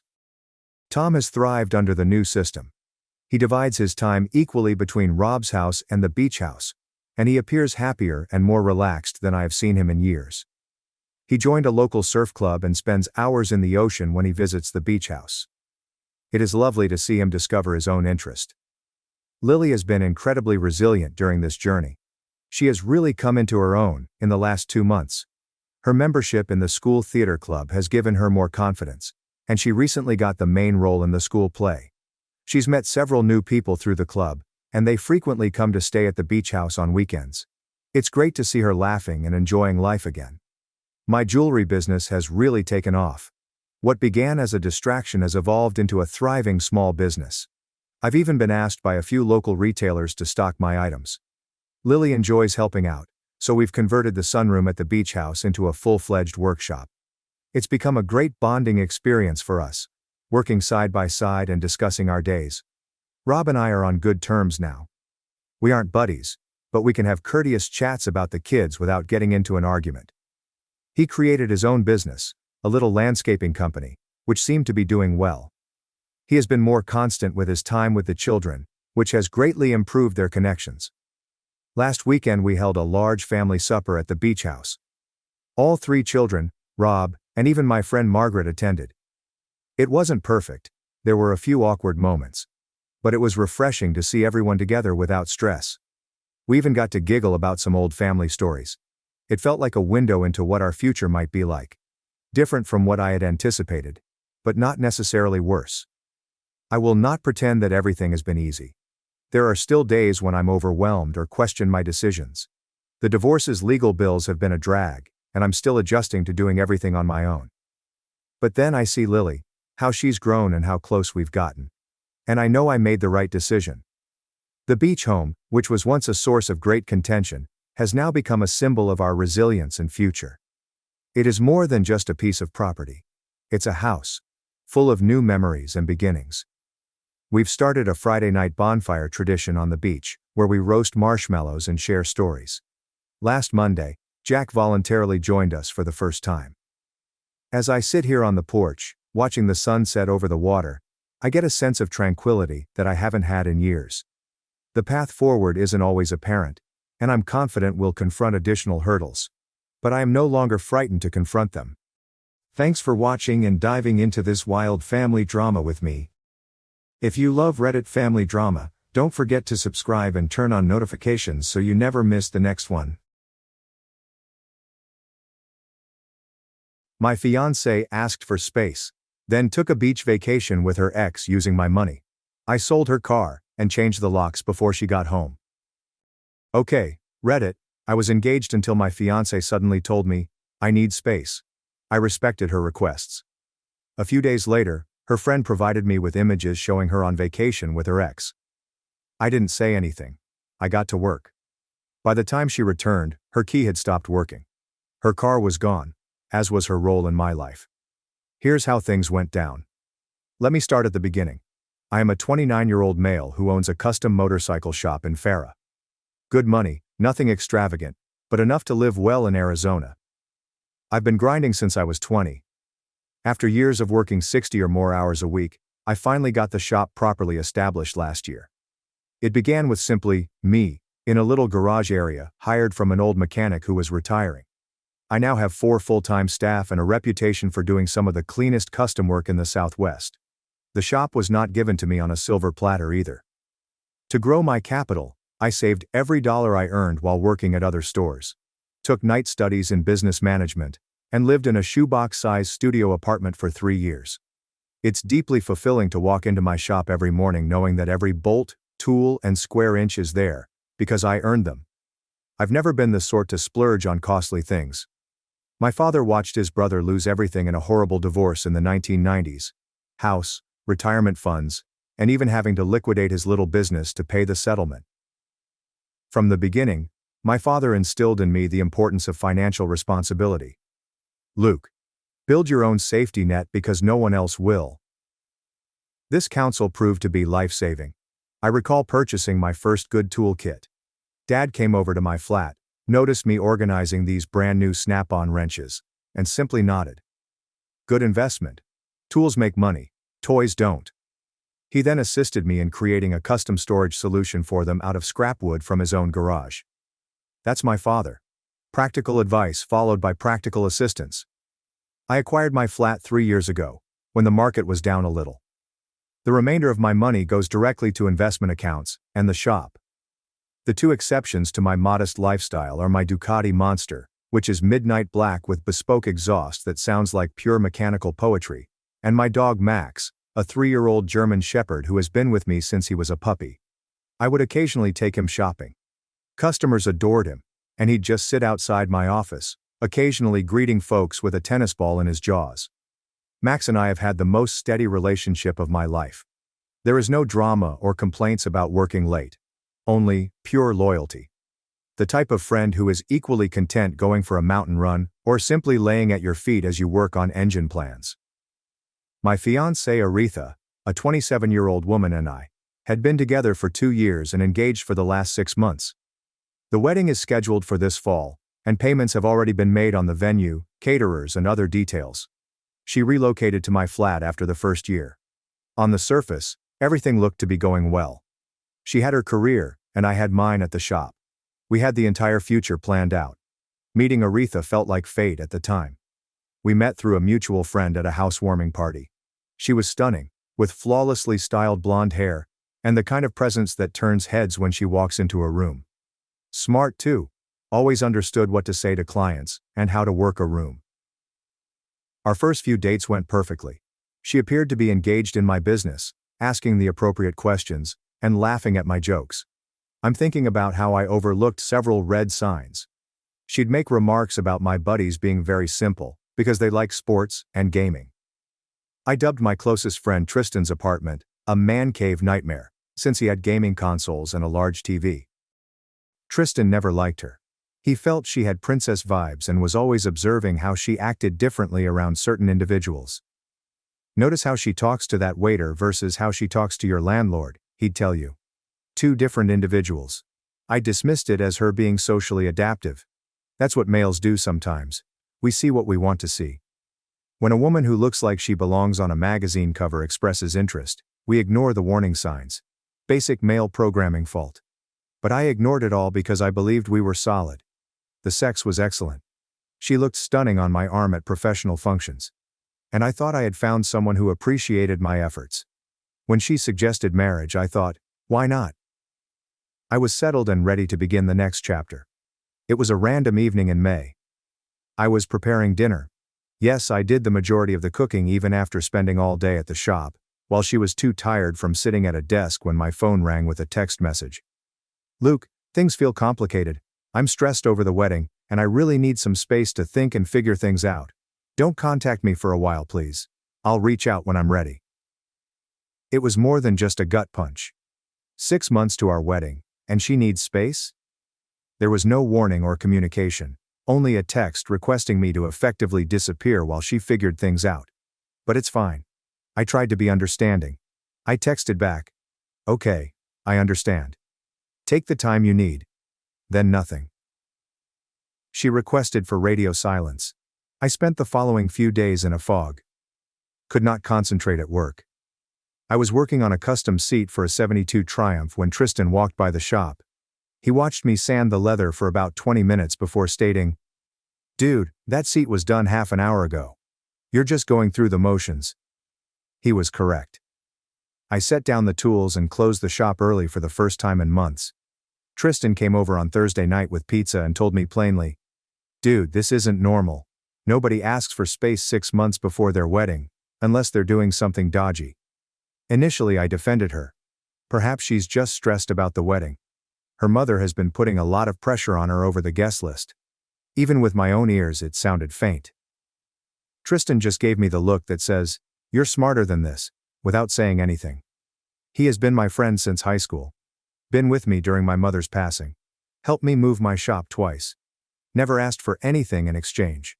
The type of friend that arrives with tools when you suggest a project, not excuses when you need assistance. Then Friday night, I received a text from Aretha's friend Melissa. She's one of Aretha's co-workers, and we've always gotten along. "Luke, I think you should see this. I feel bad showing you, but you deserve to know." Attached is a screenshot from Aretha's Instagram close friends story, in which Melissa participated. Pictures of beautiful sunshine, the beach, cocktails, and Aretha looking outrageously joyful, while arm in arm with Jordan, her ex-boyfriend. This was the caption: "Living our best lives. Island getaway, reunited." Sometimes you need to revisit the past to see your future clearly. My blood became chilly. Space to think referred to a tropical vacation with her ex-boyfriend, and she specifically requested that I not contact her. And she was naive enough to publish it on her close friend's story, oblivious to the fact that Melissa and I were friends. I called Melissa to get further information. It turned out that Aretha had informed everyone at work that she was taking vacation days due to a family emergency. Melissa emailed me photographs of an emergency involving bikinis, piña coladas, and her ex-boyfriend's tongue stuck down her throat. The hurt transformed into something else. A cold and harsh clarity. She didn't simply desire space, she wanted me out of the way while she tested her old relationship, keeping me as a backup plan in my own apartment, utilizing my resources while urging me to leave her alone. All the while, my wedding venues received my deposits, and her engagement ring was on her finger in the beach images. Fine. Saturday morning, I switched into tactical mode. First call, wedding venue, cancelled. I lost my $5,000 deposit, but whatever, cheaper than a divorce. Second call, caterer. Another $2,000 spent. Photographer, florist, and DJ. One by one, I meticulously deleted the wedding she had spent months arranging. The next call is for a locksmith.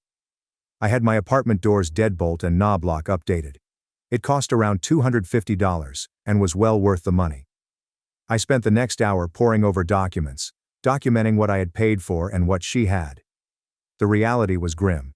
My contribution amounted to approximately 80% of our split expenses. Next, the ring. Aretha had simply placed it on her nightstand before departing. Probably didn't want tan lines on her beach photos with Jordan. My 3-carat diamond cost me about $15,000. I stored it in my safe, along with the paperwork proving I had purchased it. In Arizona, engagement rings are considered conditional gifts. The automobile needs context. About 6 months ago, Aretha's old Honda died. The timing belt snapped, bent the valves. It would have cost more to fix than the automobile was worth. She needed dependable transportation for client meetings, but her credit was ruined after maxing out credit cards on luxury bags and $300 facial creams. I agreed to help. I paid approximately $18,000 for a used but very good Mazda 6. The financing, title, and insurance are all in my name. I am not stupid. My father's brother committed the error. Allow his ex-wife to use the car he paid for throughout their separation. She totaled it and wasn't properly insured, so he had to pay off the loan while being sued by the other driver. This is not occurring to me. I called my father that night. I needed his perspective. Dad, Aretha asked for space, then went to Hawaii with her ex. I'm changing the locks and selling her car. There was a moment of stillness. Then, son, your Uncle Dave lost his house for less. You're doing what needs to be done. He then cleared his throat. Need help moving furniture? The agreement was that she would make payments to me, which she did, sometimes late, and use her automobile. But legally, it was completely mine. Never included her in anything. I drove the spare key to a dealership that buys second-hand vehicles. I'm the registered owner. I need to sell. They offered roughly $16,500 pending inspection. I completed the initial paperwork and left the car there. Her allotted parking spot at the apartment complex was unoccupied. When I told the manager at the dealership that I was selling my fiancé's automobile, she raised an eyebrow. I merely shrugged and said, she wanted space. I'm giving her about 16,500 feet of it. I called Tristan and asked him to pick me up. He was impressed. Damn, you're ice cold right now, but she deserves it. We spent the weekend boxing her belongings from the flat. Not tossing it away, but making it ready. Each designer shoe, I counted 37 pairs. Every pricey bag. Every piece of jewelry I had given her for birthdays and anniversaries was carefully packed away. During the process, I discovered a few fascinating things. Credit card statements showed hundreds of dollars in debt, which she had never revealed. A hidden stockpile of emergency cash, about $800, was fastened to the back of her drawer. A 3-month-old journal in which she had made pros and drawbacks lists, comparing me to Jordan. My name featured financial stability and good future father in the advantages column. Jordan boasted, exciting, passionate, and history together on his side. Guess which way she was leaning based on her current location. I also had a meeting with my lawyer. I shared the screenshots, explained the scenario, and asked how I could defend myself. Arizona does not allow common law marriage, so there was that. We had never merged our funds. My flat was exclusively in my name, and I legally owned the car. He advised documenting everything: the engagement termination, the car sale, and the contents of the flat. I was told to only converse in writing from now on. I felt tranquil, as if I were executing an essential surgery. Did I feel like an absolute idiot? Absolutely. However, intellect, not emotions, was driving this bus. She requested space and no touch. She indicated that the relationship was over by taking a trip with her ex. I was merely honoring her request and protecting myself. The shop was quiet that weekend. I went in anyway, just to have somewhere to stay. Started reorganizing the tool room, deep cleaning equipment, and upgrading our inventory system, all of which get pushed aside during hectic periods. There's something soothing about establishing order to a room when your personal life is disorganized. My chief mechanic Diego came in for a few hours to assist with a hurried task. They didn't inquire why I was there on a Sunday, just offered me the things I needed. That is what I admire about the men at the shop. They recognize that working with your hands can help you process what's going on in your thoughts. According to Instagram, the Best Life vacation extended an additional week. The countdown to meltdown was underway. One small consolation amid all of this: at least my Ducati remained secure. Aretha had always grumbled that it was too risky and a waste of money, but I had insisted on maintaining it. When Tristan picked me up from the dealership, he looked at me and said, "We're going to ride bikes this weekend. You need it." He was correct. She had tried to get me to sell the Ducati around 6 months into our relationship. "We could use that money for a down payment on a bigger place," she said. Never mind that I already owned my apartment and had no desire to incur additional debt for a larger space that we didn't need. The Ducati stayed, and I was happy for the minor triumph. Sunday morning we rode our bikes through the highlands. Tristan rode his Kawasaki, while I rode my Ducati. The concentration necessary to navigate such curves at speed was precisely what I needed. It's impossible to think about relationship problems when calculating lean angles and watching for gravel. Max was the only bit I felt guilty about. Aretha had agreed to our puppy, but she had never properly cared for him. She had grumbled about his fur, energy, and the price of his food. Even so, if she didn't return, he'd be confused. It turned out that I didn't need to worry. Max appeared content with just me there, taking the entire couch without being shooed away. Aretha's tropical holiday with Jordan lasted 10 days. Then D-Day came. Tuesday evening, at 9 p.m., I was drinking a beer with Tristan, who insisted on being present in case things turned wild. We heard keys jingle outside, followed by puzzled scratching at the lock and pounding. "Luke, open the door. My key is not working." Tristan looked at me. Showtime. I opened the door halfway. Aretha stood there looking beach-tanned and furious, her bag beside her. "What the hell? Why doesn't my key work?" "Because I changed the locks." My tone was steady. Her eyes expanded. "You what? Why would you do that?" "You want distance and no communication, Aretha. I handed it to you permanently. Weddings are also canceled. I've already called everyone." "What are you talking about?" "I just needed some time to think." I took out my phone and showed Melissa the screenshot she emailed me. "Think about this. With Jordan, on your romantic beach break, which you mentioned?" Her expression changed from indignant to panicked in an instant. That. Did Melissa show you that?" "That is not what it appears to be. It looks like my fiancé is on vacation with her ex while I am at home preparing our wedding." This is pretty self-explanatory. It was a last-minute situation. He was going through a difficult period and needed to talk to someone. Tristan snorted from behind me. I simply stared at her. "So you go to Maui to be his therapist?" Her gaze shifted to the empty parking spot. "Where is my car, Luke?" The arrogance in her voice was astounding. Like I had buried her toy. "It's not your car. Never was. It's being sold. Title, loan, insurance. All in my name." "You're selling my car?" She pounded her foot. "You can't do that. I've been making payments. Payments for using my car, which is now over. This is insane. I'm calling the cops. She took out her phone. Tristan, who had been observing, began giggling. Yeah, call them. Tell them your ex-fiancé is selling his own car and changed the locks on his own apartment after you cheated. That'll go well. Aretha looked as if she had just spotted him. This isn't your business. Tristan's reaction. You made it my business when you decided to mess around on my best friend. She returned to me and said, Luke baby, you're overreacting. Jordan means nothing to me. It was just a stupid trip to clear my head. I realized I want to be with you. I nearly laughed.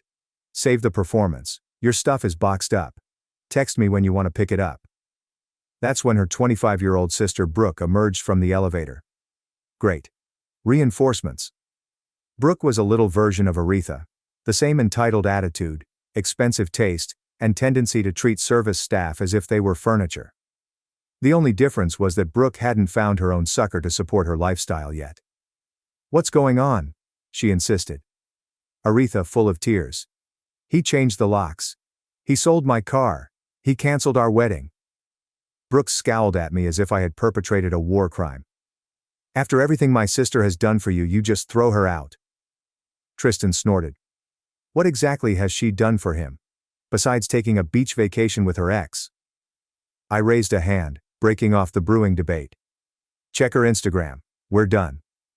Max began barking at the commotion from inside his condo. Aretha's eyes widened. Are you keeping Max too? The audacity was amazing. The dog whose name you couldn't remember half the time? That dog? She needed space to think, not for you to ruin her life. Brooke screamed. She made choices. Now she gets to live with the consequences. Your stuff will be in the lobby tomorrow at noon. 1 hour window. If it's not picked up, it goes to Goodwill. I shut and closed the door. Through the door I could hear Aretha's outburst growing. Tristan simply shook his head. Dude. Bullet dodged. Want another drink? Max, who had been carefully monitoring the door, approached and rested his head on my knee. I scratched behind his ear. It's just us now, buddy. Tristan raised the bottle. To the most expensive lesson you'll ever learn. I clinked my bottle against his. Worth every penny. Later that night, after Tristan had departed, I sat on my balcony and looked at the city lights. For the first time in months, I was able to breathe freely. No more justifying why I had to work late at the shop. I will no longer protect my time with my pals. I sent my dad a quick SMS. This is me. It's done. Locks changed. Cars sold. Wedding canceled. He responded a minute later. My dad. Proud of you, son. Come by for steaks this weekend. Bring Max. Your mom would have kicked her ass, by the way. That made me smile. Mom has been away for 6 years, but Dad was correct. She would have seen through Aretha in a heartbeat. The next day was like witnessing someone comprehend gravity as they stepped off a cliff. Aretha's texts began at 6 a.m. You can't do this to me. Where am I supposed to live? I need my car for work. We need to talk about this like adults. I made a mistake, but you're being cruel. I did not respond to any of them. Tristan and I loaded her boxes and delivered them to the lobby at noon sharp. I'd even ordered everything by category. A courtesy she didn't deserve, but I gave nonetheless since I'm not an animal. Aretha arrived with Brooke and their mother, Cheryl, in tow. Cheryl, the root of Aretha's entitlement, attacked me right away. Luke, this is completely unacceptable behavior. Aretha made one mistake. She was confused. She's under so much pressure with the wedding. Not anymore, she's not. I pointed to the boxes. Everything's here. You have 1 hour. My daughter lived there for a year without being on the lease, without paying rent, driving a car she didn't own. Seems like the free ride is over. Cheryl's face became purple. Aretha alternated between crying and glaring daggers at me. Brooke was on her phone, most likely updating the others of the family drama group chat. I left them to it, informed the doorman they had till 1 p.m., and went to lunch with Tristan. When we returned, they were gone, along with her belongings. Mission completed. But it did not end there. The number of SMS and phone calls increased significantly. Aretha, Brooke, Cheryl. Even their father joined in on it. When banning their numbers proved ineffective, they began using friends' phones. The story they were telling was something else. They claimed I had viciously dumped Aretha over a misunderstanding, stolen her car, and kept her apartment. Of course, there's no mention of the ex's beach trip. Aretha's social media accounts went into overdrive. Vague posts about believing the wrong person and recovering from betrayal. A particularly striking one featured her staring wistfully out a window with the caption, "Sometimes the people you take a bullet for are the ones behind the trigger." The irony was thick enough to be sliced with a knife. Then our common friend started contacting me. "Dude, that's cold. Selling her car like that? Man, couldn't you have given her more time to find a place?"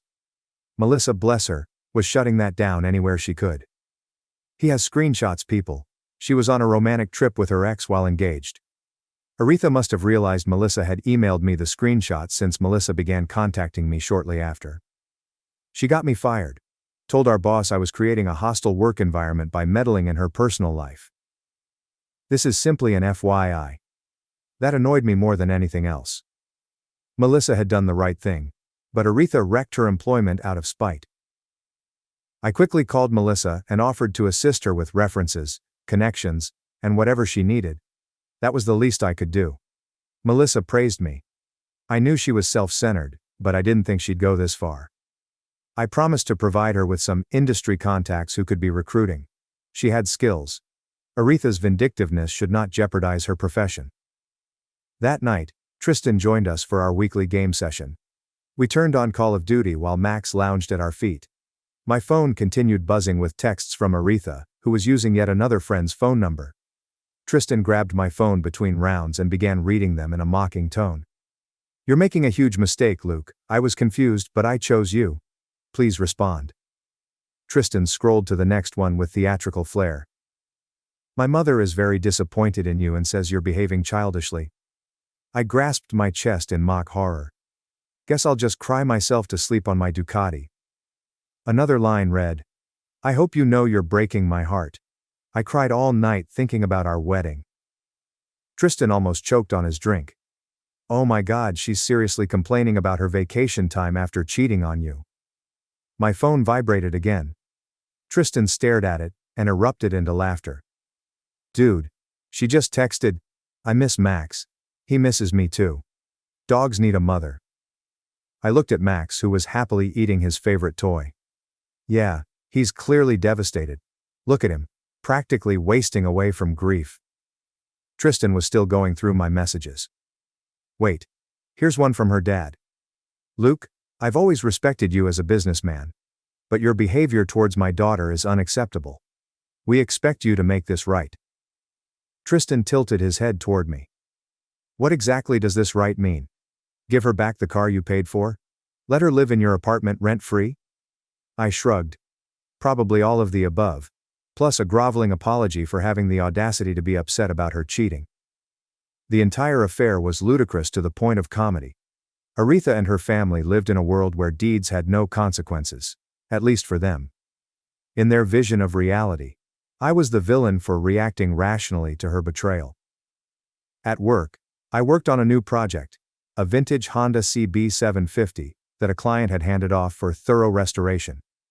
There's something soothing about breaking down an engine into its separate components, cleaning each one, and rebuilding it better than before. The shop became my refuge, a location where issues had logical solutions, and tasks had definite beginnings and ends. My employees sensed a shift in me. Diego, my head mechanic, finally questioned what was going on after I had spent 3 hours changing a wiring harness without taking a break. I handed him the highlight reel. His response was flawless. A thoughtful nod followed. "Women, man. My cousin went through the same thing. You want me to order those brake calipers for the Triumph while you finish that wiring?" That's all I needed. Practical answers, not theatrics. The shop remained open late that week as I put myself into work. Nothing heals heartache like productivity, and a bank account that is growing rather than bleeding money for someone else's desires. Dad went by the shop with lunch on Thursday, continuing a custom he established when I first opened it. He'd bring sandwiches from a small deli near his house, and we'd eat in my office, chatting about everything and nothing. "How are you holding up?" he said between bites. "Better than expected," I acknowledged. "Work helps." He nodded. Your Uncle Dave gained 15 pounds after his divorce. Sat around eating microwave burritos and watching game shows. He smiled at me and said, You're doing it right. Stay busy. Keep moving forward. Simple advice, but just what I needed to hear. 2 weeks following his return, the actual harassment campaign began. The police arrived first. I arrived home from work to see a patrol cruiser outside my building. 2 cops wanted to discuss a domestic dispute and charges that I was withholding personal items. I gave them the documents my lawyer had prepared: proof of automobile ownership, an apartment contract in my name solely, and canceled wedding receipts. I showed them the screenshot of Aretha and Jordan. I explained that I'd given her all of her stuff. They departed satisfied, as this was a relational issue rather than a legal one. As they left, one of the officers gave me a knowing look. Document everything from here on out, he said gently. These situations tend to escalate. Words of wisdom from someone who had seen this happen before. The next day, my landlord called with a noise complaint. Apparently, an unidentified neighbor reported loud disputes and potential domestic disturbances. I explained the problem. Fortunately, I had a positive relationship with the property management. She stated that she had witnessed Aretha try to tailgate residents into the building multiple times, which was against protocol. The situation then escalated. Aretha and Brooke began showing up at my business, just happening to be in the lobby as I was leaving. Aretha once attempted to force her way into the elevator with me, shouting about how I had ruined her life. When Diego and the other guys realized what was going on, they constructed a protective barrier. Boss, do you want us to call security? Diego inquired, placing himself between Aretha and me. I nodded, and they led the sisters out. My squad has my back, no questions asked. This was getting out of control. I filed a police report about the harassment. I started documenting every conversation, saving every text and voicemail, installing a security camera at my apartment door that was linked to my phone, and giving the front desk a photo of Aretha with instructions not to let her up under any circumstances. The breaking point occurred when I awoke to discover my car's tires slashed. At 3 a.m., security cameras saw Brooke doing it. The camera was extremely clear, with her face visible as she knelt by each tire, meticulously puncturing them with what seemed to be a hunting knife. Police were called. Charges were filed. The incident report estimated the damage at more than $800. I upgraded all 4 tires to high-performance ones last year. Thankfully, my insurance paid everything after the deductible, but having the car hauled and repaired was a significant nuisance. I became paranoid about the Ducati after that. I started parking it in a secure garage a block away, just in case. There was no way I was letting them get to my baby. That bike was the payoff for years of hard work. If they had harmed it, I'm not sure I could have kept my cool. That same day, I received an email from Jordan, of all people. Man, I'm sorry about all this. She told me you two were already over before our trip. I didn't know you were still engaged. She's been showing up at my place too. Just thought you should know. Aretha had fed him a whole lie, that we had broken up weeks before, that I was possessive, and that I refused to accept the end of our relationship. When he discovered the truth through common friends, he ended things quickly. Now she was turning up abruptly at his apartment, crying and wanting another chance. Bullet dodged, brother, he replied before hanging up. I couldn't argue with that. Later I discovered that Aretha had spread allegations about me being aggressive, controlling her finances, and trapping her in the relationship. She portrayed herself as the victim of a domineering monster, rather than a lady who was found cheating and lost her meal ticket. What's the problem with her narrative? Too many people had witnessed the reality. My neighbors had noticed me walking Max alone every night, while she stayed inside watching Netflix. My staff had witnessed her show up demanding money while her credit cards were maxed up.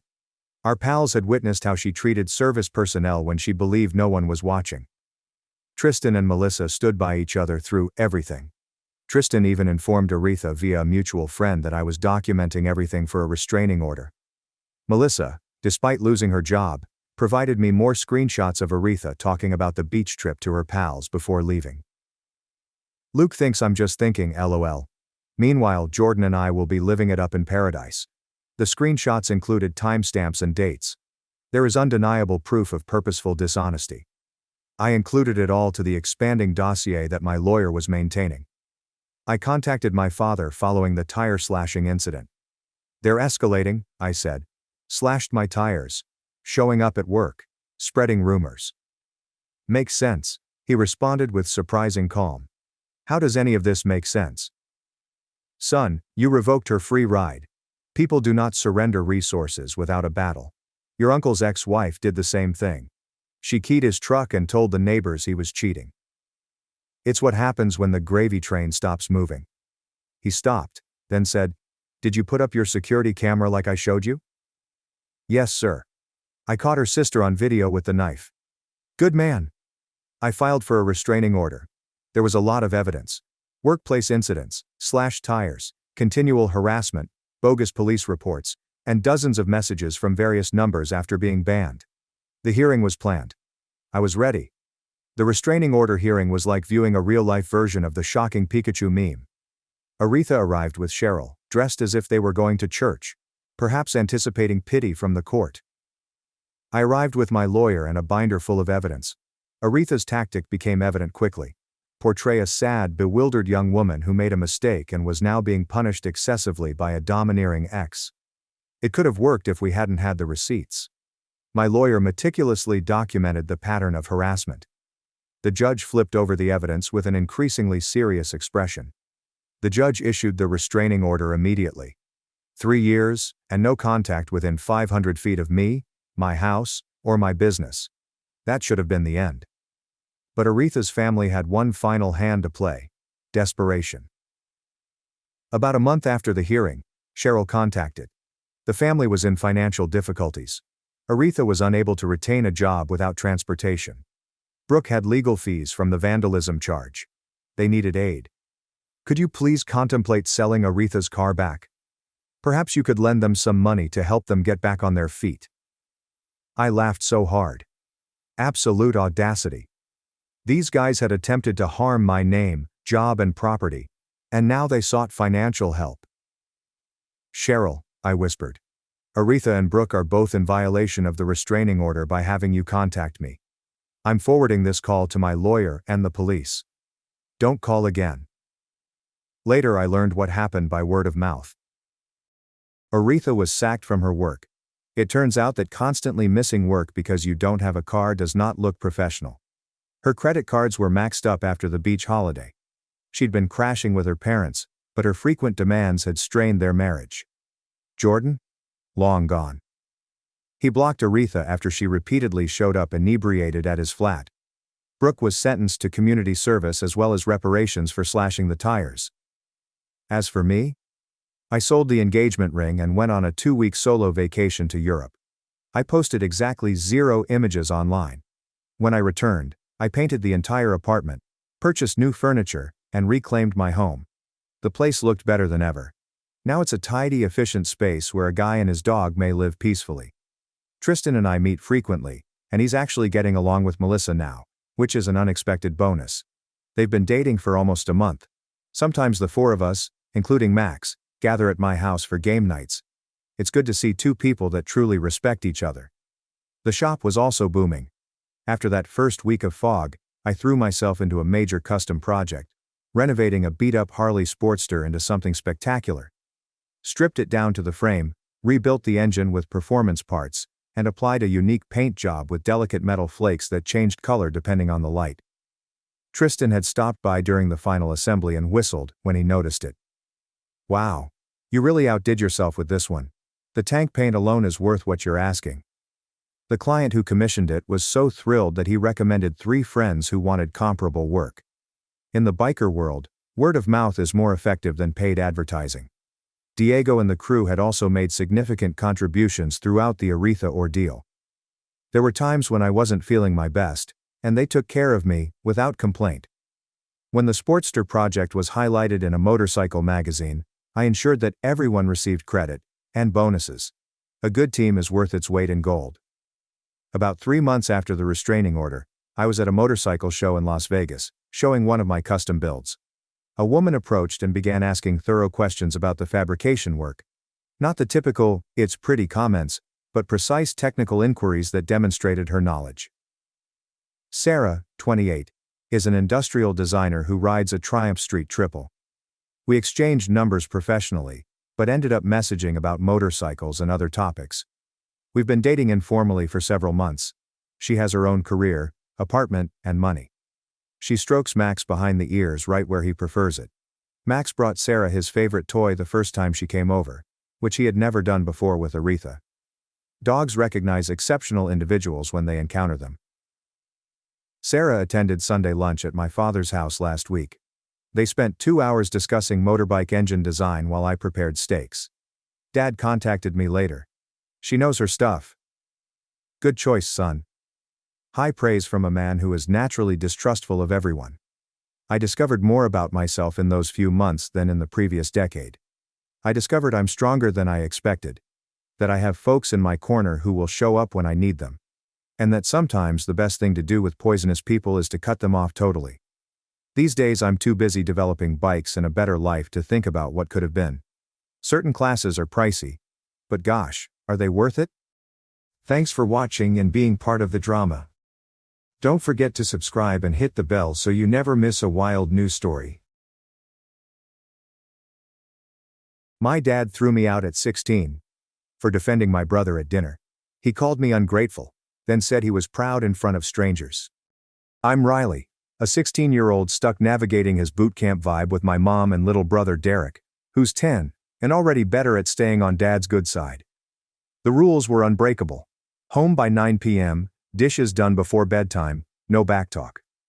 My friends called him the General, and I was half joking, half terrified. I'd always wondered if there was more to him than the tough guy act. Growing up under dad's roof felt like living in a pressure cooker. He wasn't cruel, but he was relentless, and if I brought home a C, he'd sit me down for a lecture about owning my future. I got my answer last summer, but it came at a cost. It all began with a fight that shook our house to its foundation. If I missed a soccer practice, he'd make me run laps in the backyard until my legs burned. Life's not a free ride, Riley, he'd say, his voice like gravel. Mom would try to smooth things over, saying he just wanted us to succeed, but it felt like he was training us for a war we didn't sign up for.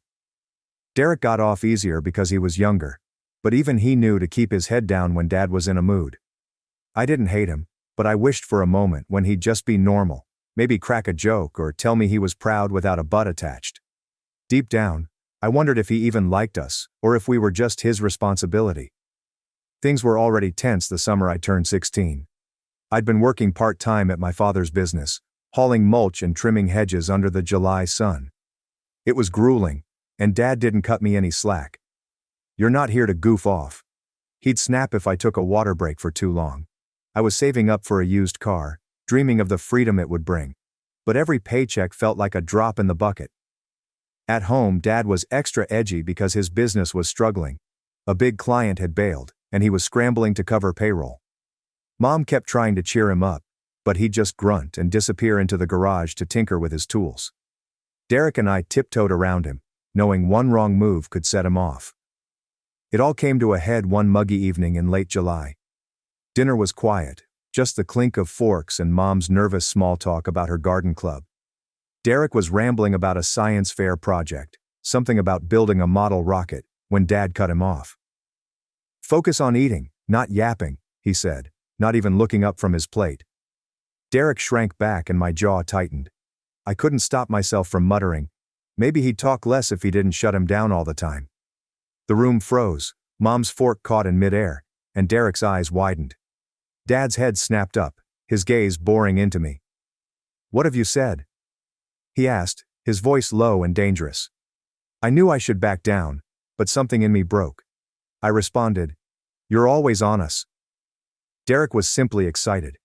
And you act as if it were a crime. You treat us as if we are failing you every day. Mom gave a gasp. Riley, honey, let's not. But Dad lifted his hand, silencing her. He leaned forward, his knuckles white around the glass. Do you think you can talk to me like that at my place after everything I've done for you? Is this everything you do? I laughed bitterly.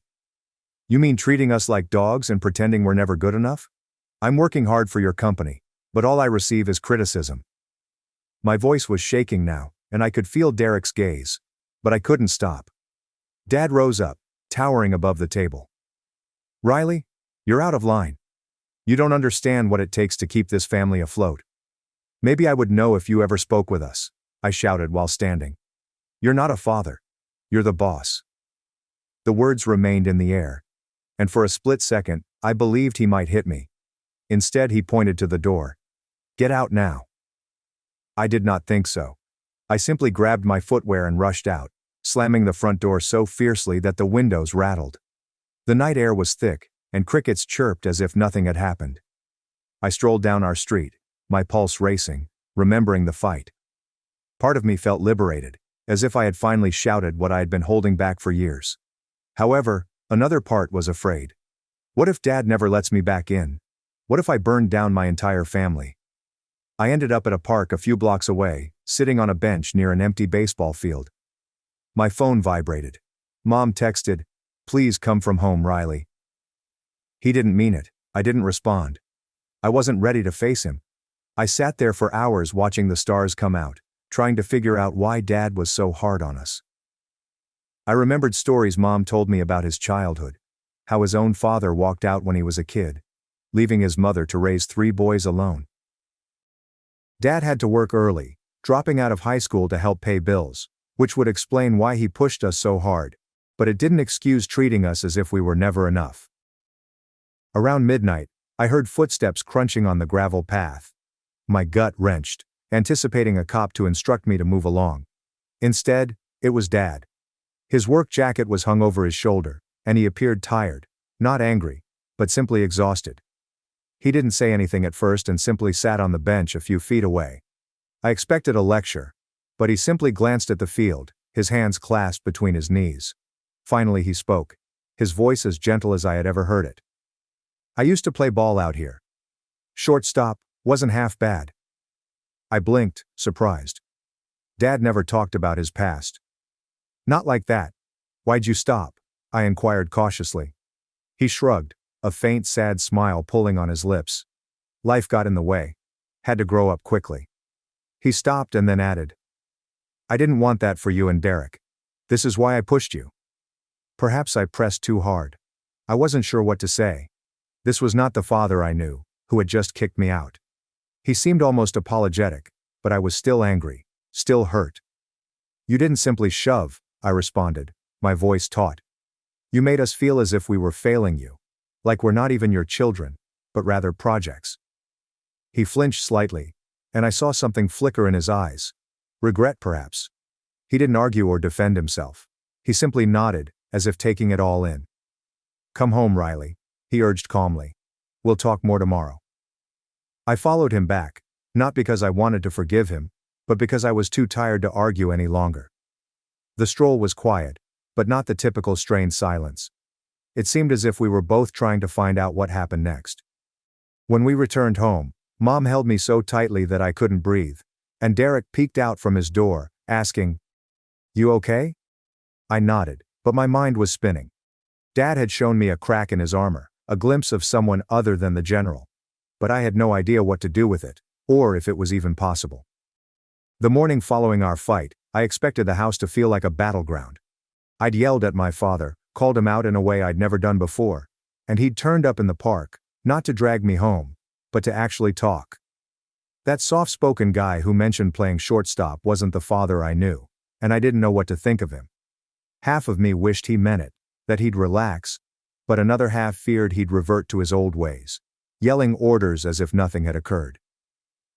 I sat in bed staring at the ceiling, wondering if last night was just a fluke or the beginning of something new. The kitchen downstairs was noticeably quieter than normal. Mom was frying pancakes, her normal cheerfulness cranked down, and Derek was scribbling on a napkin, sneaking glances at me as if I were a bomb poised to explode. Dad was sitting at the table sipping coffee, his work boots already on. I lingered in the doorway, half expecting him to begin a sermon on respect. Instead, he looked up and nodded quickly. "Morning, Riley," he remarked calmly, as if we hadn't yelled at each other 12 hours ago. I said good morning and slid into my chair, grabbing a pancake to avoid eye contact. Mom gave me a slight smile, but the air was dense. Everyone is waiting for someone to make the first move. Eventually Dad cleared his throat. Got a job today at the community center, he added, without looking at any of us. They need the garden redone. Could use an extra hand. He stopped, then asked, Riley, you in? I froze. Fork is halfway to my mouth. Dad never invited me to work with him. He's just told me. And after last night I assumed he would want me as far away as possible. Derek's eyes widened, and Mom's brows furrowed, but I kept my expression neutral. Sure, I answered, attempting to seem casual as my heart was racing.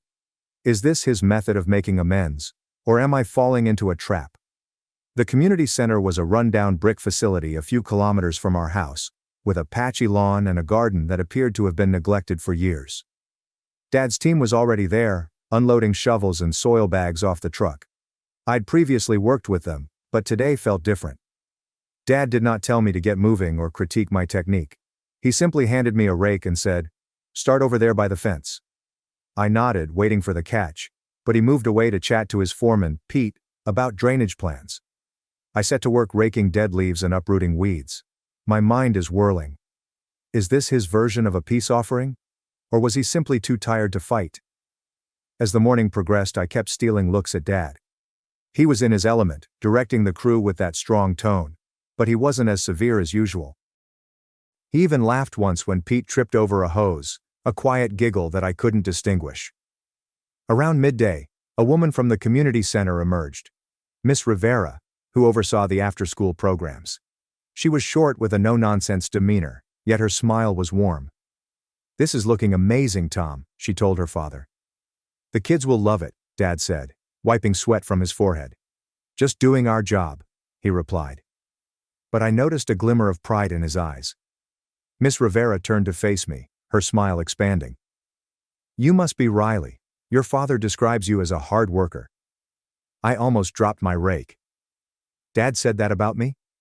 I muttered a thank you, my face heating, and looked at him. But he was busy arranging a wheelbarrow and pretended not to hear. Miss Rivera continued to speak, describing the garden as a secure location for the children, where they could plant vegetables and learn about nature. "It means a lot to have volunteers like you," she explained. And I realized she assumed I was here by choice, not because my father dragged me along. I didn't correct her. But the fact that Dad had bragged about me to someone else, no less, stayed with me. We took a break for lunch, sitting on the tailgate of Dad's vehicle. The crew was joking around, but Dad remained silent, eating his sandwich and looking at the half-finished garden. I sat next to him, picking at my chips and trying to muster the bravery to say something. Finally, I went for it. "This place is kinda cool," I added, keeping things light. "Better than hauling mulch for rich people's lawns." He snorted, which could have been a joke. "Yeah, well, this one's pro bono," the lawyer replied. "Ria's been bugging me for months, saying the kids deserve something nice." I raised an eyebrow. "Dad, free work?" That was new.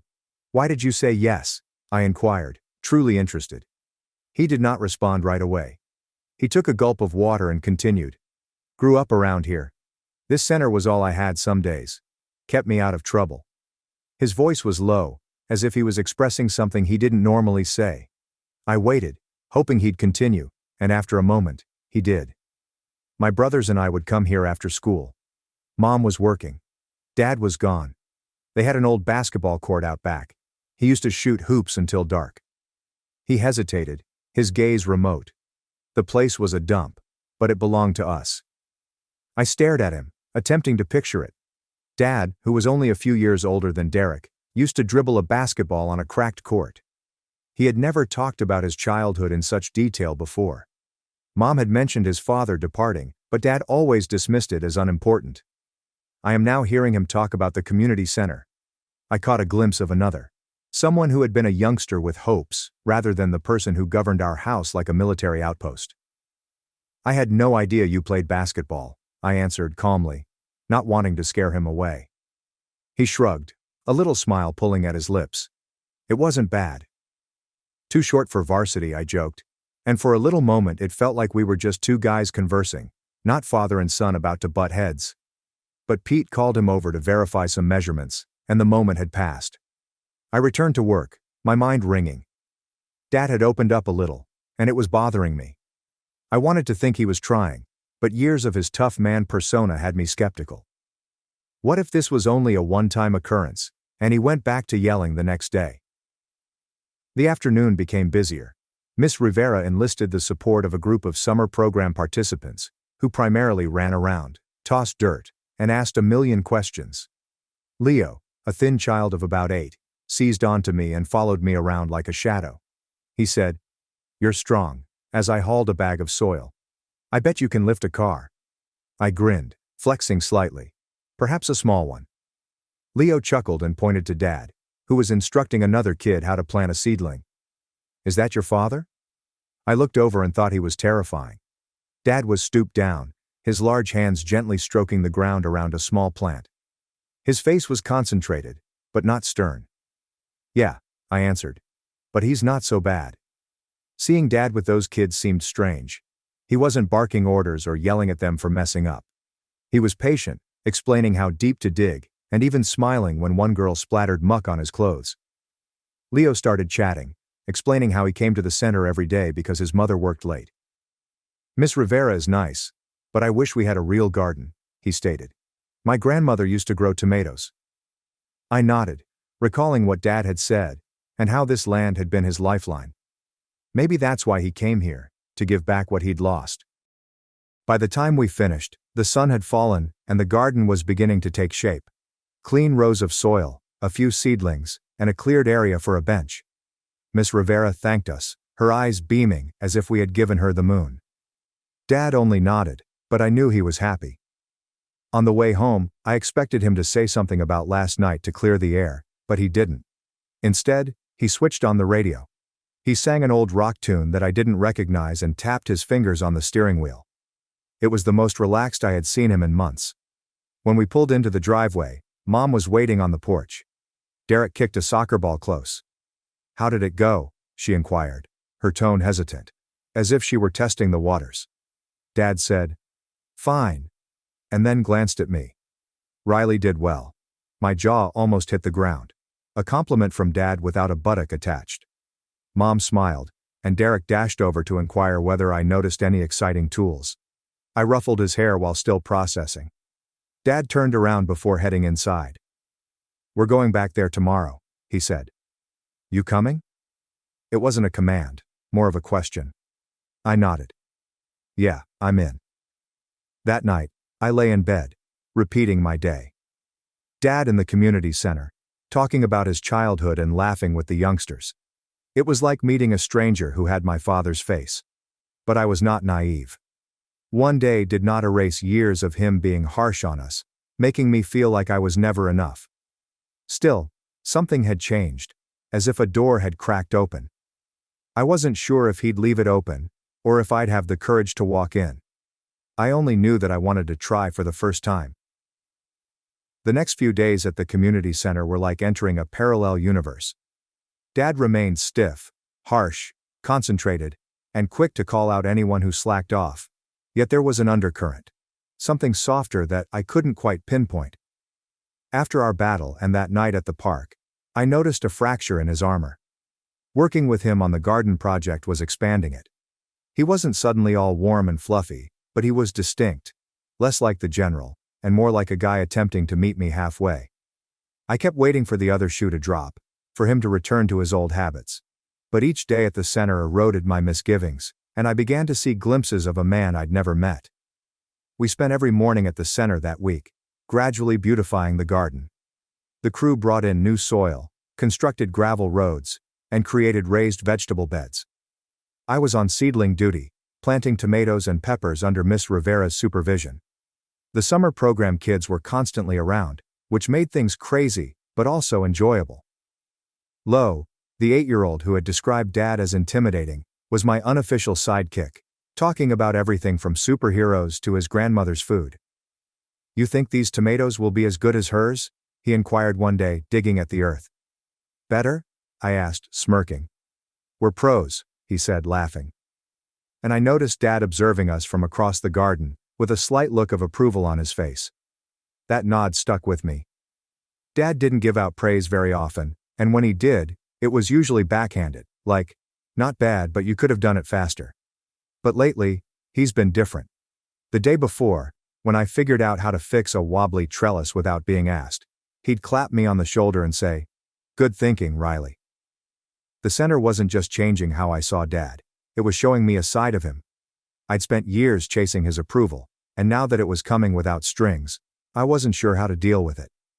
Miss Rivera pulled him aside one afternoon to talk about adding a small fountain, something about it being calming for the kids. I was nearby stacking bags of mulch close enough to overhear, and she said, "This place hasn't looked this good since I was a kid." Dad shrugged, his usual response, but he stayed, his voice low. "I'm just glad it's helping," he said. Miss Rivera smiled. "It's personal for you, isn't it?" Dad hesitated, then continued. "Yeah. I owe this place a lot." I froze, my hands motionless on the mulch bag. He'd hinted at his connection to the center before, but hearing him admit it to someone else felt different, like if he was telling her a secret. I wanted to question him more, but the time passed, and he went back to supervising the team, but his comments stayed. That evening, as we drove home, I took a gamble. "You said you owe the center." I started keeping my eyes on the dashboard. "What do you mean?" He tightened his hold on the steering wheel, and I thought he was going to shut me down. But then he let out a long, heavy sigh. "When I was a kid, things were difficult," he added. "My mother worked 2 jobs. My brothers and I spent a significant amount of time alone. This area used to be nothing more than a rec room and a busted court. It provided us somewhere to go and kept us from going wild." He looked at me, his eyes softer than usual. Miss Rivera was one of the counselors then. She wouldn't let me quit. I blinked, attempting to picture it. Dad. My tough-as-nails father. As a scrappy boy who required someone like Miss Rivera to keep him in line. I found it difficult to comprehend. "You never told us that," I said quietly. He snorted a half-laugh. "It's not exactly a bedtime story, Riley." But he didn't sound furious, just worn, as if holding that memory was more than he let on. I wanted to press to find out what else he'd withheld from us, but something urged me to let it go. For now, this was sufficient. Back home, things remained a little weird. Mom was thrilled. Dad and I were getting along, but Mom continued watching us as if she was expecting another fight. Derek was his typical self, alternating between homework and begging me to play video games. But even he sensed the change. "Dad's not yelling as much," he said one evening, stretched on the couch. I ruffled his hair and chuckled. "It's weird." Yeah, odd is one term for it, but it was also hopeful, which worried me. Hope made you vulnerable, and I wasn't sure I was ready to trust Dad's new side. The following day at the center, things were intense. The paving stone delivery arrived late, and the crew was hurrying to complete the paths before Miss Rivera's large community event the next weekend. Dad was in full foreman mode, but he wasn't snapping at anyone. Instead, he was moving quickly, double-checking measurements, and helping with the hard lifting. I was moving stones with Pete the foreman when he leaned over and remarked, "Your old man's different this week. You do something to him?" I shrugged. I am not sure how to respond. Maybe he is just in a good mood. Pete laughed. Tom is in a good mood. That is a first. But Peter was correct. Dad was different. When one of the younger crew members dropped a stone and broke it, I expected him to lose it. Instead, he simply answered, "He happens. Grab another one." The guy was as surprised as I was. Later, when Leo and a few other youngsters tried to help by carrying tiny pebbles, Dad didn't push them away. He crouched down and demonstrated how to properly lay the stones. His speech is patient, almost compassionate in this situation. "See?" he murmured, directing Leo's hands. "It needs to be strong." Leo smiled, and I felt a pang in my chest. This was the dad I'd always wanted, but watching him with strangers' children made me both jealous and proud. That afternoon, Miss Rivera served lemonade to everyone, and the youngsters raced around giggling and splashing each other. Dad and I sat on a bench to gather our breath. He remained quiet, watching the chaos with a faint smile.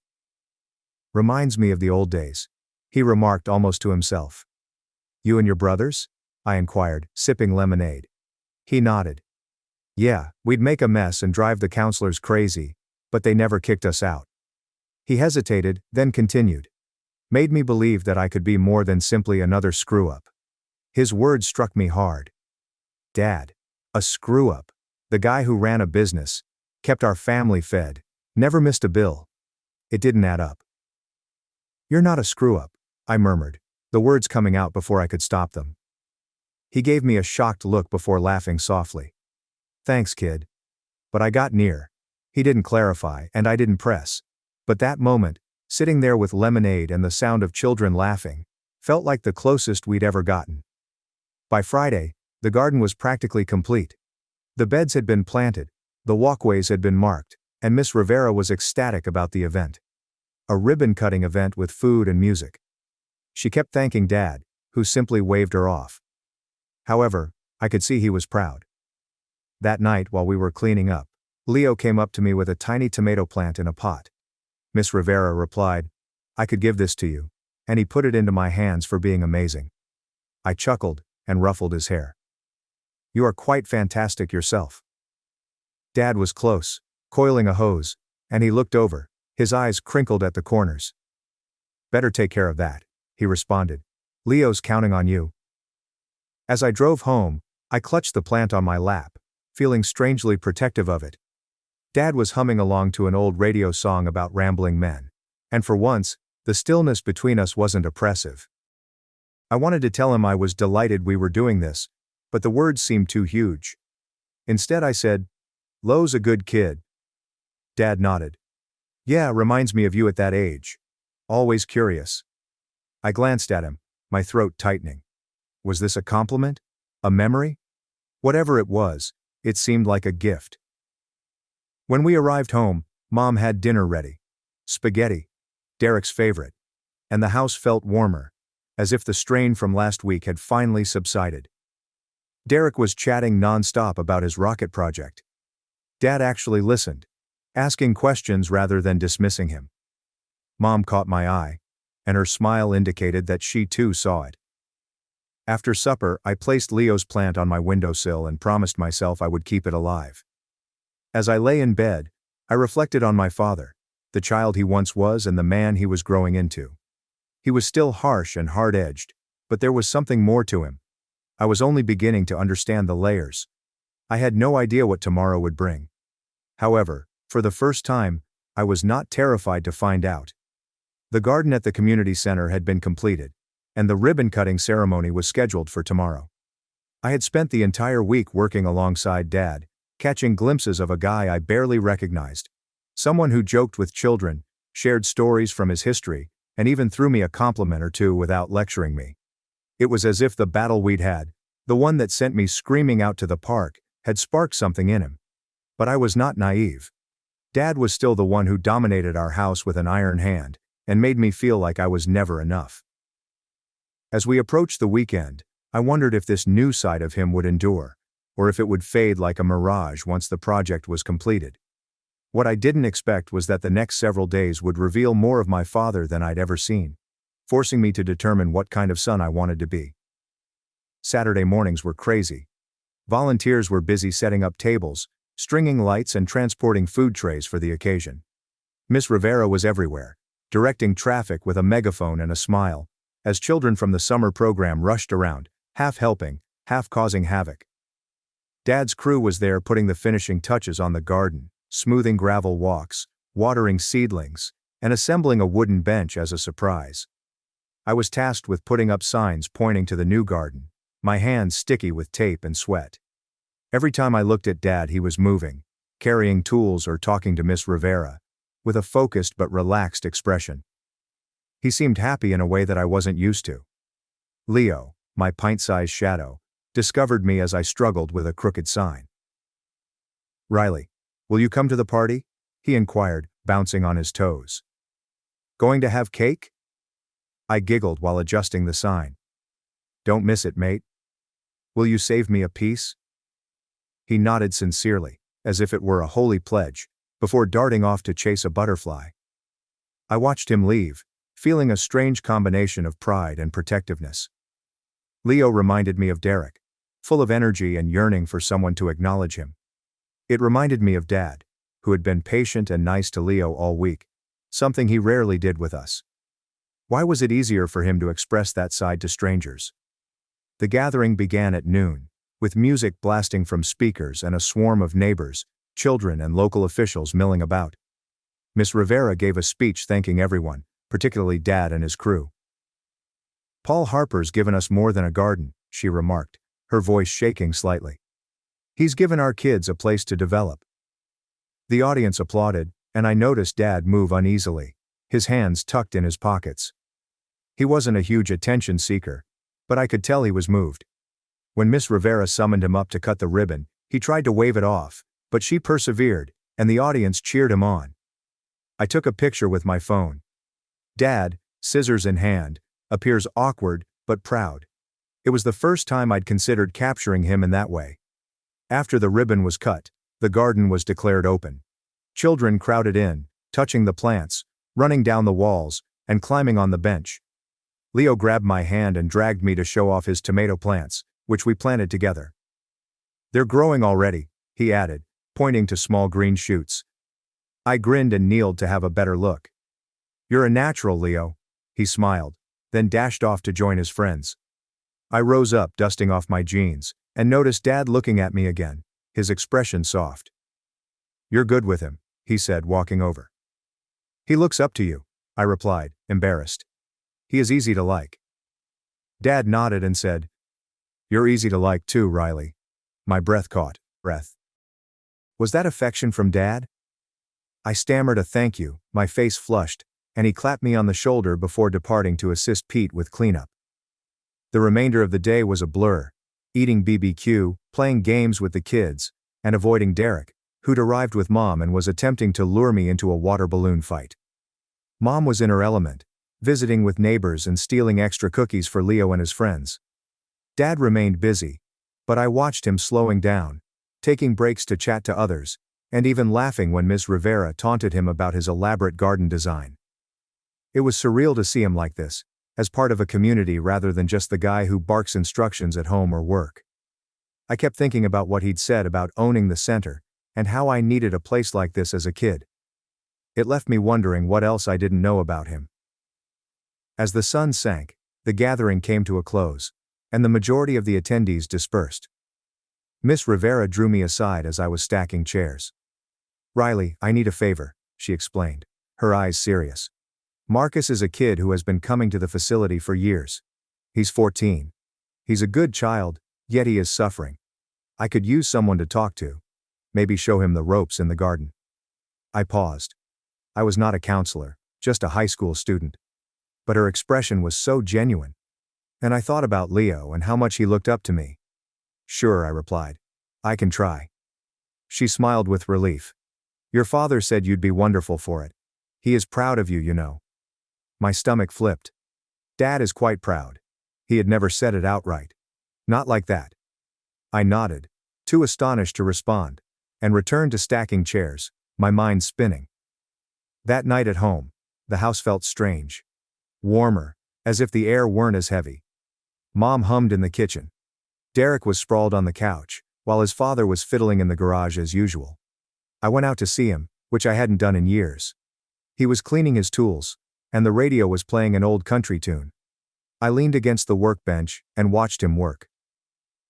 "Today was cool," I admitted, testing the waters. He glanced up and nodded. "Yeah, Rivera runs a good show." I took a deep breath and went for it.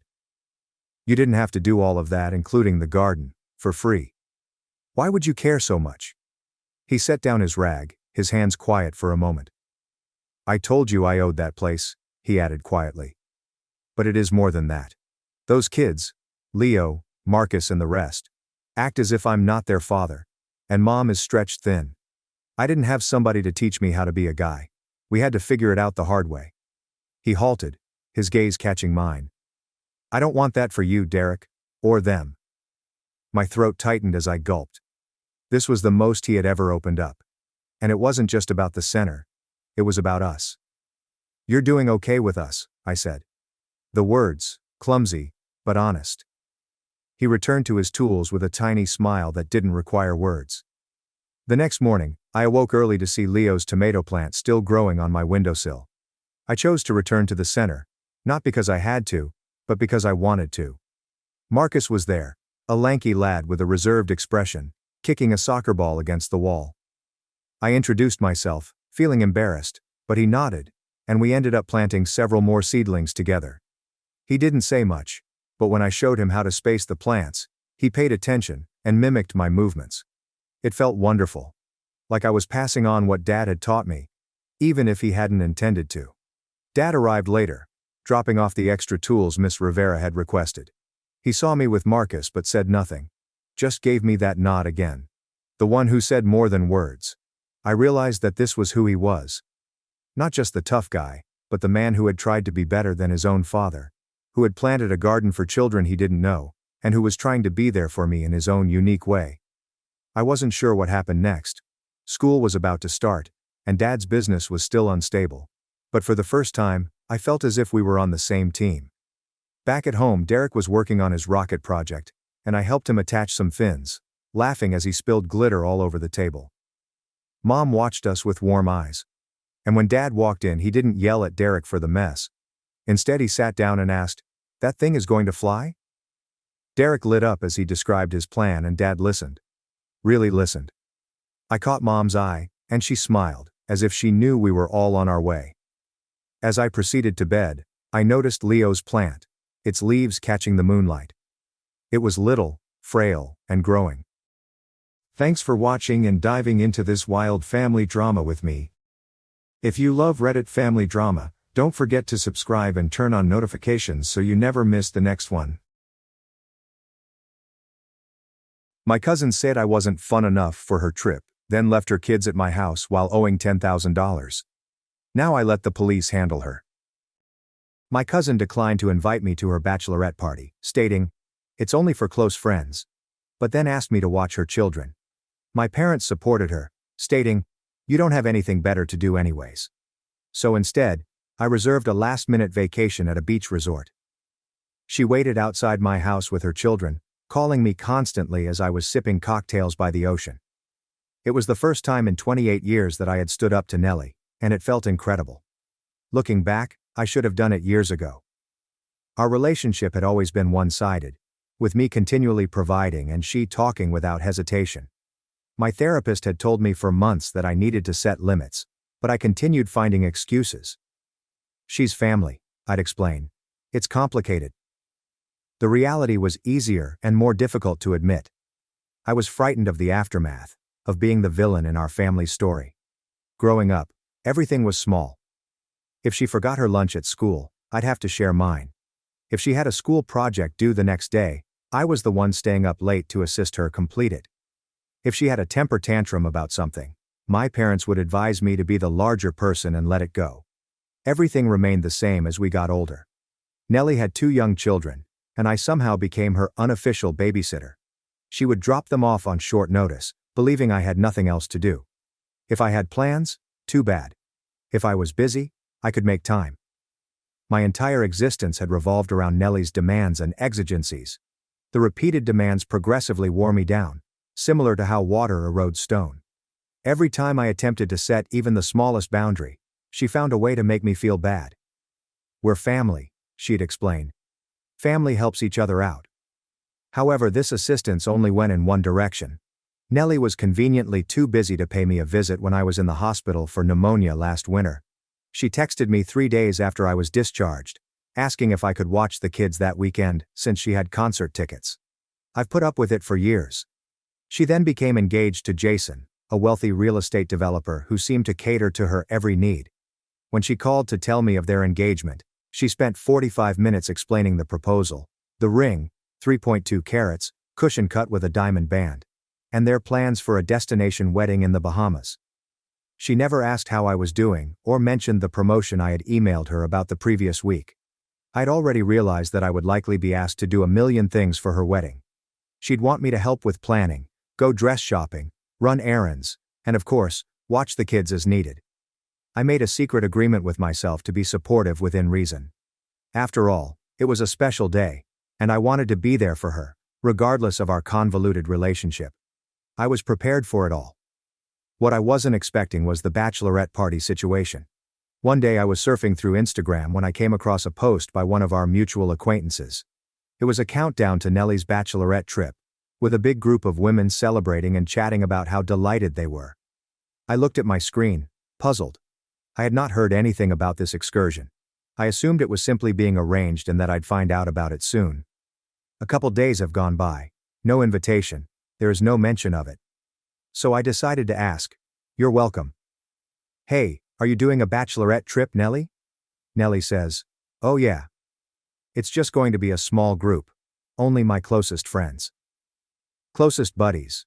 I was her sole cousin. My reply, oh. I just assumed I'd be invited. Nellie's reaction. I didn't think you'd be into it. We're having a fun girls' weekend. I didn't want you to feel out of place. Out of place? What exactly did that mean? She must have noticed the expression on my face because she immediately added, you know, it's nothing personal. I just want a certain vibe, you know? I nodded, seeming to understand, but inwardly I was crushed. I didn't want to beg to go on her trip. But she didn't even contemplate inviting me? That stung. We'd grown up together. We spent summers at our grandparents' lake cottage. Secrets were shared under blanket forts. I was there when she experienced her first heartbreak at 16, and I assisted her in studying for her college entrance tests when no one else would. The exclusion seemed purposeful. Calculated even. I later learned from our common friend Jess that Nellie had informed everyone that I was too stressed out and would ruin the weekend. Apparently, not drinking too much and preferring quiet chats over clubbing rendered me inappropriate for her special bachelorette celebration. It was just another reminder that Nellie only regarded me when I helped her. I choked it down and convinced myself it was no big deal. She could have a party. I was not going to make a scene over it. I thought that was the end of it. On the surface, I remained composed. But something within me had moved. A quiet voice that had been murmuring for years was now becoming louder. Enough is enough. I was mistaken. Nellie called me 2 days before our vacation. She never calls unless she needs something. I picked up, anticipating where this was headed. Nellie's reaction. Hey, so I have a huge favor to ask. I remained silent, waiting. Nellie, please. I need you to watch the kids this weekend. Our sitter just canceled, and I'm completely stuck. I nearly laughed. She excluded me from her trip because it was exclusively for close pals. But now she expects me to drop everything and babysit. So she could leave, so I let her continue talking. Nellie, please. It would help me so much.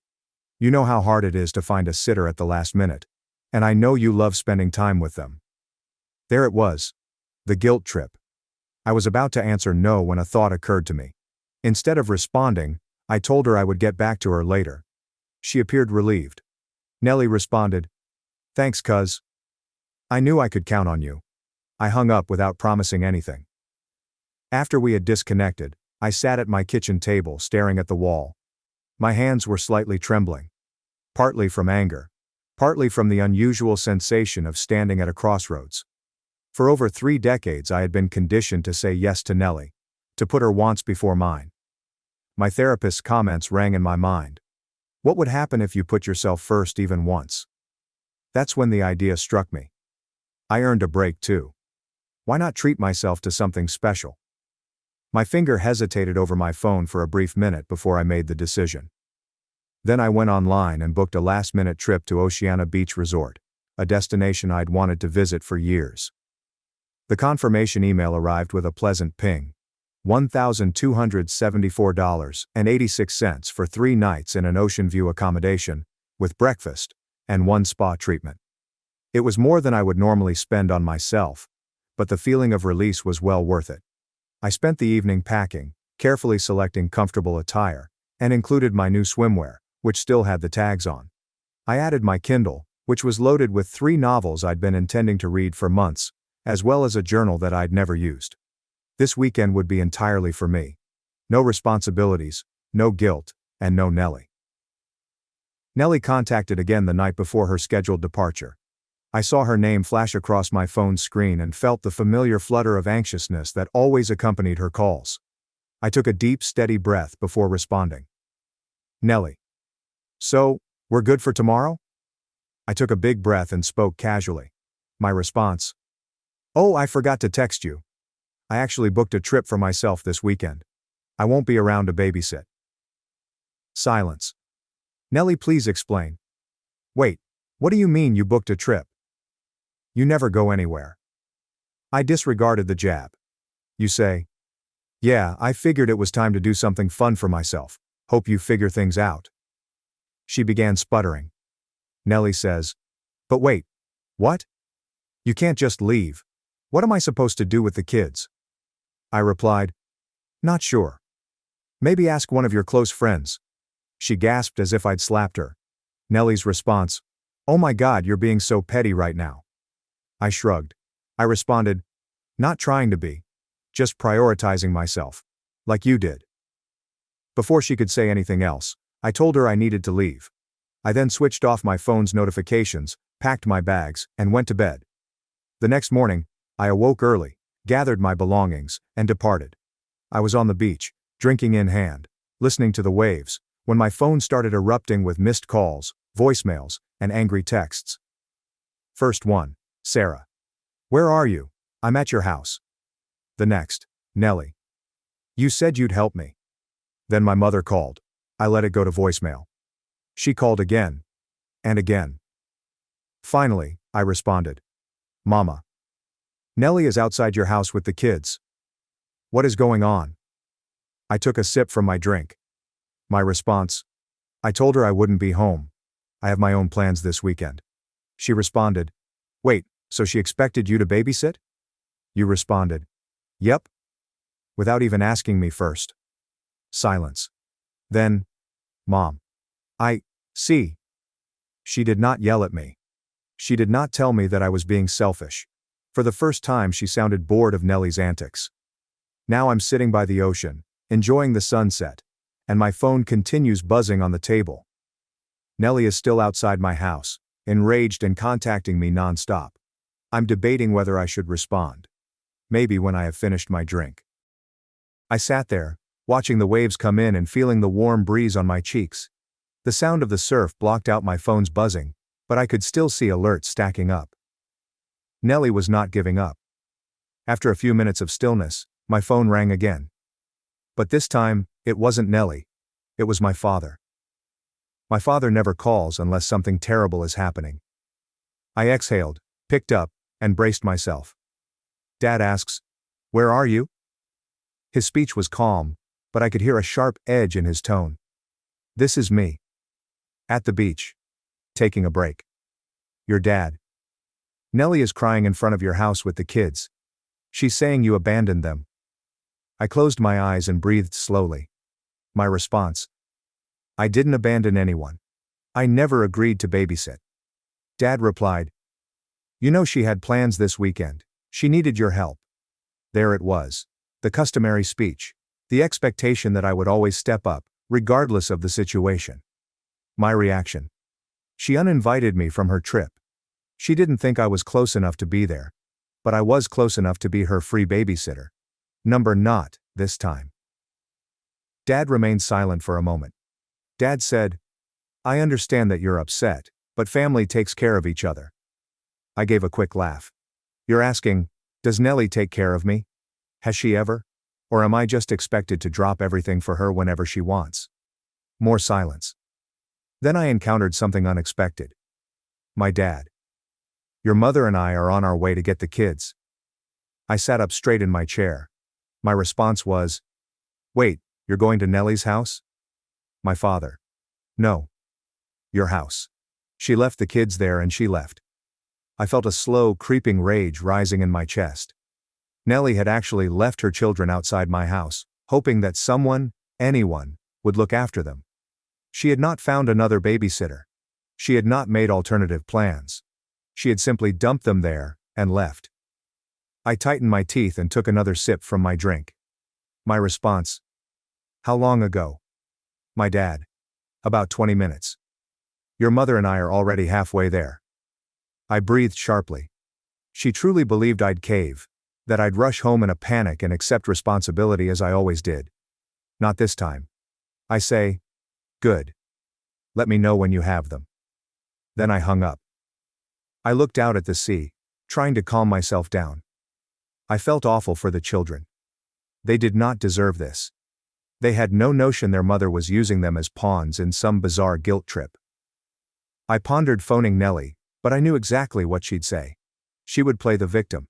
She'd turn things around on me. She would tell everyone that I was the cruel, selfish cousin who forced her to abandon her children on a doorstep because she had no other option. It was not worth it. 15 minutes later, my father texted, "Dad. We have them." I let out a breath that I had not realized I was holding. Then another SMS came through. "Father. We're taking them to our house. Your mother is furious." That made me pause. Was Mom furious? That was new. My mother had always made excuses for Nellie and found ways to smooth things over. But something about this drove her too far. Before I could think too much about it, another message arrived. This time from Nellie. Nellie's reaction: "How could you call Mom and Dad on me?" So I was the problem. I rolled my eyes and continued reading. Nellie's reaction: "You know I had nowhere else to bring them. What else was I supposed to do? Nellie, you're seriously making this a huge deal over a trip. Nellie, you're petty and selfish." Then the final message: "Nellie, you're dead to me." I stared at the screen for a second before locking my phone and putting it away. I wasn't going to let her ruin the weekend. But I had a sense it wasn't done yet. I ignored Nellie's angry texts as I sat back in my lounge chair. The sun was setting over the ocean, transforming everything into vivid tones of gold and orange. The waves were steady, rhythmic, and pleasant. I should have relaxed, but something was bothering me. Nellie was not the sort to simply let things go. She was always skilled at deflecting responsibility and twisting circumstances in her favor. And this was the type of thing she would hold on to for years. I sighed, took a slow sip of my drink, and picked up my phone again. 42 unread messages. Nellie contributed the majority of this, some from my mother. I started by skimming Mom's most recent texts. Mom responded, "We have the kids." Mother: "Nellie isn't answering our calls." Your mother: "Call me when you can." I frowned. Nellie was not responding to them. She was messaging me constantly but ignoring them. That did not make sense. I hesitated before clicking on her name. The texts were just how I expected. Nellie's response: "I hope you're happy. You ruined everything." Nellie's response: "You're so bitter it's disgusting." Nellie's response: "You embarrassed me in front of everyone." Nellie's response: "I hope you're enjoying yourself while I'm falling apart." Nothing new. Just the normal guilt trip. I was about to put my phone aside again when a fresh message appeared. Nellie's response: "I told my friends what you did. They all agree you're an awful cousin. No wonder you don't have many close friends." I breathed sharply. There it was. I'd spent my entire life as the responsible one. The one who could be relied on. The good cousin. Nellie was used to me having to be the bigger person. But now that I wasn't falling over backwards for her, she wanted to portray me as the villain. I locked my phone and put it away again. Allow her to tell her version. I didn't care. At least I assumed I didn't. My phone buzzed again about an hour later, right as I was finishing supper at the resort's open-air restaurant. I sighed, expecting more furious texts. But it was not Nellie, it was my neighbor. Your neighbor. "Hey, are you home? There's someone banging on your front door." My stomach sank. I responded fast. "Me. Who is it?" "Your neighbor." "I think it's Nellie. She's yelling your name." Of course she was. I clenched my jaw. Nellie must have recognized that our parents were not going to cave like they normally did, and she was now at my house, most likely ready to scream at me in person. My response: "I'm out of town." My neighbor says, "Yeah, she's not happy about that. What do you want me to do?" I took a slow breath. Me. Ignore her. Neighbor. "She's waking up the whole street." I massaged my temples. This was not usual. Nellie was dramatic, yes. But this was something else. What was she trying to accomplish? Create a scene? Want me to run home? Because if that was her plan, it wouldn't work. 15 minutes later, another SMS appeared. This time from my father. "Your dad. Nellie just showed up at our house. She's demanding the kids back." I frowned. That did not make sense. She left them there. She walked away. She disregarded their calls, and now she wants them returned? Then another text. Father. Something's off. She's acting strange. That wasn't what I expected. Nellie was many things, but she was not irresponsible with her children. She was entitled. She was manipulative. However, she was calculated. If she left them behind, it was to make a point. But now she was retreating. Something wasn't right. My phone buzzed again, indicating another message from my neighbor. The neighbor explained. So Nellie left, but a guy came looking for her like 5 minutes later. My stomach turned. Me. What guy? Your neighbor said, tall, kinda rough looking. He knocked a couple of times, looked around, then left. I gazed at my phone, my pulse quickening. Nellie did not date guys like that. She exclusively surrounded herself with those who could help her in some way. Who was this guy, and why was he searching for her? I went back up to Nellie's last message. Nellie's response. I hope you're enjoying yourself while I'm falling apart. I had assumed she was simply being dramatic, but now I'm not so sure. I couldn't get over the feeling that something was wrong. Nellie was known for her erratic nature, but this was something different. She had gone from angry to desperate in a couple of hours. First she abandoned her children. Then she wanted them back. Then some strange guy showed up at my place looking for her. It did not add up. I tried to ignore it and enjoy my weekend, but my stomach kept telling me I couldn't. So I did something I hadn't done in years. I called Nellie. She didn't respond. I tried again. Voicemail. I stared at my phone, pondering. Then I called my father. He answered promptly. Father. She just left me. My response. What happened? He sighs. She showed up out of nowhere demanding the kids back. Your mother told her no until she explained what was going on. Nellie lost it, yelling, crying, saying we were all against her. I replied.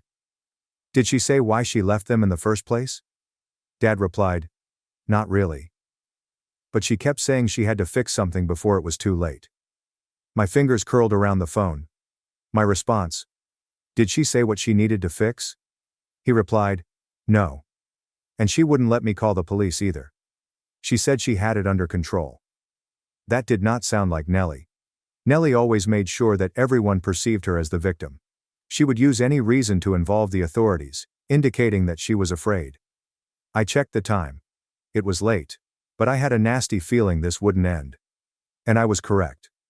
At around 2 a.m., I was awakened by the sound of my phone buzzing noisily on the nightstand. A call from my mother. I responded promptly. My response. What's wrong? Your mother. Nellie's at our house again, and so is that man. I bolted out of bed. I responded. What? He followed her there? Mama. Yes. They're arguing outside. My response. Call the police. Mother. Your father already did, but Nellie keeps telling us not to. I was already putting on my clothing. I ran to check out of the resort, clutching my purse. My response. I'm coming home. She replied. What? No, don't. But I'd already hung up. Nellie had dragged our entire family into whatever mess she was in, and I needed to witness it myself. When I arrived at our parents' house, there were already 2 police cars outside. Nellie was on the front porch, crying uncontrollably. I got a good look at the man, who was pacing on the sidewalk and shouting at her. He was tall, rough-looking and angry. I did not recognize him. Nellie didn't date men like that. One of the officers stood between them, attempting to diffuse the tension. I parked and stepped out, my heart pounding in my chest. Mom noticed me immediately and rushed over. Mom. I told you not to come, I said, too late. I looked at Nellie and then at the man. My response. Who is that? Mom shakes her head. Mom. We don't know. I turned to Nellie. My response. Nellie, who is that? Nellie refused to look at me. Instead, the man turned to face me. Guy. Oh, you're the cousin. The one who left her high and dry. I took a step back, caught off guard. Me. Excuse me? Man. Mocking voice. I need a weekend for myself. I don't have time to help my own cousin. My blood became chilly. My response. Nellie, did you tell him about me? Nellie would still not look at me. The man laughed. He responded, "Of course she did. She blamed you. Said you were the reason she was stuck in this mess." I clenched my jaw. Me. What a mess. Man. The money. I felt as if the ground had been pulled out from beneath me. Me. What money? The man scoffed. He replied, "The $10,000 she owes me." My heart has stopped. I turned to Nellie. My response, "Tell me he's lying." Nellie eventually looked up. Her face was pallid. Her eyes are bloodshot. Nellie whispered, "I needed the money for the wedding." I stared at her. I responded, "You borrowed money from him? Why?" She wiped her face and shook her head. Nellie replied, "I thought I could pay it back before he came looking." The man laughed again. He replied, "Yeah, well, you thought wrong." I turned around to face him. I said, "So you're a loan shark?" Man responded, "I prefer businessmen." I breathed sharply. "You're right. And you thought what? Coming here and making a scene would get your money faster." He shrugged. The man. She wasn't answering my calls. She ran out of excuses. So here we are. I looked at Nellie again. My response, "Is this why you left the kids at my house?" Nellie shielded her face. Nellie mumbles, "I didn't want them to be around if things got bad." I closed my eyes. She had used me. She had tried to persuade me to watch her kids so she could deal with a loan shark in private. When I refused, she departed anyway. She had put all of us at risk because she refused to accept responsibility for her own actions. I was finished. Following the statement taking, the cops escorted the man away. Nellie attempted to apologize to our parents, but they were not having it. He said, "You put your kids in danger, Nellie. You put all of us in danger." Your mother replied, "And you tried to blame your cousin for your mistake." Nellie kept sobbing, claiming she didn't know what else to do. I stood there silently. I didn't feel anything. I wasn't angry anymore. I was not even surprised. I was just exhausted. My response, "Figure it out, Nellie." She gazed up at me with wide eyes. "Nellie, are you saying, you're just going to walk away?" Me. Yes. For the first time in my life, I didn't feel compelled to repair things for her. She had caused this catastrophe. She'd need to clean it up. I turned, walked back to my car, and drove off. Nellie and I did not speak for weeks. The silence between us extended like a strange but not unpleasant vastness. I found myself sleeping better, concentrating more at work, and even rekindling old friendships that I'd let slide away, because Nellie's needs had always taken precedence.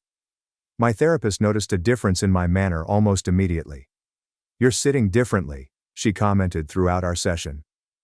"Your shoulders aren't up around your ears anymore." I later learned from our cousin Jaime that my parents pushed Nellie to sell some of her wedding frills to pay off the debt.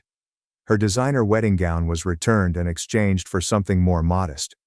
The complex 5-tier cake was simplified to a 2-tier design. The 8-person band was reduced to a DJ. The guest list was reduced from 250 to 75. The wedding took place on May 17th at the local country club rather than the Bahamas. According to the images Jaime showed me, it was a much smaller gathering than Nellie had planned, but nonetheless gorgeous in its own way. Nellie looked lovely in her dress, but there was a tightness around her eyes in every photo. Her smile had a forced feel to it, as if she was still bitter about the way things had turned out. I was not at the bridal party. I was not even invited. Jaime informed me that Nellie had told everyone that I abandoned her in her hour of need, that I had shown my true colors when she most needed help. She'd created a story that portrayed her as the victim, and me as the villain. 5 years ago, I would have been crushed. Now I realized I didn't really care what Nellie or her friends thought of me, and honestly, I was fine with that. On the day of her wedding, I went on a hike to the waterfall at Redwood State Park, which I'd wanted to do for years but never had the opportunity. I sat on a sun-warmed rock, listening to the pounding river, and felt nothing but calm. There is no guilt, no resentment, just the simple pleasure of being exactly where I desired to be. My parents called me the day following the wedding. There was some awkwardness between us initially. After all, they had been enabling Nellie's behavior for years. However, they were making an effort. My mom invited me to join her for Sunday supper the next weekend. "Just us," she clarified hastily. Nellie won't be there. It was a modest acknowledgement, but it meant something. Life carries on. Nellie and Jason are currently expecting their third child. We see one other at family gatherings and have a courteous but distant connection. She no longer wants me to babysit or do errands for her. I occasionally catch her looking at me with a mix of resentment and something else. Maybe respect. Or at least recognize that the dynamics between us have irreversibly changed. As for me, I am currently dating someone that values my time and respects my boundaries. I've done 3 more solo vacations in the last year, each one a reminder of that first transformative weekend by the sea. I've learnt that saying no doesn't mean the world ends. Setting boundaries does not make me selfish. For the first time in my life, I prioritized myself. And I do not regret it. Not for one moment. Sometimes I wonder what would have occurred if I had not stood up to Nellie. If I'd kept being her doormat for the rest of our lives. The thought makes me shiver. That beach trip was more than simply a vacation. It marked the beginning of my actual existence. And while the trip has not always been smooth, I would not give up my freedom for anything. Number 1. I now manage my time. Number 2. I will no longer accept guilt as cash. Number 3. I understand that helping others does not imply abandoning oneself. These 3 ideas now guide me, and they have revolutionized not only my relationship with Nellie, but also how I navigate the world. It took me 28 years to learn these lessons, but I'm glad I eventually did. Thanks for watching and diving into this wild family drama with me. If you love Reddit family drama, don't forget to subscribe and turn on notifications so you never miss the next one. My relatives mocked me as washer girl, at 17. 1 year later, I exposed their $4.3 million scam, got their mom arrested, and took over the business. Okay Reddit, this is going to be a long one. I, 19, female, need to write this down, 'cause honestly, my head's been spinning with everything that's happened. Really never thought I'd be sharing my life story here, but whatever. Here goes. It all started when my dad got diagnosed with cancer. I was 14, just starting high school, thinking my biggest problem was going to be algebra or something. Dad had been feeling tired for a while, but we thought it was just work stress, you know? Then one regular Tuesday after school, Mom sat me down in our kitchen and told me he had stage 4 pancreatic cancer. The next 6 months were like watching a movie of someone else's life. Dad got super sick super fast. Lost all his hair, lost so much weight. His favorite Chicago Bears jersey looked like a tent on him. He tried to keep joking around, still helped me with my math homework, even when he could barely sit up. The last thing he said to me was, "Don't let your mom's cooking kill you before I get back," when they took him to the hospital for the last time. That was just so Dad. Always trying to make me laugh. He died on a Thursday. I remember because it was supposed to be pizza night. We'd always get a deep dish on Thursdays, and had been doing it since I was little. Instead, I was sitting in a hospital waiting room with those stupid flickering fluorescent lights, watching my mom cry into her phone while telling our relatives. I thought that was going to be the worst part of my life. Boy was I wrong. Mom totally lost it after Dad died. Started dating 2 months later. Said she needed to feel alive again or whatever. That's how she met Ralph. Rich guy, real estate developer type. He started coming around all the time, bringing Mom fancy gifts, taking her on weekend trips. I tried to be happy for her. I really did. Dad wouldn't want her to be sad forever, right? But then she married Ralph less than a year after Dad died.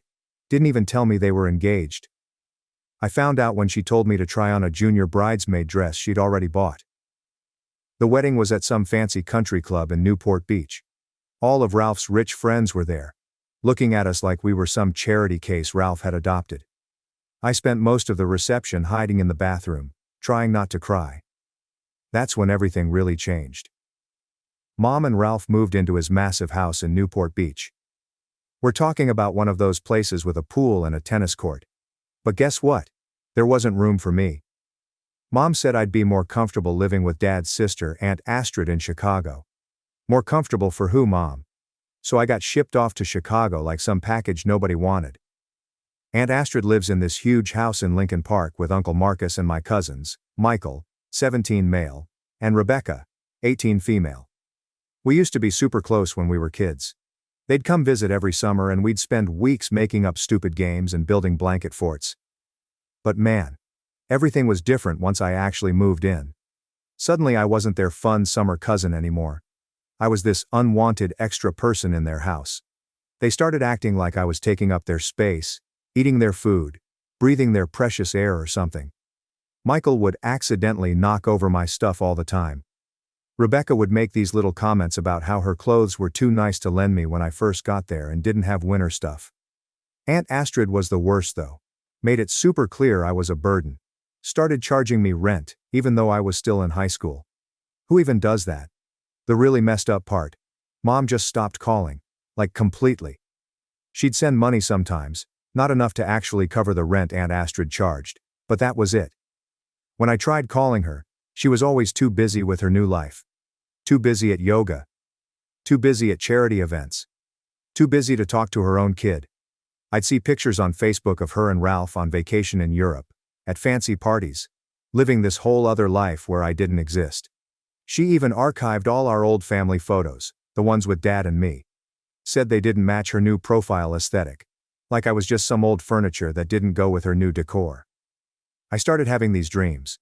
When I was back in our old kitchen, where everything was normal. Then I would wake up crying in this weird bedroom at Aunt Astrid's house, staring at these fancy wallpapers that cost more than my whole wardrobe. Feeling like I'd lost both parents instead of just one. So after that first month at Aunt Astrid's, she hit me with this rent increase because of property taxes or whatever. I'm like, I'm 15, but okay. Guess I need a job. That's when my cousin Rebecca, oh so helpfully, tells me about this 24-hour laundromat that's hiring in what she calls the sketchy part of Chicago. It's this run-down building, wedged between a closed-down doll store and this super sus phone repair shop that I'm pretty sure never actually repairs any phones. The owner, this old guy named Jerry, takes one look at me and goes, "You're way too young to work the midnight shift." But then I told him I could start that night and wouldn't complain about the pay, and suddenly my age wasn't such a big deal anymore. So my life became this crazy schedule that honestly still gives me anxiety thinking about it. Midnight to 6 a.m. at the laundromat, where I had to deal with the weirdest people you can imagine. The worst part wasn't even the weird customers, it was how cold that place got. The heating barely worked, and Chicago winters are no joke. I'd wear like 3 hoodies just to survive my shift. Never put that in the job description, did they? But one job wasn't enough to cover Aunt Astrid's rent, plus basic stuff like, food and school supplies. So I also started working at this gas station called Quick Stop from 4 p.m. to 10 p.m. This is where my dear cousins decided to make my life extra fun. See, Quick Stop was right by their fancy private school, where tuition probably cost more than I made in a year. Michael and his friends thought it was hilarious to come in during my shifts and just trash the place. They'd knock over the chip displays I just organized, spill their Slurpees, accidentally all over the floor, leave opened bags of beef jerky everywhere. Rebecca was worse though. She was sneakier about it. She'd come in with her cheerleader friends, and they'd do this thing where they'd talk super loud about me like I wasn't there. Oh my God, can you imagine having to work here? Like I'd literally die. Or, ew, look at her uniform. It's so polyester. Then they'd take these awful pictures of me trying to clean up their messes and post them on their social media. The school stuff got bad too. I was going to the public high school nearby, and somehow Rebecca made sure everyone there knew about my jobs. People started leaving quarters on my desk for laundry. Someone stuck a name tag on my locker that said "Washer Girl." Real creative, guys. Thanks. I was basically sleeping through all my classes. 'Cause who can stay awake when you're working from midnight to 6 a.m., trying to do homework from 7 a.m. to 2 p.m., then working again from 4 p.m. to 10 p.m.? My grades started dropping. Teachers kept asking if everything was okay at home. I just told them I was adjusting to the move. The only good thing about the laundromat job was this homeless guy named Pete, who'd come in most nights. He wasn't like the other weird customers. He showed me how to fix the quarter machine when it got stuck, and taught me which customers were okay to let slide when they were a quarter short. One night Pete tells me, "Kid, you're living life on expert mode right now." Made me laugh for the first time in weeks. He disappeared when winter hit. I still worry about what happened to him sometimes. Uncle Marcus owned the building, but I never saw him there. He had this property management company handle everything. Sometimes I'd see these fancy cars driving real slow late at night. Later found out he'd send people to check on the place. Guess he was watching me more than I knew. Meanwhile, Mom's sending these random texts like, "Hope you're doing well," but never actually picking up when I called her. Instagram was full of pictures from yacht parties and charity galas. Must be nice having so much time for charity when your own kid's working 2 jobs to survive. Aunt Astrid kept finding reasons to raise the rent. Utilities went up. HOA fees increased. Your room is prime real estate. Like, yeah, I'm sure that converted storage room in the basement with the weird mushrooms growing in the corner is really prime Chicago real estate. I started hiding cash in this old teddy bear Dad gave me before he died. Had this whole plan that once I saved enough I'd get my own place. But every time I got close to a decent amount, something would come up. School fees, winter boots when my old ones fell apart. That time Michael accidentally backed his car into mine, and I had to pay for repairs myself. But the final straw came one day when I came home from my gas station shift and found my room completely torn apart. The bear was ripped open, stuffing everywhere. And guess what? All my savings. Gone. Rebecca swore she was just cleaning and had no idea about any money. Yeah, right. That same week, Aunt Astrid comes down to my basement room and tells me rent's going up again. Not just a little, we're talking double. Said something about property values in the area increasing.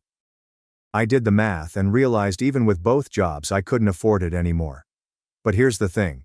I'd been taking classes at this community college nearby. Nothing fancy, just basic requirements, trying to get ahead while still in high school. The counselor there said I could maybe get financial aid if I took more classes. That meant I had to make a choice. Keep paying Aunt Astrid's crazy rent, or try to get an education. So I picked education. Didn't really have a plan, I just knew I couldn't stay there anymore. Packed up what could fit in my Toyota.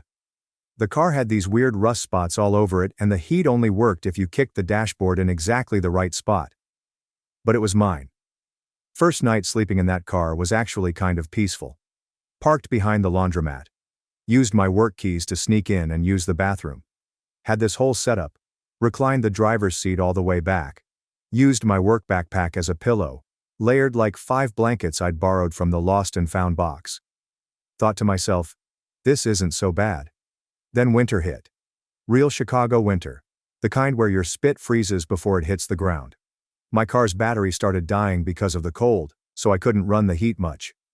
The hardest part wasn't even the cold, or the lack of sleep. It was trying to look normal at school. Like try explaining to your chemistry teacher why your homework's all wrinkled and smells like laundry detergent, or why you're wearing the same 3 outfits over and over. The school counselor kept trying to talk to me, but what was I going to say? Oh yeah, I live in my car, but don't worry, it's parked in a really nice alley. Then my dear cousin Michael decided to play detective. Guess he got suspicious about why I wasn't around the house anymore. Followed me one night after my laundromat shift. Next day, their TikTok had this whole video series called, My Homeless Cousin, a Documentary. They filmed everything. My frost-covered windows, me trying to study using the light from the laundromat sign. Even catching me changing clothes in the back seat once. The videos went viral in their rich kid circle. People started driving by the laundromat at night, honking their horns, throwing stuff at my car. The cops started coming around more too. Every couple of nights, there'd be a knock on my window. Can't sleep here, miss. So I'd drive around until they left, then come back. Spent a lot of nights just driving in circles, watching my gas gauge get lower and lower, praying I'd have enough to get to work the next day. You know what's weird though? I started noticing this black SUV parked across the street some nights. Always in a different spot, but always there. Tinted windows, engine running. First I thought it was cops or maybe some creep, but they never bothered me. Just sat there like they were watching. The temperature dropped to -5 degrees Fahrenheit one night. The kind of cold that makes your eyes hurt. My car wouldn't start. The phone was dead, and the laundromat was closed for repairs. Thought, well, this is it. This is how I die. They're going to find me frozen like those rats in the alley. Wrapped myself in every piece of clothing I owned and tried to think warm thoughts. That's when someone knocked on my window. I looked up, and there's Uncle Marcus, standing in the snow like it's totally normal to be out at 2 a.m. in Arctic temperatures. He just goes, I think we need to talk. Turns out the black SUV, that was his. He'd been watching me through the laundromat security cameras for weeks, sending people to check on me. Said he wanted to see what I was made of. Who does that kind of messed up test?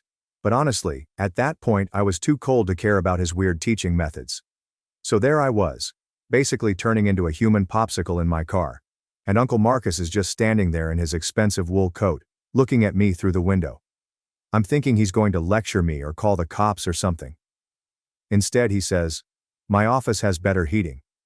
Like this is some totally normal situation. His office was this small room above the laundromat I'd never been in before. Turns out he had this whole private space up there. Desk, mini fridge, coffee maker, even a little bathroom. While I'm defrosting my fingers around this cup of actually good coffee, he just sits there watching me like he's trying to solve a puzzle. Finally he goes, "You know, your dad and I used to sleep in a car too." Which, what? I almost dropped my coffee. See, I'd always known Uncle Marcus as this crazy rich real estate guy who wore suits that probably cost more than my car. But then he starts telling me this story I never knew. Apparently he and my dad grew up super poor. Like their mom worked 3 jobs, and they still couldn't afford rent most months, kinda poor. Uncle Marcus pulls out his phone and shows me this ancient photo of 2 skinny teenagers sitting in a van, eating beans straight from the can. "That's your dad on the left," he says. And yeah, same goofy smile I remembered, just on a much younger face. The whole time he's telling me this story, I'm sitting there trying to process it. Like, how did they go from homeless teenagers to, well, this? That's when he tells me about the laundromat. The original owner used to let them hang out inside during really cold nights. They'd help him fix machines, clean up, whatever needed doing. When the owner got sick, he offered to sell them the place.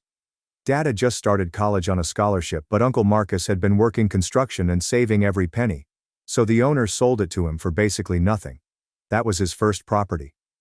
Then he starts pulling out all these old documents from his desk. Property deeds, contracts, business plans, all with my dad's notes in the margins. When your dad got sick, Uncle Marcus continues, he made me promise 2 things. First, to look out for you. Second, to make sure you learn how to look out for yourself. Then he gives me this look and goes, "Gotta say, you're doing better at the second part than I expected." I'm sitting there trying not to cry. Failing pretty badly at it, to be honest, when he drops the real surprise. Turns out he owns like half the block around the laundromat now. Apartment buildings, stores, even that sketchy phone repair place. And he's been watching me through the security cameras this whole time, sending his guys in the SUV to keep an eye on me. You worked 2 jobs without complaining, kept your grades up, found ways to survive that most people wouldn't think of. Even kept that laundromat running better than the manager I hired. He actually smiled when he said that last part. Jerry told me you fixed the quarter machine. Took my maintenance guy 3 tries to figure that out. That's when he pulls out this key. Says it's for the apartment above his office, a whole studio apartment I didn't even know existed. He told me it's mine. No rent, as long as I keep working at the laundromat and keep my grades up. I tried to say no, like this felt too much like charity or something. But he shut that down real quick. This isn't charity. This is an investment. You've got your father's brains. And your own kind of determination. I'm investing in that. Then he shows me this whole file he's kept. Copies of my school records. Work reports from Jerry. Even screenshots of those awful TikToks Michael and Rebecca made. They thought they were shaming you, he says. All I saw was someone who refused to break. It's weird, you know? All this time I thought he was this cold rich guy who didn't care. Who let his wife treat me like garbage. Turns out he was testing me. Messed up way to do it, yeah. But I kind of get it now. He wanted to see if I had what my dad had. That thing that makes you keep going when everything's against you. Before I left his office that night, he said something else about Dad. Told me about their last conversation when Dad was in the hospital. Dad made him swear not to just hand me everything. Said I needed to learn to be strong on my own first. But Uncle Marcus added, he also said to know when enough was enough. And kid, you've more than proved yourself. I spent that night in a real bed for the first time in months. The apartment wasn't fancy, just 1 room with a kitchenette and bathroom, but it was warm, clean, safe. But the morning after Uncle Marcus gave me the apartment, I woke up to my phone blowing up with texts from Aunt Astrid. Turns out Michael had driven by the laundromat on his way to school and saw me walking down from the upstairs apartment. He took pictures, because of course he did. Aunt Astrid shows up at the laundromat during my shift, wearing her designer workout clothes and looking like she's about to explode. Starts screaming about how I'm trying to steal her husband, how I've been seducing him or whatever. Like, yeah, Aunt Astrid, I totally seduced him by being homeless and fixing washing machines. Super sexy. The customers were all staring, and this one old lady who comes in every Wednesday to wash her cat's blankets actually started recording the whole thing on her phone. Aunt Astrid saying all this crazy stuff about how she always knew I was trouble, how I'm just like my mother, trying to take advantage of rich men. I'm just standing there with a mop in my hand, wearing my gross work uniform, thinking, is this really happening right now? Then Jerry comes out from the back room and tells Aunt Astrid she needs to leave before he calls the cops. She leaves, but not before telling me, this isn't over. That night, I heard Astrid and Uncle Marcus having this huge fight upstairs in his office. Their voices were muffled, but I could make out Aunt Astrid screaming about that girl, and how dare you. I felt so ashamed, like I'd ruined their marriage or something. Later Aunt Astrid slept at her friend's house that night. When I saw Uncle Marcus the next morning, he had dark circles under his eyes, and just gave me this tired nod. But the weird thing is that my mom suddenly started calling me, for the first time in months, acting all concerned. Honey, I'm hearing some disturbing things. Like she had any right to be concerned after abandoning me. I'm sure someone, probably Rebecca, sent her the rumors. Then she and Ralph show up at my apartment unannounced. Mom's wearing one of her new designer outfits. Her eyes scan my tiny studio apartment. Oh honey, she says. But it sounds more calculating than concerned. This is quaint. Ralph stays by the door like he's afraid poverty might be contagious. What are you doing here? I asked, not offering them a seat. There's nowhere to sit anyway, unless they want to join me on my unmade bed. Mom starts pacing my tiny space. We've been hearing things about you and your Uncle Marcus. The way she says it makes something twist in my stomach. What about Uncle Marcus? Come on, sweetie. She tries for a conspiratorial smile. I know what you're doing. It's clever, really. I would have never thought of it at your age. Thought of what? Getting close to Marcus like this. Working in his business, playing the poor abandoned niece. I'm sure he's promised you quite a bit. The realization hits me like a slap. You think I'm trying to get his money? Well, aren't you? Living in this place, working in that laundromat, spending all that time with him, it's obvious what you're doing. I laugh, and it comes out harsh. Obvious to who? You? The woman who shipped me off to Chicago and forgot about me? That's not fair. No, you know what's not fair. You disappeared when Dad died. You married Ralph. What, 10 months later? Send me to Aunt Astrid like I was some old furniture that didn't match your new decor. I was grieving, she says. But she's looking at her expensive watch, not at me. You were upgrading, I snapped back. Trading up for a fancier life with your real estate husband and your charity galas. And now what? You're worried I might get some of Uncle Marcus's money before you do? Ralph steps forward then, all fake authority. Now listen here, young lady. Your mother and I are concerned about your welfare. My welfare? The laugh bubbles up again, uglier this time. Where was this concern when Aunt Astrid was charging me rent at 15? When I was working 2 jobs and sleeping in my car? Mom waves her hand dismissively. Don't be dramatic. Astrid would never. Check my hospital records from when I got bronchitis sleeping in that car. Check the pay stubs from the gas station and the laundromat. Check the rent receipts Astrid made me keep. Oh wait, you can't. You were too busy posting pictures from your yacht parties to even answer my calls. That's ancient history, Mom says. But she's fidgeting with her wedding ring. Dad's wedding ring that she had upgraded with bigger diamonds. We're here to help now. Ralph has a friend who runs this wonderful boarding school in Switzerland. Now you want to help? My voice rises. Or did you just find out Uncle Marcus is teaching me about the business? Worried I might actually learn something? Get a piece of what you think should be yours? Mom's face changes then. Gets harder. Drops the concerned mother act completely. Marcus was your father's brother. Anything of his should go to me. His wife, ex-wife, I correct, who remarried less than a year after he died. I deserve, she starts, but I cut her off. You deserve it? Dad helped build this business.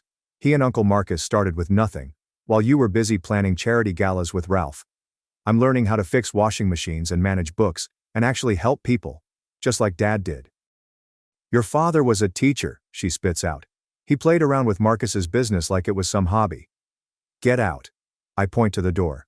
Go back to your perfect life with your perfect husband. Go plan another charity gala. Go archive some more family photos because they don't match your aesthetic. Just get out of my apartment. Ralph tries one more time. Now see here. No, you see here. I'm surprised by how steady my voice is now. I know exactly why you're both here. You heard I was working with Uncle Marcus and got scared. Scared I might actually earn something you think should be yours. But here's the thing. I'm not you. I'm not here for anyone's money. I'm here because Uncle Marcus gave me a chance when you threw me away. Mom's face goes red. How dare you? How dare I? How dare you come here pretending to care about my welfare, when all you care about is your bank account? I walk to the door and open it. By the way, Mom, that pantsuit makes you look desperate. They leave. Mom muttered something about ingratitude, and Ralph was already on his phone. I close the door and slide down against it, shaking. Through the thin walls I hear Mom's voice. I told you this would happen. That little gold digger is going to try to take everything. So after the whole drama with Mom and Ralph showing up, things got weirdly quiet for like a week. I was at work one night when Michael came running into the laundromat. He looked scared. Turns out he was using Aunt Astrid's iPad. A message popped up from someone saved as D that just said, "Everything's ready for next week. Astrid baby, we're finally going to be free." Michael, being the nosy kid he is, opened the messages. Guess Aunt Astrid never logged out of her accounts on that iPad. Y'all. The D was Ralph. As in my Dad Ralph. As in my mom's husband Ralph. They'd been texting for months. Michael found all these emails too. Plans for them to take a bunch of money from Uncle Marcus's business and run away together. They'd been planning it for almost a year. Every time Aunt Astrid raised my rent, that money went straight into some secret account. Michael showed up because he didn't know what to do. For the first time in his life, this kid who'd made fun of me for being poor, was realizing his mom was about to steal everything, and leave him behind. I called Uncle Marcus. Not going to lie. Part of me wanted to just let everything blow up after how they treated me. Would have been some nice karma. Uncle Marcus came down to the laundromat right away. Michael was still shaking when he showed Uncle Marcus all the messages. I've never seen Uncle Marcus look so blank. Like his face just shut down. He made some calls. Turns out his lawyer had been suspicious about some business accounts for a while. The numbers weren't adding up. But Aunt Astrid handled all the paperwork. Uncle Marcus trusted her with everything, so nobody looked too close. The lawyer looked through every account, every transaction. Know how much they were planning to steal? $4.3 million. They'd already moved almost $1 million to offshore accounts. All those times Aunt Astrid complained about property taxes and utility bills? She was stealing that money too.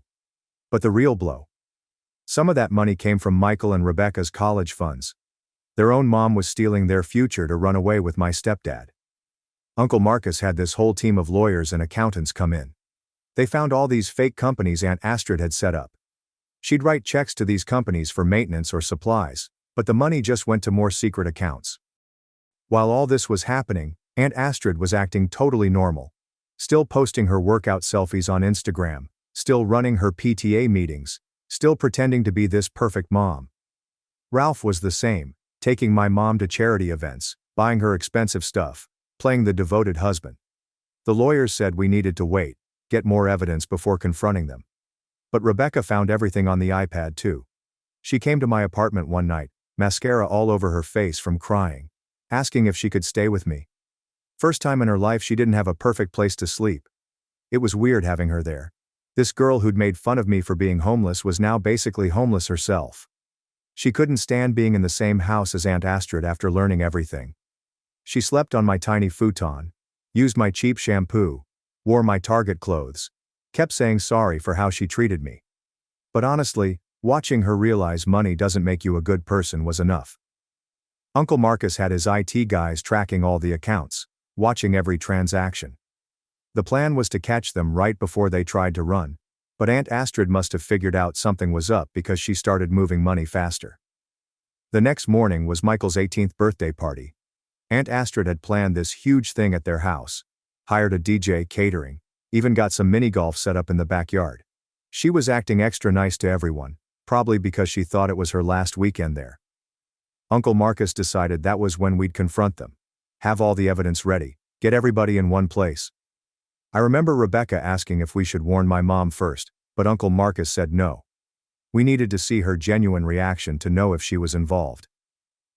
The morning of Michael's birthday party was weird. Like super weird.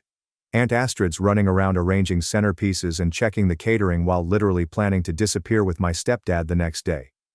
Rebecca and I were helping set up, both knowing everything was about to explode, trying to act normal. Michael looked like he was going to throw up every time his mom hugged him. Uncle Marcus had this whole plan. His lawyer would show up unexpectedly with some urgent paperwork during the party.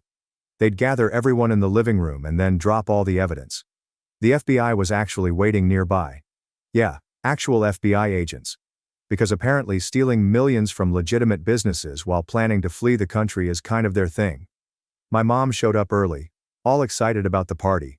She hadn't talked to me since the whole Switzerland boarding school thing, but she was acting like everything was fine.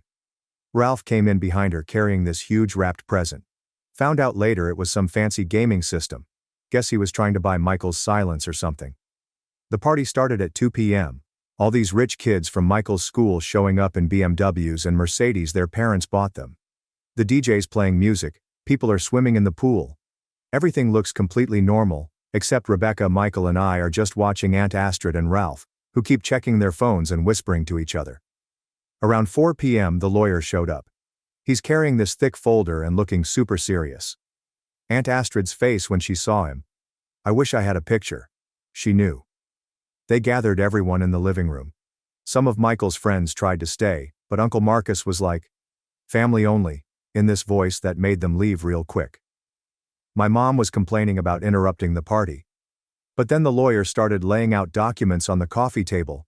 Bank statements, emails, transfer records, pictures of Aunt Astrid and Ralph together from some private investigator. With each paper he put down, the room got quieter. Then he played a recording. Aunt Astrid and Ralph talking about their plans, laughing about how stupid everyone was for not noticing. My mom stopped breathing when she heard Ralph's voice. Just straight up froze. Aunt Astrid tried to say the recording was fake, but then Uncle Marcus pulled out her iPad, the one Michael found the messages on, and started reading their texts out loud. Y'all, the screaming that happened next. Mom launched herself at Ralph, started hitting him with her purse, which had like a million metal things in it. BTW. Aunt Astrid tried to run for the door, but the FBI guys were already there. Some agent lady just goes, Astrid Anderson, you're under arrest for wire fraud and embezzlement. They took them both away in handcuffs. Ralph kept yelling about how he had a good explanation. Aunt Astrid was crying about how weed ruined her life. But you know what the worst part was? Neither of them even looked at their kids. Like your son's 18th birthday party just got turned into a crime scene, and you can't even say sorry? Mom had a complete breakdown, like full-on hysterics. Turns out Ralph had been using her money too. She'd signed a bunch of papers without reading them, because she trusted him, she said, and he'd basically stolen everything she had left from Dad's life insurance. The next few weeks were crazy. The FBI investigation found even more stuff. Aunt Astrid and Ralph had been planning this for over a year. They had fake passports, offshore accounts, this whole secret life ready to go. They'd stolen from pretty much everyone, the business, the kids' college funds, even charity money from those fancy events they were always going to. While all this was happening, Uncle Marcus was watching how everyone handled it. Rebecca and Michael basically moved into my tiny apartment. We had this whole system. Michael slept on the futon, Rebecca shared my bed, and we all shared one bathroom. Which was interesting. They both got jobs at the laundromat. Rebecca's actually really good with customers when she's not being mean to them. And Michael? Kids have a talent for fixing machines. He figured out this problem with the industrial dryer that even the repair guy couldn't fix. Mom went to rehab. Not for drugs or anything, just to deal with everything. She'd been so focused on looking perfect, having the perfect rich life, that she'd ignored all the red flags about Ralph. Uncle Marcus really stepped up. He's been teaching us all about the business. Says he wants us, me, Rebecca, and Michael, to run it together someday. We each have different strengths. I'm good with numbers, like my dad was. Rebecca's great with people when she tries, and Michael's got this weird genius thing with machines. Last week we all went to visit Dad's grave. First time we'd been there together. Uncle Marcus told us more stories about him, about how he'd helped build this whole business while still being a teacher, because he believed in helping people. Aunt Astrid and Ralph are in jail now. Turns out stealing millions and planning to flee the country is kind of illegal. They're both trying to blame each other, which would be funny if it wasn't so sad. Michael and Rebecca still struggle with it. Like, imagine finding out your mom cared more about running away with someone else's husband than she did about you. But you know what's weird? We're actually better now. Like, all of us. Mom's dealing with her issues instead of hiding them behind designer sunglasses. Rebecca and Michael learned what it's like to actually work for things. I learned that sometimes letting people help you isn't a weakness. Sometimes I look around at my life now and can't believe how different everything is from a year ago. Like, I'm sitting here in the laundromat office, my office now. I manage the place. And it hits me. Although I lost my family, I'm doing much better now. TLDR. Found out aunt and stepdad were secret lovers planning to steal millions and run away. They got arrested at a birthday party. Mom had a breakdown, went to rehab. Cousins learned humility through laundry. And we all somehow became a real family. Also, Dad was playing 4D chess from beyond the grave. Thanks for watching and diving into this wild family drama with me. If you love Reddit family drama, don't forget to subscribe and turn on notifications so you never miss the next one. My sister hijacked my graduation for her wedding. So I boycotted it, took my siblings with me, and we made her regret it for life. I am 23, a male, and one of 7 children. There's Lily, 31 female, Liam, 28 male, James, 25 male, me, Daria, 21 female, Nadia, 18 female, and Lexi, 4, a shocked child. With so many siblings, it's easy to become lost in the bustle. Some of us have our roles, so to speak. Lily is the oldest, Lexi is the infant, and I have a child. Yes, that is my description. OP blessed us with a grandchild, and Daria is the best. She was the last planned child, the one who was supposed to complete our family. She was born prematurely, so I realized that my parents coddled her to some level. But it's gone beyond that now. Daria is getting married, and she recently informed us that she has moved the date forward owing to a cancellation. Not a big deal. It only means they'll get married sooner. But the new date coincides with Nadia's high school graduation. Daria was empathetic but stated that she had already committed to the date. They have printed the invites. My parents always go crazy for our high school graduations, but they stated they'd have to miss Nadia's. We were all sympathetic and assumed it wasn't deliberate. Or so I thought. However, Nadia later told James and James that she was present when Daria received the cancellation call, and informed her that she was graduating that day. But Daria simply laughed and accepted the date. As much as I hate to admit it, this seems like a very Daria thing to do. She scheduled her engagement party on the night of Nadia's 18th birthday. Fortunately, she didn't celebrate till the weekend. She revealed her engagement on my oldest sister's wedding anniversary. It's all about her. When I challenged Daria about this, she replied Nadia's high school graduation didn't matter. She wanted to marry the love of her life sooner, and our family had already attended numerous high school graduations. She said something like, "We still have Lexi." But here's what bothers me the most. Nadia has been looking forward to this for a long time. She's seen all of us graduate and have massive festivities hosted by our parents. I asked Nadia what she wanted, and she answered she just wanted to have her day. So I informed my family that Nadia and I will not be attending the wedding. James has also pulled out. Everyone is upset. Daria is upset, and I didn't help matters by telling her that I could watch our other siblings marry because it's all the same to her. Mom is trying to persuade me to attend the wedding because graduation isn't as significant. But I feel like if I don't, it would set a precedent in Nadia's life that she will always be valued, less than Daria. I've received messages calling me a jerk, moron, and so on. They advise me to stand up and be a good brother, but that is exactly what I am doing. My son is set to be the ring bearer, but given how my family is behaving, I'm thinking about pulling him out of the wedding too. My father has assured Nadia that he will take her to dinner after the wedding. Nadia is currently staying with me since her mother will not quit cornering her. Am I a jerk for missing my sister's wedding? Update number 1. It's 2 days after D-Day, and I finally have an update. I had to condense it quite a bit because so much has transpired. Before I began, Nadia asked me to thank everyone who had congratulated her on her graduation. She was overwhelmed by the outpouring of support she received, especially after facing such opposition from our family. So, let's start. Last Friday, James and I went to speak with our parents and Daria. I wanted to inform them that I would be withdrawing my kid from the wedding. Our older siblings also showed up, so there were 4 of us sticking up for Nadia. James had spoken to them the night before, and helped them see things more clearly through Nadia's eyes. Apparently, they didn't realize Daria set the day on purpose. There was a lot of yelling. Daria accused me of attempting to spoil her wedding, and our parents begged me to allow them to take my son to the wedding. But I held my ground. I felt more stronger having my older siblings beside me. There are only 2 years between me and Daria. I am not much of an older brother. Luckily, Lily was present.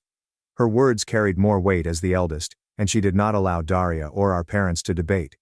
She informed them that Daria chose the date on purpose, admitted it in front of me and James, and that it was usual behavior for her.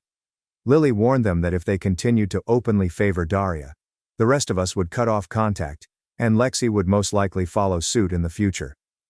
Our father started yelling. Surprisingly, it was directed toward Daria, rather than us. I had never seen Dad so angry before, and to see it focused on Daria was shocking. Our mother begged us to go. We didn't hear from anyone on that side until Monday, when Daria's fiancé George invited us to meet at our parents' home. He apologized to Nadia. He had no idea that the wedding and graduation coincided, or that Daria did it on purpose. Our dad was the one who told him. What ensued was a lengthy discussion in which we all aired our frustrations. I told our parents that we all believed Daria was more important to them than any of us. Her artwork was constantly displayed on the refrigerator. Ours were always stored in a drawer. I informed them that as a mom, I couldn't imagine treating my child that way. Daria attempted to argue. She tried to convince us that we were attempting to transform her into a terrible man, turn our parents against her, and spoil her wedding. Our mother advised her to be quiet since it was our time to speak. George stepped in and informed us that he did not expect us to attend the wedding, but we were welcome to attend the reception. He even went so far as to add that he hoped he could have canceled the wedding entirely, but doing so would have cost him more money than he had spent moving it forward. Mom's willingness to listen to us lasted less than 24 hours. By Tuesday, she had begged us to reconsider. Apparently our feelings were irrelevant in the face of Daria's severe stress, and many would question our absence on the big day. I haven't spoken with my mother since, but I did ask my father to bring me some of Nadia's belongings because she will be staying with me full-time. We have formally ended all communication with our mother. On Wednesday, Dad brought Nadia out to celebrate her early graduation. They had a daddy-daughter date, which I believe she truly needed. He apologized for many things and promised to do the same for the rest of us. But Wednesday was about her. I'm glad she had that one-on-one time with him. She was glad to see me. In our sibling group conversation, she stated that she believes Dad will make an effort to repair our relationship, even if Mom will not. Dad also showed up early yesterday morning, around 6:30 a.m., to offer Nadia flowers. He told her how proud he was of her. George even called while preparing for his big day to congratulate Nadia, which I greatly enjoyed. We did not hear from Mom or Daria. Our paternal grandmother ended up attending the graduation with us. It was a really amazing day. We didn't think about the wedding or Daria. We simply had fun together. My son got to wear his aunt's hat and gown, and he almost drowned in the fabric. Our grandmother also tried on the headgear. We took photos and sent them to our father, who included them in a Facebook post congratulating Daria on her wedding and Nadia on her graduation. And we giggled about how that must have irritated our recently married sister. We went out to supper, and as siblings, we gave Nadia money for a week away with her best friend, as suggested in a comment on the original post. I messaged George my congrats. Despite everything, I hope he and Daria find happiness together. While she may not love us, I have no doubt that Daria loves him. Yes, she wants her spotlight and her moment. But I don't think she'll marry him for that. Bringing the wedding forward. Sure, that's a very wicked approach to gain more attention. Marrying him only so you can have a wedding? She is not that type of narcissist. As of right now, I intend to maintain no communication with my mother unless she makes significant adjustments. This sentiment is shared not just by the majority of my siblings, but also promoted by our father and grandmother.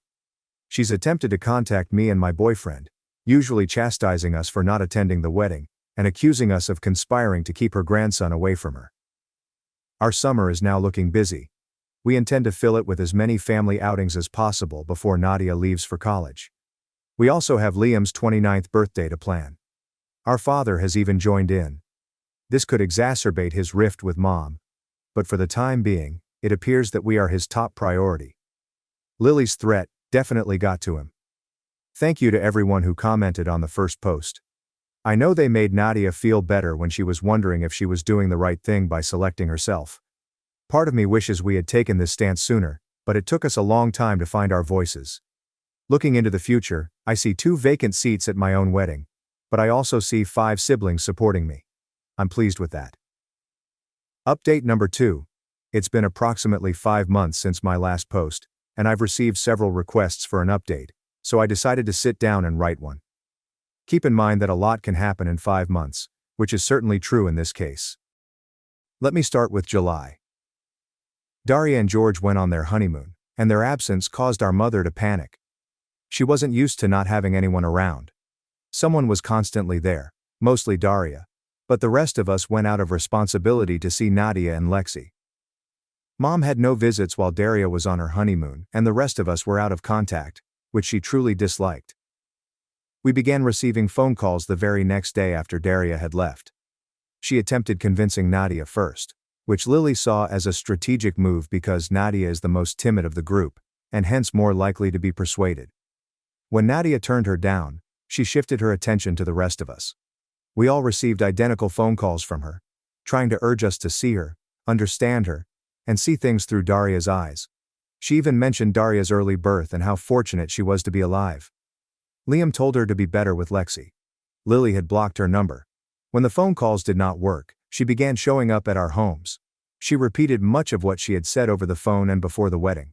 She didn't understand what she had done wrong, or why we were treating her this way. She called me ungrateful and disrespectful. She accused us of harboring unfounded jealousy for Daria, and said that she loved us all equally. I did not respond to the comments. I was just trying to stop her from going inside and saying the same thing to Nadia, who was in the living room with my partner and son. Her words did not warrant a reaction. And after she was finished, I requested her to depart as calmly as possible. But honestly, I felt like crying. But who wouldn't feel bad if their mother yelled at them like that, trying to belittle years of grief and calling it pointless jealousy? Since Daria's birth, she and our father have repeatedly let my siblings and me down. They missed out on numerous opportunities over the years, both large and minor. But we had one thing that they never missed, and we were content with just that. And that concludes our high school graduations. But they couldn't give it to Nadia. All we had were our high school diplomas. Daria broke her leg, thus they were unable to attend Liam's college graduation. I understand it was an accident, but they never compensated him. They never praised his enormous triumph afterward, so he had to grin and bear it. Our mother did not attend my partner's baby shower despite making such a big deal about it, since Daria refused to go, and instead they got their nails done together instead. But is our jealousy unneeded? Sorry. I'm not sure how I managed to remain cool while she yelled at me, but I did. When I asked her to go, she changed her tactics and began shouting out for my kid, attempting to entice him to come to her and telling me that she had the right to see her grandson. My partner stepped in because she was enraged and took my place by the door. Mom yelled some more, but she fled after my partner threatened to call the cops. Mom tried this song and dance with my older siblings, but she got nowhere. Then followed the Facebook entries, which were oblique rants about ungrateful individuals, and how astonishing it is that some children can so readily turn against their parents. Daria became involved while on her honeymoon, and contacted Lily to reprimand her for being mean to our mother. But, as I already stated, Lily is upset and has had enough. Whatever she said to Daria kept her from phoning the rest of us. There was then a Facebook post about how it hurt to be separated from a grandchild. There were no names stated. But there is just one grandchild, my son. My mother's sister called me.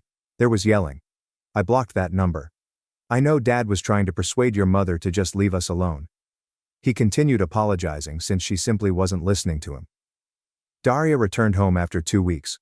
She attempted to contact Lily again, requesting that we all meet because, as Lily stated, clearly we all have some issues to work out. We did not show up. Daria was furious since she was not used to us failing to show up for her. July wasn't all horrible either. While our mother went on a rampage, our father continued to attempt to do better for us.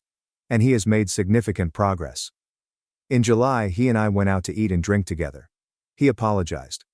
It wasn't a generic apology about how sorry he is for hurting and neglecting all of us. He mentioned particular occasions for which he wanted to apologize. He reflected on all those years and identified specific situations for which he wished to apologize to me. I know he did the same thing for the others.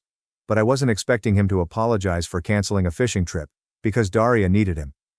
And while I never liked fishing, I wanted to go on that vacation because I had seen it on TV.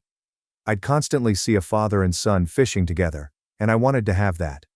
I wanted Dad to show me that I was a priority to him someplace deep down. It didn't happen, so I never asked again. But we went fishing in July. What began as a trip for the two of us quickly turned into a family outing when my siblings expressed an interest in going fishing too.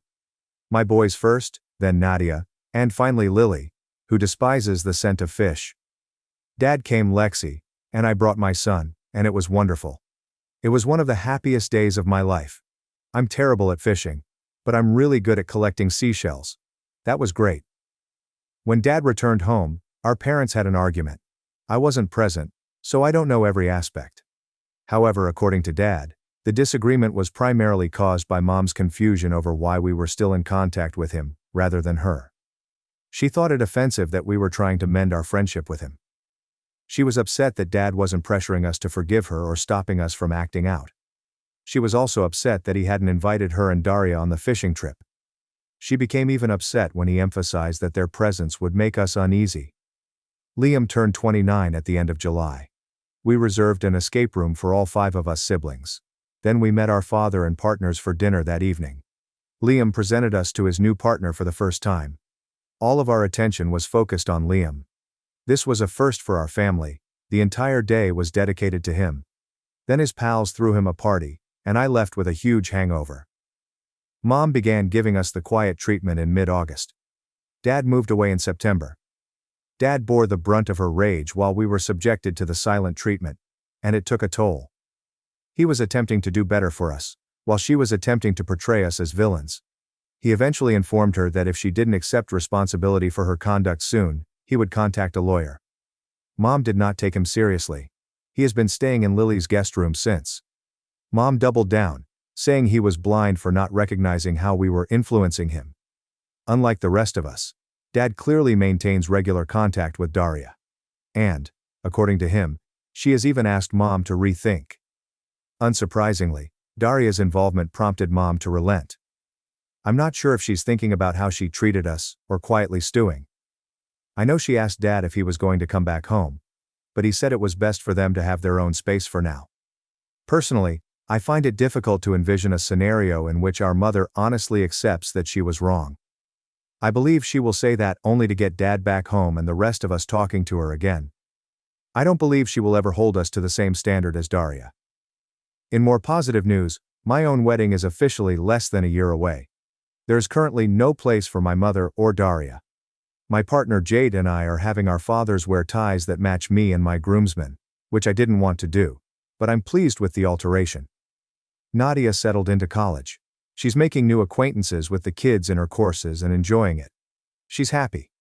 Despite having a busy group chat, she FaceTimes me every few days just to talk. Most of what she says I've already read in the group chat, but I'm always eager to hear her experiences again.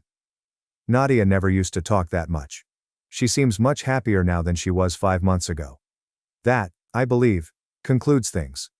I apologize for the novel, but as I mentioned, A lot can happen in 5 months. Update number 3. So it's been around 7 months since my previous update, and I felt it was long overdue. I planned to sit down and write one a few months ago, but life got in the way. A lot has happened. Most of it positive, some of it negative. I'm sure you can identify what or who was responsible for the unpleasant occasions. Mom was silent for Lily's birthday in October, but she did a big song and dance for Daria's in November. We don't monitor her social media accounts on a regular basis. And honestly, if it weren't for Lexi, we'd have blocked her. But James submitted a screenshot in the group chat of a post she had written. The message effectively portrayed Daria as the ideal child, a wonderful angel, and stated that she will always be proud of her. She made no mention of Lily on her page during her birthday, but I'm not surprised. Thanksgiving was different, but enjoyable. We all drove out to our paternal grandparents' house a couple hours distant to spend time with them. Technically, it was intended to be an in-law year, but Jade and I alternate who we spend it with so that neither of our families feels excluded. But Mom proposed we change things up this year so that I could spend the first major holiday with my siblings since the fallout. My in-laws are wonderful people who have been extremely helpful throughout this process, and I am very grateful to them. Mom didn't contact us on the day, but I could sense she was upset. It didn't help that she was asked questions after Lily shared a Thanksgiving Day photo without her or Daria. In December, she opened a group chat with all of us and Dad, essentially telling us to stop the petty turmoil and focus on family. But neither of us is foolish. We all know she wanted to show off her picture-perfect family for Christmas. And how could she do it when all but 2 of her children can't abide being around her? Daria was in the group but did not speak up, which was unusual for her, but none of us took it seriously at the moment. Dad said he'd stop by to visit Lexi, but he didn't want to spend Christmas with her until she was willing to admit the anguish they had caused us. A week later, she ignored my birthday, which was fine. It merely showed that she had no intention of acknowledging she was the evil guy. She grew more desperate as Christmas approached. The messages and phone calls came up again, but I was able to ignore them for the most part. What I couldn't ignore was getting home from work and finding her on my doorstep. She said she had been waiting for me for ages, as if I had planned her visit, which, given the nature of our relationship, I certainly would have. I'm simply glad my family wasn't home. Jade was on her way back from work, while our son was with her parents. I didn't want to bring her inside, but considering how desperate she seemed, I didn't want to deal with her in front of my neighbors. This woman explained that Christmas was about family and forgiveness. She told me I was going too far in keeping her grandchild away from her, and how confused he must be without her. She expressed it as if I was using my son to punish her. I assured her that it was best this way, because we all knew what would happen if Daria had a child someday. My son would be pushed to the side, like the rest of us were, and I did not want that for him. She stated I was being foolish, and repeated the sentence, "I love you all equally." I begged her to leave since nothing was altering my mind, and I was not going to spend Christmas with her. She became angry. She began yelling. And while I'd like to say I remained calm, I didn't. I started yelling too. The more I yelled, the more agitated I became, to the point that I began crying. Reddit. This was years of hurt coming to the surface. I don't understand how she can profess to love us all equally while telling her weeping kid to stop being so theatrical. She only left when Jade returned and saw the situation I was in. Jade is small, but fierce, and she will go to any length to protect me and my children. And I swear, my mother was afraid of her that day. The number of social media posts increased again. She played the victim, posting about children not respecting the sacrifices their mothers make for them, and so on. She posted that we didn't appreciate anything she had done for us, but we all ignored it. We celebrated our own Christmas.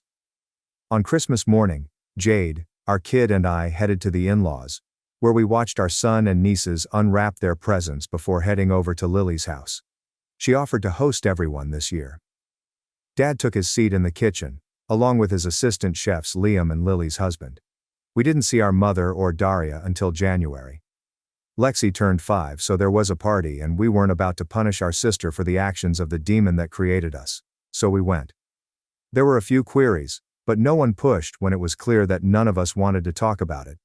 Mom pretended everything was all right, but Daria remained away from us. As we were helping clean up after the celebration, Mom stated it was fantastic that we were finally putting things behind us. Lily explained that the only thing we were putting behind us was her. That sent her off again, but she quickly realized she was outnumbered and went inside. That's when Daria approached us with her husband. I was expecting her to advise us to take it easy on our mother or something. Instead, she apologized. She stated that she had been thinking a lot since all of this began, and she recognized that she had treated us horribly her entire life, with some of that inspired by how our parents treated her. She informed us that she did not expect us to forgive her, but that she only wanted to apologize. We left a little bit later. There was quiet. We were anticipating it for James and Nadia's birthdays in late January and early February. After all, our days never meant anything to her. I got married in April without my mother present. It was easily one of the happiest days of my life, second only to the birth of my kid. Jade and I were surrounded by those we cared about the most, and who cared about us back. I had both of my brothers as best men, and Nadia and Lily were also bridesmaids. It was better than I could have expected. To be honest, it still amazes me that I can now call Jade my wife. It has been great. But, I'm sure you're all wondering how my mother handled this. And I can assure you that she did not handle it well. To be honest, when we sent out invites, I prayed that the news would not reach her. I hoped everything would go well enough that I wouldn't have to tell her about my decision. But of course, that would be too simple. She arrived a few days later, beating on my door, insisting that I speak with her. I went outside. I didn't let her in, despite the fact that the neighbors could see us, since I didn't want her inside my house with my son. I didn't want her to scare him, which she was obviously doing. She demanded to know what I was up to, how I could be so cruel, and how I could exclude her from such a precious occasion. I informed her honestly that my wedding was a day for me to celebrate with my closest loved ones, and she was no longer someone I considered close or loved. She had made her bed. She needed to lie in it.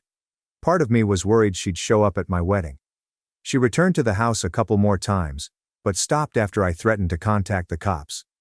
I didn't do it sooner because I guess I'm soft-hearted and didn't want to see my mother in difficulty.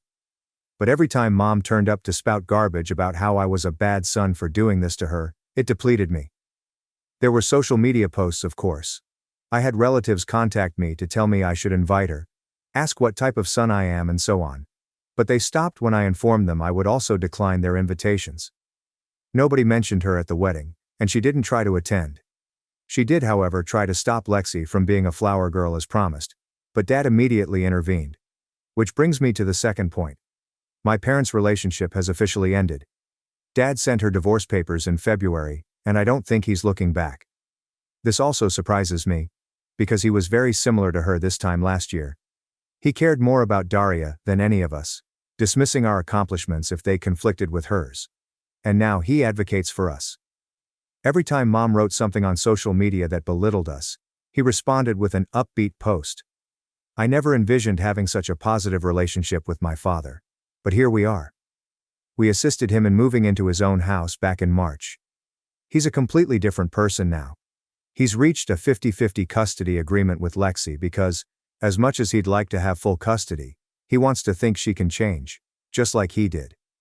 He has, however, stated that if he discovers even the tiniest sign of Lexi being mistreated in the same way that we were, he would file for it. My brothers' lives are also going nicely. James earned a promotion at work and acquired a puppy that my son adores, to the point where I believe we might need to get a dog ourselves, heh. Liam and his partner are going strong. He fits right in with our family, and I couldn't be happier for Liam. He has discovered someone who genuinely cares about him, and I can see he is in love. Perhaps there will be wedding bells soon. Lexi is 5 years old, so there isn't much going on in her life. I believe she recently forced my father to join her tea party. Edit. Some items I instantly wanted to include. Lexi is clearly aware that circumstances have changed. She's naturally perplexed about it all. Things change so dramatically in a year, and I can't imagine what it was like for her to live with our parents when Mom was constantly angry. We've told her that we'll always be there for her, and that we're safe spaces where she can talk about her feelings or ask questions. We do not want this to have a greater impact on her than it already has. Liam is the one who has made progress on that. He works in childcare and has previous experience with similar situations. Dad is considering setting up therapy for her. But I'm sure you're all curious about Nadia and Daria. Nadia is fantastic, she's really prospering. I believe that being away from our mother Daria and the pressures of home has helped her develop her own identity. She has made new friends, is doing well in class, and is generally happier, which is all I care about. She is delighted, and so am I. She has been invited to move in with my father, now that he has his own apartment and enough room for her and Lexi. But she has yet to respond. She's welcome to stay here if she wants, but I know she also wants to be closer to our father. I'll support her no matter what, and I've told her she can try it with Dad if she wants, and she can return if it's too strange for her. Daria is a different story. We are no longer in communication with her, although we are in low contact. After her apology at Lexi's party, James followed up to check if it was sincere. To be honest, none of us really knew what to do. Daria was never one to lower her head and apologize, but how could we tell if it was genuine and not a ruse to get us to forgive our mother or something? When James contacted Daria, she asked to speak with us in person, and we consented since we were intrigued how things would turn out. We also agreed that if she did anything, we'd leave immediately and block her again. The meeting took place in mid-January, around Lexi and James' birthdays. We met at her place. Daria looked uneasy, as if she hadn't slept all night. And it seemed strange because she is usually so well dressed. Even when she was having tantrums, she looked better than this. We sat down, and she apologized again. She said that she was unnecessarily nasty and unfair to us, particularly Nadia, and even apologized for attempting to spoil her graduation. She said that when we all dropped out of her wedding, she was confused and hurt because none of us had ever turned her down before. She thought we were closer than that, but she now realizes it was only one-sided. She thought we were close, and we wanted to go as far away from her as possible. We asked her questions, and she answered each one. Why did you believe we were close? Because she'd been acting this way since childhood, aided in part by our parents' treatment of us versus her, and assumed that because none of us spoke up, we were okay with it. Have you ever felt sorry? She didn't before this whole ordeal. It was natural for her to be the focus of attention. Everything was always about her, and she was attempting to unlearn that. Why now? It ultimately came down to her spouse. He tried to talk to her about her treatment of us several times, but she never saw it as an issue. Because, well, we never made it an issue in the first place. He didn't like her reaction, but he loved her, and she was gentler outside of our family unit, so he hoped that if he kept talking to her about it, she'd ultimately cease. They clashed when she revealed their engagement on Lily's anniversary, and then again, when she scheduled their celebration for Nadia's birthday. He couldn't understand how she could be so harsh to her family, and she said that he didn't understand our family structure, and we were fine with it. The events surrounding Nadia's graduation almost destroyed their relationship, and I'm not sure how she persuaded him to stay with her. George said he was on the verge of leaving. She stated she was on our mother's side for a while since she believed we were just acting out. We had never been like this before, so why were we doing it now? She didn't understand why we were ignoring her and abruptly cutting her off, and she admittedly had a meltdown about it. George reminded her that we had probably been carrying that hurt and resentment with us for years. She admitted that she was a brat, but she had no idea how horrible she was until George and our father lay it all out for her. That's why she advised Mom to leave us alone, so we could relax from everything. And it turns out Dad wasn't the only one who took the brunt of Mom's rage. She was continuously blasting Daria's phone, showing up at her apartment, and dragging our names through the mud. It got worse when Dad moved out, and Daria became her sole source of support. Mom called us terrible names, which Daria thankfully did not repeat. Mom told Daria that she was all she had right now. George attested to how awful our mother was. He said he often came home from work to find Daria looking at a ringing phone. She didn't want to respond, but she knew if she didn't, Mom would ultimately show up at her house. I know Daria has been horrible to us since she was born, but seeing her like this hurts. I believe she was a victim of our mother's behavior, albeit in a very different way. She stated she wanted to reach out to us sooner, but she knew we wouldn't want to speak with her. She couldn't help herself when she saw us at Lexi's party and had to apologize. We parted ways, conflicted.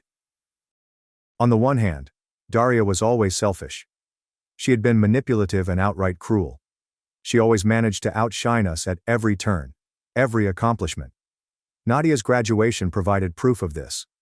On the other hand, she appeared exhausted. She appeared tired out. And she had a guilty expression. And I didn't want to believe it was all an act to persuade us to forgive her, and then our mother. None of us knew how to proceed. But then Jade proposed that we invite her to the wedding, or more specifically, the reception, after everyone has eaten. We had a few acquaintances arrive at the same time who were unable to attend the wedding owing to unforeseen engagements. That way, if Daria attempted to bring our mother, security would catch it, and we'd know for certain whether Daria had turned a new leaf. Reddit user Daria attended the reception. She didn't bring our mother, didn't even mention her. Daria and George arrived, and she cried as she congratulated me. She told Jade she looked stunning, and hugged my son. She pulled Nadia aside at some time, and when they returned, they both had tears in their eyes. Nadia subsequently informed me that Daria wanted to apologize to her one-on-one but wasn't sure whether she'd get another chance. George thanked me for giving Daria the chance. He told me she has the potential to be a kind and caring person. I told him that I hope to meet that version of her eventually. I mean it. If Daria is genuinely as kind, compassionate, and great as George claims she is, I would love to meet that version of my sister. You may be wondering, OP, you forgot to mention Lily when talking about your siblings. It was on purpose.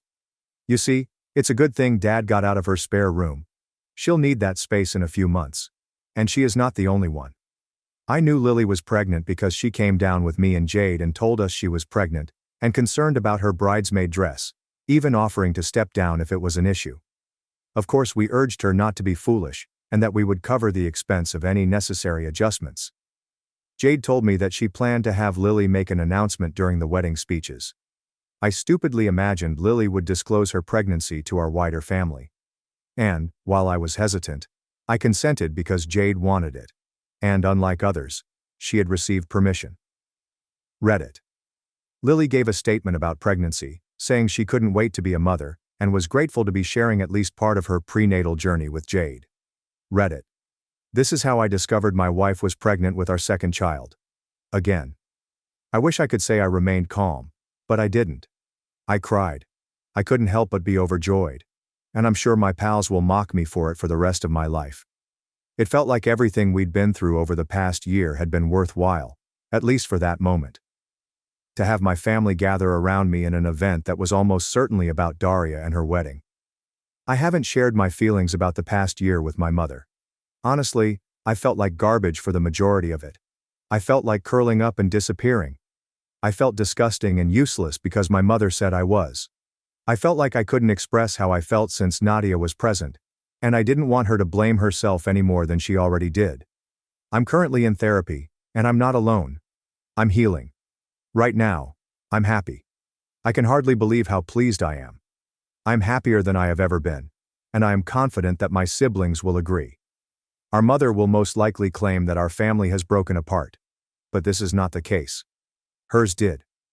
The family she created has disbanded, but ours has become stronger. It has grown really robust. We were formerly a united front, but it appears that we have updated our fortifications. We're coming out of this with better bonds with one another, a genuine relationship with our father, and 2 new family members on the way. This is what our mother is missing out on, and it is entirely her own responsibility. Perhaps I will inform you again in the future. I'm not sure if our mother is aware of Lily and Jade's pregnancy, but the news has been made. We do have her blocked on social media, so perhaps no one has told her the good news. Daria has not, at least. So, if anything changes on that front, I'll let you know. But for the time being, I am content with my current situation. Thank you for your continued support, and I hope you have a wonderful day. Update number 4. So, it's been almost a year, and as expected, a lot has occurred. I considered leaving it another 2 months to reach the 1-year mark, but I don't trust myself not to forget. Mom found out about Lily and Jade's pregnancy shortly after my last report, which went as expected. Lily and I became the targets of her fury, as did our partners. We were the worst people ever. She showed up on my doorway and screamed via our Ring camera about how ashamed she is of how I turned out. I'm waiting for the day when her comments don't hurt as much. But she's my mother, and I believe there will always be a part of me and my siblings who want her to love us. Honestly, I believe she produced 17 Facebook postings each minute. Each one portrayed us as villains for denying her rights as a grandmother. She had our aunts phone us and tell us we were ungrateful. One of them managed to catch Jade on her way home from work one day, and was not pleased when Jade told her where to stick it. I've never cut contact with someone that quickly. Police had to accompany Mom from Lily's property. We intended to wait it out at first, but after talking about it as a group, Lily and I felt it was best if we filed restraining orders against her. I couldn't risk my family's safety anymore. Fortunately, they were granted, and she has adhered to it. Since then, the 4 of us have not seen or heard from her. But the others were not as fortunate. In July, Daria cut Mom off. She blamed everyone but Daria for it. It was Lily's fault first, then mine, and finally Nadia's. It was Dad, James, and Liam's. Each of us was an adversary. Every one of us, except Daria. I regret that I wasn't surprised. I hate that I was used to taking the blame. I talk a lot about how happy we are right now. But before that, we were unhappy, furious, and heartbroken. I felt like death. And Liam almost did. Parents are not supposed to make you feel this way. I hope to God that my children never feel this way because of me. I simultaneously despise and adore my father. He is trying. He is better. But he was once just like our mother. Dad also petitioned for complete custody of Lexi. I guess we've all recognized Mom isn't going to change, and the best thing we can do for Lexi is keep her from being like the rest of us. She is so little, and I can't picture her going through what we did, or worse, when we had already escaped. Currently the conflict is still underway. Mom does not want to give up Lexi.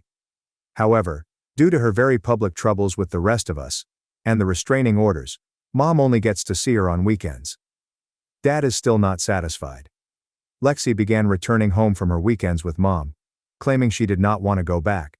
So Dad is working harder to remove Mom from the situation entirely. Daria has been more absorbed into our circle. This Daria is much nicer than the one I grew up with.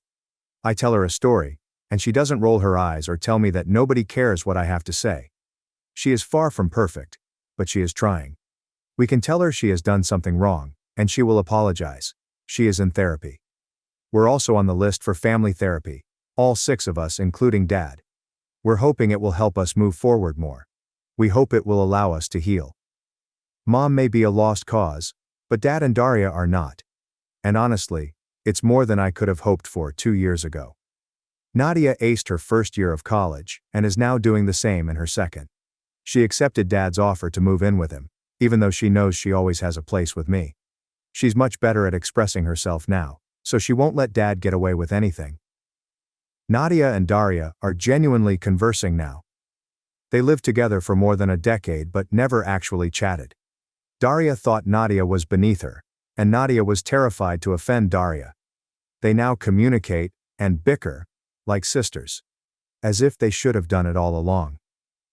To commemorate Nadia's great first year of college, Daria organized a girls' day for the 2 of them, and Lily. This is the sister that we deserved. And we are the siblings Daria deserves in exchange. We no longer shrink beneath her. For once in our lives, we are on equal footing. Daria is also doing well in her new job as aunt to all 3 members of the next generation. That's correct. My kid is no longer the sole grandchild. Lily gave birth to a daughter in September. She has incredible lungs and elephant-like strength, yet she's also adorable. Jade gave birth to our second son in November. He is quieter than our eldest, and he used to sleep quite little. However, both Lily and Jade are doing well. They're doing fantastically. But I knew they would. Right now, I am happy. And I'm content. My mother is unable to touch this. This is not hers to corrupt. She will never meet these lovely, loving children. And she will never know the versions of us that come after. I hope this is the last update. I hope this peace will last. Thank you for your unending support. You have no idea how difficult the previous 2 years have been, how beneficial your words have been to us. Thanks for watching and diving into this wild family drama with me. If you love Reddit family drama, don't forget to subscribe and turn on notifications so you never miss the next one. DS1 They cut me out of the will, called me selfish, and showed up at my apartment, demanding $3,500. So I showed them the door. When I realized that my parents had left everything to my brother, I cut off financial support. A month later, Mom texted me, "Mortgage is due." No pleasantries or apologies. My response startled them. My name is John. And any reservations I had about my place in my family were eradicated the day I learned about the will. It wasn't even a dramatic sit-down in which my parents revealed the news. No, I found out purely by mistake, via sheer dumb luck. It happened a few months back, while I was at their house. The same house I had helped them pay for over the previous 5 years. The mortgage, the occasional supermarket run, and even household repairs. I was the one who kept it all together. Meanwhile, my brother Eric did nothing. When I say nothing, I actually mean nothing. No job, no obligations, just lying about, waiting for life to deliver him everything on a silver platter, which evidently my parents were all too glad to do. That day, I was assisting my father with some paperwork, because, as usual, neither of them could be bothered to figure out how to do things for themselves. He had requested me to scan certain documents for him, mostly legal and financial in nature, and I hadn't given it much thought until I saw them. The folder labeled Estate Plan and Last Will and Testament was right there on the stack. I don't usually snoop, but curiosity got the better of me. After all, I had been the one to ensure they had a roof over their heads. It wasn't out of the ordinary to ponder how things were set up for the future. So I opened it, and what I saw made my stomach drop. Everything, literally everything, was going to Eric. The house, their savings, and their property. There was no mention of me, except from some generic remarks about how much they loved both of their sons. Yes, sure. Equally. That is why they ensured that their golden child would inherit everything, while the son who kept them afloat received only a footnote. I felt foolish. Here I was, bending over backwards for them, ensuring that their bills were paid on time, and that they never had to worry about food, while they sat back and prepared for a future in which I received nothing. And Eric wasn't just sluggish. He was entitled. He never raised a finger to assist them, never donated $1, yet he had somehow persuaded them that he deserved everything. Perhaps because he was the younger son. Perhaps because they have always babied him. Perhaps he understood just how to influence them. Whatever the reason, they'd made their decision. I sat there staring at the paper, my hands quivering with wrath and betrayal. How long did they plan this? Had they always planned for me to be their free financial safety net, offering nothing in return? Accomplished they ever appreciate what I accomplished for them? I had no idea how long I had been sitting there, but my father eventually realized that I wasn't scanning anything. "Hello, John. What's taking so long?" he inquired, stepping back into the room. I didn't even bother hiding the will. I raised it up and looked him in the eyes. "So, this is how it is," I explained, my voice unnervingly calm. "Everything to Eric? After all I've done for you?" My father's face turned pale for a moment. Then he sighed, like if I were a small child having a tantrum. "John, it's not what you think." "Really?" I snapped. "Because it appears very clear to me. I've been paying your mortgage, assisting with groceries, and cleaning up the house while Eric has done nothing. And you still believe he's the only one who cares." Dad was embarrassed, but instead of explaining himself, he simply said, "It's complicated." That was it. There was no apology or attempt to defend it beyond those two worthless sentences. Just a poor apology and an eager expression, as if he was waiting for me to drop it and return to being their personal ATM. I should have gone out right then, but I wanted to hear from each of them. So I called out for my mother. When she came in and saw the will in my hands, she didn't respond well.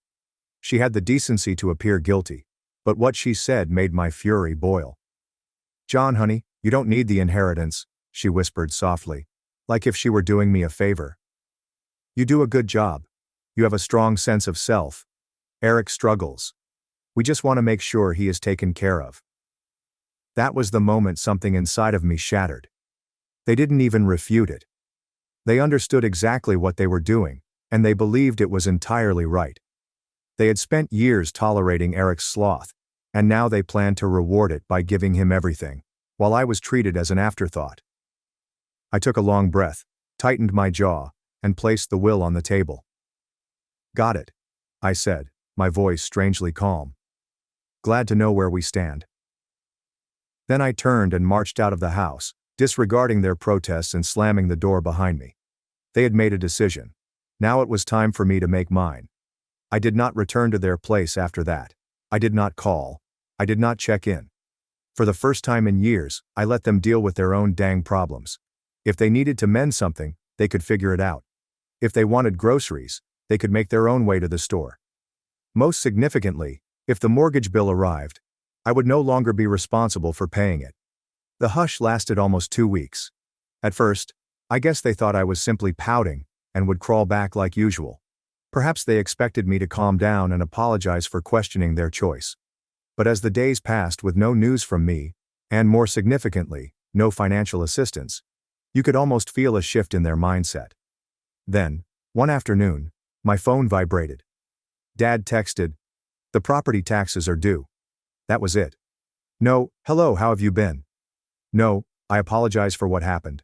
No, "We sincerely appreciate everything you've done." Just a cold transactional message, as if I were still a walking bank that they could use whenever they wanted. I stared at the computer for a time, almost amused by how predictable the results were. They truly believed they could just demand money, as if nothing had happened, and that I would continue to serve as their financial safety net, even after they made it plain I was disposable. I gently typed back, "I'm sure Eric will handle it, since the house is his and all." It took exactly 5 minutes until my mother called. I let it ring. Then another text came in. Mom texted, "John, please don't behave like this. We need to talk." Oh, now they wanted to speak. Now that their debts were stacking up, reality was finally staring them in the face. I waited an hour before responding. "There is nothing to talk about. You've made your choice. Now you can live with it." I figured it was the end of the day. I had made my position clear, and no part of me felt terrible about it. But then Eric decided to join in. His text arrived late that evening, and the moment I saw his name appear on my phone, I knew it was going to be something nasty.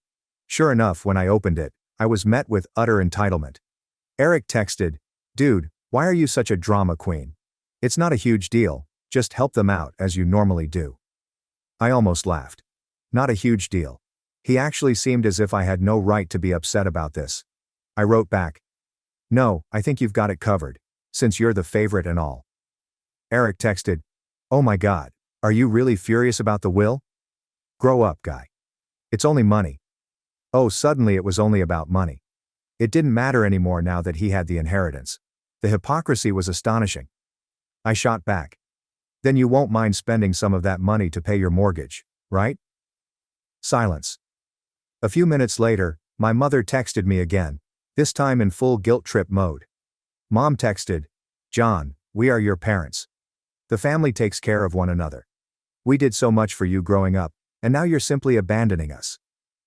I had to take a deep breath to keep from tossing my phone across the room. Giving up on them. I'd spent years ensuring they never had to suffer, while they coddled and praised Eric's laziness.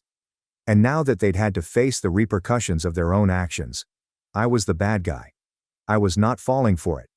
Not this time. I replied, "You made it clear I wasn't part of the family when you left me out of the will.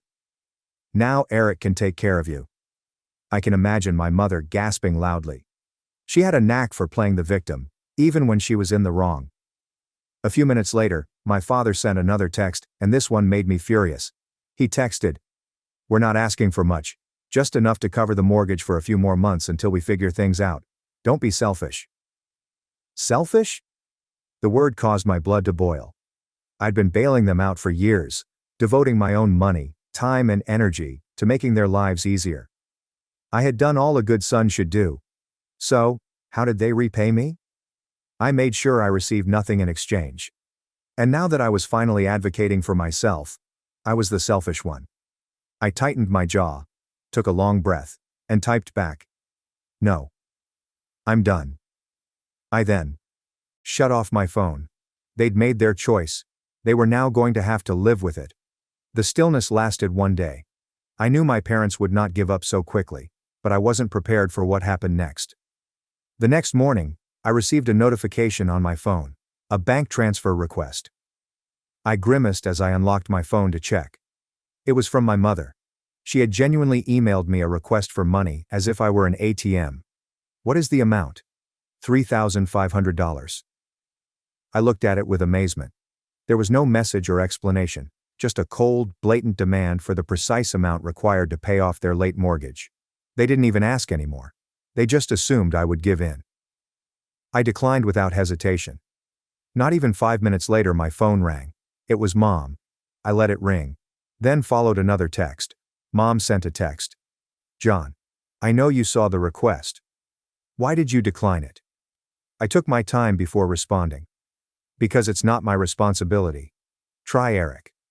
Another call. Declined. Then another text. Her message read, "We're going to lose the house if you don't help us." Oh, this was an emergency. After years of exploiting me as a walking wallet, they were finally facing the repercussions.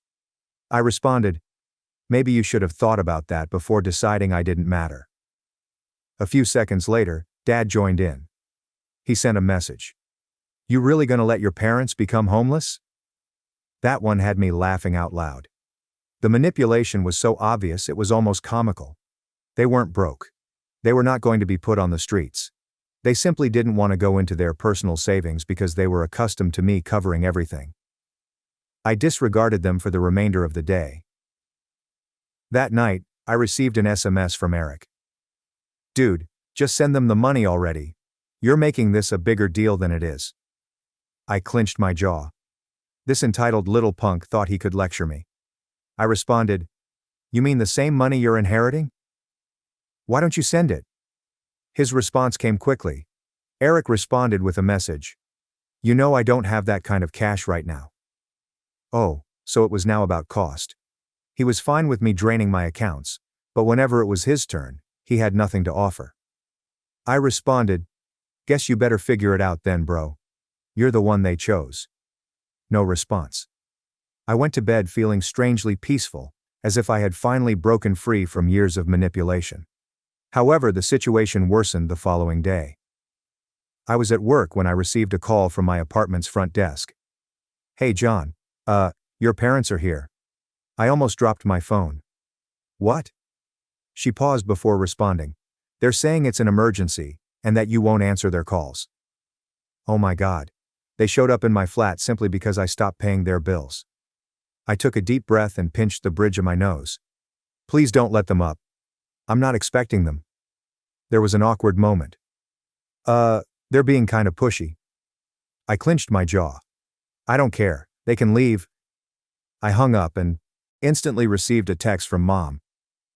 "We're downstairs. Open the door." No question, no explanation, just another demand.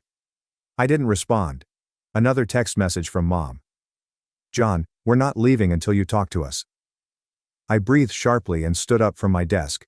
They were not about to back down. Fine. I was about to teach them a lesson they would never forget. I snatched my keys and stormed downstairs, my blood seething. I was not scared. I was infuriated. The audacity of these guys to show up at my house uninvited and demand money as if I were their personal ATM. Not even a phone call beforehand. Not even a half-hearted apologies. Just a straight-up ambush. They imagined they could corner me into submission like I was a naive child. I yanked the door open, and there they were. Mom, Dad, and of course, Eric. All poised in a tight little formation. As if they were preparing to hold a family intervention. Mom had her arms crossed, her typical disappointed mother expression locked and loaded. Dad stood rigid, hands in his pockets, his expression a mix of annoyance and entitlement, as if he couldn't believe I was forcing him to do this in person. And Eric, the little parasite, had the gall to appear bored, as if the entire thing was only somewhat inconvenient for him. As if he was not the cause of any of this. When Mom saw me, she went into full theatrical. "John. Finally, we need to talk." I leaned against the door frame, arms crossed. "Number, you need to leave." She blinked, as if she was unable to absorb what I had just said. "Excuse me?" "You heard me." My voice was calm, controlled, and firm. You don't get to just show up at my apartment demanding money. That's insane. Dad gave a quick scoff. Are you really going to let us lose the house over a petty grudge? I gave out a frigid laugh. Petty grudge? Oh, you mean the one where you decided I was good enough to pay your bills, but not good enough to be in your will? That grudge? Mom gasped and clutched her chest, as if I had just hit her. John? That's not fair. We only did what we thought was best for the family. I tilted my head. Best for the family? You mean best for Eric? Just say it. Silence. A prolonged, heavy silence. Eric, who had been unusually silent until now, finally spoke up. Look, man, I don't even want to be involved in this. I didn't ask for anything. I turned to him, finally letting go. No. You just sit back and take everything that's handed to you. You're 28 years old, Eric. Get a damn job. His face grew crimson. Dude, what the hell? I stepped closer. You heard me. You want to inherit the house? Start acting like a homeowner.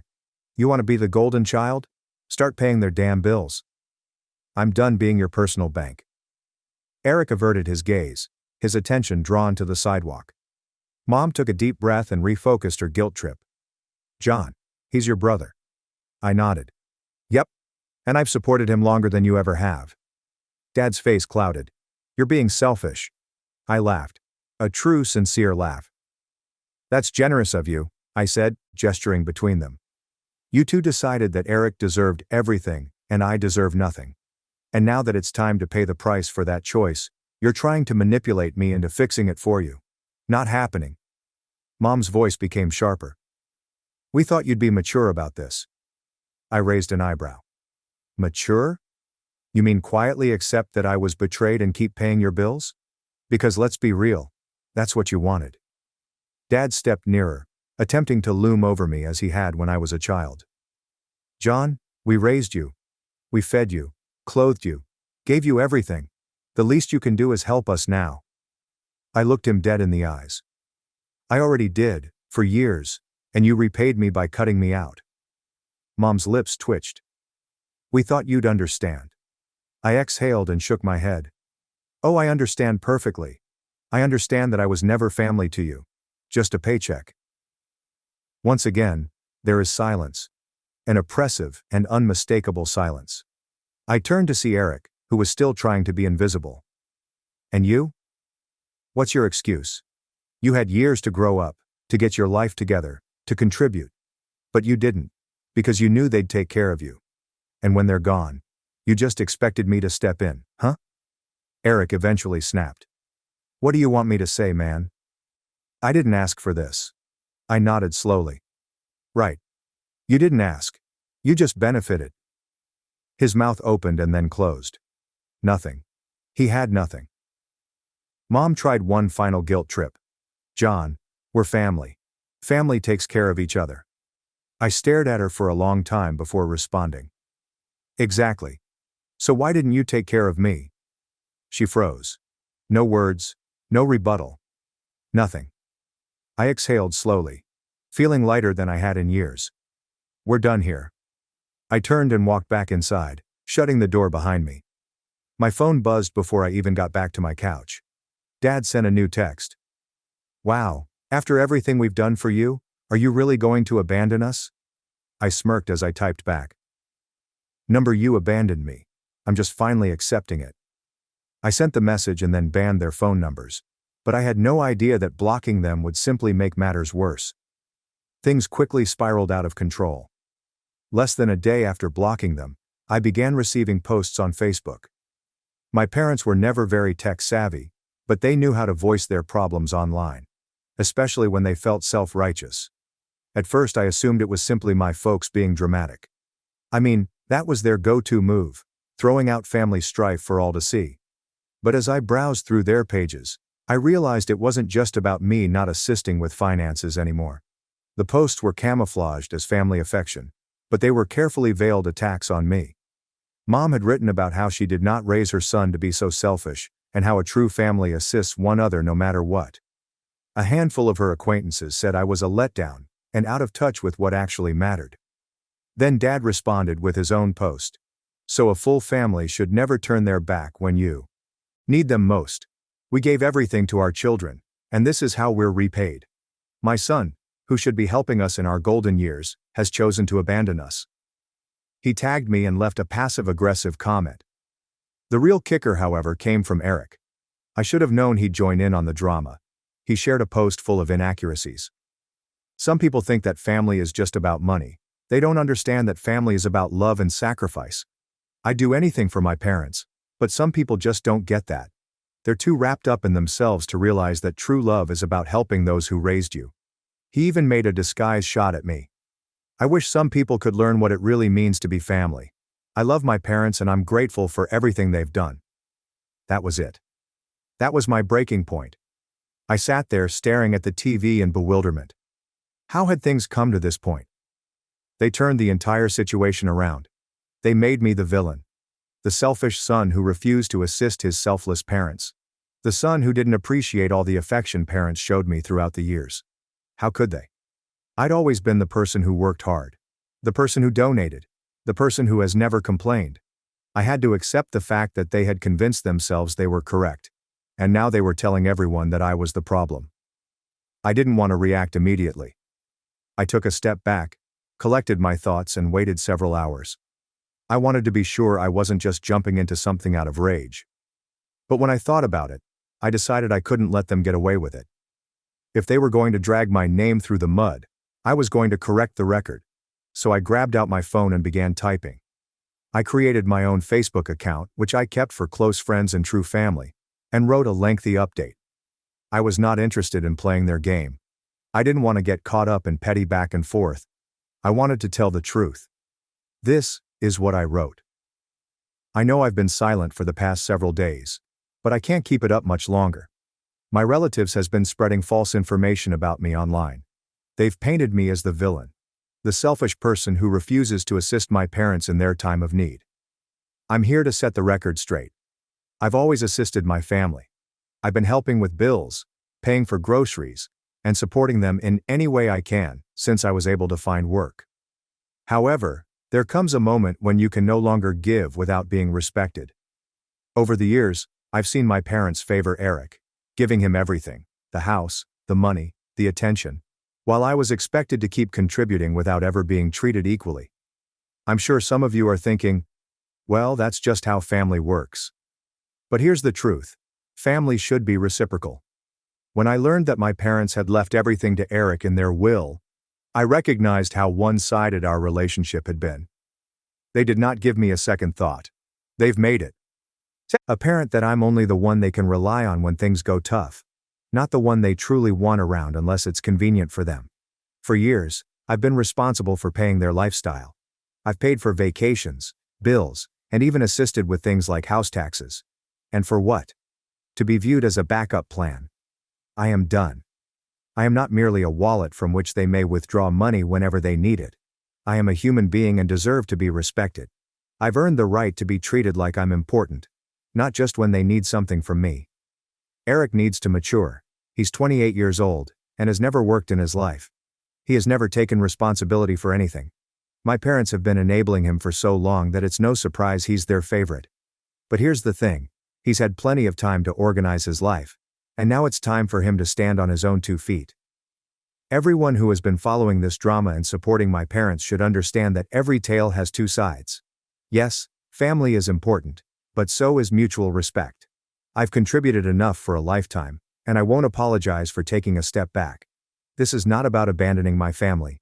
This is my last decision to choose myself. And to my parents, I wish you the best, but I'm done being your doormat. I hit the post, and I instantly felt relieved. For the first time in my life, I was telling the world the truth about my family, how they had taken advantage of me for years, and had always expected me to be the one to save them, without ever considering what I needed. I wasn't going to let their story dominate my life anymore. The reactions were swift. Some people I hadn't spoken with in years came forward to offer their support. A number of my cousins, acquaintances of my parents, and even some distant relatives liked the article and sent me private messages, apologizing for what I had gone through. It felt liberating to finally have the truth out there, not buried beneath guilt trips and deceptive conduct. Then followed the backlash. My parents and Eric went crazy. Eric messaged me. "You're a traitor. You really have to air all our business out like this? You have no respect for family."